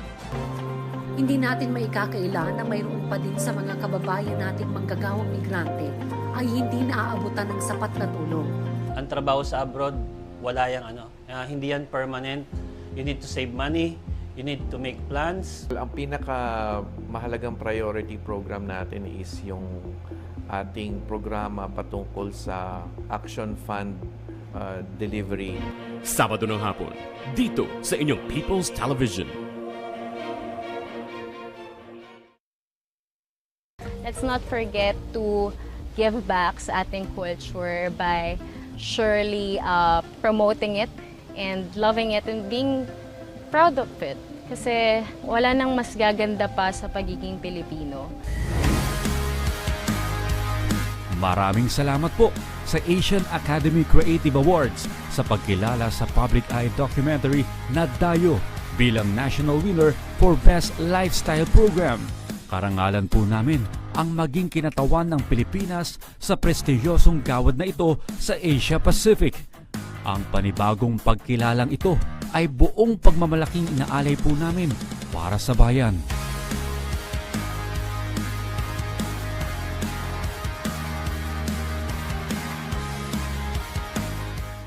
Nagbabalik ang batikan at matapang na broadcaster na inyong pinagkakatiwalaan.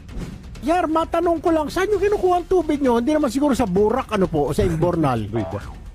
Ang hinahanap natin, yung hoarding. Okay. 3 buwan na sa mga bodega eh. Anong tawag mo doon? Erwin Tulfo sa Punto Asintado Reload. Kasama ang isa pang astig na mamamahayag, Aljo Bendijo. Talaga walang sa itong oil deregulation. Dapat i-regulate na ng pamahalaan. Tiniwangwang na lang, ha? Yung ng developer, bayad na ito. Mga iring, mga pusang iring. Punto Asintado Reload. Lunes hanggang Biyernes, alas 10 na umaga. Simulcast over Radyo Pilipinas. At mapapanood dito lang sa inyong People's Television.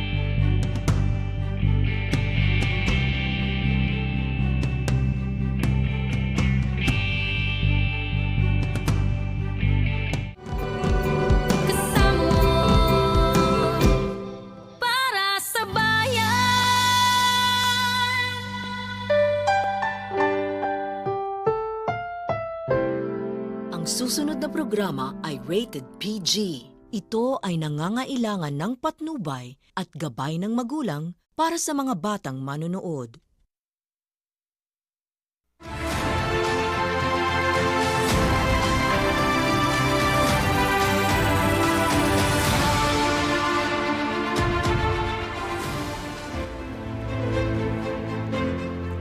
Isang magandang bagong Pilipinas. Ngayon ay Martes, November 14, 2023. Diretsahang usapan sa mahalagang issue sa bansa kasama ang mga kinatawan ng mga ahensya ng pamahalaan.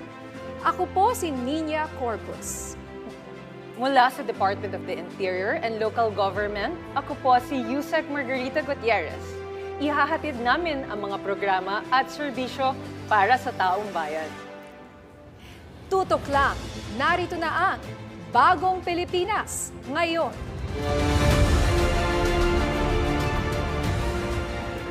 Sa ating mga balita, dumalo si Pangulong Ferdinand R. Marcos Jr. sa unang Local Legislative General Assembly ng Bangsamoro Autonomous Region in Muslim Mindanao o BARM. Layo ng pagtitipon na bigyang diin ang mga inisyatibo ng national government para sa BARM kasabay ng paglalahad ng mga ipinatupad na programa sa rehiyon. Kabilang din sa layunin nito ang pagpapalakas sa local legislature para sa pagsasama ng National Development Agenda sa BARM. Ayon sa Pangulo, mahalaga ang pagtitipon na ito hindi lang sa BARM kundi maging sa buong Pilipinas. Muli ring tiniyak ni Pangulong Marcos Jr. ang patuloy na suporta ng pamahalaan sa BARM para makamit ang sustainable at mapayapang pamamahala sa rehiyon. Ngayong hapon, makakasama po natin si Yusek Marge Gutierrez ng DILG. Welcome.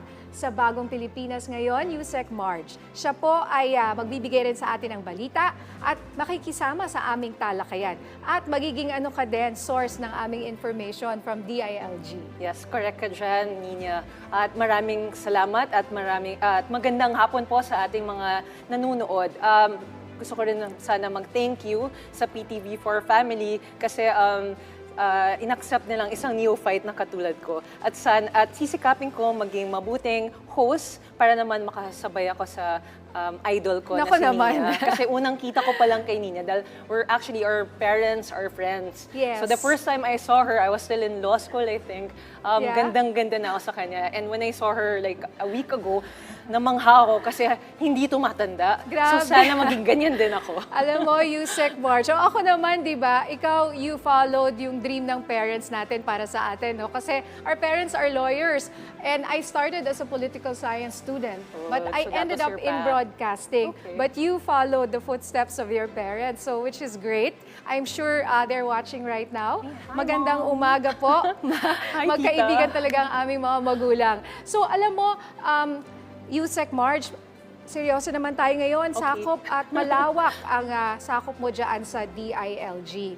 So mula sa mga lokal na pamahalaan hanggang sa security and law enforcement sa PNP, ano ang maibabahagi mo sa amin na update mula sa DILG at sa PNP? Okay. So, ang una kong update ay patungkol sa ating mandatory SK training. So, kasulukuyang isinasagawa ng DILG at National Youth Commission ang mandatory SK training sa buong Pilipinas.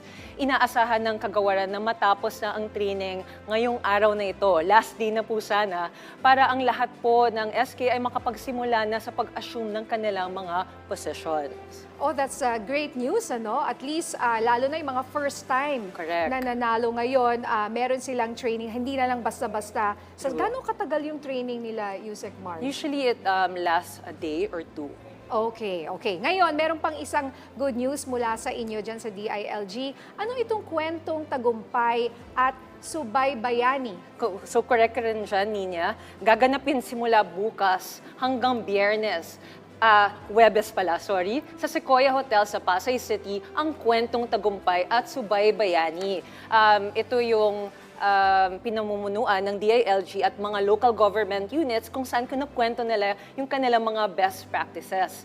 So, ito ay inaasahan po na maging layunin ito na magbigay ng incentives at pagkikilala sa iba't ibang lokal na pamahalaan ng mga matitino at mahusay sa pagpapatupad ng mga local infrastructure projects. So, sinusubaybayan naman ito ng mga CSOs, NGOs at syempre ng ating mga mamamayan para masigurong mai-implement to ng maayos. Maganda yan, ano? Ngayon, dito naman tayo sa medyo masalimuot na balita, Actually. no? But marami ho ang na-shock sa balitang ito. Meron ba tayong update tungkol sa nangyaring pagpatay kay Juan Humalon or si Johnny Walker dun sa kasong Johnny Walker case? Kasi ito nga, nung nangyari nitong November 8, Yusek?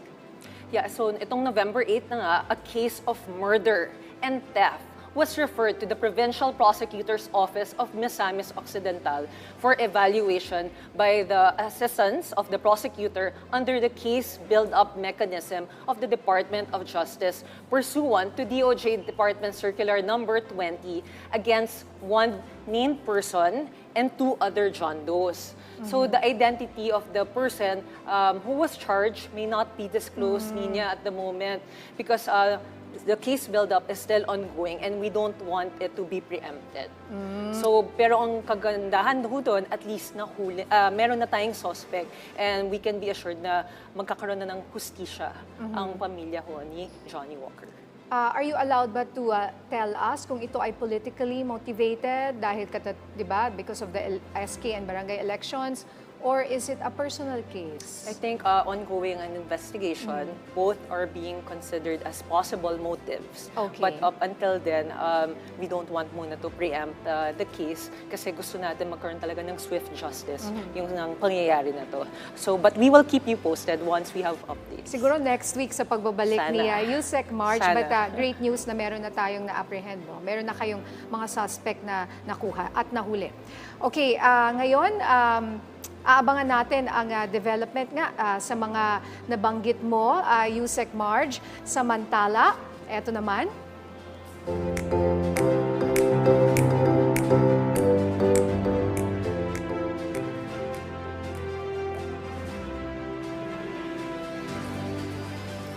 Lumagda sa isang kasunduan ang Department of Health at ilang agency partners ng United Nations para tugunan ang malnutrition sa bansa. Pinagtitibay ng kasunduan ang multi-sectoral approach para makamit ang nutrition-specific at nutrition-sensitive ng mga hakbang sa buong bansa. Ayon kay Health Secretary Ted Herbosa, ang pakikipagtulungan ng DOH sa UN ay patunay ng commitment ng pagkakaroon ng malusog at maayos na hinaharap para sa mga Pilipino, particular sa kababaihan at kabataan.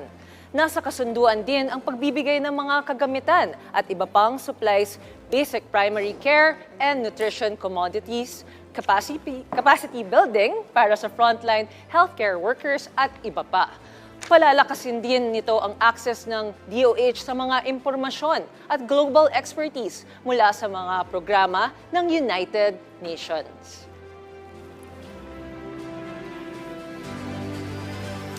Assessment sa unang araw ng pagpapatupad ng mas mataas na penalty sa EDSA bus lane, ating pag-uusapan kasama si Bong Nebriha, ang hepe ng MMDA Task Force Special Operations. Sir Bong, magandang tanghali po at welcome sa Bagong Pilipinas ngayon.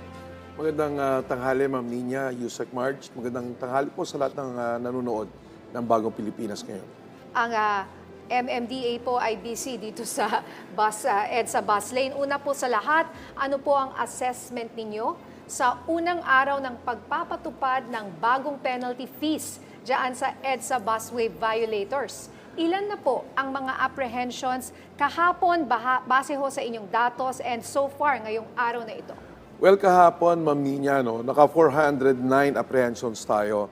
So, that's in the morning and the afternoon. Ngayong umaga po, as of 9 a.m. this morning, naka 197 po tayo.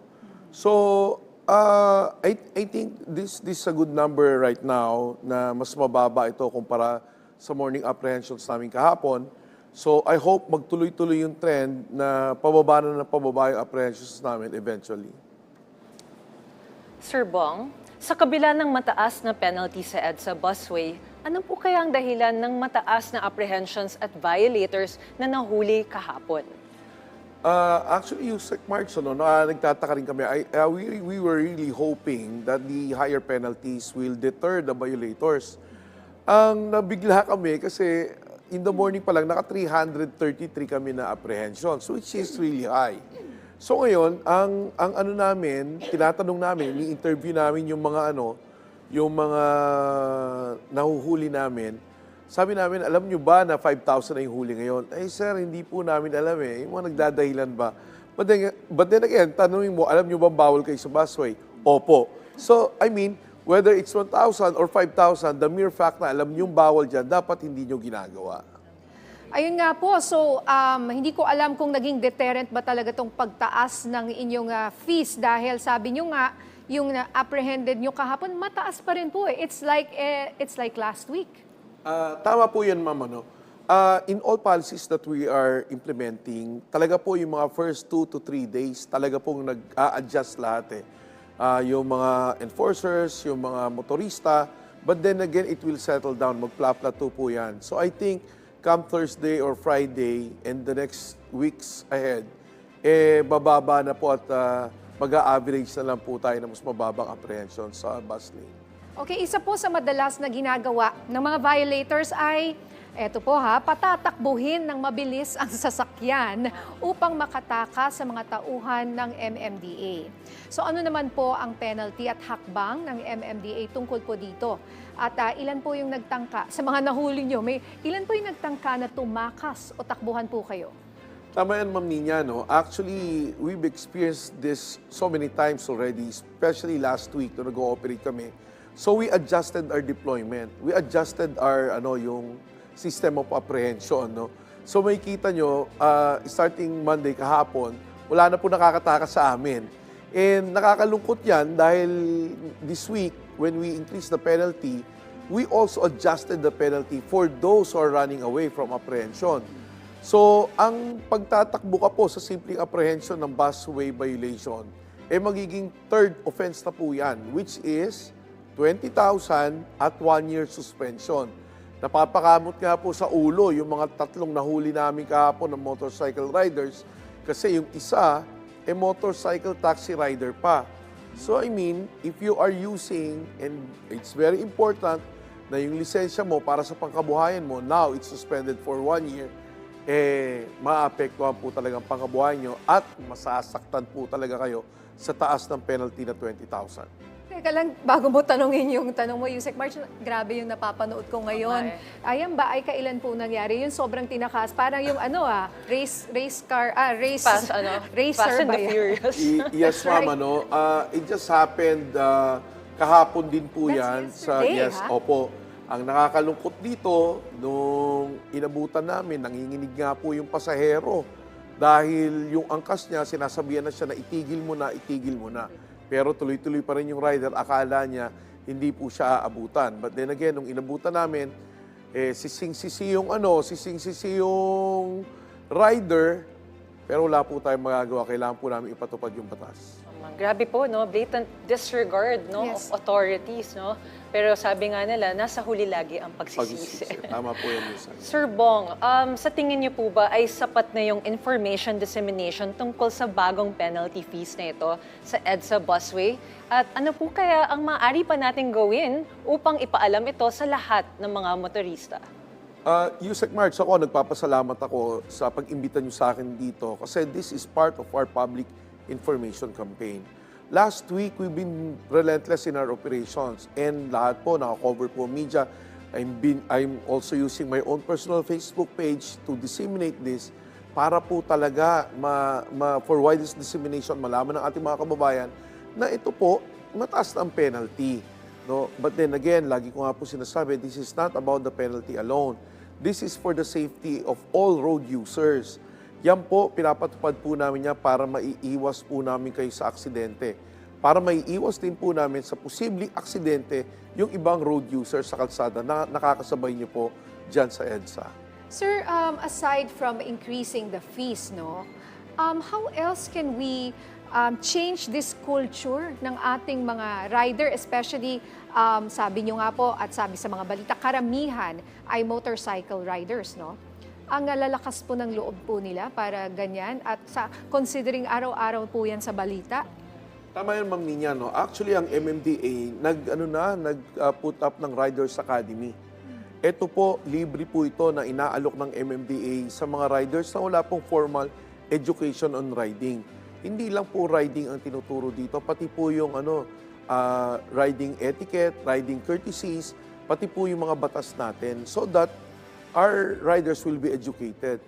Alam nyo, Ma'am Nina, sa totoo lang, kailangan po talaga natin drivers and riders education. Yes. Ito pong nakakabahala po yung tinatakbuhan yung enforcers as if they do not know na ang lisensya po ay pribilehiyo lang po na binibigay ng gobyerno para mag-operate kayo ng sakyan. Once you are apprehended, you should surrender it to a lawful authority na humihingi o nagpapaalala sa inyo na mayroon kayong huli at kailangan nyo pong panagutan nyo.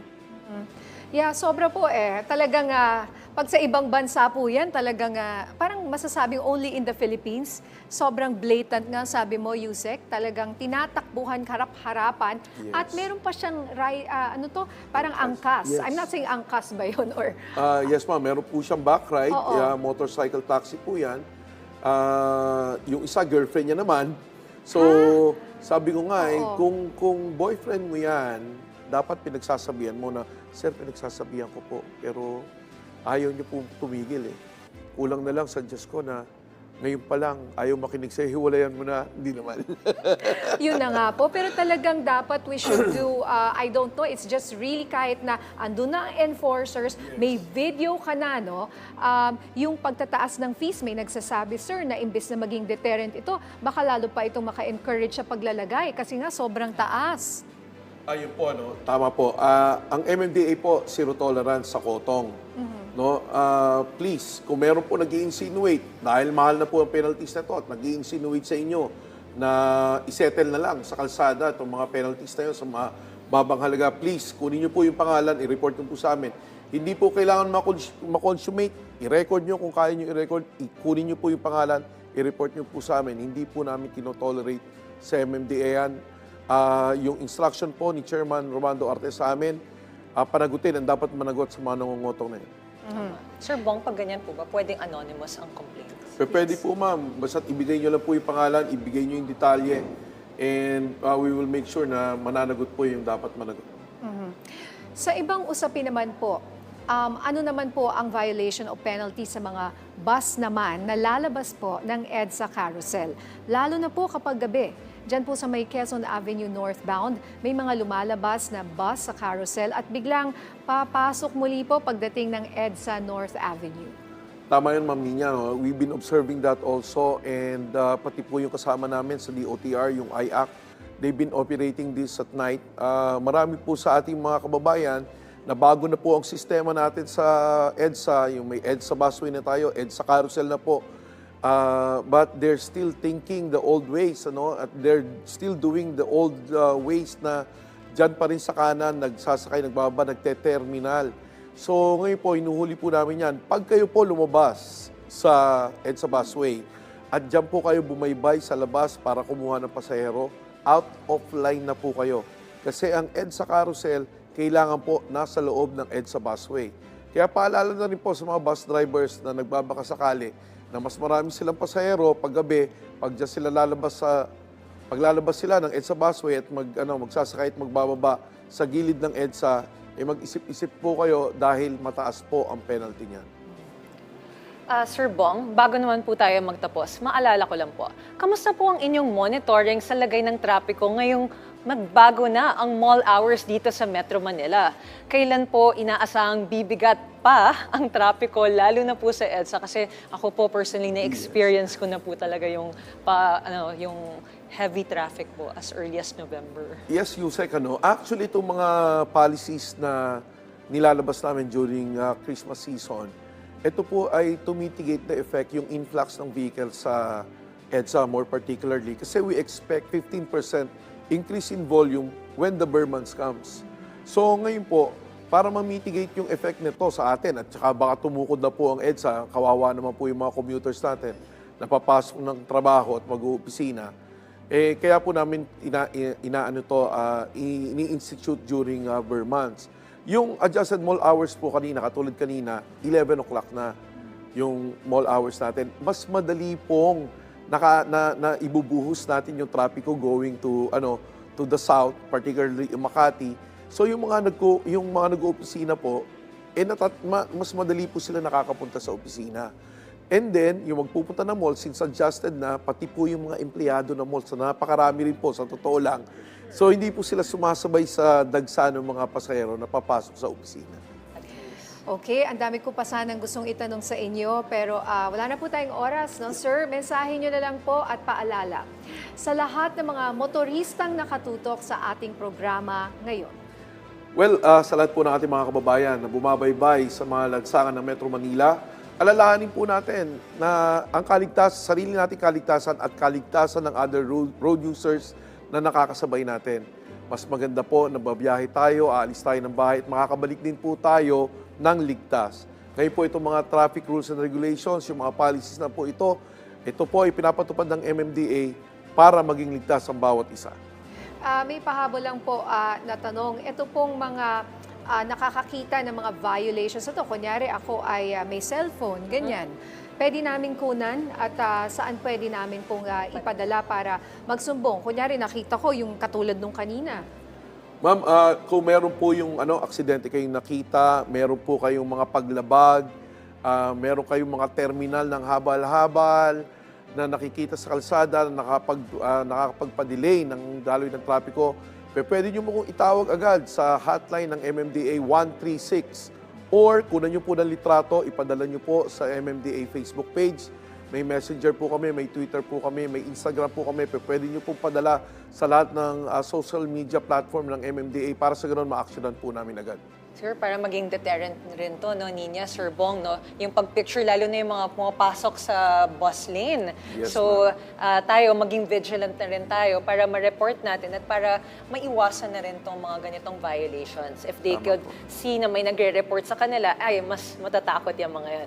Kaya yung mga ibang politiko dyan, ha, na gumagamit ng bus lane, let's be good examples to our constituents. Yes, Yusek Marge, I agree. Sometimes nakakakita tayo ng red plates. Sila ba ay exempted dyan sa busway na yan? Ma'am, ang criteria po sa government vehicle, kailangan red plate, marked vehicle, kailangan po nandun po yung logo ng ahensya nyo.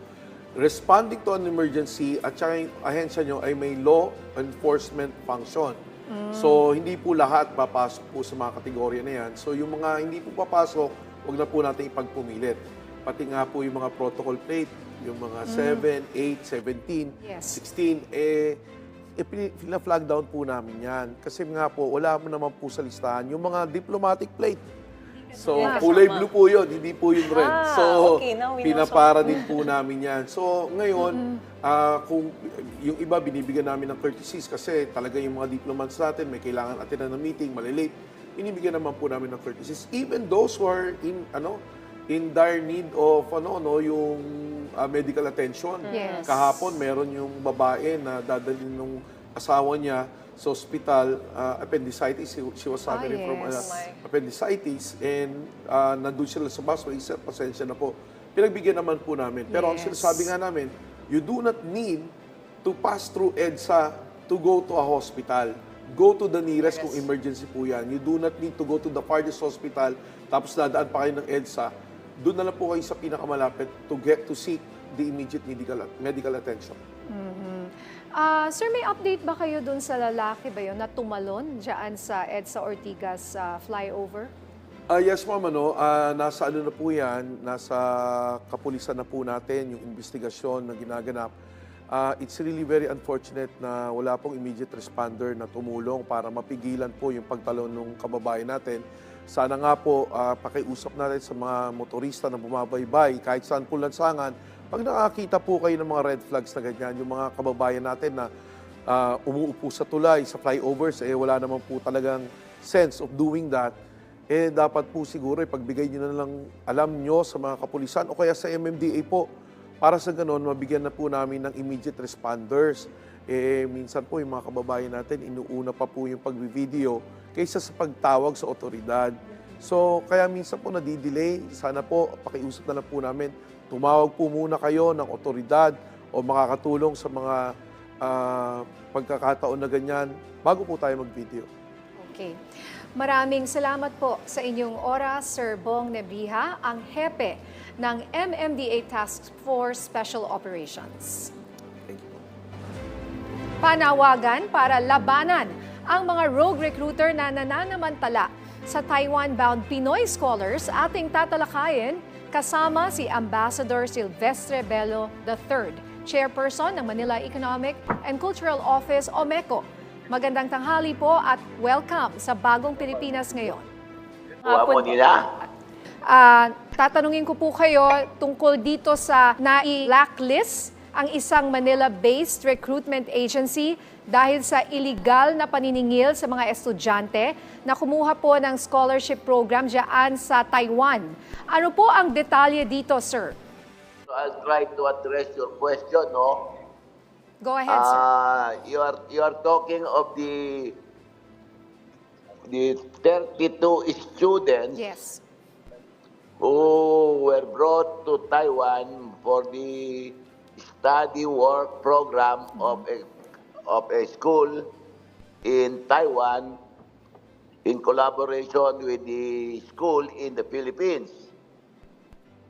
Ngayon, itong 32 students were charged with 45,000 pesos. At ito ay masyadong mataas considering na ang dapat bayaran nila ay yung kanilang plane fare which is 10,000 at saka yung kanilang student visa of 2,400. So dapat ang total na expense ng mga estudyante dapat is only about 12,400 pesos. Ngayon, ang siningil ng agency ay 45,000. Dahil according to them, kailangan daw ng OEC at saka kailangan ng PIDOS, which is not required dahil hindi naman sila overseas Filipino workers. Mga estudyante ito. And therefore, yung pag-charge sa kanila ng yung PIDOS at saka yung kanilang yung magkano ba yon, yung hindi excessive yon, yung OEC. Kasi yung OEC at saka yung PIDOS applies only to overseas Filipino workers. Itong mga 45 na ito, lang sila, mga 32 students lang ito, hindi ito mga overseas Filipino workers. And therefore, nagkaroon ng overcharge of more than 20,000 pesos. Chair, magandang hapon po. This is Yusek Marge po from DILG. Sir, bukod po sa paniningil ng Pre-Departure Orientation Seminar o PDOS po, na nabanggit nyo nga, at ng Overseas Employment Certificate, ano pa po ang inyong nadiskubreng illegal na gawain ng recruitment agency na ito? Unang-una, we found out na itong agency na ito ay ginawa na naman nila noon yan. Nag-overcharge na naman sila sa mga estudyante na dapat ang bayaran lang nila ay yung plane fare at saka yung visa. So overcharging yan, illegal collection yon dahil hindi dapat sila mapidos. Yung PIDOS is Pre-Departure Orientation Seminar, and that applies only to overseas Filipino workers. At saka yung OEC, yan is also applicable only to overseas Filipino workers, not to students who are beneficiaries of a study, work. Yes. Okay, sir, sabi nyo nga, this is not the first time, na gawa na pala nila ito dati. May detalye po ba kayo kung may mga tungkol dun sa mga nauna pang biktima ng agency na ito? At kung meron, nasan po ang mga biktima? Natuloy pa din po ba ang scholarship ng mga ito? Yung ginawa nila noon ay nung before my term as chairman. Noon pa yan, nung hindi pa ako ang chairman ng MECO. I do not know what they did, pero yung nga, nagkaroon ng ganyang incident na naman, and that is why I asked this agency to explain. And in fairness naman, they wrote us and they're willing to present their side. And of course, I will give them due process, so I will listen to their side. Tatanungin po sana namin ni Yusek Marge kung meron kayong mga susunod na hakbang sa MECO matapos po ang reklamong ito. Unang-una ay pinapaliwanag namin sila. Pagkatapos nga, and since they requested for it, we will give dialogue. Mapatunayan namin na nag-overcharge. We are inclined to recommend for the cancellation of their license. Kung mapatunayan namin na ginawa nila yung illegal extraction or illegal collection, we will recommend the cancellation of their license. Okay, good news po yun. Chair, may ibang recruitment agency pa po ba kayong minomonitor sa ngayon na illegal na nagpapaalis ng mga Pinoy scholars sa ibang bansa?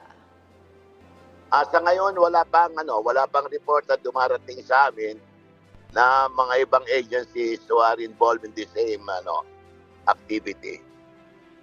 Okay, bilang panghuli na lang po, meron po ba kayong mensahe at paalala sa mga kabataan na nais pumasok sa isang katulad po niyan, scholarship student work program sa ibang bansa?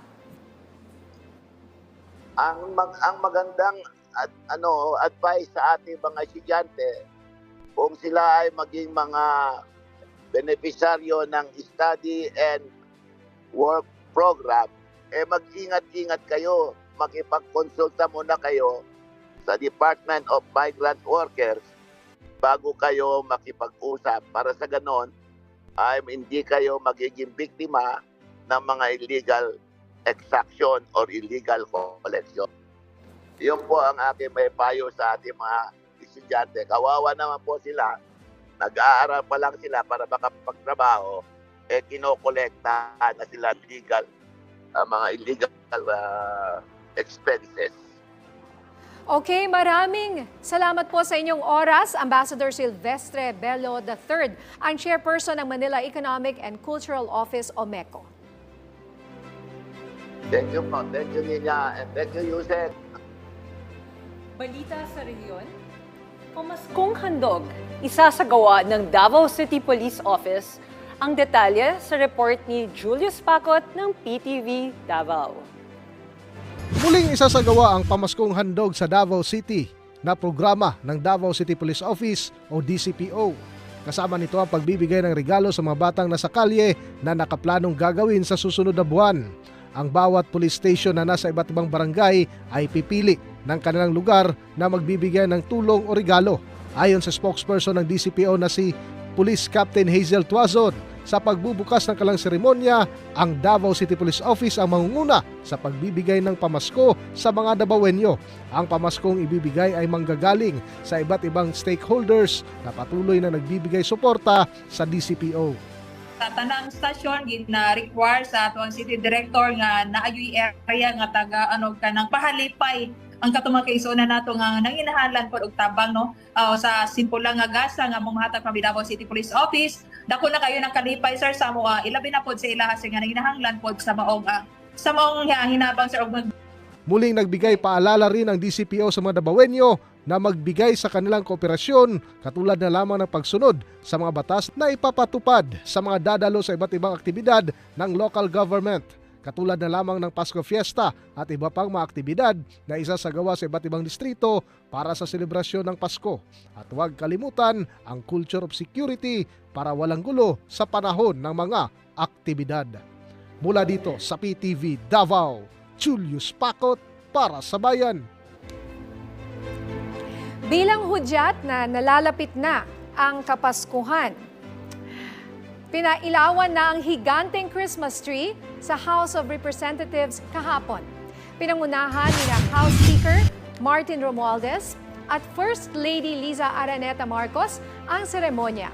Dumalo rin dito ang iba pang House leaders at sinaksihan din ito ng mga kawani ng Kamara.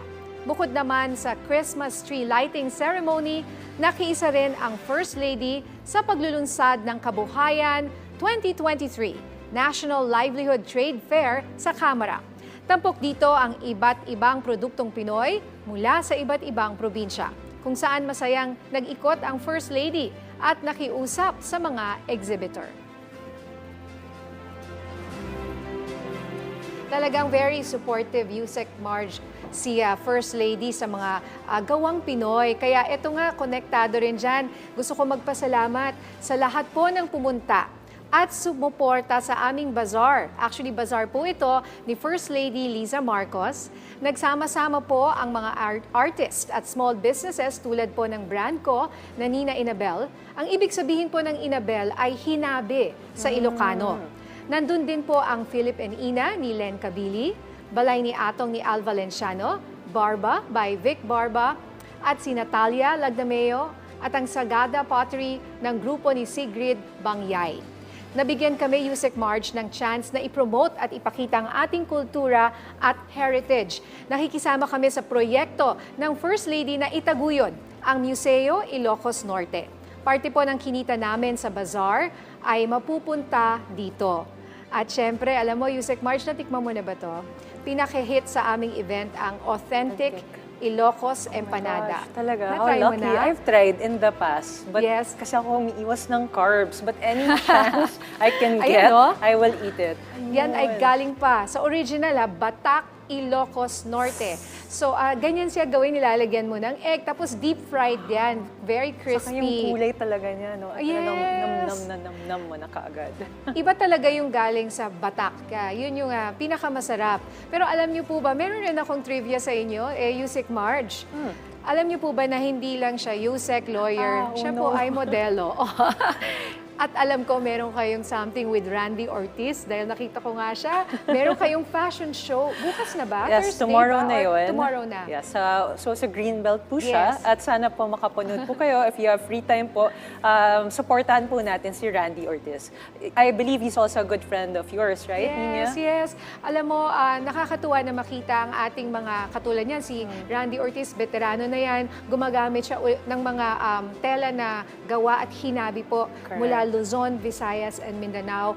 And it's nice to see, especially, alam niyo, Yusek, pag nagsuot kayo, lalo na yung mga katulad mo or sa gobyerno, mga celebrities, o tayo dito sa show, pinopromote natin ang ating kultura at nakikita ng mga tao na ang mga ganito ay hindi lang pang costume. Correct. Diba usually pagkalinggo ng wika? Actually, I prefer wearing ngayon Filipiniana over yung mga business clothes. Although today, I'm supporting a local designer pa rin. So it's either Filipiniana or support local designers. Yes, so this one is Pablo Cabahog. Hi, Pablo. Hello, kaya pala. Ang ganda.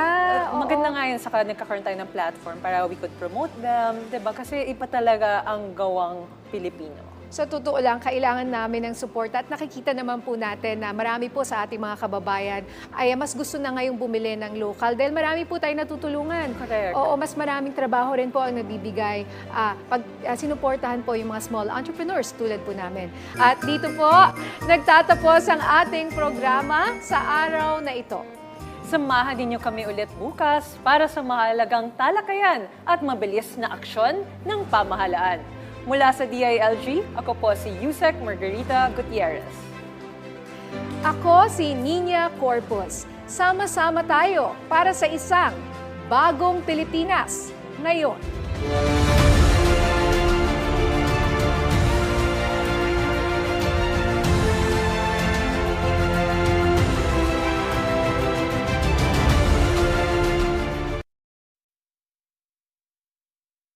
Ang mga may init na balitang tumatak ngayong linggo sa Mundo ng Sports.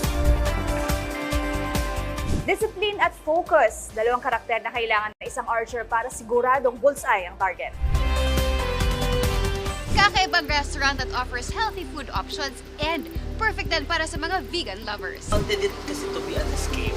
Kasi during the pandemic, we're all stuck here in the city. So we wanted something everyone at the same table will be able to enjoy at the same time. PTV Sports, ngayong Sabado, alas 4:30 ng hapon, dito lang sa PTV. Saan mapapanood ang PTV? Sa bawat sulok ng Pilipinas. Reaching millions of Filipinos across the country through the power of terrestrial TV. Abot na abot namin ang mga Pilipino para sa tapat na balita. Cordillera, kan intero ang Luzon.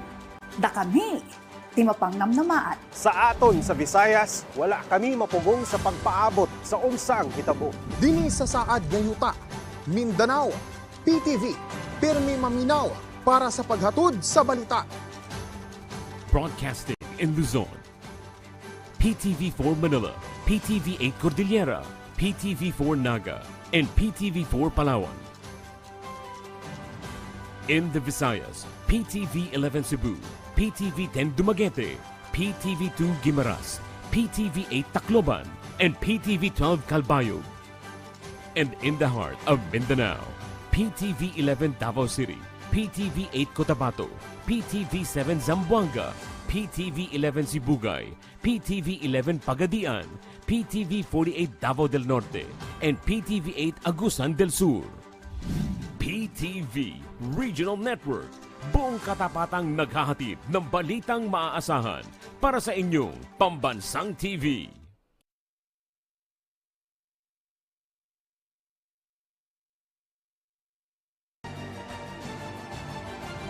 Ngayong Sabado, sa aksyon, laban sa kahirapan.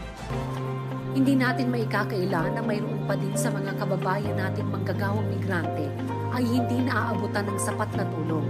Ang trabaho sa abroad, wala yang hindi yan permanent. You need to save money, you need to make plans. Ang pinaka mahalagang priority program natin is yung ating programa patungkol sa Action Fund delivery. Sabado ng hapon, dito sa inyong People's Television.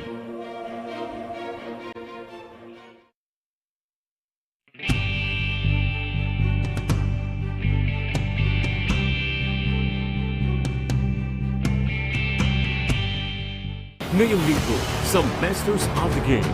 My game was not the most glamorous like a Tony Harris, or a Kenny Travis. It was just work ethic, simplicity long. Sean wanted to win every single time, and I think that was part of the culture that he helped build at Alaska. Ako si Bill Velasco, hanggang sa susunod na kabanata ng Masters of the Game. Masters of the Game. Ngayong linggo, alas 8 ng gabi. Dito lang sa PTV.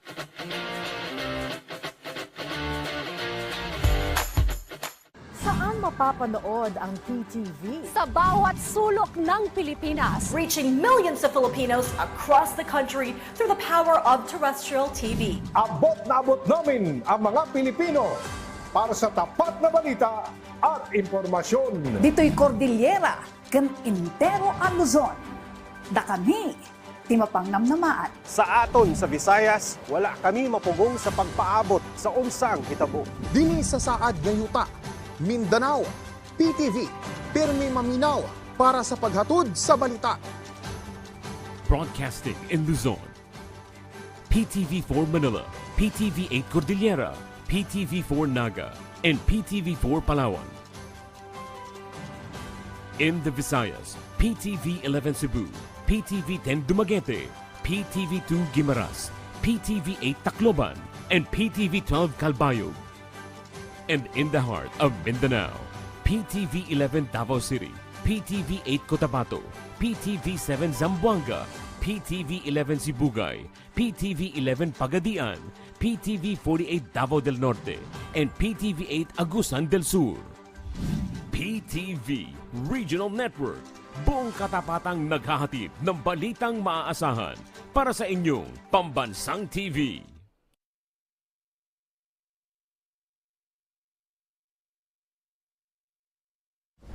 Kumpleto na ang inyong umaga sa pangmalakasang balitaan at komentaryo.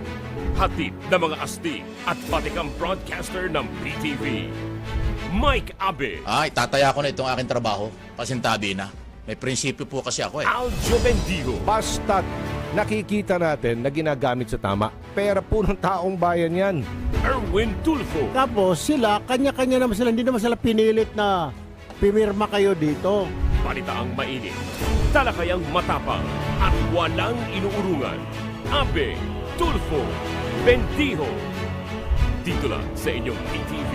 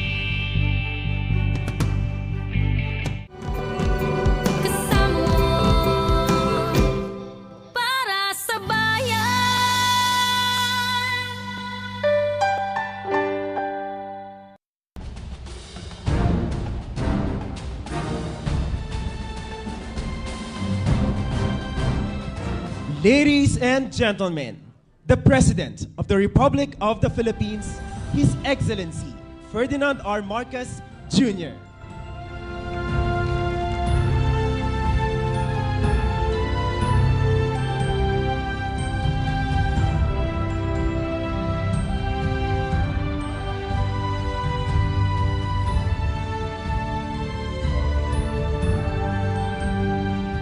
We may now be seated.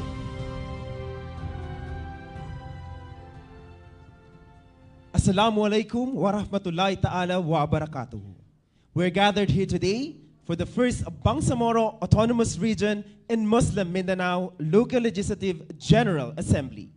To formally begin our program, may we request everyone to please stand for the singing of the Philippine National Anthem, to be followed by the prayer or dua and the singing of the Barm hymn.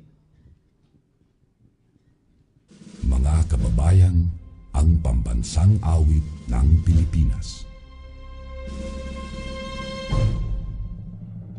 Kayang mahiling, tewas ng sinamanan, alam ng puso, sa titik mo'y buhay.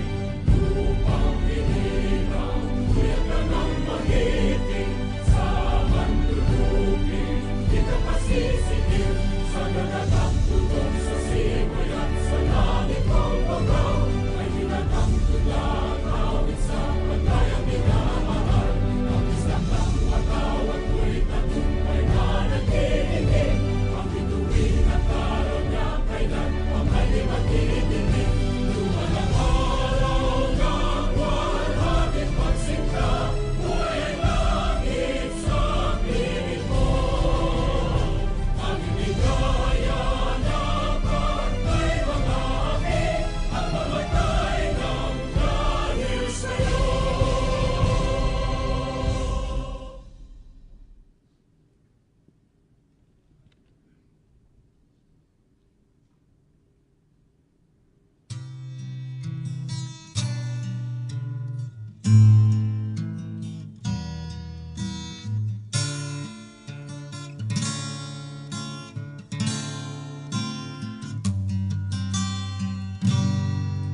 Sikoy ko kamigimu tolangin. Sikoy ko kamigimu to aldo woy bulan. Ikaw ang nagbuhat sa kabituunan. Ikaw ang nagbuhat sa kalibutan. Manama, mawantog ka. Warag po ko ilingkoy ko.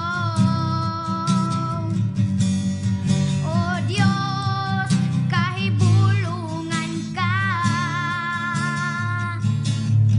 Busa ikaw lang ang simbahon ko.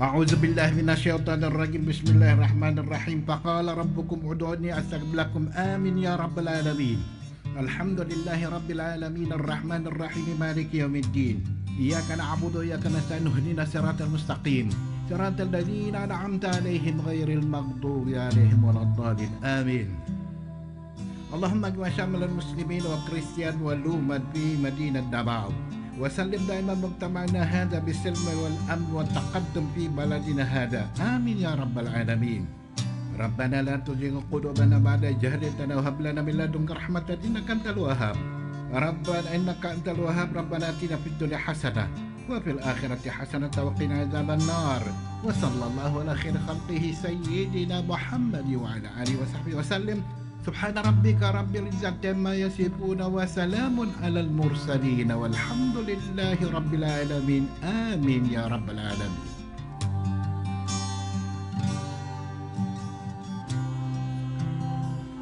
In the name of the Father, Son, and Holy Spirit. Amen. Our most gracious Heavenly Father, we come to you today to praise and worship you and give you thanks for all the things you continue to provide for ourselves and our families. Father, we humbly ask for forgiveness for all the times we have offended you, when we forget to acknowledge your presence in the image of our brothers and sisters, and for moments we fail to be good stewards of the blessings you have given us. Continue to guide and protect each one of us, Lord, that we may always walk in the light of your everlasting love and mercy. Grant us, Father, with your comfort in times of distress and with your strength in times of weakness. Bestow upon us your unending grace and healing, that we in turn become instruments of gentleness and compassion to others. We ask all this in the name of your Son, our Lord Jesus Christ, with the prayer and the intercession of our Blessed Mother. Amen. Manama, mawantog ka. Warag po ko iling ko'y ko. O Diyos, kahibulungan ka. Busa ikaw lang ang simbahon ko. Busa ikaw lang ang alagaran ko.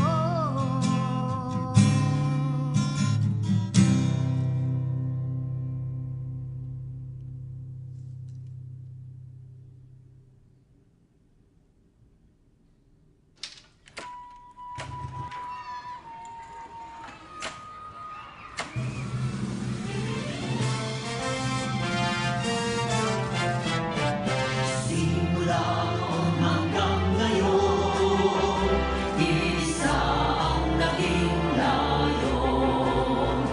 Magkaisa at maghulog, kagitingan ay marugtong. Tumayo tayo mula sa hamon ng nakaraan, niyapos ang panganin na umahalal. Pinangako sa puso at paniniwala, ang ginhawa para sa kabataan. Bansang Moro ay tagumpay, bunga ng pawis, sugo at buhay. Kapayapaan, katarungan, ay ating nang nakamtan. Alhamdulillah, alhamdulillah, pagpalain Bangsamoro, Bangsamoro, lagi kang mamahalin. Walang pipigil sa damdamin, mga pangako'y tutuparin. Habang buhay kami sa'yo'y magbabantay, mananatili sa isipan. Ang kahapon humimlay na nagbuwis ng buhay, nasa piling na ng may kapal. Bansang Moro ay tagumpay, bunga ng pawis, sugo at buhay. Kapayapaan, katarungan, ay ating nang nakamtan. Alhamdulillah, alhamdulillah, pagpalain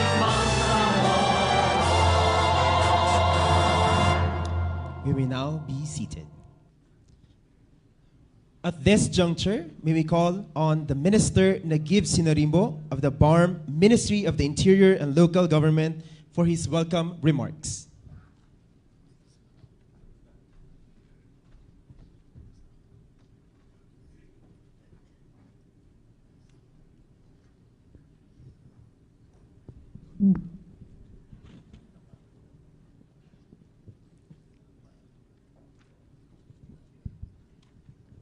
Bismillahirrahmanirrahim. Assalamualaikum warahmatullahi wabarakatuh. His Excellency President Ferdinand R. Marcos Jr., Chief Minister Alhaj Murad Ibrahim, Secretary Lagdameo, fellows public servants, good morning. Assalamualaikum warahmatullahi wabarakatuh. It is an honor and a privilege to officially welcome all of you today as the local legislative bodies convene for the first BARM Local Legislative General Assembly. This is an excellent time to explore and highlight the significant contribution of legislative bodies, study their similarities and uniqueness across different tiers of our government, from the barangays, the municipalities, cities, the region, and the national government. As many of you are aware, an essential feature of our political system at the national level is the presidential system, where the three co-equal branches of government work in complementation to deliver what is best for our people. These branches are the executive, the legislative, and the judiciary. You belong to the first branch of the government. First, not in the sense of a hierarchy, but first in terms of sequence in government actions. That is the legislative department. You enact laws and define policies.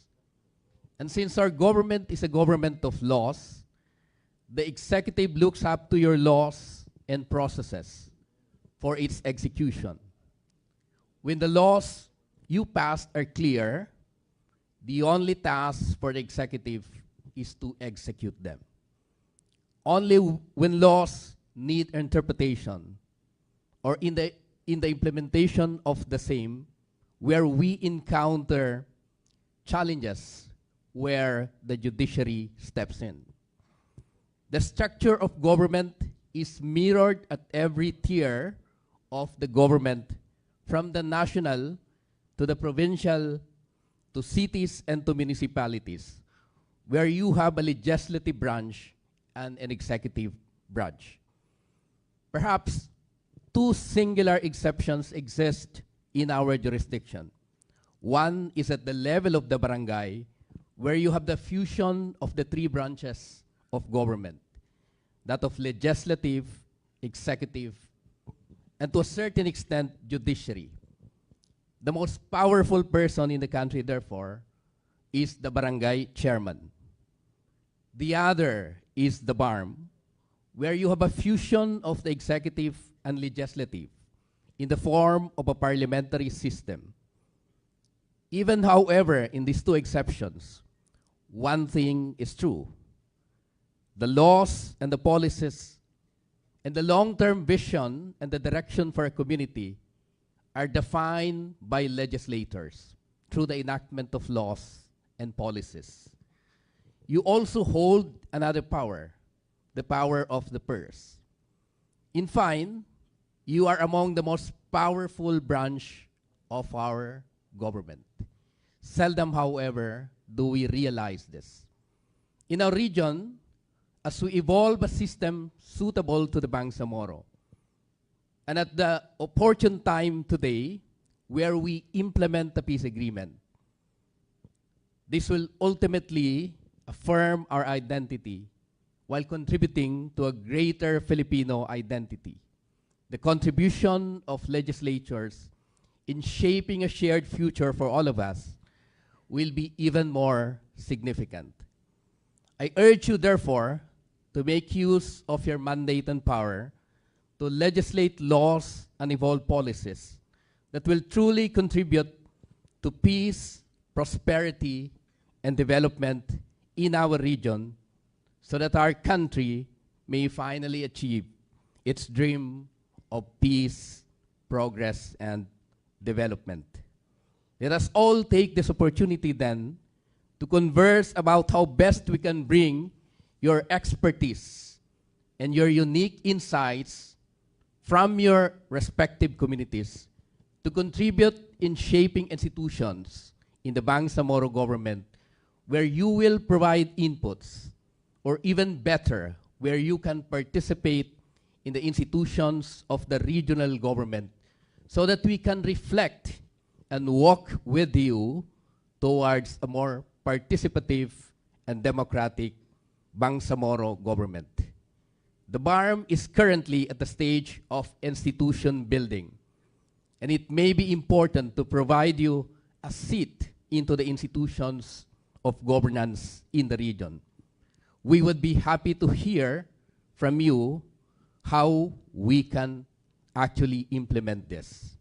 In closing, allow me to express our profoundest gratitude to His Excellency President Ferdinand Marcos Jr., who since assuming the presidency has been the staunchest supporter of the Bangsamoro.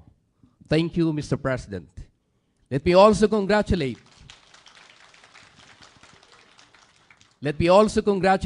the Regional Vice Mayors League, the Honorable Almidsar Hajiri, for this successful event. Congratulations and welcome to Mindanao and Davao. Thank you, Minister Sinaribo. May we invite Vice Mayor Almidsar Hajiri of Lugus Sulu and Regional Chairperson of the BARMS Vice Mayors League of the Philippines to deliver his message.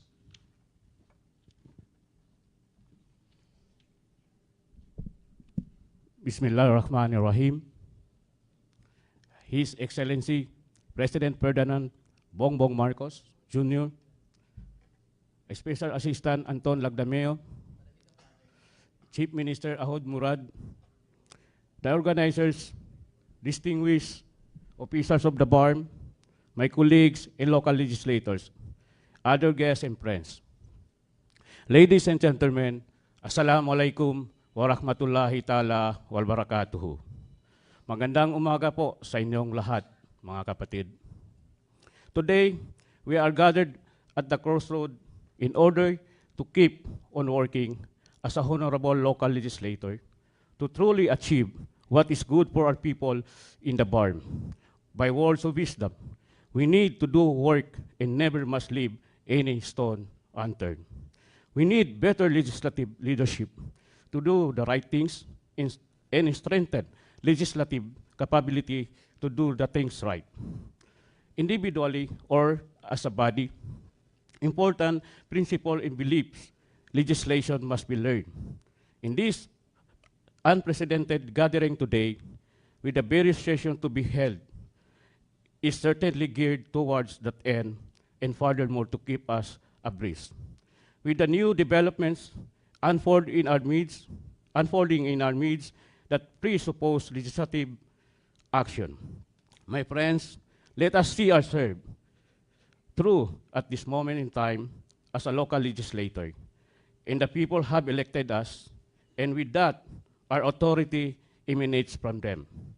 Our reason with passion to work with the betterment of our people in the BARM should be our highest consideration in order to effect monumental legislation on the local level in our region. As we know, we do serve not only a Muslim, but also the Christian in our indigenous people or katutubo as a legitimate constituent. Fellow legislators, let us bear in mind and get used to the fact that our view on needs and wants of our people in the BARM is multifaceted, thus should be addressed accordingly. Consultation is indeed necessary, for as long as they are legitimate, let us heed and hear what our people need and wants for themselves. The gathering today should be the moment of the truth for us local legislators, or our programs of action for our region must be attuned to the national government plans and programs for the BARM in order to secure willing backup and support in the implementation of good programs. So we have to gain clear understanding of our empowerment, which is further enhanced by the implementation of Bangsamoro Organic Law or Republic Act 11054. This is now our basic law that expanded our territorial jurisdiction and reformed governmental system and structure, provided more devolved powers to the autonomous region and stipulated wider involvement of local legislators in developing the BARM. I believe that quality public policy formulation is the key to the BARM sustainable peace and development. And we play the vital role on this as a local legislator. We extend our warm gratitude to the previous administration in 2018 for approving and implementing Republic Act 11054, we cannot also help but salute the present dispensation of our President, Ferdinand Marcos Jr., for fully monitoring the genuine implementation of Bangsamoro Organic Law towards meaningful development and progress of the BARM. We feel on our part in the Vice Mayor's League that we must rise as an active participator in united we stand in the face of the current and anticipated challenges. That we will be beset with eventually from transition to full-blown operation of Bangsamoro Organic Law. We wish to see it. We wish to see to it that regardless of religion and culture, local legislation must be beneficial and necessary for all constituent in our region. Remember, one great man said, "I serve you, but I cannot please you all." Local legislators like us must achieve the best we can. Even our best not be able to achieve everything. What matters most is that we have done our best, although it cannot be for all, but achieving for the good of the most of our people is already enough for us to mean a lot. My friends, I cannot assure you are inspired by the words I shared today, but I can feel that what gives you inspiration is the right principle you believe in local legislation, to do the right thing. And for me, being a good Muslim man is the true driving force for us to all accomplish the best we could with utmost sincerity, commitment on our job. Let us keep that in mind, my friends. Mahal na Pangulo, taos puso po kaming nagpapasalamat kay Apong Presidente Ferdinand Marcos Sr. sapagkat po siya po ang kauna-unahang nagbigay ng kahalagan sa aming mga Muslim Pilipinos. Sa pamamagitan po ng Presidential Decree 1083, or known as the Muslim Code of the Philippines. Sa araw na ito, dito po kayo nagbibigay ng kahalagan po sa amin. Sa aming okasyon ngayong First BARM Local Legislative General Assembly, ipinapakita lang niyo po sa amin at ramdam po namin ang inyong tunay na pagmamalasakit na gawin ang nararapat para sa kabutihan at kaunlaran ng aming rehiyon. Maraming salamat po, mahal na Pangulo.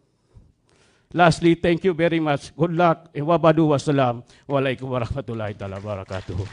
Thank you, Vice Mayor Hajiri.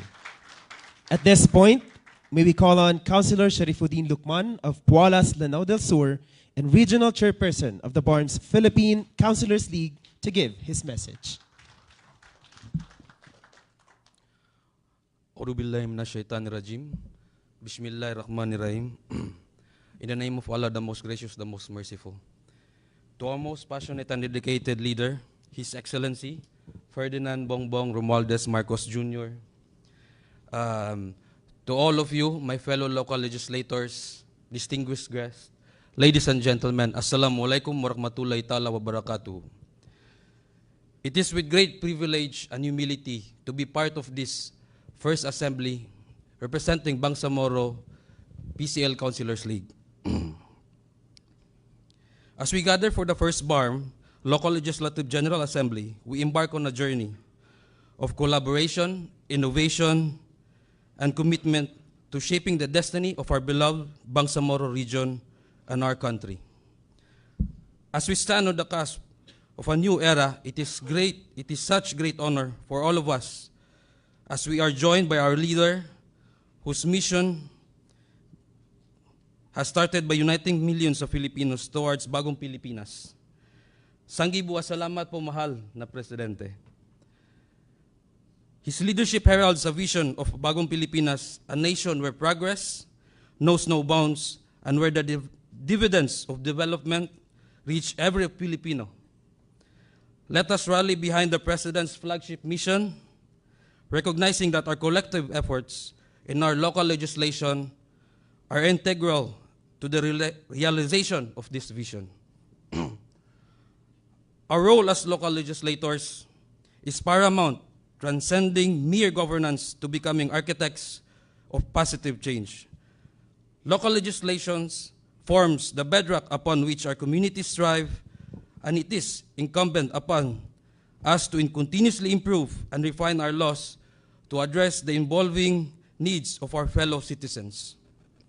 In this, the pursuit, unity is our greatest asset, for it is together that we can forge a future that honors our unique identities while embracing our shared destiny.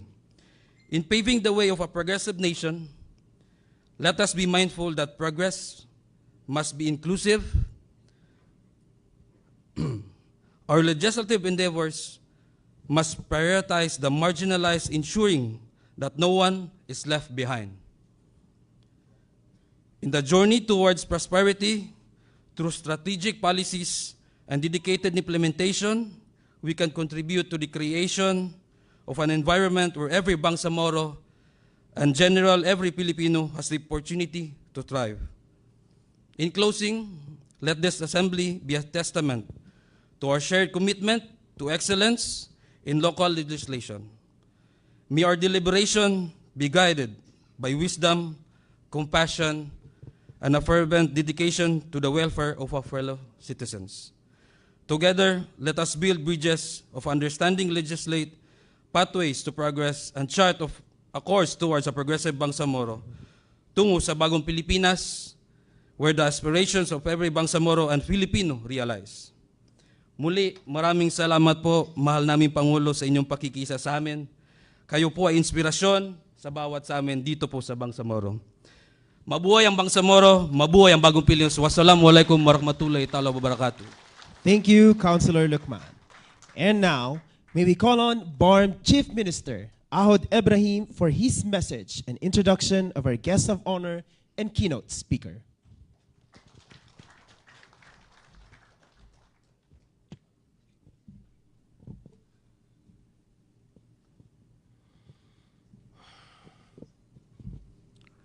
Bismillahirrahmanirrahim. My courtesy and respect to the President of the Republic of the Philippines, national government officials, BARM regional government officials, BLMP officials and members, civil servants, my fellow Bangsamoro, ladies and gentlemen, Assalamu alaikum wa rahmatullahi wa ta'ala wa barakatuh, and very pleasant morning to everyone. It is with great honor and humility that I extend my greetings of peace to everyone joining the first Bangsamoro Autonomous Government Regional Local Legislative Assembly. In the complex tapestry of governance, our ability to formulate quality public policies will serve as the foundation upon which the framework of the sustainable peace and development is built.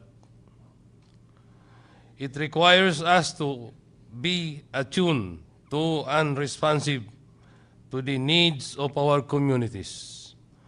Let us not forget that true progress can only be achieved when the byproducts of development are accessible to all, leaving no one behind. The Assembly today is a testament to our shared commitment to empowering the local legislative bodies of the active partners of the national and regional governments in fostering sustainable peace and development by providing sound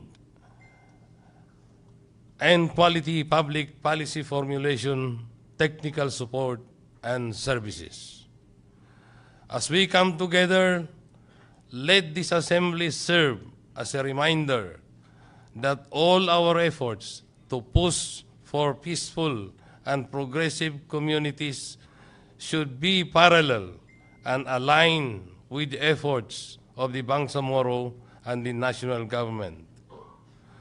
As we embark on this journey together, let us remember that our roles as legislators carry the weight of responsibility and the power to write and shape the destiny of the Bangsamoro homeland and our people. It is great privilege that demands a deep sense of duty, transparency, and genuine desire to uplift the lives of our constituents through moral governance. The Bangsamoro government remains supportive of empowering local legislators to craft policies that resonate with the aspiration of our people. I am confident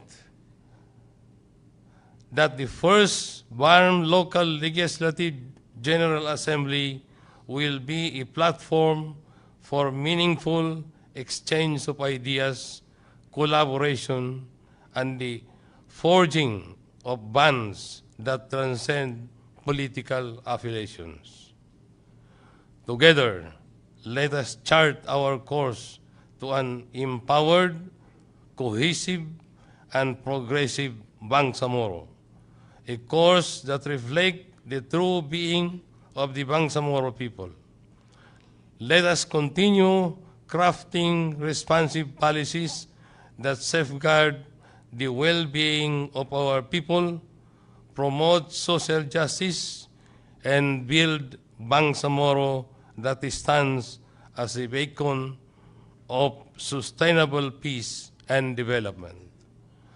Sukran at magandang araw sa ating lahat.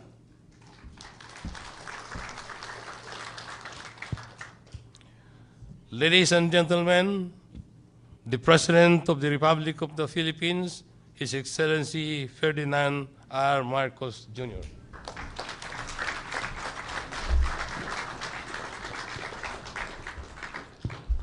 Thank you very much for your introduction, Chief Minister Hud Ibrahim. Please take your seat.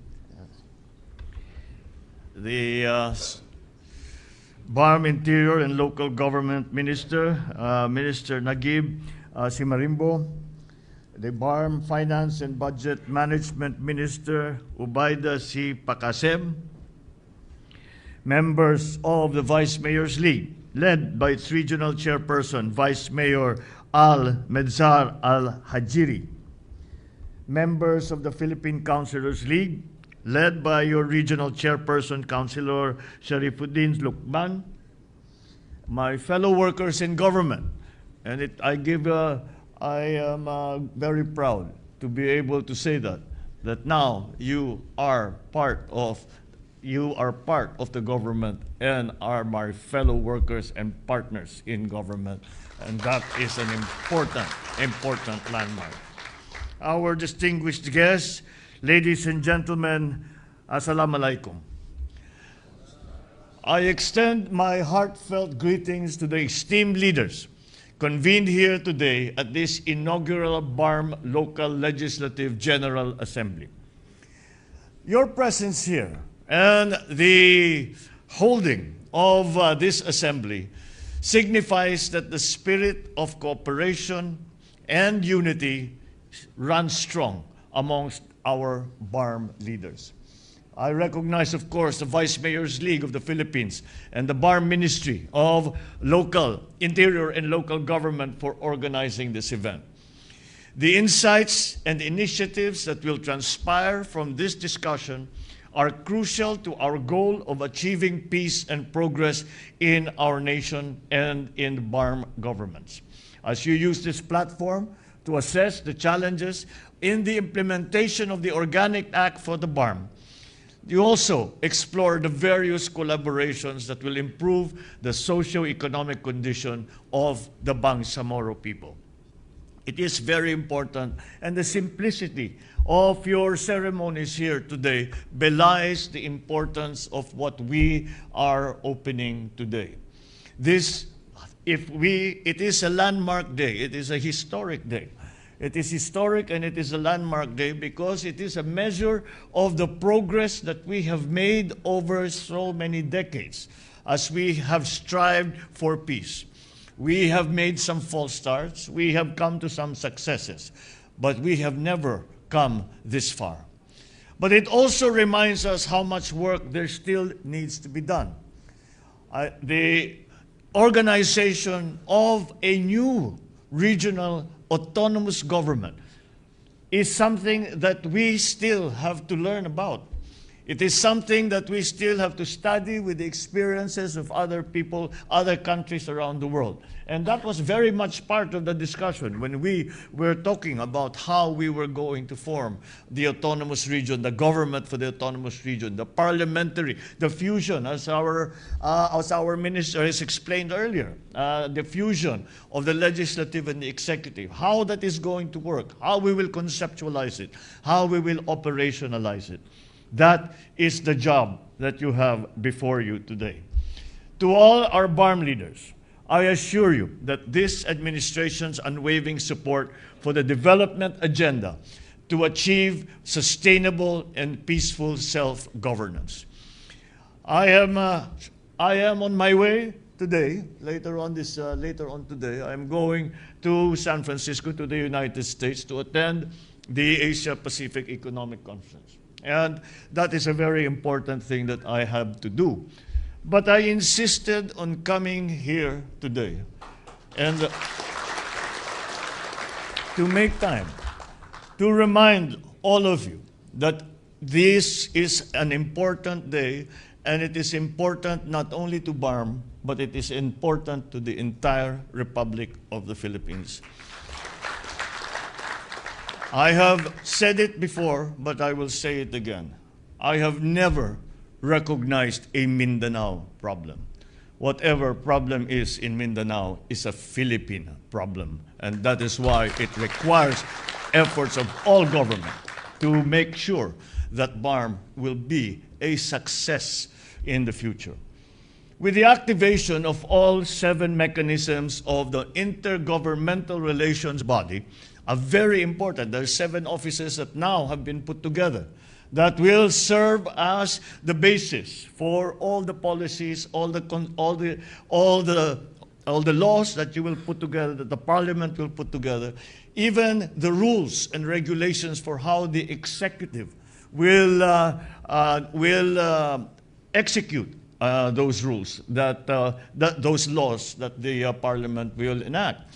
So this is the beginning of that process of creating the institutions that we all know are necessary, so that we are not dependent on one group. We are not dependent on certain individuals alone. We are dependent on the institutions that will continue to work no matter what happens in the political sphere. It is not an effort that is only happening in BARM. It is also a process that we are endorsing, promoting, and encouraging in the national government to strengthen our institutions. But there lies the way forward. There lies the way to a safe, progressive, and resilient future. The national and Bangsamoro governments will now have greater cooperation because of these offices that have now been established. We will have greater cooperation, greater coordination, and we will converge towards the realization of our shared endeavors. I am also pleased to report that during the recent visit of Prime Minister Fumio Kishida of Japan, we signed and exchanged the diplomatic notes on the non-project grant aid for the acquisition of $6.8 million worth of construction equipment for road network improvement and disaster quick response operation in BARM. That is Japan. We have continued in our contacts around in the trips that I have taken for the government. Especially when we are talking to the OIC, when we are talking to Malaysia, when we are talking to other Islamic countries, we continue to remind them that BARM still needs their support. And I have to say to their credit that they have pledged that support and will continue to support BARM. And that is an important part of the success that BARM is going to have. Because with these initiatives, we will usher in a new era where BARM becomes a shining beacon of sustainable development in Mindanao and the rest of the Philippines. We venture together on this collective journey.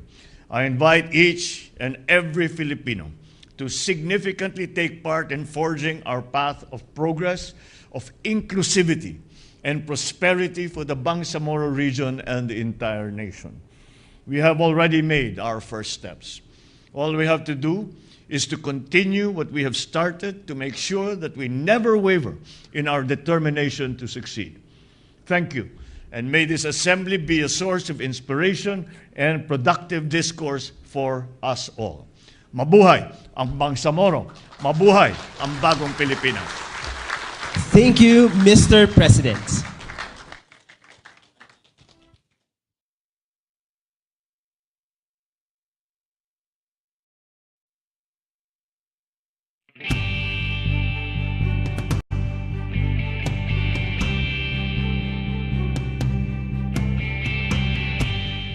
Disaster Watch. Mga paalala pagkatapos ng lindol. Suriin ang iyong sarili at mga kasama kung may tinamong pinsala. Magbigay ng paunang lunas kung kailangan. Unahin ang mga pangangailangan ng mga matatanda, buntis, may kapansanan at mga bata. Kung nasa tabing dagat at may banta ng tsunami, agad na lumikas papunta sa ligtas at mataas na lugar. Suriin kung may natapong nakalalasong kemikal at mga bagay na maaaring pagmula ng sunog. Huwag bumalik sa loob ng gusali hanggat walang abiso na ligtas na ito. Sa panahon ng sakuna, dapat laging listo.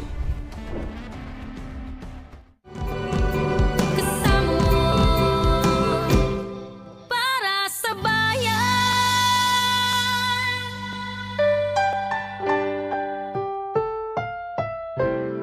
Ang susunod na programa ay rated PG. Ito ay nangangailangan ng patnubay at gabay ng magulang para sa mga batang manonood.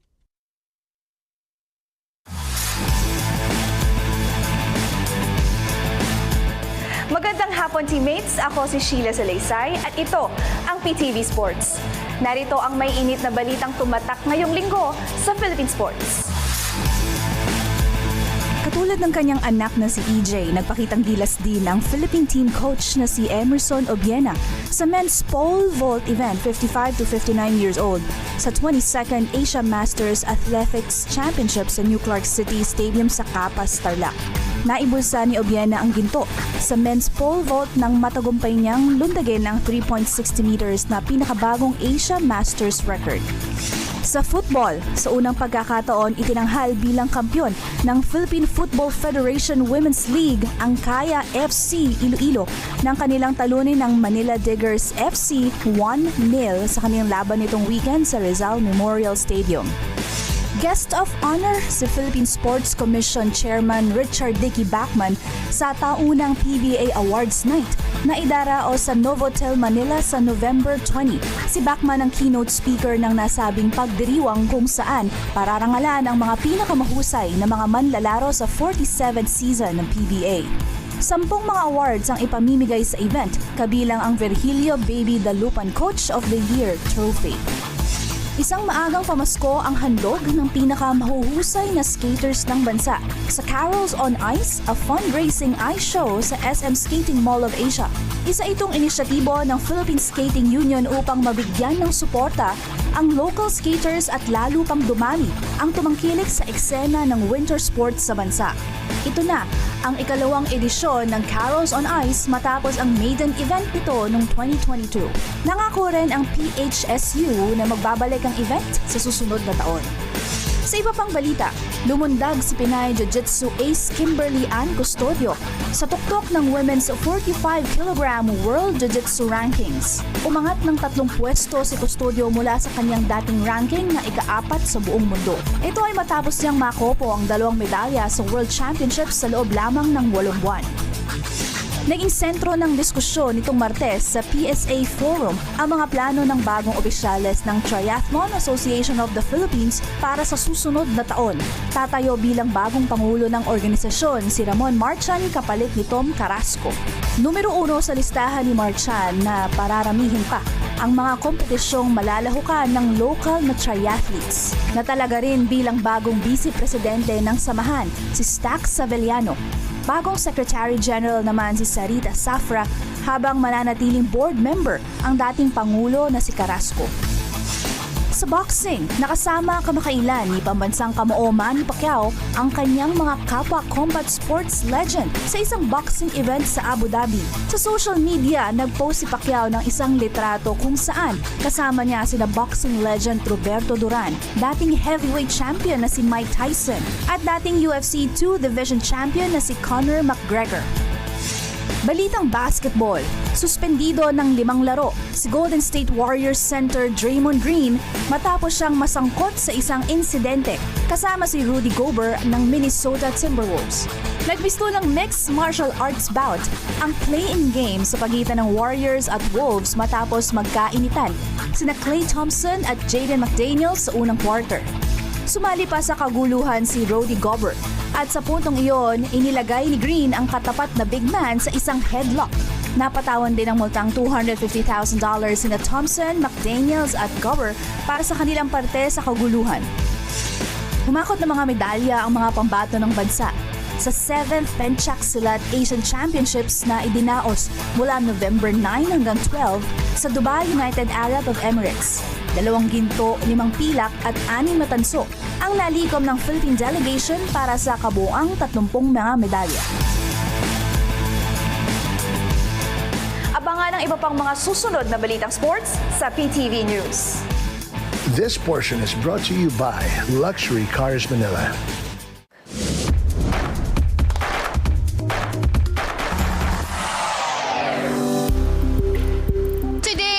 Quest for a guilt-free experience. Kakaibang restaurant that offers healthy food options and perfect din para sa mga vegan lovers.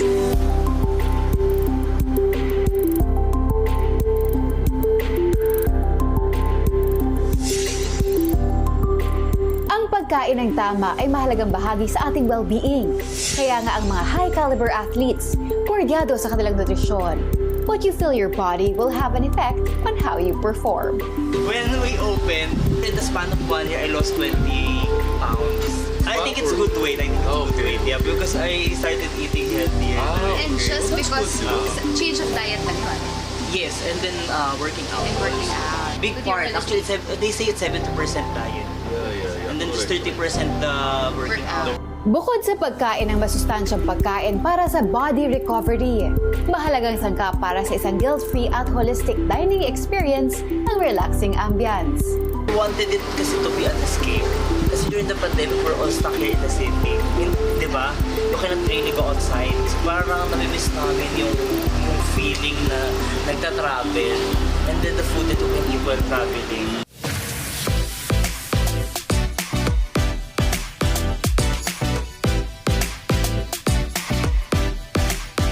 Kaya ang kanilang recovery food recommendations para sa mga athletes and active people that is beneficial in rebuilding muscles and repairing connective tissues. Gluten-free pasta. There are people who has that parang gluten limitations to their diet. So we offer that, and then it's topped with sun-dried tomatoes and olive oil. This is our avo toast. During the pandemic, parang uso yung mga avo toast eh. So we incorporated that. And then we made it our own twist with the side salad and a sweet vinaigrette with a kick na medyo spicy. And then we have here our margarita pizza. This is no meat. So we have, well, there's dairy, but there's basil, cheese, and tomatoes. And then this one is our seasonal red rice bowl. Well, every season we have a healthy bowl. It's a red rice, but we change up the toppings. So for this season we have chickpea tikka masala. So it's vegetarian friendly. Yeah. And then very very tasty because of the spices from the usual tikka masala taste. Yeah. Salmon adlay risotto. Adlay is here. Yes. It's, our adlay is from Bukidnon. Okay, wow. We try as much as possible to get locally sourced ingredients. That is cauliflower pops, so with the breading of potato flour. So, I mean, we need to be more in a vegan, focusing vegan. Importante rin to choose beverages that will give you a boost of nutrition. This is antioxidant drink made from fresh beetroot and soy milk. This is some of art, pero nawala na ho. That's what's red. Yeah, this is hot. This is the option of hot. The pumpkin spice made from fresh kalabasa or pumpkin. And then ginger. The cinnamon. Cinnamon, yeah. It should be spiced. So it consists of cinnamon, nutmeg, and some star anise. And with a shot of espresso, and foam on top. And that's it. There you have it. Bukod sa kanilang healthy food advocacy, sila rin ay tumutulong sa local farmers. Keto One Challenge is more of like a community-based challenge. So you must do an impact to the community. So I paired with the drink with the real produce, and I make it like a tinola. Salt drink. It's a salt drink, and with a spear and with a Moscow Mule variation. So just making an impact as well as helping our local farmers that is in need. Holistic living includes making the right choices in the food we eat. Choices that lead to a life lived better, where every culinary delight is a step towards nourishing not just the body, but the soul. Hindi porket healthy, hindi masarap. Proof ang restaurant ito dito sa Quezon City that you can enjoy guilt-free cuisines. Until next time, I am Meg Joson, encouraging everyone to live better.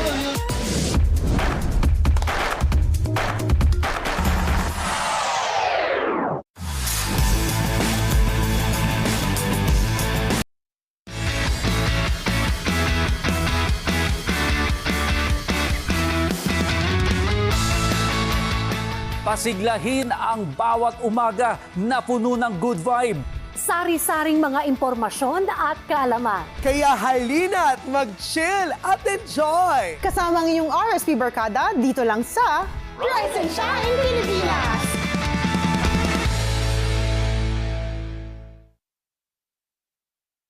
Muli na namang kinilala ang ating mga programa sa 45th Catholic Mass Media Awards. Public Eye Special Citation for Best Public Service Program. Schoolmates Special Citation for Best News Magazine. Kadiwa ng Pasko Special Citation for Best Special Event Coverage. At Rise and Shine Pilipinas Special Citation for Best News Program. Maraming salamat po sa CMMA. Karangalan namin ang maghandog ng mga dekalidad na programa para sa bayan.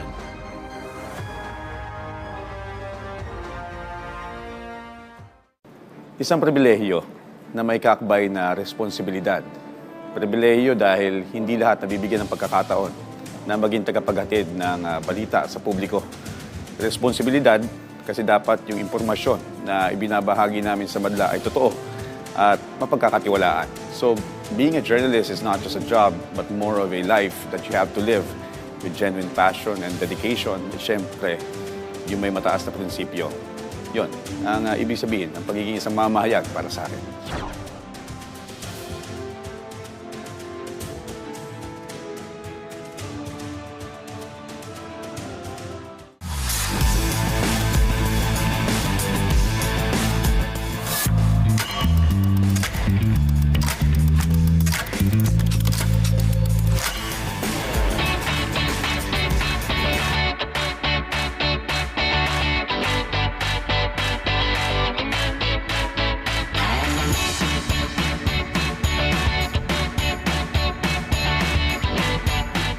archery ay isang sport na nangangailangan ng focus at concentration. At para turuan tayo sa sport na ito, makakasama natin ang isang national athlete na nagdala ng maraming karangalan at medalya sa Pilipinas. He is a SEA Games gold medalist, an Asian archery champion, and an Asian Grand Prix champion. Walang iba si Mr. Earl Yap.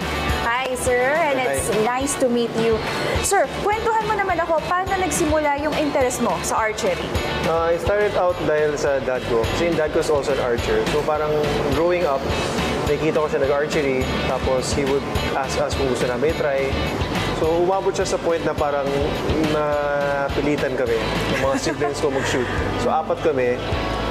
Yung 3 of us ang nag-archery. Tapos slowly, one by one, puminto lahat. Tapos, actually, I was the second to stop. Tapos yung kapatid ko ang nagtuloy. Tapos, eventually, that summer, natapos na yung lessons namin. I would continue it every summer or kapag may spare time, mag-shoot lang ako. Hanggang nagtuloy-tuloy na siya. Okay, now, yung interest mo sa archery, dalhin natin ngayon as a national athlete. So, paano ba? How did you train for this? Ginusto mo ba talaga na mapabilang sa national team? Pangarap ko talaga maging national team member ever since like yung bata pa ako. So parang nangyari dyan was, ang sports ko before were golf, archery, and soccer. So yung golf kasi ginagawa ko every weekend. Soccer naman, varsity ako ng school. Tapos parang archery was yung pinaka hindi seryoso. Tinanong ko yung coach ko sa soccer kung may pag-asa ko maging Philippine team member. Tapos he was honest enough to say naman na wala. Parang wala kang pag-asa kasi ang mataas nga daw level international. So the next day, sinabi ko na quit na ako sa varsity. Nag-archery na lang ako. Kaya sa golf, alam ko medyo malayo rin ako. So nag-archery na lang ako hanggang parang it was a good year na I was just shooting lang. Tapos pinasali ako ng tournament ng dad ko. I enjoyed it. So yun tuloy-tuloy na. So, ito yung mga bows na ginagamit namin for competition. So, we'll start first with yung recurve bow. So, ito yung bow na ginagamit mainly for mga Olympics, Asian Games, SEA Games. Yung mga common parts is yung riser, itong kahoy na part, riser, yung limbs, string, sight, tapos may arrow rest dito, tapos yung knocking point. Okay, so yan yung mga basic parts niya. Tapos, pagdating sa compound naman, which is what I shoot, ito yung bow. So kapag bumili ka ng bow, naka-assemble na siya maliban sa sight, arrow rest, and yung mga scopes. So the main difference nito is meron siyang mga cams. So ito yung nagpapabilis sa pagbato ng arrow from the bow. So I like to call it para siyang turbocharger or amplifier. Yung limbs may power siya, i-amplify ng cams, tapos ibabato niya sa arrow ng mas malakas. So yan yung mga common parts nila. And the one thing na sinishare nila ng pareho is yung arrow. So yung arrow I have here is a carbon arrow. Meron siyang points, meron din siyang fletch na 3, tapos yung knock niya. So the arrow can be shot sa recurve or sa compound with very minor modifications lang. How do you choose the category? For example, ikaw nasa compound ka. Did you start with a compound? Meron ba siyang level? Sa akin, I started out with a recurve bow. Okay. But I ended up transitioning to a compound bow because when I was younger also, mas astig tingnan eh.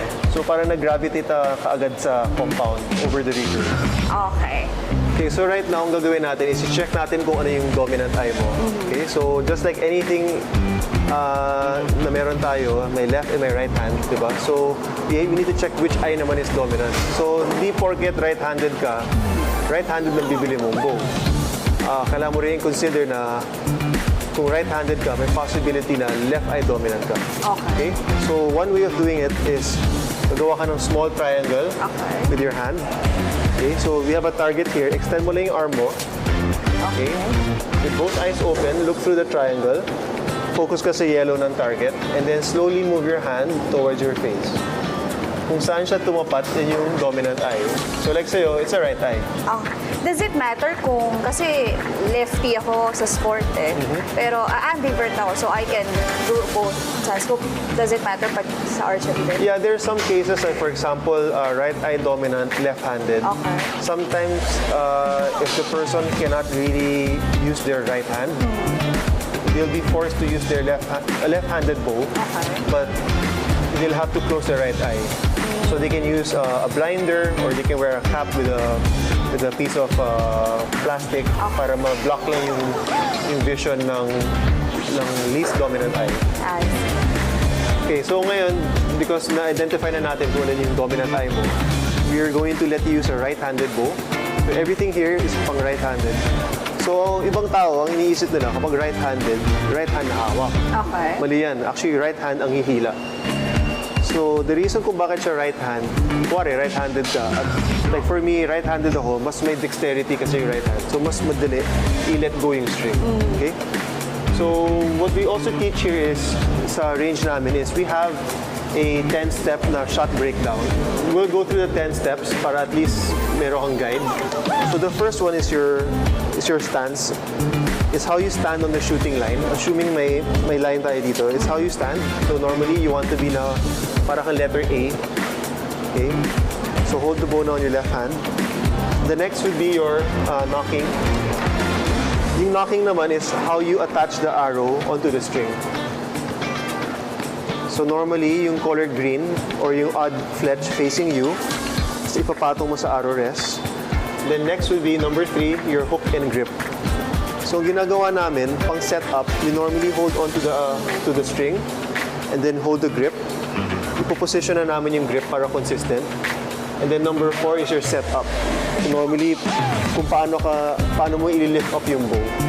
So some people, kapag nag-set up sila, minsan ganon, minsan nakabend yung arms. Ito dapat straight yung left arm, nakataas yung elbow, na halos chin level. Okay? And then number 5 is yung actual drawing of the bow or pulling of the bow. So with your left arm up, pointing towards the target, right elbow up, pull until you reach your anchor, which is the next step. Number 6 is anchoring. Okay, anchoring is when you put the index finger at the corner of your lip. Number 7 is medyo mas advanced. Loading naman is how you bullseye agad. Okay, so sa archery naman, we have the target paper. So ito yung basis namin kung paano kami mag-shoot, paano kami mag-score ng targets. So each ring will have its own designated score. The X ring is 10 points. Then 10 ring, 9, 8, 7, 6, 5, 4, 3, 2, 1. Okay. So for example, sa scoring, we would shoot 6 arrows 6 times. Kung ma-perfect mo lahat yan, that's already 360 points. Perfect. But of course, minsan may mga times na may tie. They would count first the number of tens and then the number of X's to break the tie. Kung tie pa rin, shoot off siya. Now, some people would also ask, like, paano kung tumama sa line? Kuwari, tumama lang ng konti sa line. Ano siya? Because majority of the arrows on the lower score, sa archery, basta tumama yan, higher score na. So, maski, kuwari, nasa edge ka ng pinaka-last na ring, mag-touch lang yan, point na yan. In a normal competition, how many arrows ang sinushoot? Sa outdoor, scoring is 72. Do muna around mga 30. 30 agad? 30 arrows. Kasi baby steps yan eh. Okay. Kasi mamaya, shoot ka ng shoot, napagod ka na, hindi mo na mamalayan, ang pinapractice mo, puro mali na. Okay. So you'll just form bad habits lang by doing that. Ayos. Simulan na natin, Coach. Ako Alright, naman. sige.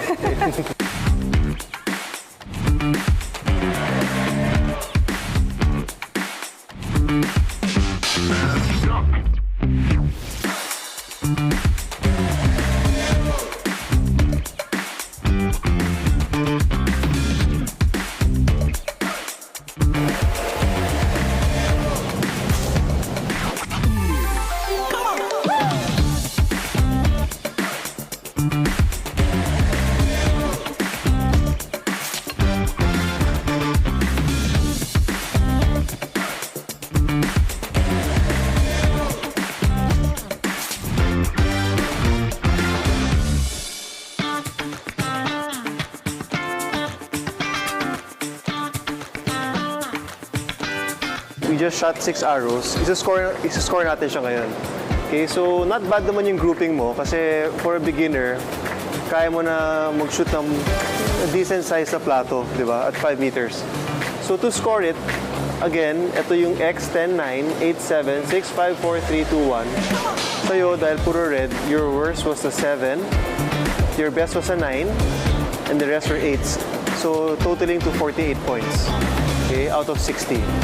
So the way to do it is you just add all of the arrows, tapos you just keep shooting until you finish 36 arrows. So sa akin naman, I had 4 10s, 2 9s, making it a total of 58 out of 60. So konting practice pa, kaya mo yan. So that's how you play archery, that's how you score the shots on the target. Discipline at focus, dalawang karakter na kailangan ng isang archer para siguradong bullseye ang target. Ako si Sheila Salaysay. Ako naman si Earl Yap. And this is Inside Sports.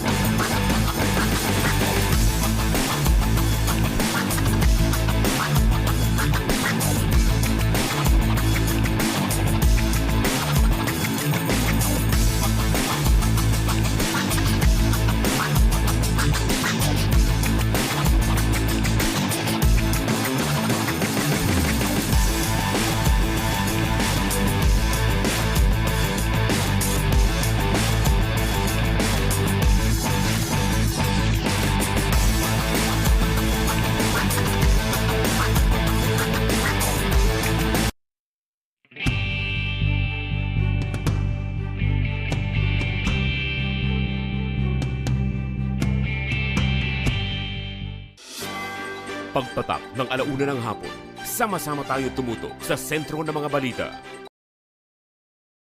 at napapanahong impormasyon. Kasama sina Audrey Goriseta, Naomi Tiburcio at Angelique Lazo. Sentro Balita, Lunes hanggang Biyernes, 1:00 ng hapon. Dito lang sa PTV. Disaster Watch. Alamin ang heavy rainfall warning system ng Pag-asa. Yellow rainfall warning. Pinapayuhan ng lahat na mag-monitor ng mga weather update sa inyong lugar.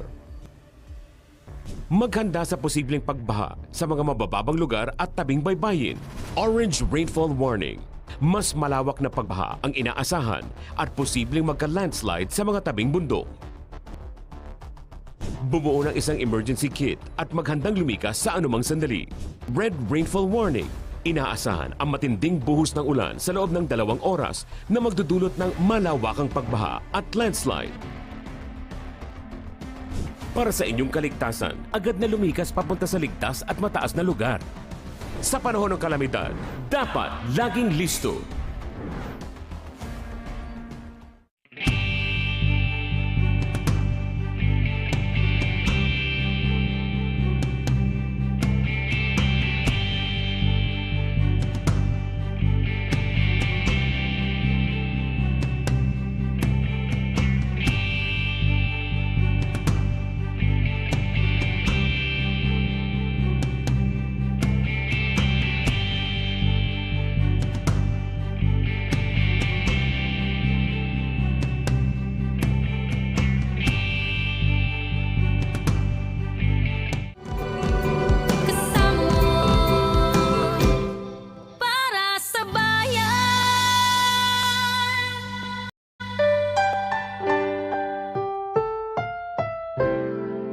Susunod na programa ay rated PG. Ito ay nangangailangan ng patnubay at gabay ng magulang para sa mga batang manonood.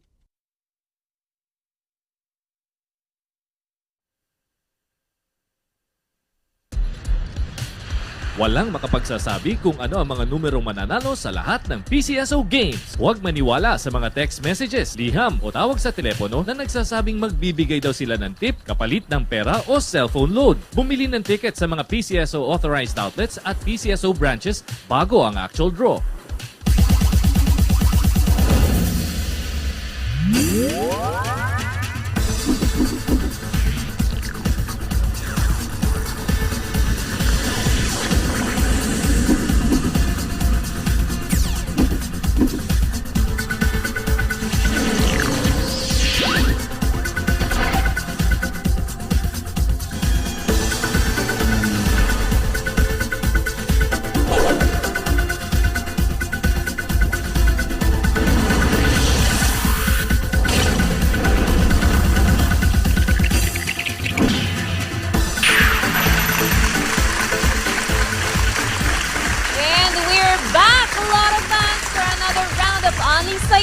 Only swerte and only good vibes ngayong Lucky Saturday, November 18, 2023. Siguradong masaya na naman ang weekend bonding ng ating pagsasaslu-saluhan kasama ang mga larong kinagigiliwan ng ating mga Lotto players mula Luzon, Visayas hanggang Mindanao. Muli na naman po tayong hahakot ng libo-libong cash prizes.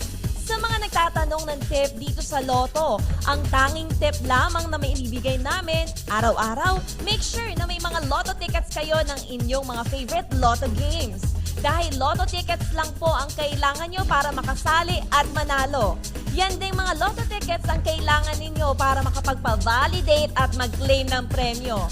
Speaking of ticket validation, kung kayo po ay may mga Lotto tickets na nabili hanggang September 30, 2023, pwede na lamang po yung ipavalidate sa mga PCSO branch offices o kaya naman ay dito sa PCSO main office. While tickets bought on October 1, 2023 onwards, pwede pong ipavalidate yan in any Lotto outlet nationwide, PCSO branch offices or sa PCSO main office. Alright, para samahan tayo magpapremyo, narito po ang mga Lotto kalaro natin ngayong 5 p.m. draw. Welcome po sa PCSO. Also, joining us are the representatives from PCSO and the Commission and Audit. And of course, assisting us with our draw, we have our PCSO Draw Coordinator. Hello, sir. Pilipinas, it's game time once again. Hawakan na mga lucky tickets and get ready to play your favorite Lotto game.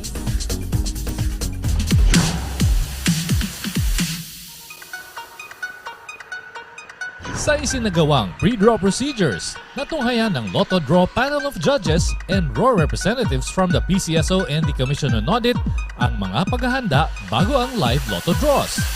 Sa pamamagitan ng machine inspection at machine testing, siniguro po na maayos ang kondisyon ng mga draw machines. Only the operation of the remote switch button ang may human intervention. Sa drawball case selection, 3 sets ang pinagpilian sa bawat game.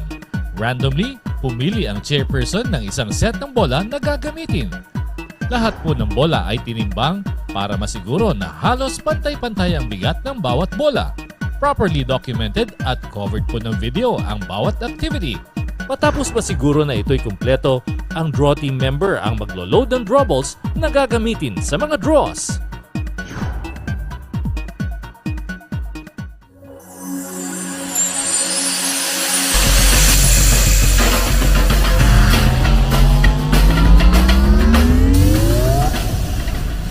Sa mga first-time players, easy manalo dito sa ating 2D Lotto game.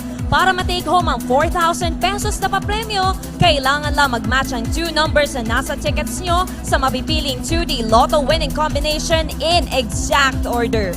Kung naglaro at nanalo naman via Rambolito System Play, 2,000 pesos ang premyo na iuuwi mo. Good luck 2D Lotto players! Ayan! At ang ating 2D Lotto winning numbers for the first number we have 23. And the second number 10 in exact order. Again, Our 2D Lotto winning combination for the 5 p.m. draw is 23 and 10 in exact order.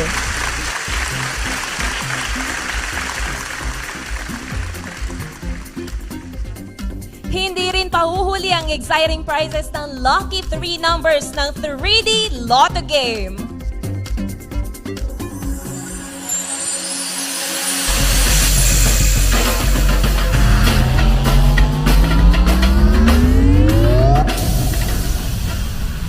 The 3D Lotto player sa halagang 10 pisong ticket, tatapatan niya ng PCSO ng instant 4,500 pesos kapag nag-match ang 3 numbers mo sa mapipiling 3D Lotto winning combination in exact order. Kung naglaro ka naman via the Rambolito system play, 750 pesos or 1,500 pesos ang panalo mo, thrice daily ang papremyo ng 3D Lotto. And here is our 3D Lotto winning combination. The first number is 3, and the second number 5. Finally, our third number 6. Recapping the 3D Lotto winning number for the 5 p.m. draw, we have 3,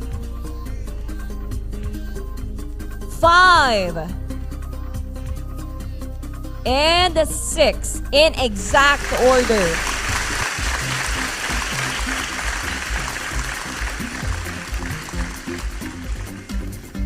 STL players, para sa inyo na ang next segment na usapang Small Town Lottery. Araw-araw, libo-libo ang papremyo. Araw-araw, 3 times a day, maaring manalo. Ang dali-dali lang maglaro at sumali dito. Favorite 2 numbers from 1 to 31 ang pagpipilian para sa 2D Lotto. At 3 numero naman from 0 to 9 for the 3D Lotto. Exciting prizes ang naghihintay sa inyo. So what are you waiting for? Sugod na sa Lotto outlets at araw-araw, let's play Lotto!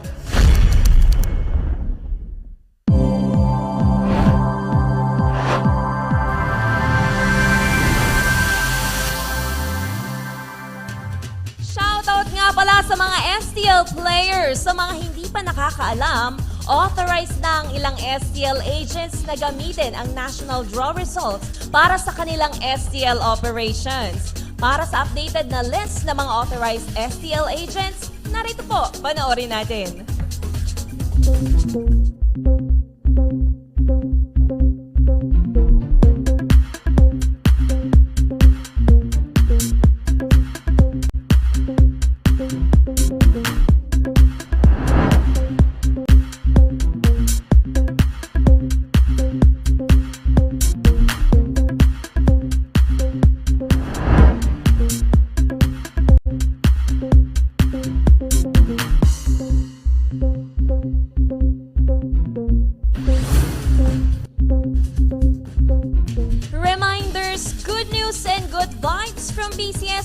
Ihahatid namin yan sa segment now, What You Should Know.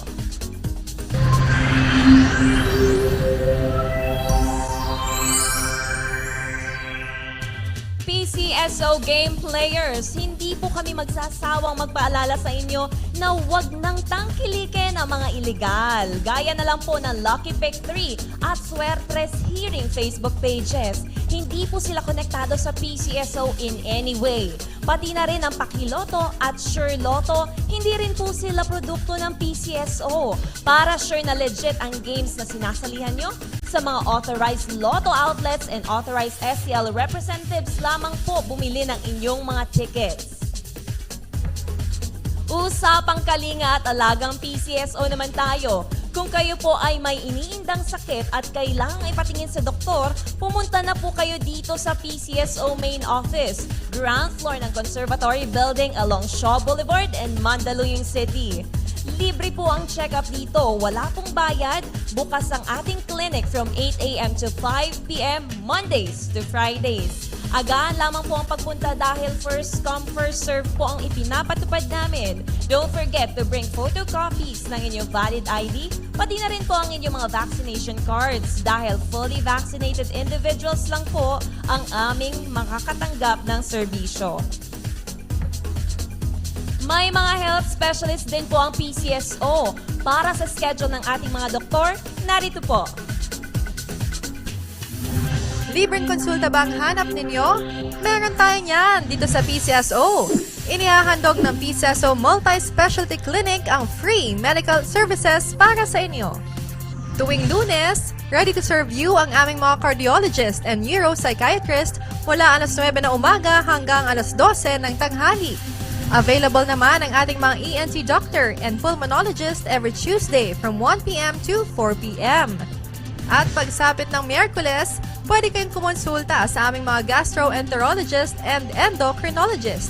Sa mga may problema sa buto, handang maglingkod sa inyo ang aming orthopedic surgeon every Thursday from 1 p.m. to 4 p.m. At kung may problema sa inyong paningin, worry no more dahil ang ating ever-reliable ophthalmologist na ang bahala sa inyo. Tuwing araw yan ng Biyernes mula 2 p.m. hanggang 5 p.m. All these services are free, kaya bumisita na sa PCSO Multi-Specialty Clinic. Pero reminder lamang po, fully vaccinated individuals lamang ang makakapag-avail ng mga nasabing serbisyo. Kaya dalhin po ang inyong mga vaccination cards, pati na din ang inyong mga valid ID with photo. For your inquiries and appointments, tumawag lamang sa aming Medical Services Department sa telephone number 8846-8757.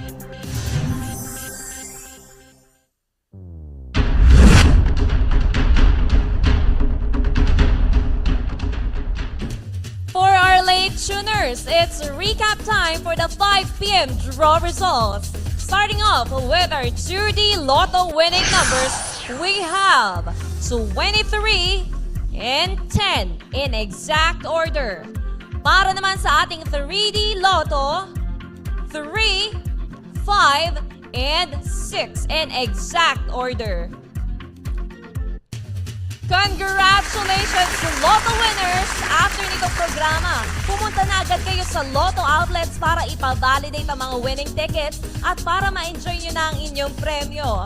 To know how to claim your prizes, let's watch this.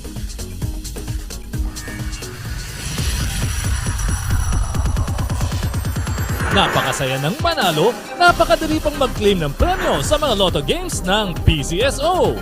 Kung isa ka sa pinalad na maging Lotto winner, isulat ang iyong pangalan at pirmahan ang likod ng inyong winning ticket. Kung 20 pesos hanggang 10,000 pesos ang napanalunan, maaaring i-claim ang inyong premyo sa kahit saang authorized Lotto outlet near you. And for winners of more than 10,000 pesos up to 300,000 pesos, you can claim your prizes at the nearest PCSO branch in your area and present 2 valid IDs. Kung ikaw naman ang super swerteng jackpot winner, dalhin lamang ang inyong winning ticket at 2 valid IDs sa PCSO Main Office, Shaw Boulevard, Mandaluyong City. Tandaan lamang, may 1 taon kayo mula sa petsa ng inyong pagkapanalo para makapag-claim ng inyong premyo. To all the winners, congratulations po!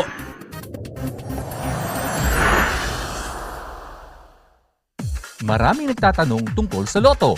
Maliban sa 20 pesos, swerte ang puhunan para maging instant milyonaryo. Oportunidad at pagkakataon ay di mabilang para makamit ang swerte. Tunay na pinagkakatiwalaan sa anumang sulok ng mundo. Ano pang hinihintay ninyo? Sugod na sa mga Lotto outlets at bumili ng mga tickets ninyo. Para sa bayan, PCSO laging andyan. Araw-araw, let's play Lotto! Lotto fans, kabang-abang ang mga naglalakihang papremyo kaya magsama-sama po ulit tayo mamayang gabi dito pa rin sa PCSO Lottery Draw. Ang mga games natin, 2D Lotto, 3D Lotto, 6D Lotto, Lotto 642 with an estimated jackpot prize of 5.9 million pesos. While for the Grand Lotto 655 with 29.7 million pesos. Isabay na rin ang pagbili ng tickets in advance para bukas sa Super Lotto 649, 152 million pesos. At sa Ultra Lotto 658 with 137 million pesos. Para naman sa Lunes sa Mega Lotto 645 with 26 million pesos. And that is all for this afternoon. Para po sa PCSO, ako po si Queen Semana. Sa PCSO, klaro ang panalo mo.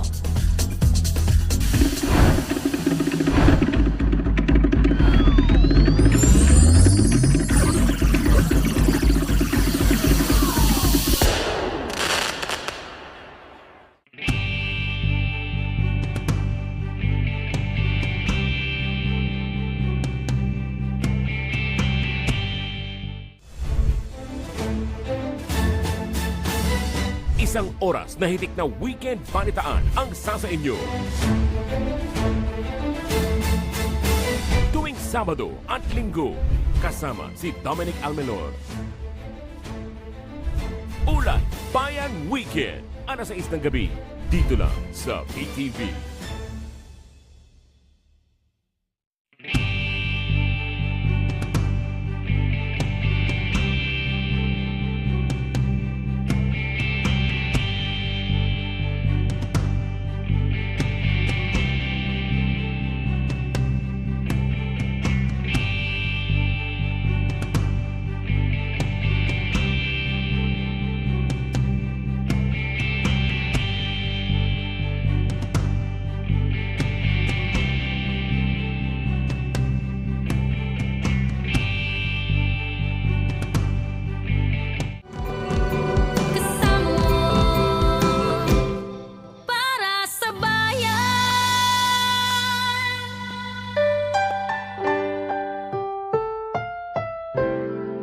Susunod na programa ay rated PG.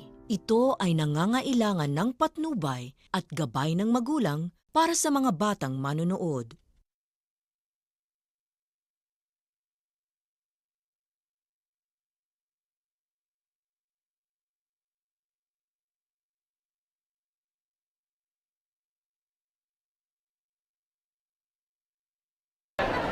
Masisipag at maaasahan. Ganyan ilarawan ng ating mga kababayang overseas Philippine workers na ayon po sa Philippine Statistics Authority ay umabot na sa 1.96 milyon ang bilang noong 2022. Tunghayan po natin ang kanilang iba't ibang kwento at alamin ang mga programa para sa mga kababayan nating migrante.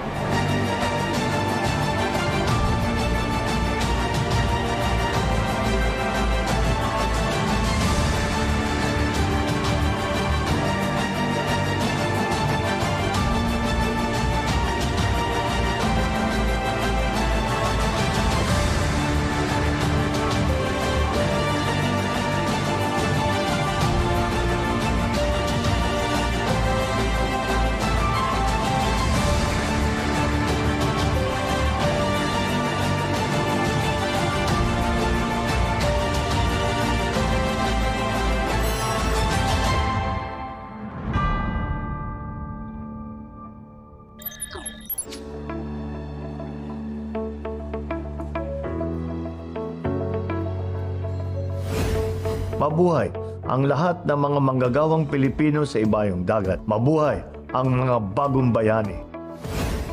Sa paglipas ng panahon, parami pa din ng parami ang mga Pilipino na naghahanap buhay sa ibang bansa bilang overseas Filipino workers. Ilan sa kanila ay nahaharap sa matinding pagsubok at kung minsan ang kanilang mga pangarap ay nauuwi na lang sa matinding trahedya. Ngunit hindi natin maikakaila na mayroon pa ding mga Pilipino ang nagtatagumpay sa pakikipagsapalaran sa ibang bansa. Isa na nga rito ay ang istorya ng dating OFW na si Melvin Alejo na nagtrabaho at nagsumikap sa Saudi Arabia sa loob ng 26 na taon. Dahil sa matagal na pananatili sa ibang bansa, hindi maiiwasan ang lungkot at hamon na dala nito, lalo na ang pangungulila sa pamilya at ang pag-adapt ng kultura, batas at ugali ng ibang lahi.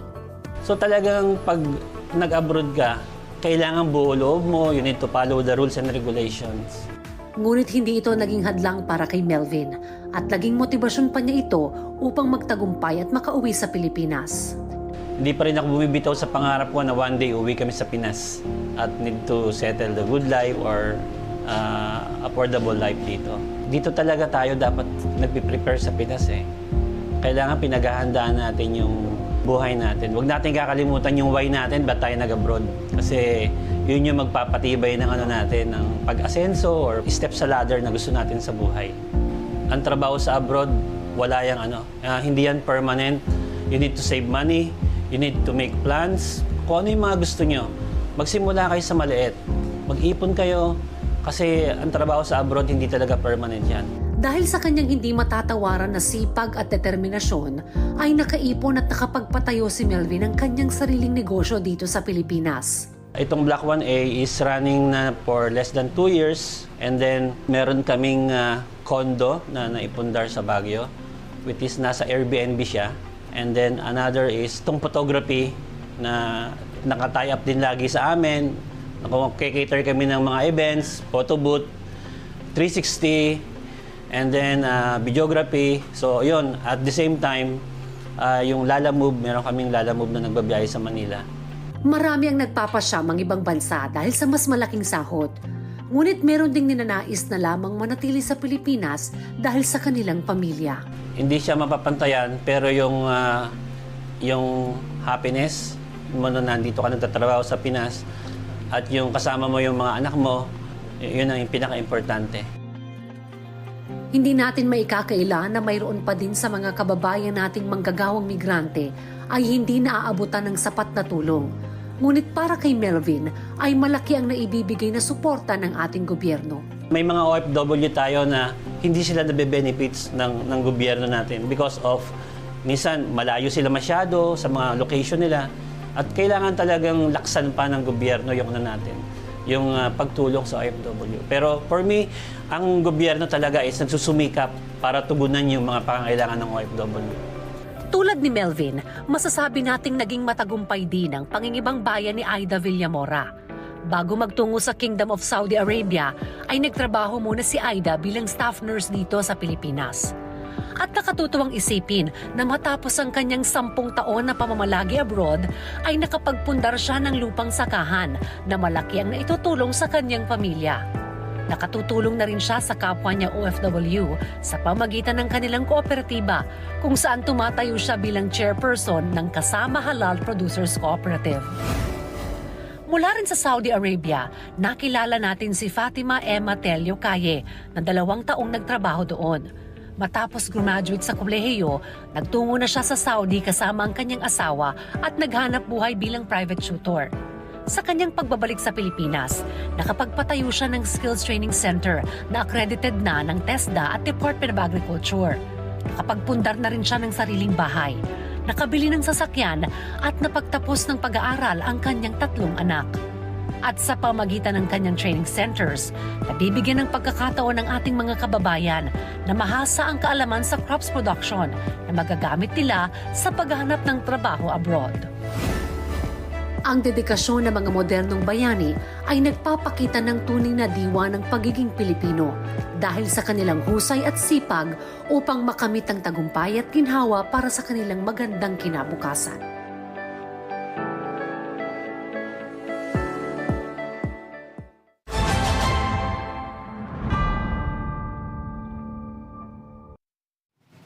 Join us for your nightly news fix. And always staying informed with our comprehensive coverage of news, business, politics, current events, and more. From our network of journalists across the Philippines and the rest of the world. Anchored by William Theo, Charms Espina, and Monique Tuzon. PTV News Tonight. Mondays to Fridays, 9:30 to 10:30 p.m. Only here on PTV.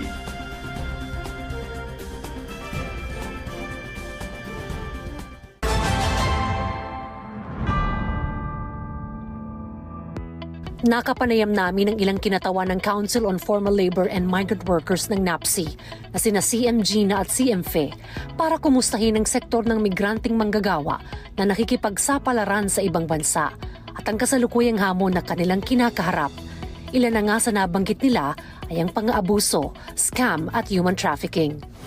Ms. Gina, Ms. Fe, ano po yung mga pangkaraniwang suliranin pa rin na kinakaharap po ng ating mga OFWs hanggang sa kasalukuyan? karamihan talagang problema ng mga OFW natin, una, yung pang-aabuso na dinadanas nila sa pagtatrabaho nila abroad.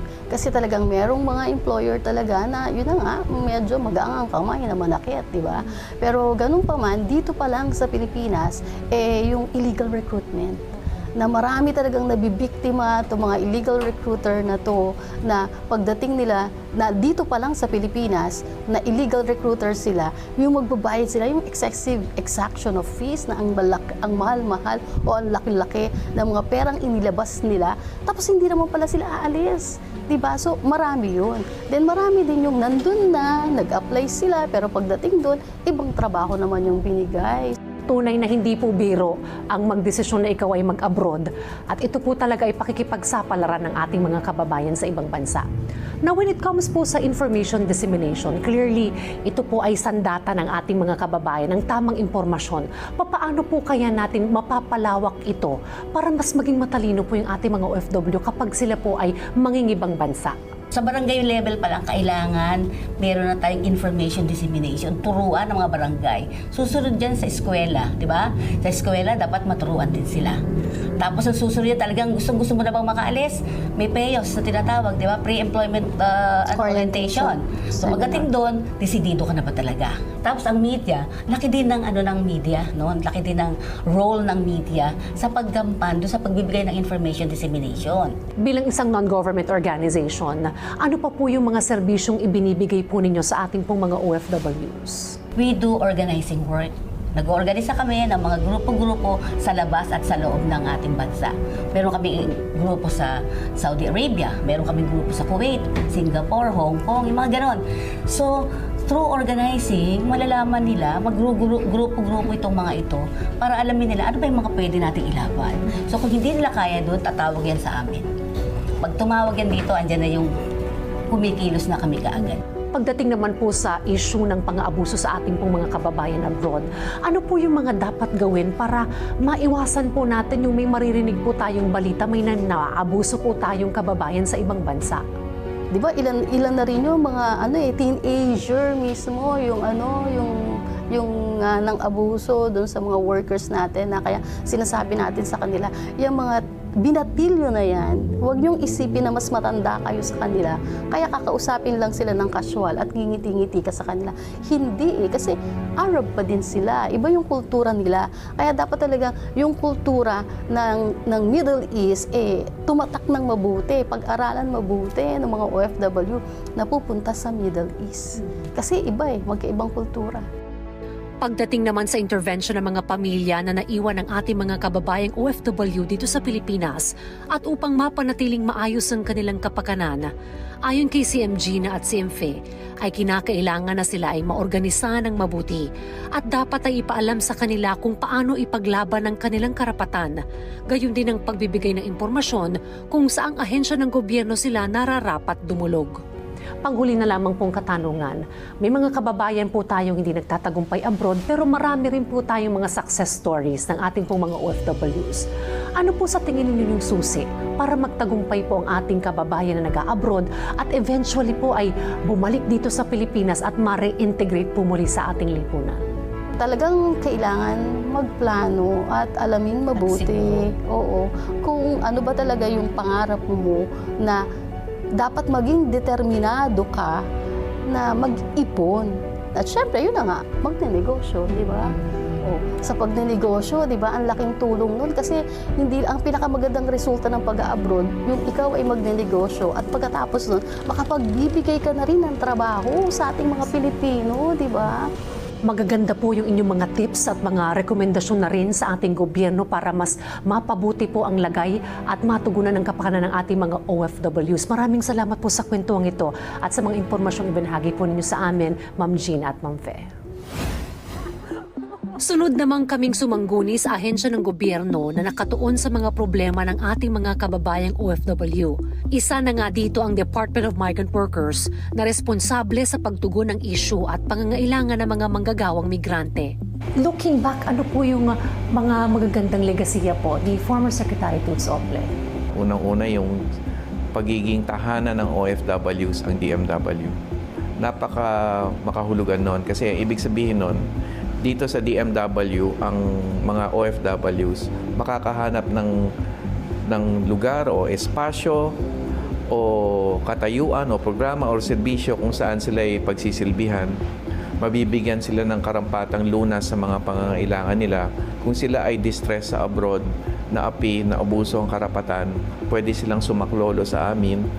Kung sila ay nangangailangan ng tulong pinansyal in terms of yung pangtawid sa kanilang mga problema o nadana sa abroad, then meron tayong action fund. And then kung sila ay nangangailangan naman ng tulong in terms of pagnenegosyo, gusto nilang mag-move on o masimula ng kanilang panibagong buhay pagbalik dito sa ating mahal na bayan, then meron tayong reintegration program, full cycle integration. Ito pong DMW OIC Hands ay masasabi nating bagong departamento pa lamang po. Kamusta po yung pagtatayo po natin ng mga DMW offices, hiring of personnel in terms of creating new programs for the department po, sir? Ang DMW ay nagsimula sa struktura, sa organizational setup ng POEA. Pero ang POA kasi very limited ang regional presence. Meron lang 3 main regional centers at all the rest satellite offices. So in short, hindi kasi laki ng regular regional office ang mga regional offices ng POEA. So yan ang sinasagawa sa ngayon. Under your leadership and administration, sir, ano po yung mga priority programs po ninyo? Well, ang pinakamahalagang priority program natin is yung ating programa patungkol sa Action Fund delivery. Ito yung 1.2 billion peso fund na pinagkaloob sa atin ng Kongreso, aprobado ng ating mahal na Pangulo. This takes up around maybe 30% of our operational budget. So, ganun siya kahalaga. At kailangan ma-disburse ito, kailangan matulungan yung mga OFWs in legal, medical, and humanitarian terms. Ilan din sa mga programa na ilatag ng Overseas Workers Welfare Administration o OWA ay ang Balik Pinas, Balik Hanap Buhay program para sa mga repatriated distressed OFW upang bigyan sila ng suporta at tulong na magkaroon ng panibagong pagkakakitaan sa kanilang pag-uwi sa Pilipinas. Nandyan din ang ayos o at your service truck para naman mabigyan ng agarang pagresponde ang naiwang pamilya ng mga OFW sa gitna ng sakuna. Nabanggit niyo po itong illegal recruitment, human trafficking na may mga Pilipino pa rin pong nabibiktima po nito. Ano po yung mga iba pa pong hakbang ng DMW para maiwasan po ang ating mga kababayang maging biktima po nito, sir? First and foremost, information. So, pinalalawig natin ngayon yung information campaign. Kailangan mas maunawaan pa ng taong bayan kung ano ang safe and fair means, ethical means of recruitment na hindi sila mabibiktima ng illegal recruitment. Simple lang naman kasi, basta't hindi lisensyado ng DMW yung recruiter, ito ay illegal recruitment. Pangalawa, yung successful prosecution, pagsasara ng mga illegal recruitment offices, yan naman ang remedial approach na tinatawag. So, habang sinasabi natin sa taong bayan na umiwas sa illegal recruiter, yung mga nabibiktima o nabiktima na sa kinasamaang palad, sisiguraduhin naman natin na may prosecution, meron tayong partnership with the Department of Justice at yung Interagency Council Against Trafficking para masugpo ito. Madalas din na nabibiktima o target ng investment at online scam ang mga OFW. At ang finding ng Securities and Exchange Commission o SEC ay talamak ngayon ng ganitong uri ng mga scam. Kung kaya't ilan sa hakbang na ginawa ng DMW para masugpo ito ay patuloy ang kanilang pakikipag-ugnayan sa SEC upang sila ay tulungan sa kanilang information campaign kung saan dito malalaman ng mga OFW at ng kanilang pamilya kung paano iiwas sa investment scam at kung saan sila nararapat na mamuhunan. Sa atin naman po mga repatriated OFWs, ano po ang mga serbisyong handog po natin sa kanila, sir? Yung formula ng assistance natin, actually, minana rin natin kay SecTools, which is a 50,000 peso financial assistance given to them upon arrival from the DMW.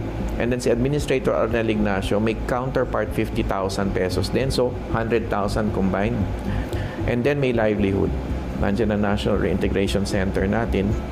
Whole of government approach ang utos ng ating mahal na Pangulo, kaya't nakaabang din ang assistance ng DSWD, livelihood and psychosocial counseling and financial assistance, DOH, yung psychosocial assistance, saka yung physical check-up pagdating. TESDA, yung training vouchers binibigay pagdating. And then, yung DOLE, si Sec Benny Laguesma, yun namang employment facilitation kung gusto nila magtrabaho dito sa Pilipinas. Ang huli na lamang po ay si Hans sa usapin po ng pagbawas ng antas ng kahirapan sa ating bayan. Bakit po mahalagang tugunan itong pangailangan ng mga OFWs at mag-invest pa ng mga programa para po sa kanila?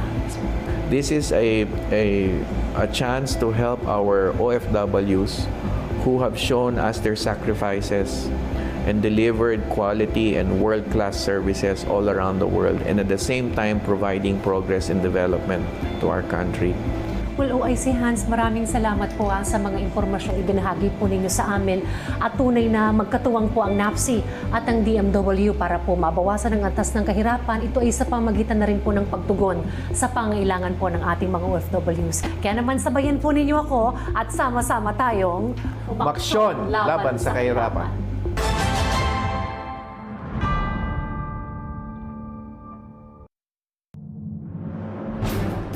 Sa mabilis na takbo ng panahon, mahalaga sa amin ang maihatid sa inyo ang pinakabago at makabuluhang impormasyon.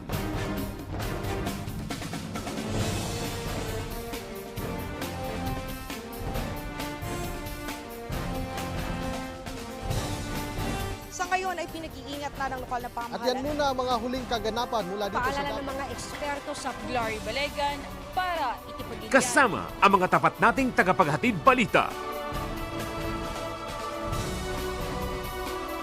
Kahit saan, kahit kailan, kasama nyo ang PTV para sa bayan.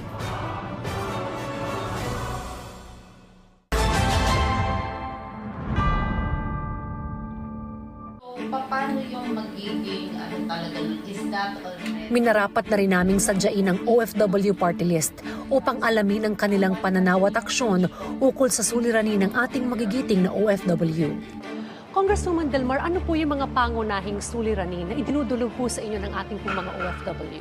Yung mga maltreatment, abuse, yung ating illegal recruitment, yung ating human trafficking, pati child sexploitation, nakakasama na lahat yan. At yung investment scam, anti-money laundering, kasama dapat sa Pilipinas lang. May money laundering din sa ibang bansa, lalo na po sa Hong Kong. Yung investment scam, nandyan din yan sa Korea. Yung maltreatment, nasa mga Middle East na mga countries, alam mo naman, pag sinabing Middle East, hindi na nawawala yan. Kaya ang masasabi natin, yun din yung problema ng mga OFWs natin. Number one, yung homesickness. Namimiss nila yung mga pamilya nila sa Maynila. Siyempre, for a greener pasture, magtatrabaho sa abroad. Yung ibang akala napakaganda ng buhay ng mga OFWs natin sa abroad. But totoo lang, I have met them, I have talked with them, nakita ko po yung hirap ng buhay nila na nasa abroad. Well, clearly, Congresswoman, ang dami pong mga problema ang inyong tinutugunan, mga problema po ng OFWs. Pero dito po sa Kongreso, ano po yung inyong mga priority bills, mga gusto po ninyong maipasang batas para po sa kanila? Ako, unang-una na Dayan, meron tayo yung principal author, modesty aside, ng Magna Carta for Seafarers. Nandoon na yan sa Senate, nagkaroon na ng Senate bill, magkakaroon kami ng BICAM, at ito naman ay urgent bill na mahal nating Pangulo, President Bongbong Marcos. Meron tayong fair placement fees para sa ating mga OFWs na kung sakasakaling papadala sila ng mga recruitment agencies, kinakailangan naman yung tamang placement fee. Kasi karamihan dyan, overpriced. Pero tandaan niyo po, yung ating mga household service worker, hindi po nagbibigay dapat yan ng mga placement fee sa mga agencies. Libre po yan. Ang placement fee ay para lang sa mga skilled workers natin. Meron pa po tayo yung para sa ating bill for illegal recruitment and human trafficking. Final po natin itong bill na ito to be able to suspend, to prevent yung mga illegal recruitment sa ating mga kababayan. Doon naman po sa illegal recruitment, nabanggitin na po na mayroon po kayong ipinasang panukalang batas sa Kamara. Pero ano po yung maipapayo po ninyo sa ating po mga OFW o mga nagbabalak na mag-abroad na dapat po nilang isalang-alang para hindi rin po sila mabiktima nito, ma'am? Unang-una isipin nyo, ready ka ba talaga? Kaya ba ng dibdib mo na mawalay sa pamilya mo? Pangalawa, siguraduhin mo na magtatrabaho ka kasi pagdating mo doon, hindi ka maglalaro. Hindi pwede dito sa atin na pwede kang mag-cellphone, pwede kang magkwentuhan, doon hindi pwede. Kasi sasabihin nila, I am paying you. Every minute yan counts sa kanila.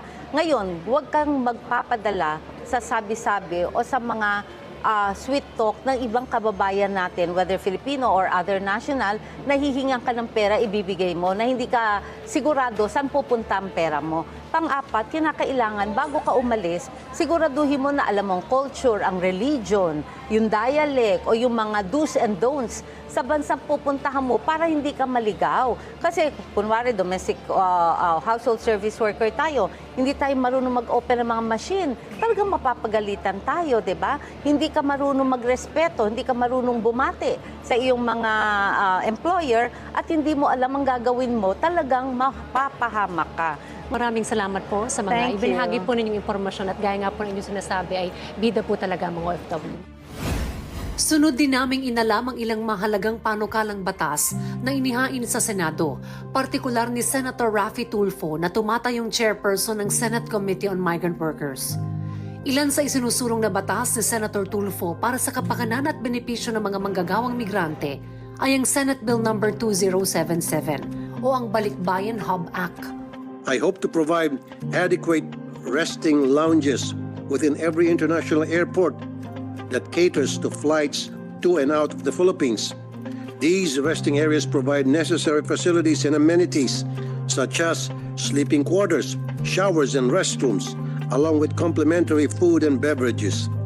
Iminungkahi na rin ng mambabatas ang Senate Bill No. 2078 o OFW's Financial Literacy Enhancement Act. There are many overseas Filipino workers who are victimized by various investments and online scams. Many are swindled, exploited, and robbed of their hard-earned money and come home to their families empty-handed. To combat this, I believe that financial education is a key component that help equip Filipinos, especially OFWs. At ngayong taon, isa sa naaprubahan na batas ng Senado para sa mga OFW, partikular sa mga seafarers, ay ang Senate Bill 2221 o ang Magna Carta for Filipino Seafarers, kung saan si Senator Raffy Tulfo ang principal sponsor. The Magna Carta for Filipino Seafarers codifies the rights of our seafarers into a single reference law. It seeks to secure their rights to decent, just and humane conditions of employment aboard sea-going vessels and set a guide for the training and education, overseas employment, and ultimately retirement.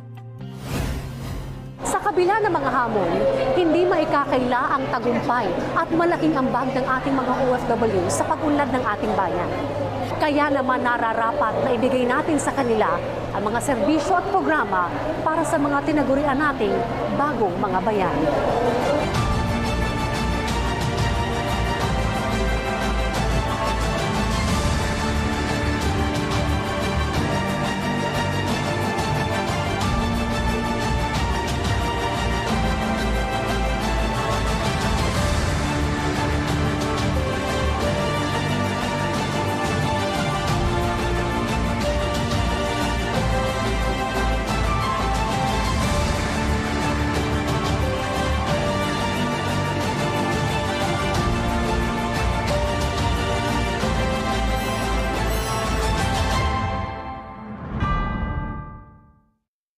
Huwag tayo maging dayuhan sa sarili nating bayan. Karamihan sa amin ay nag-asawa na lang, walang pinag-aralan, hindi po kami educated. Bakit ipinanganak ako na IP ako na parang walang mga opportunity na para sa amin? Nagbabaon kami, kanin lang, ang ulam, bagoong, gano'n. Talagang wala nang kaya ang magulang ko. Hango sa kwento ng mga totoong tao.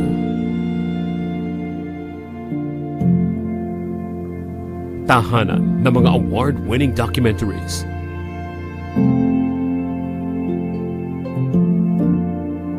Public Eye sa PTV.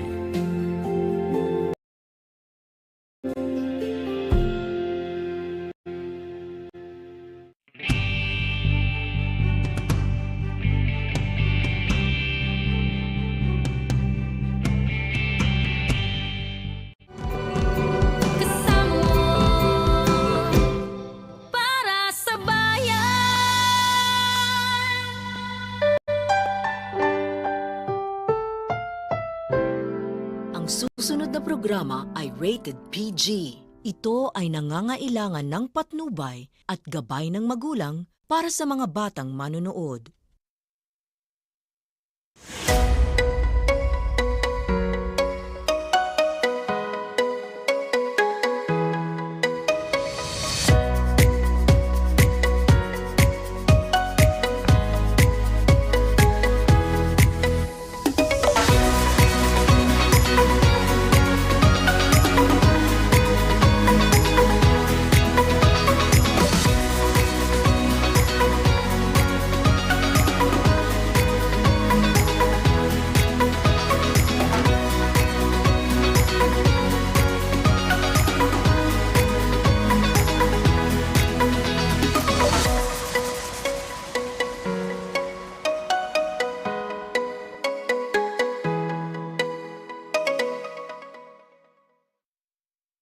I really like watching cartoons and animations on TV and YouTube, but I never got a chance to make one of those.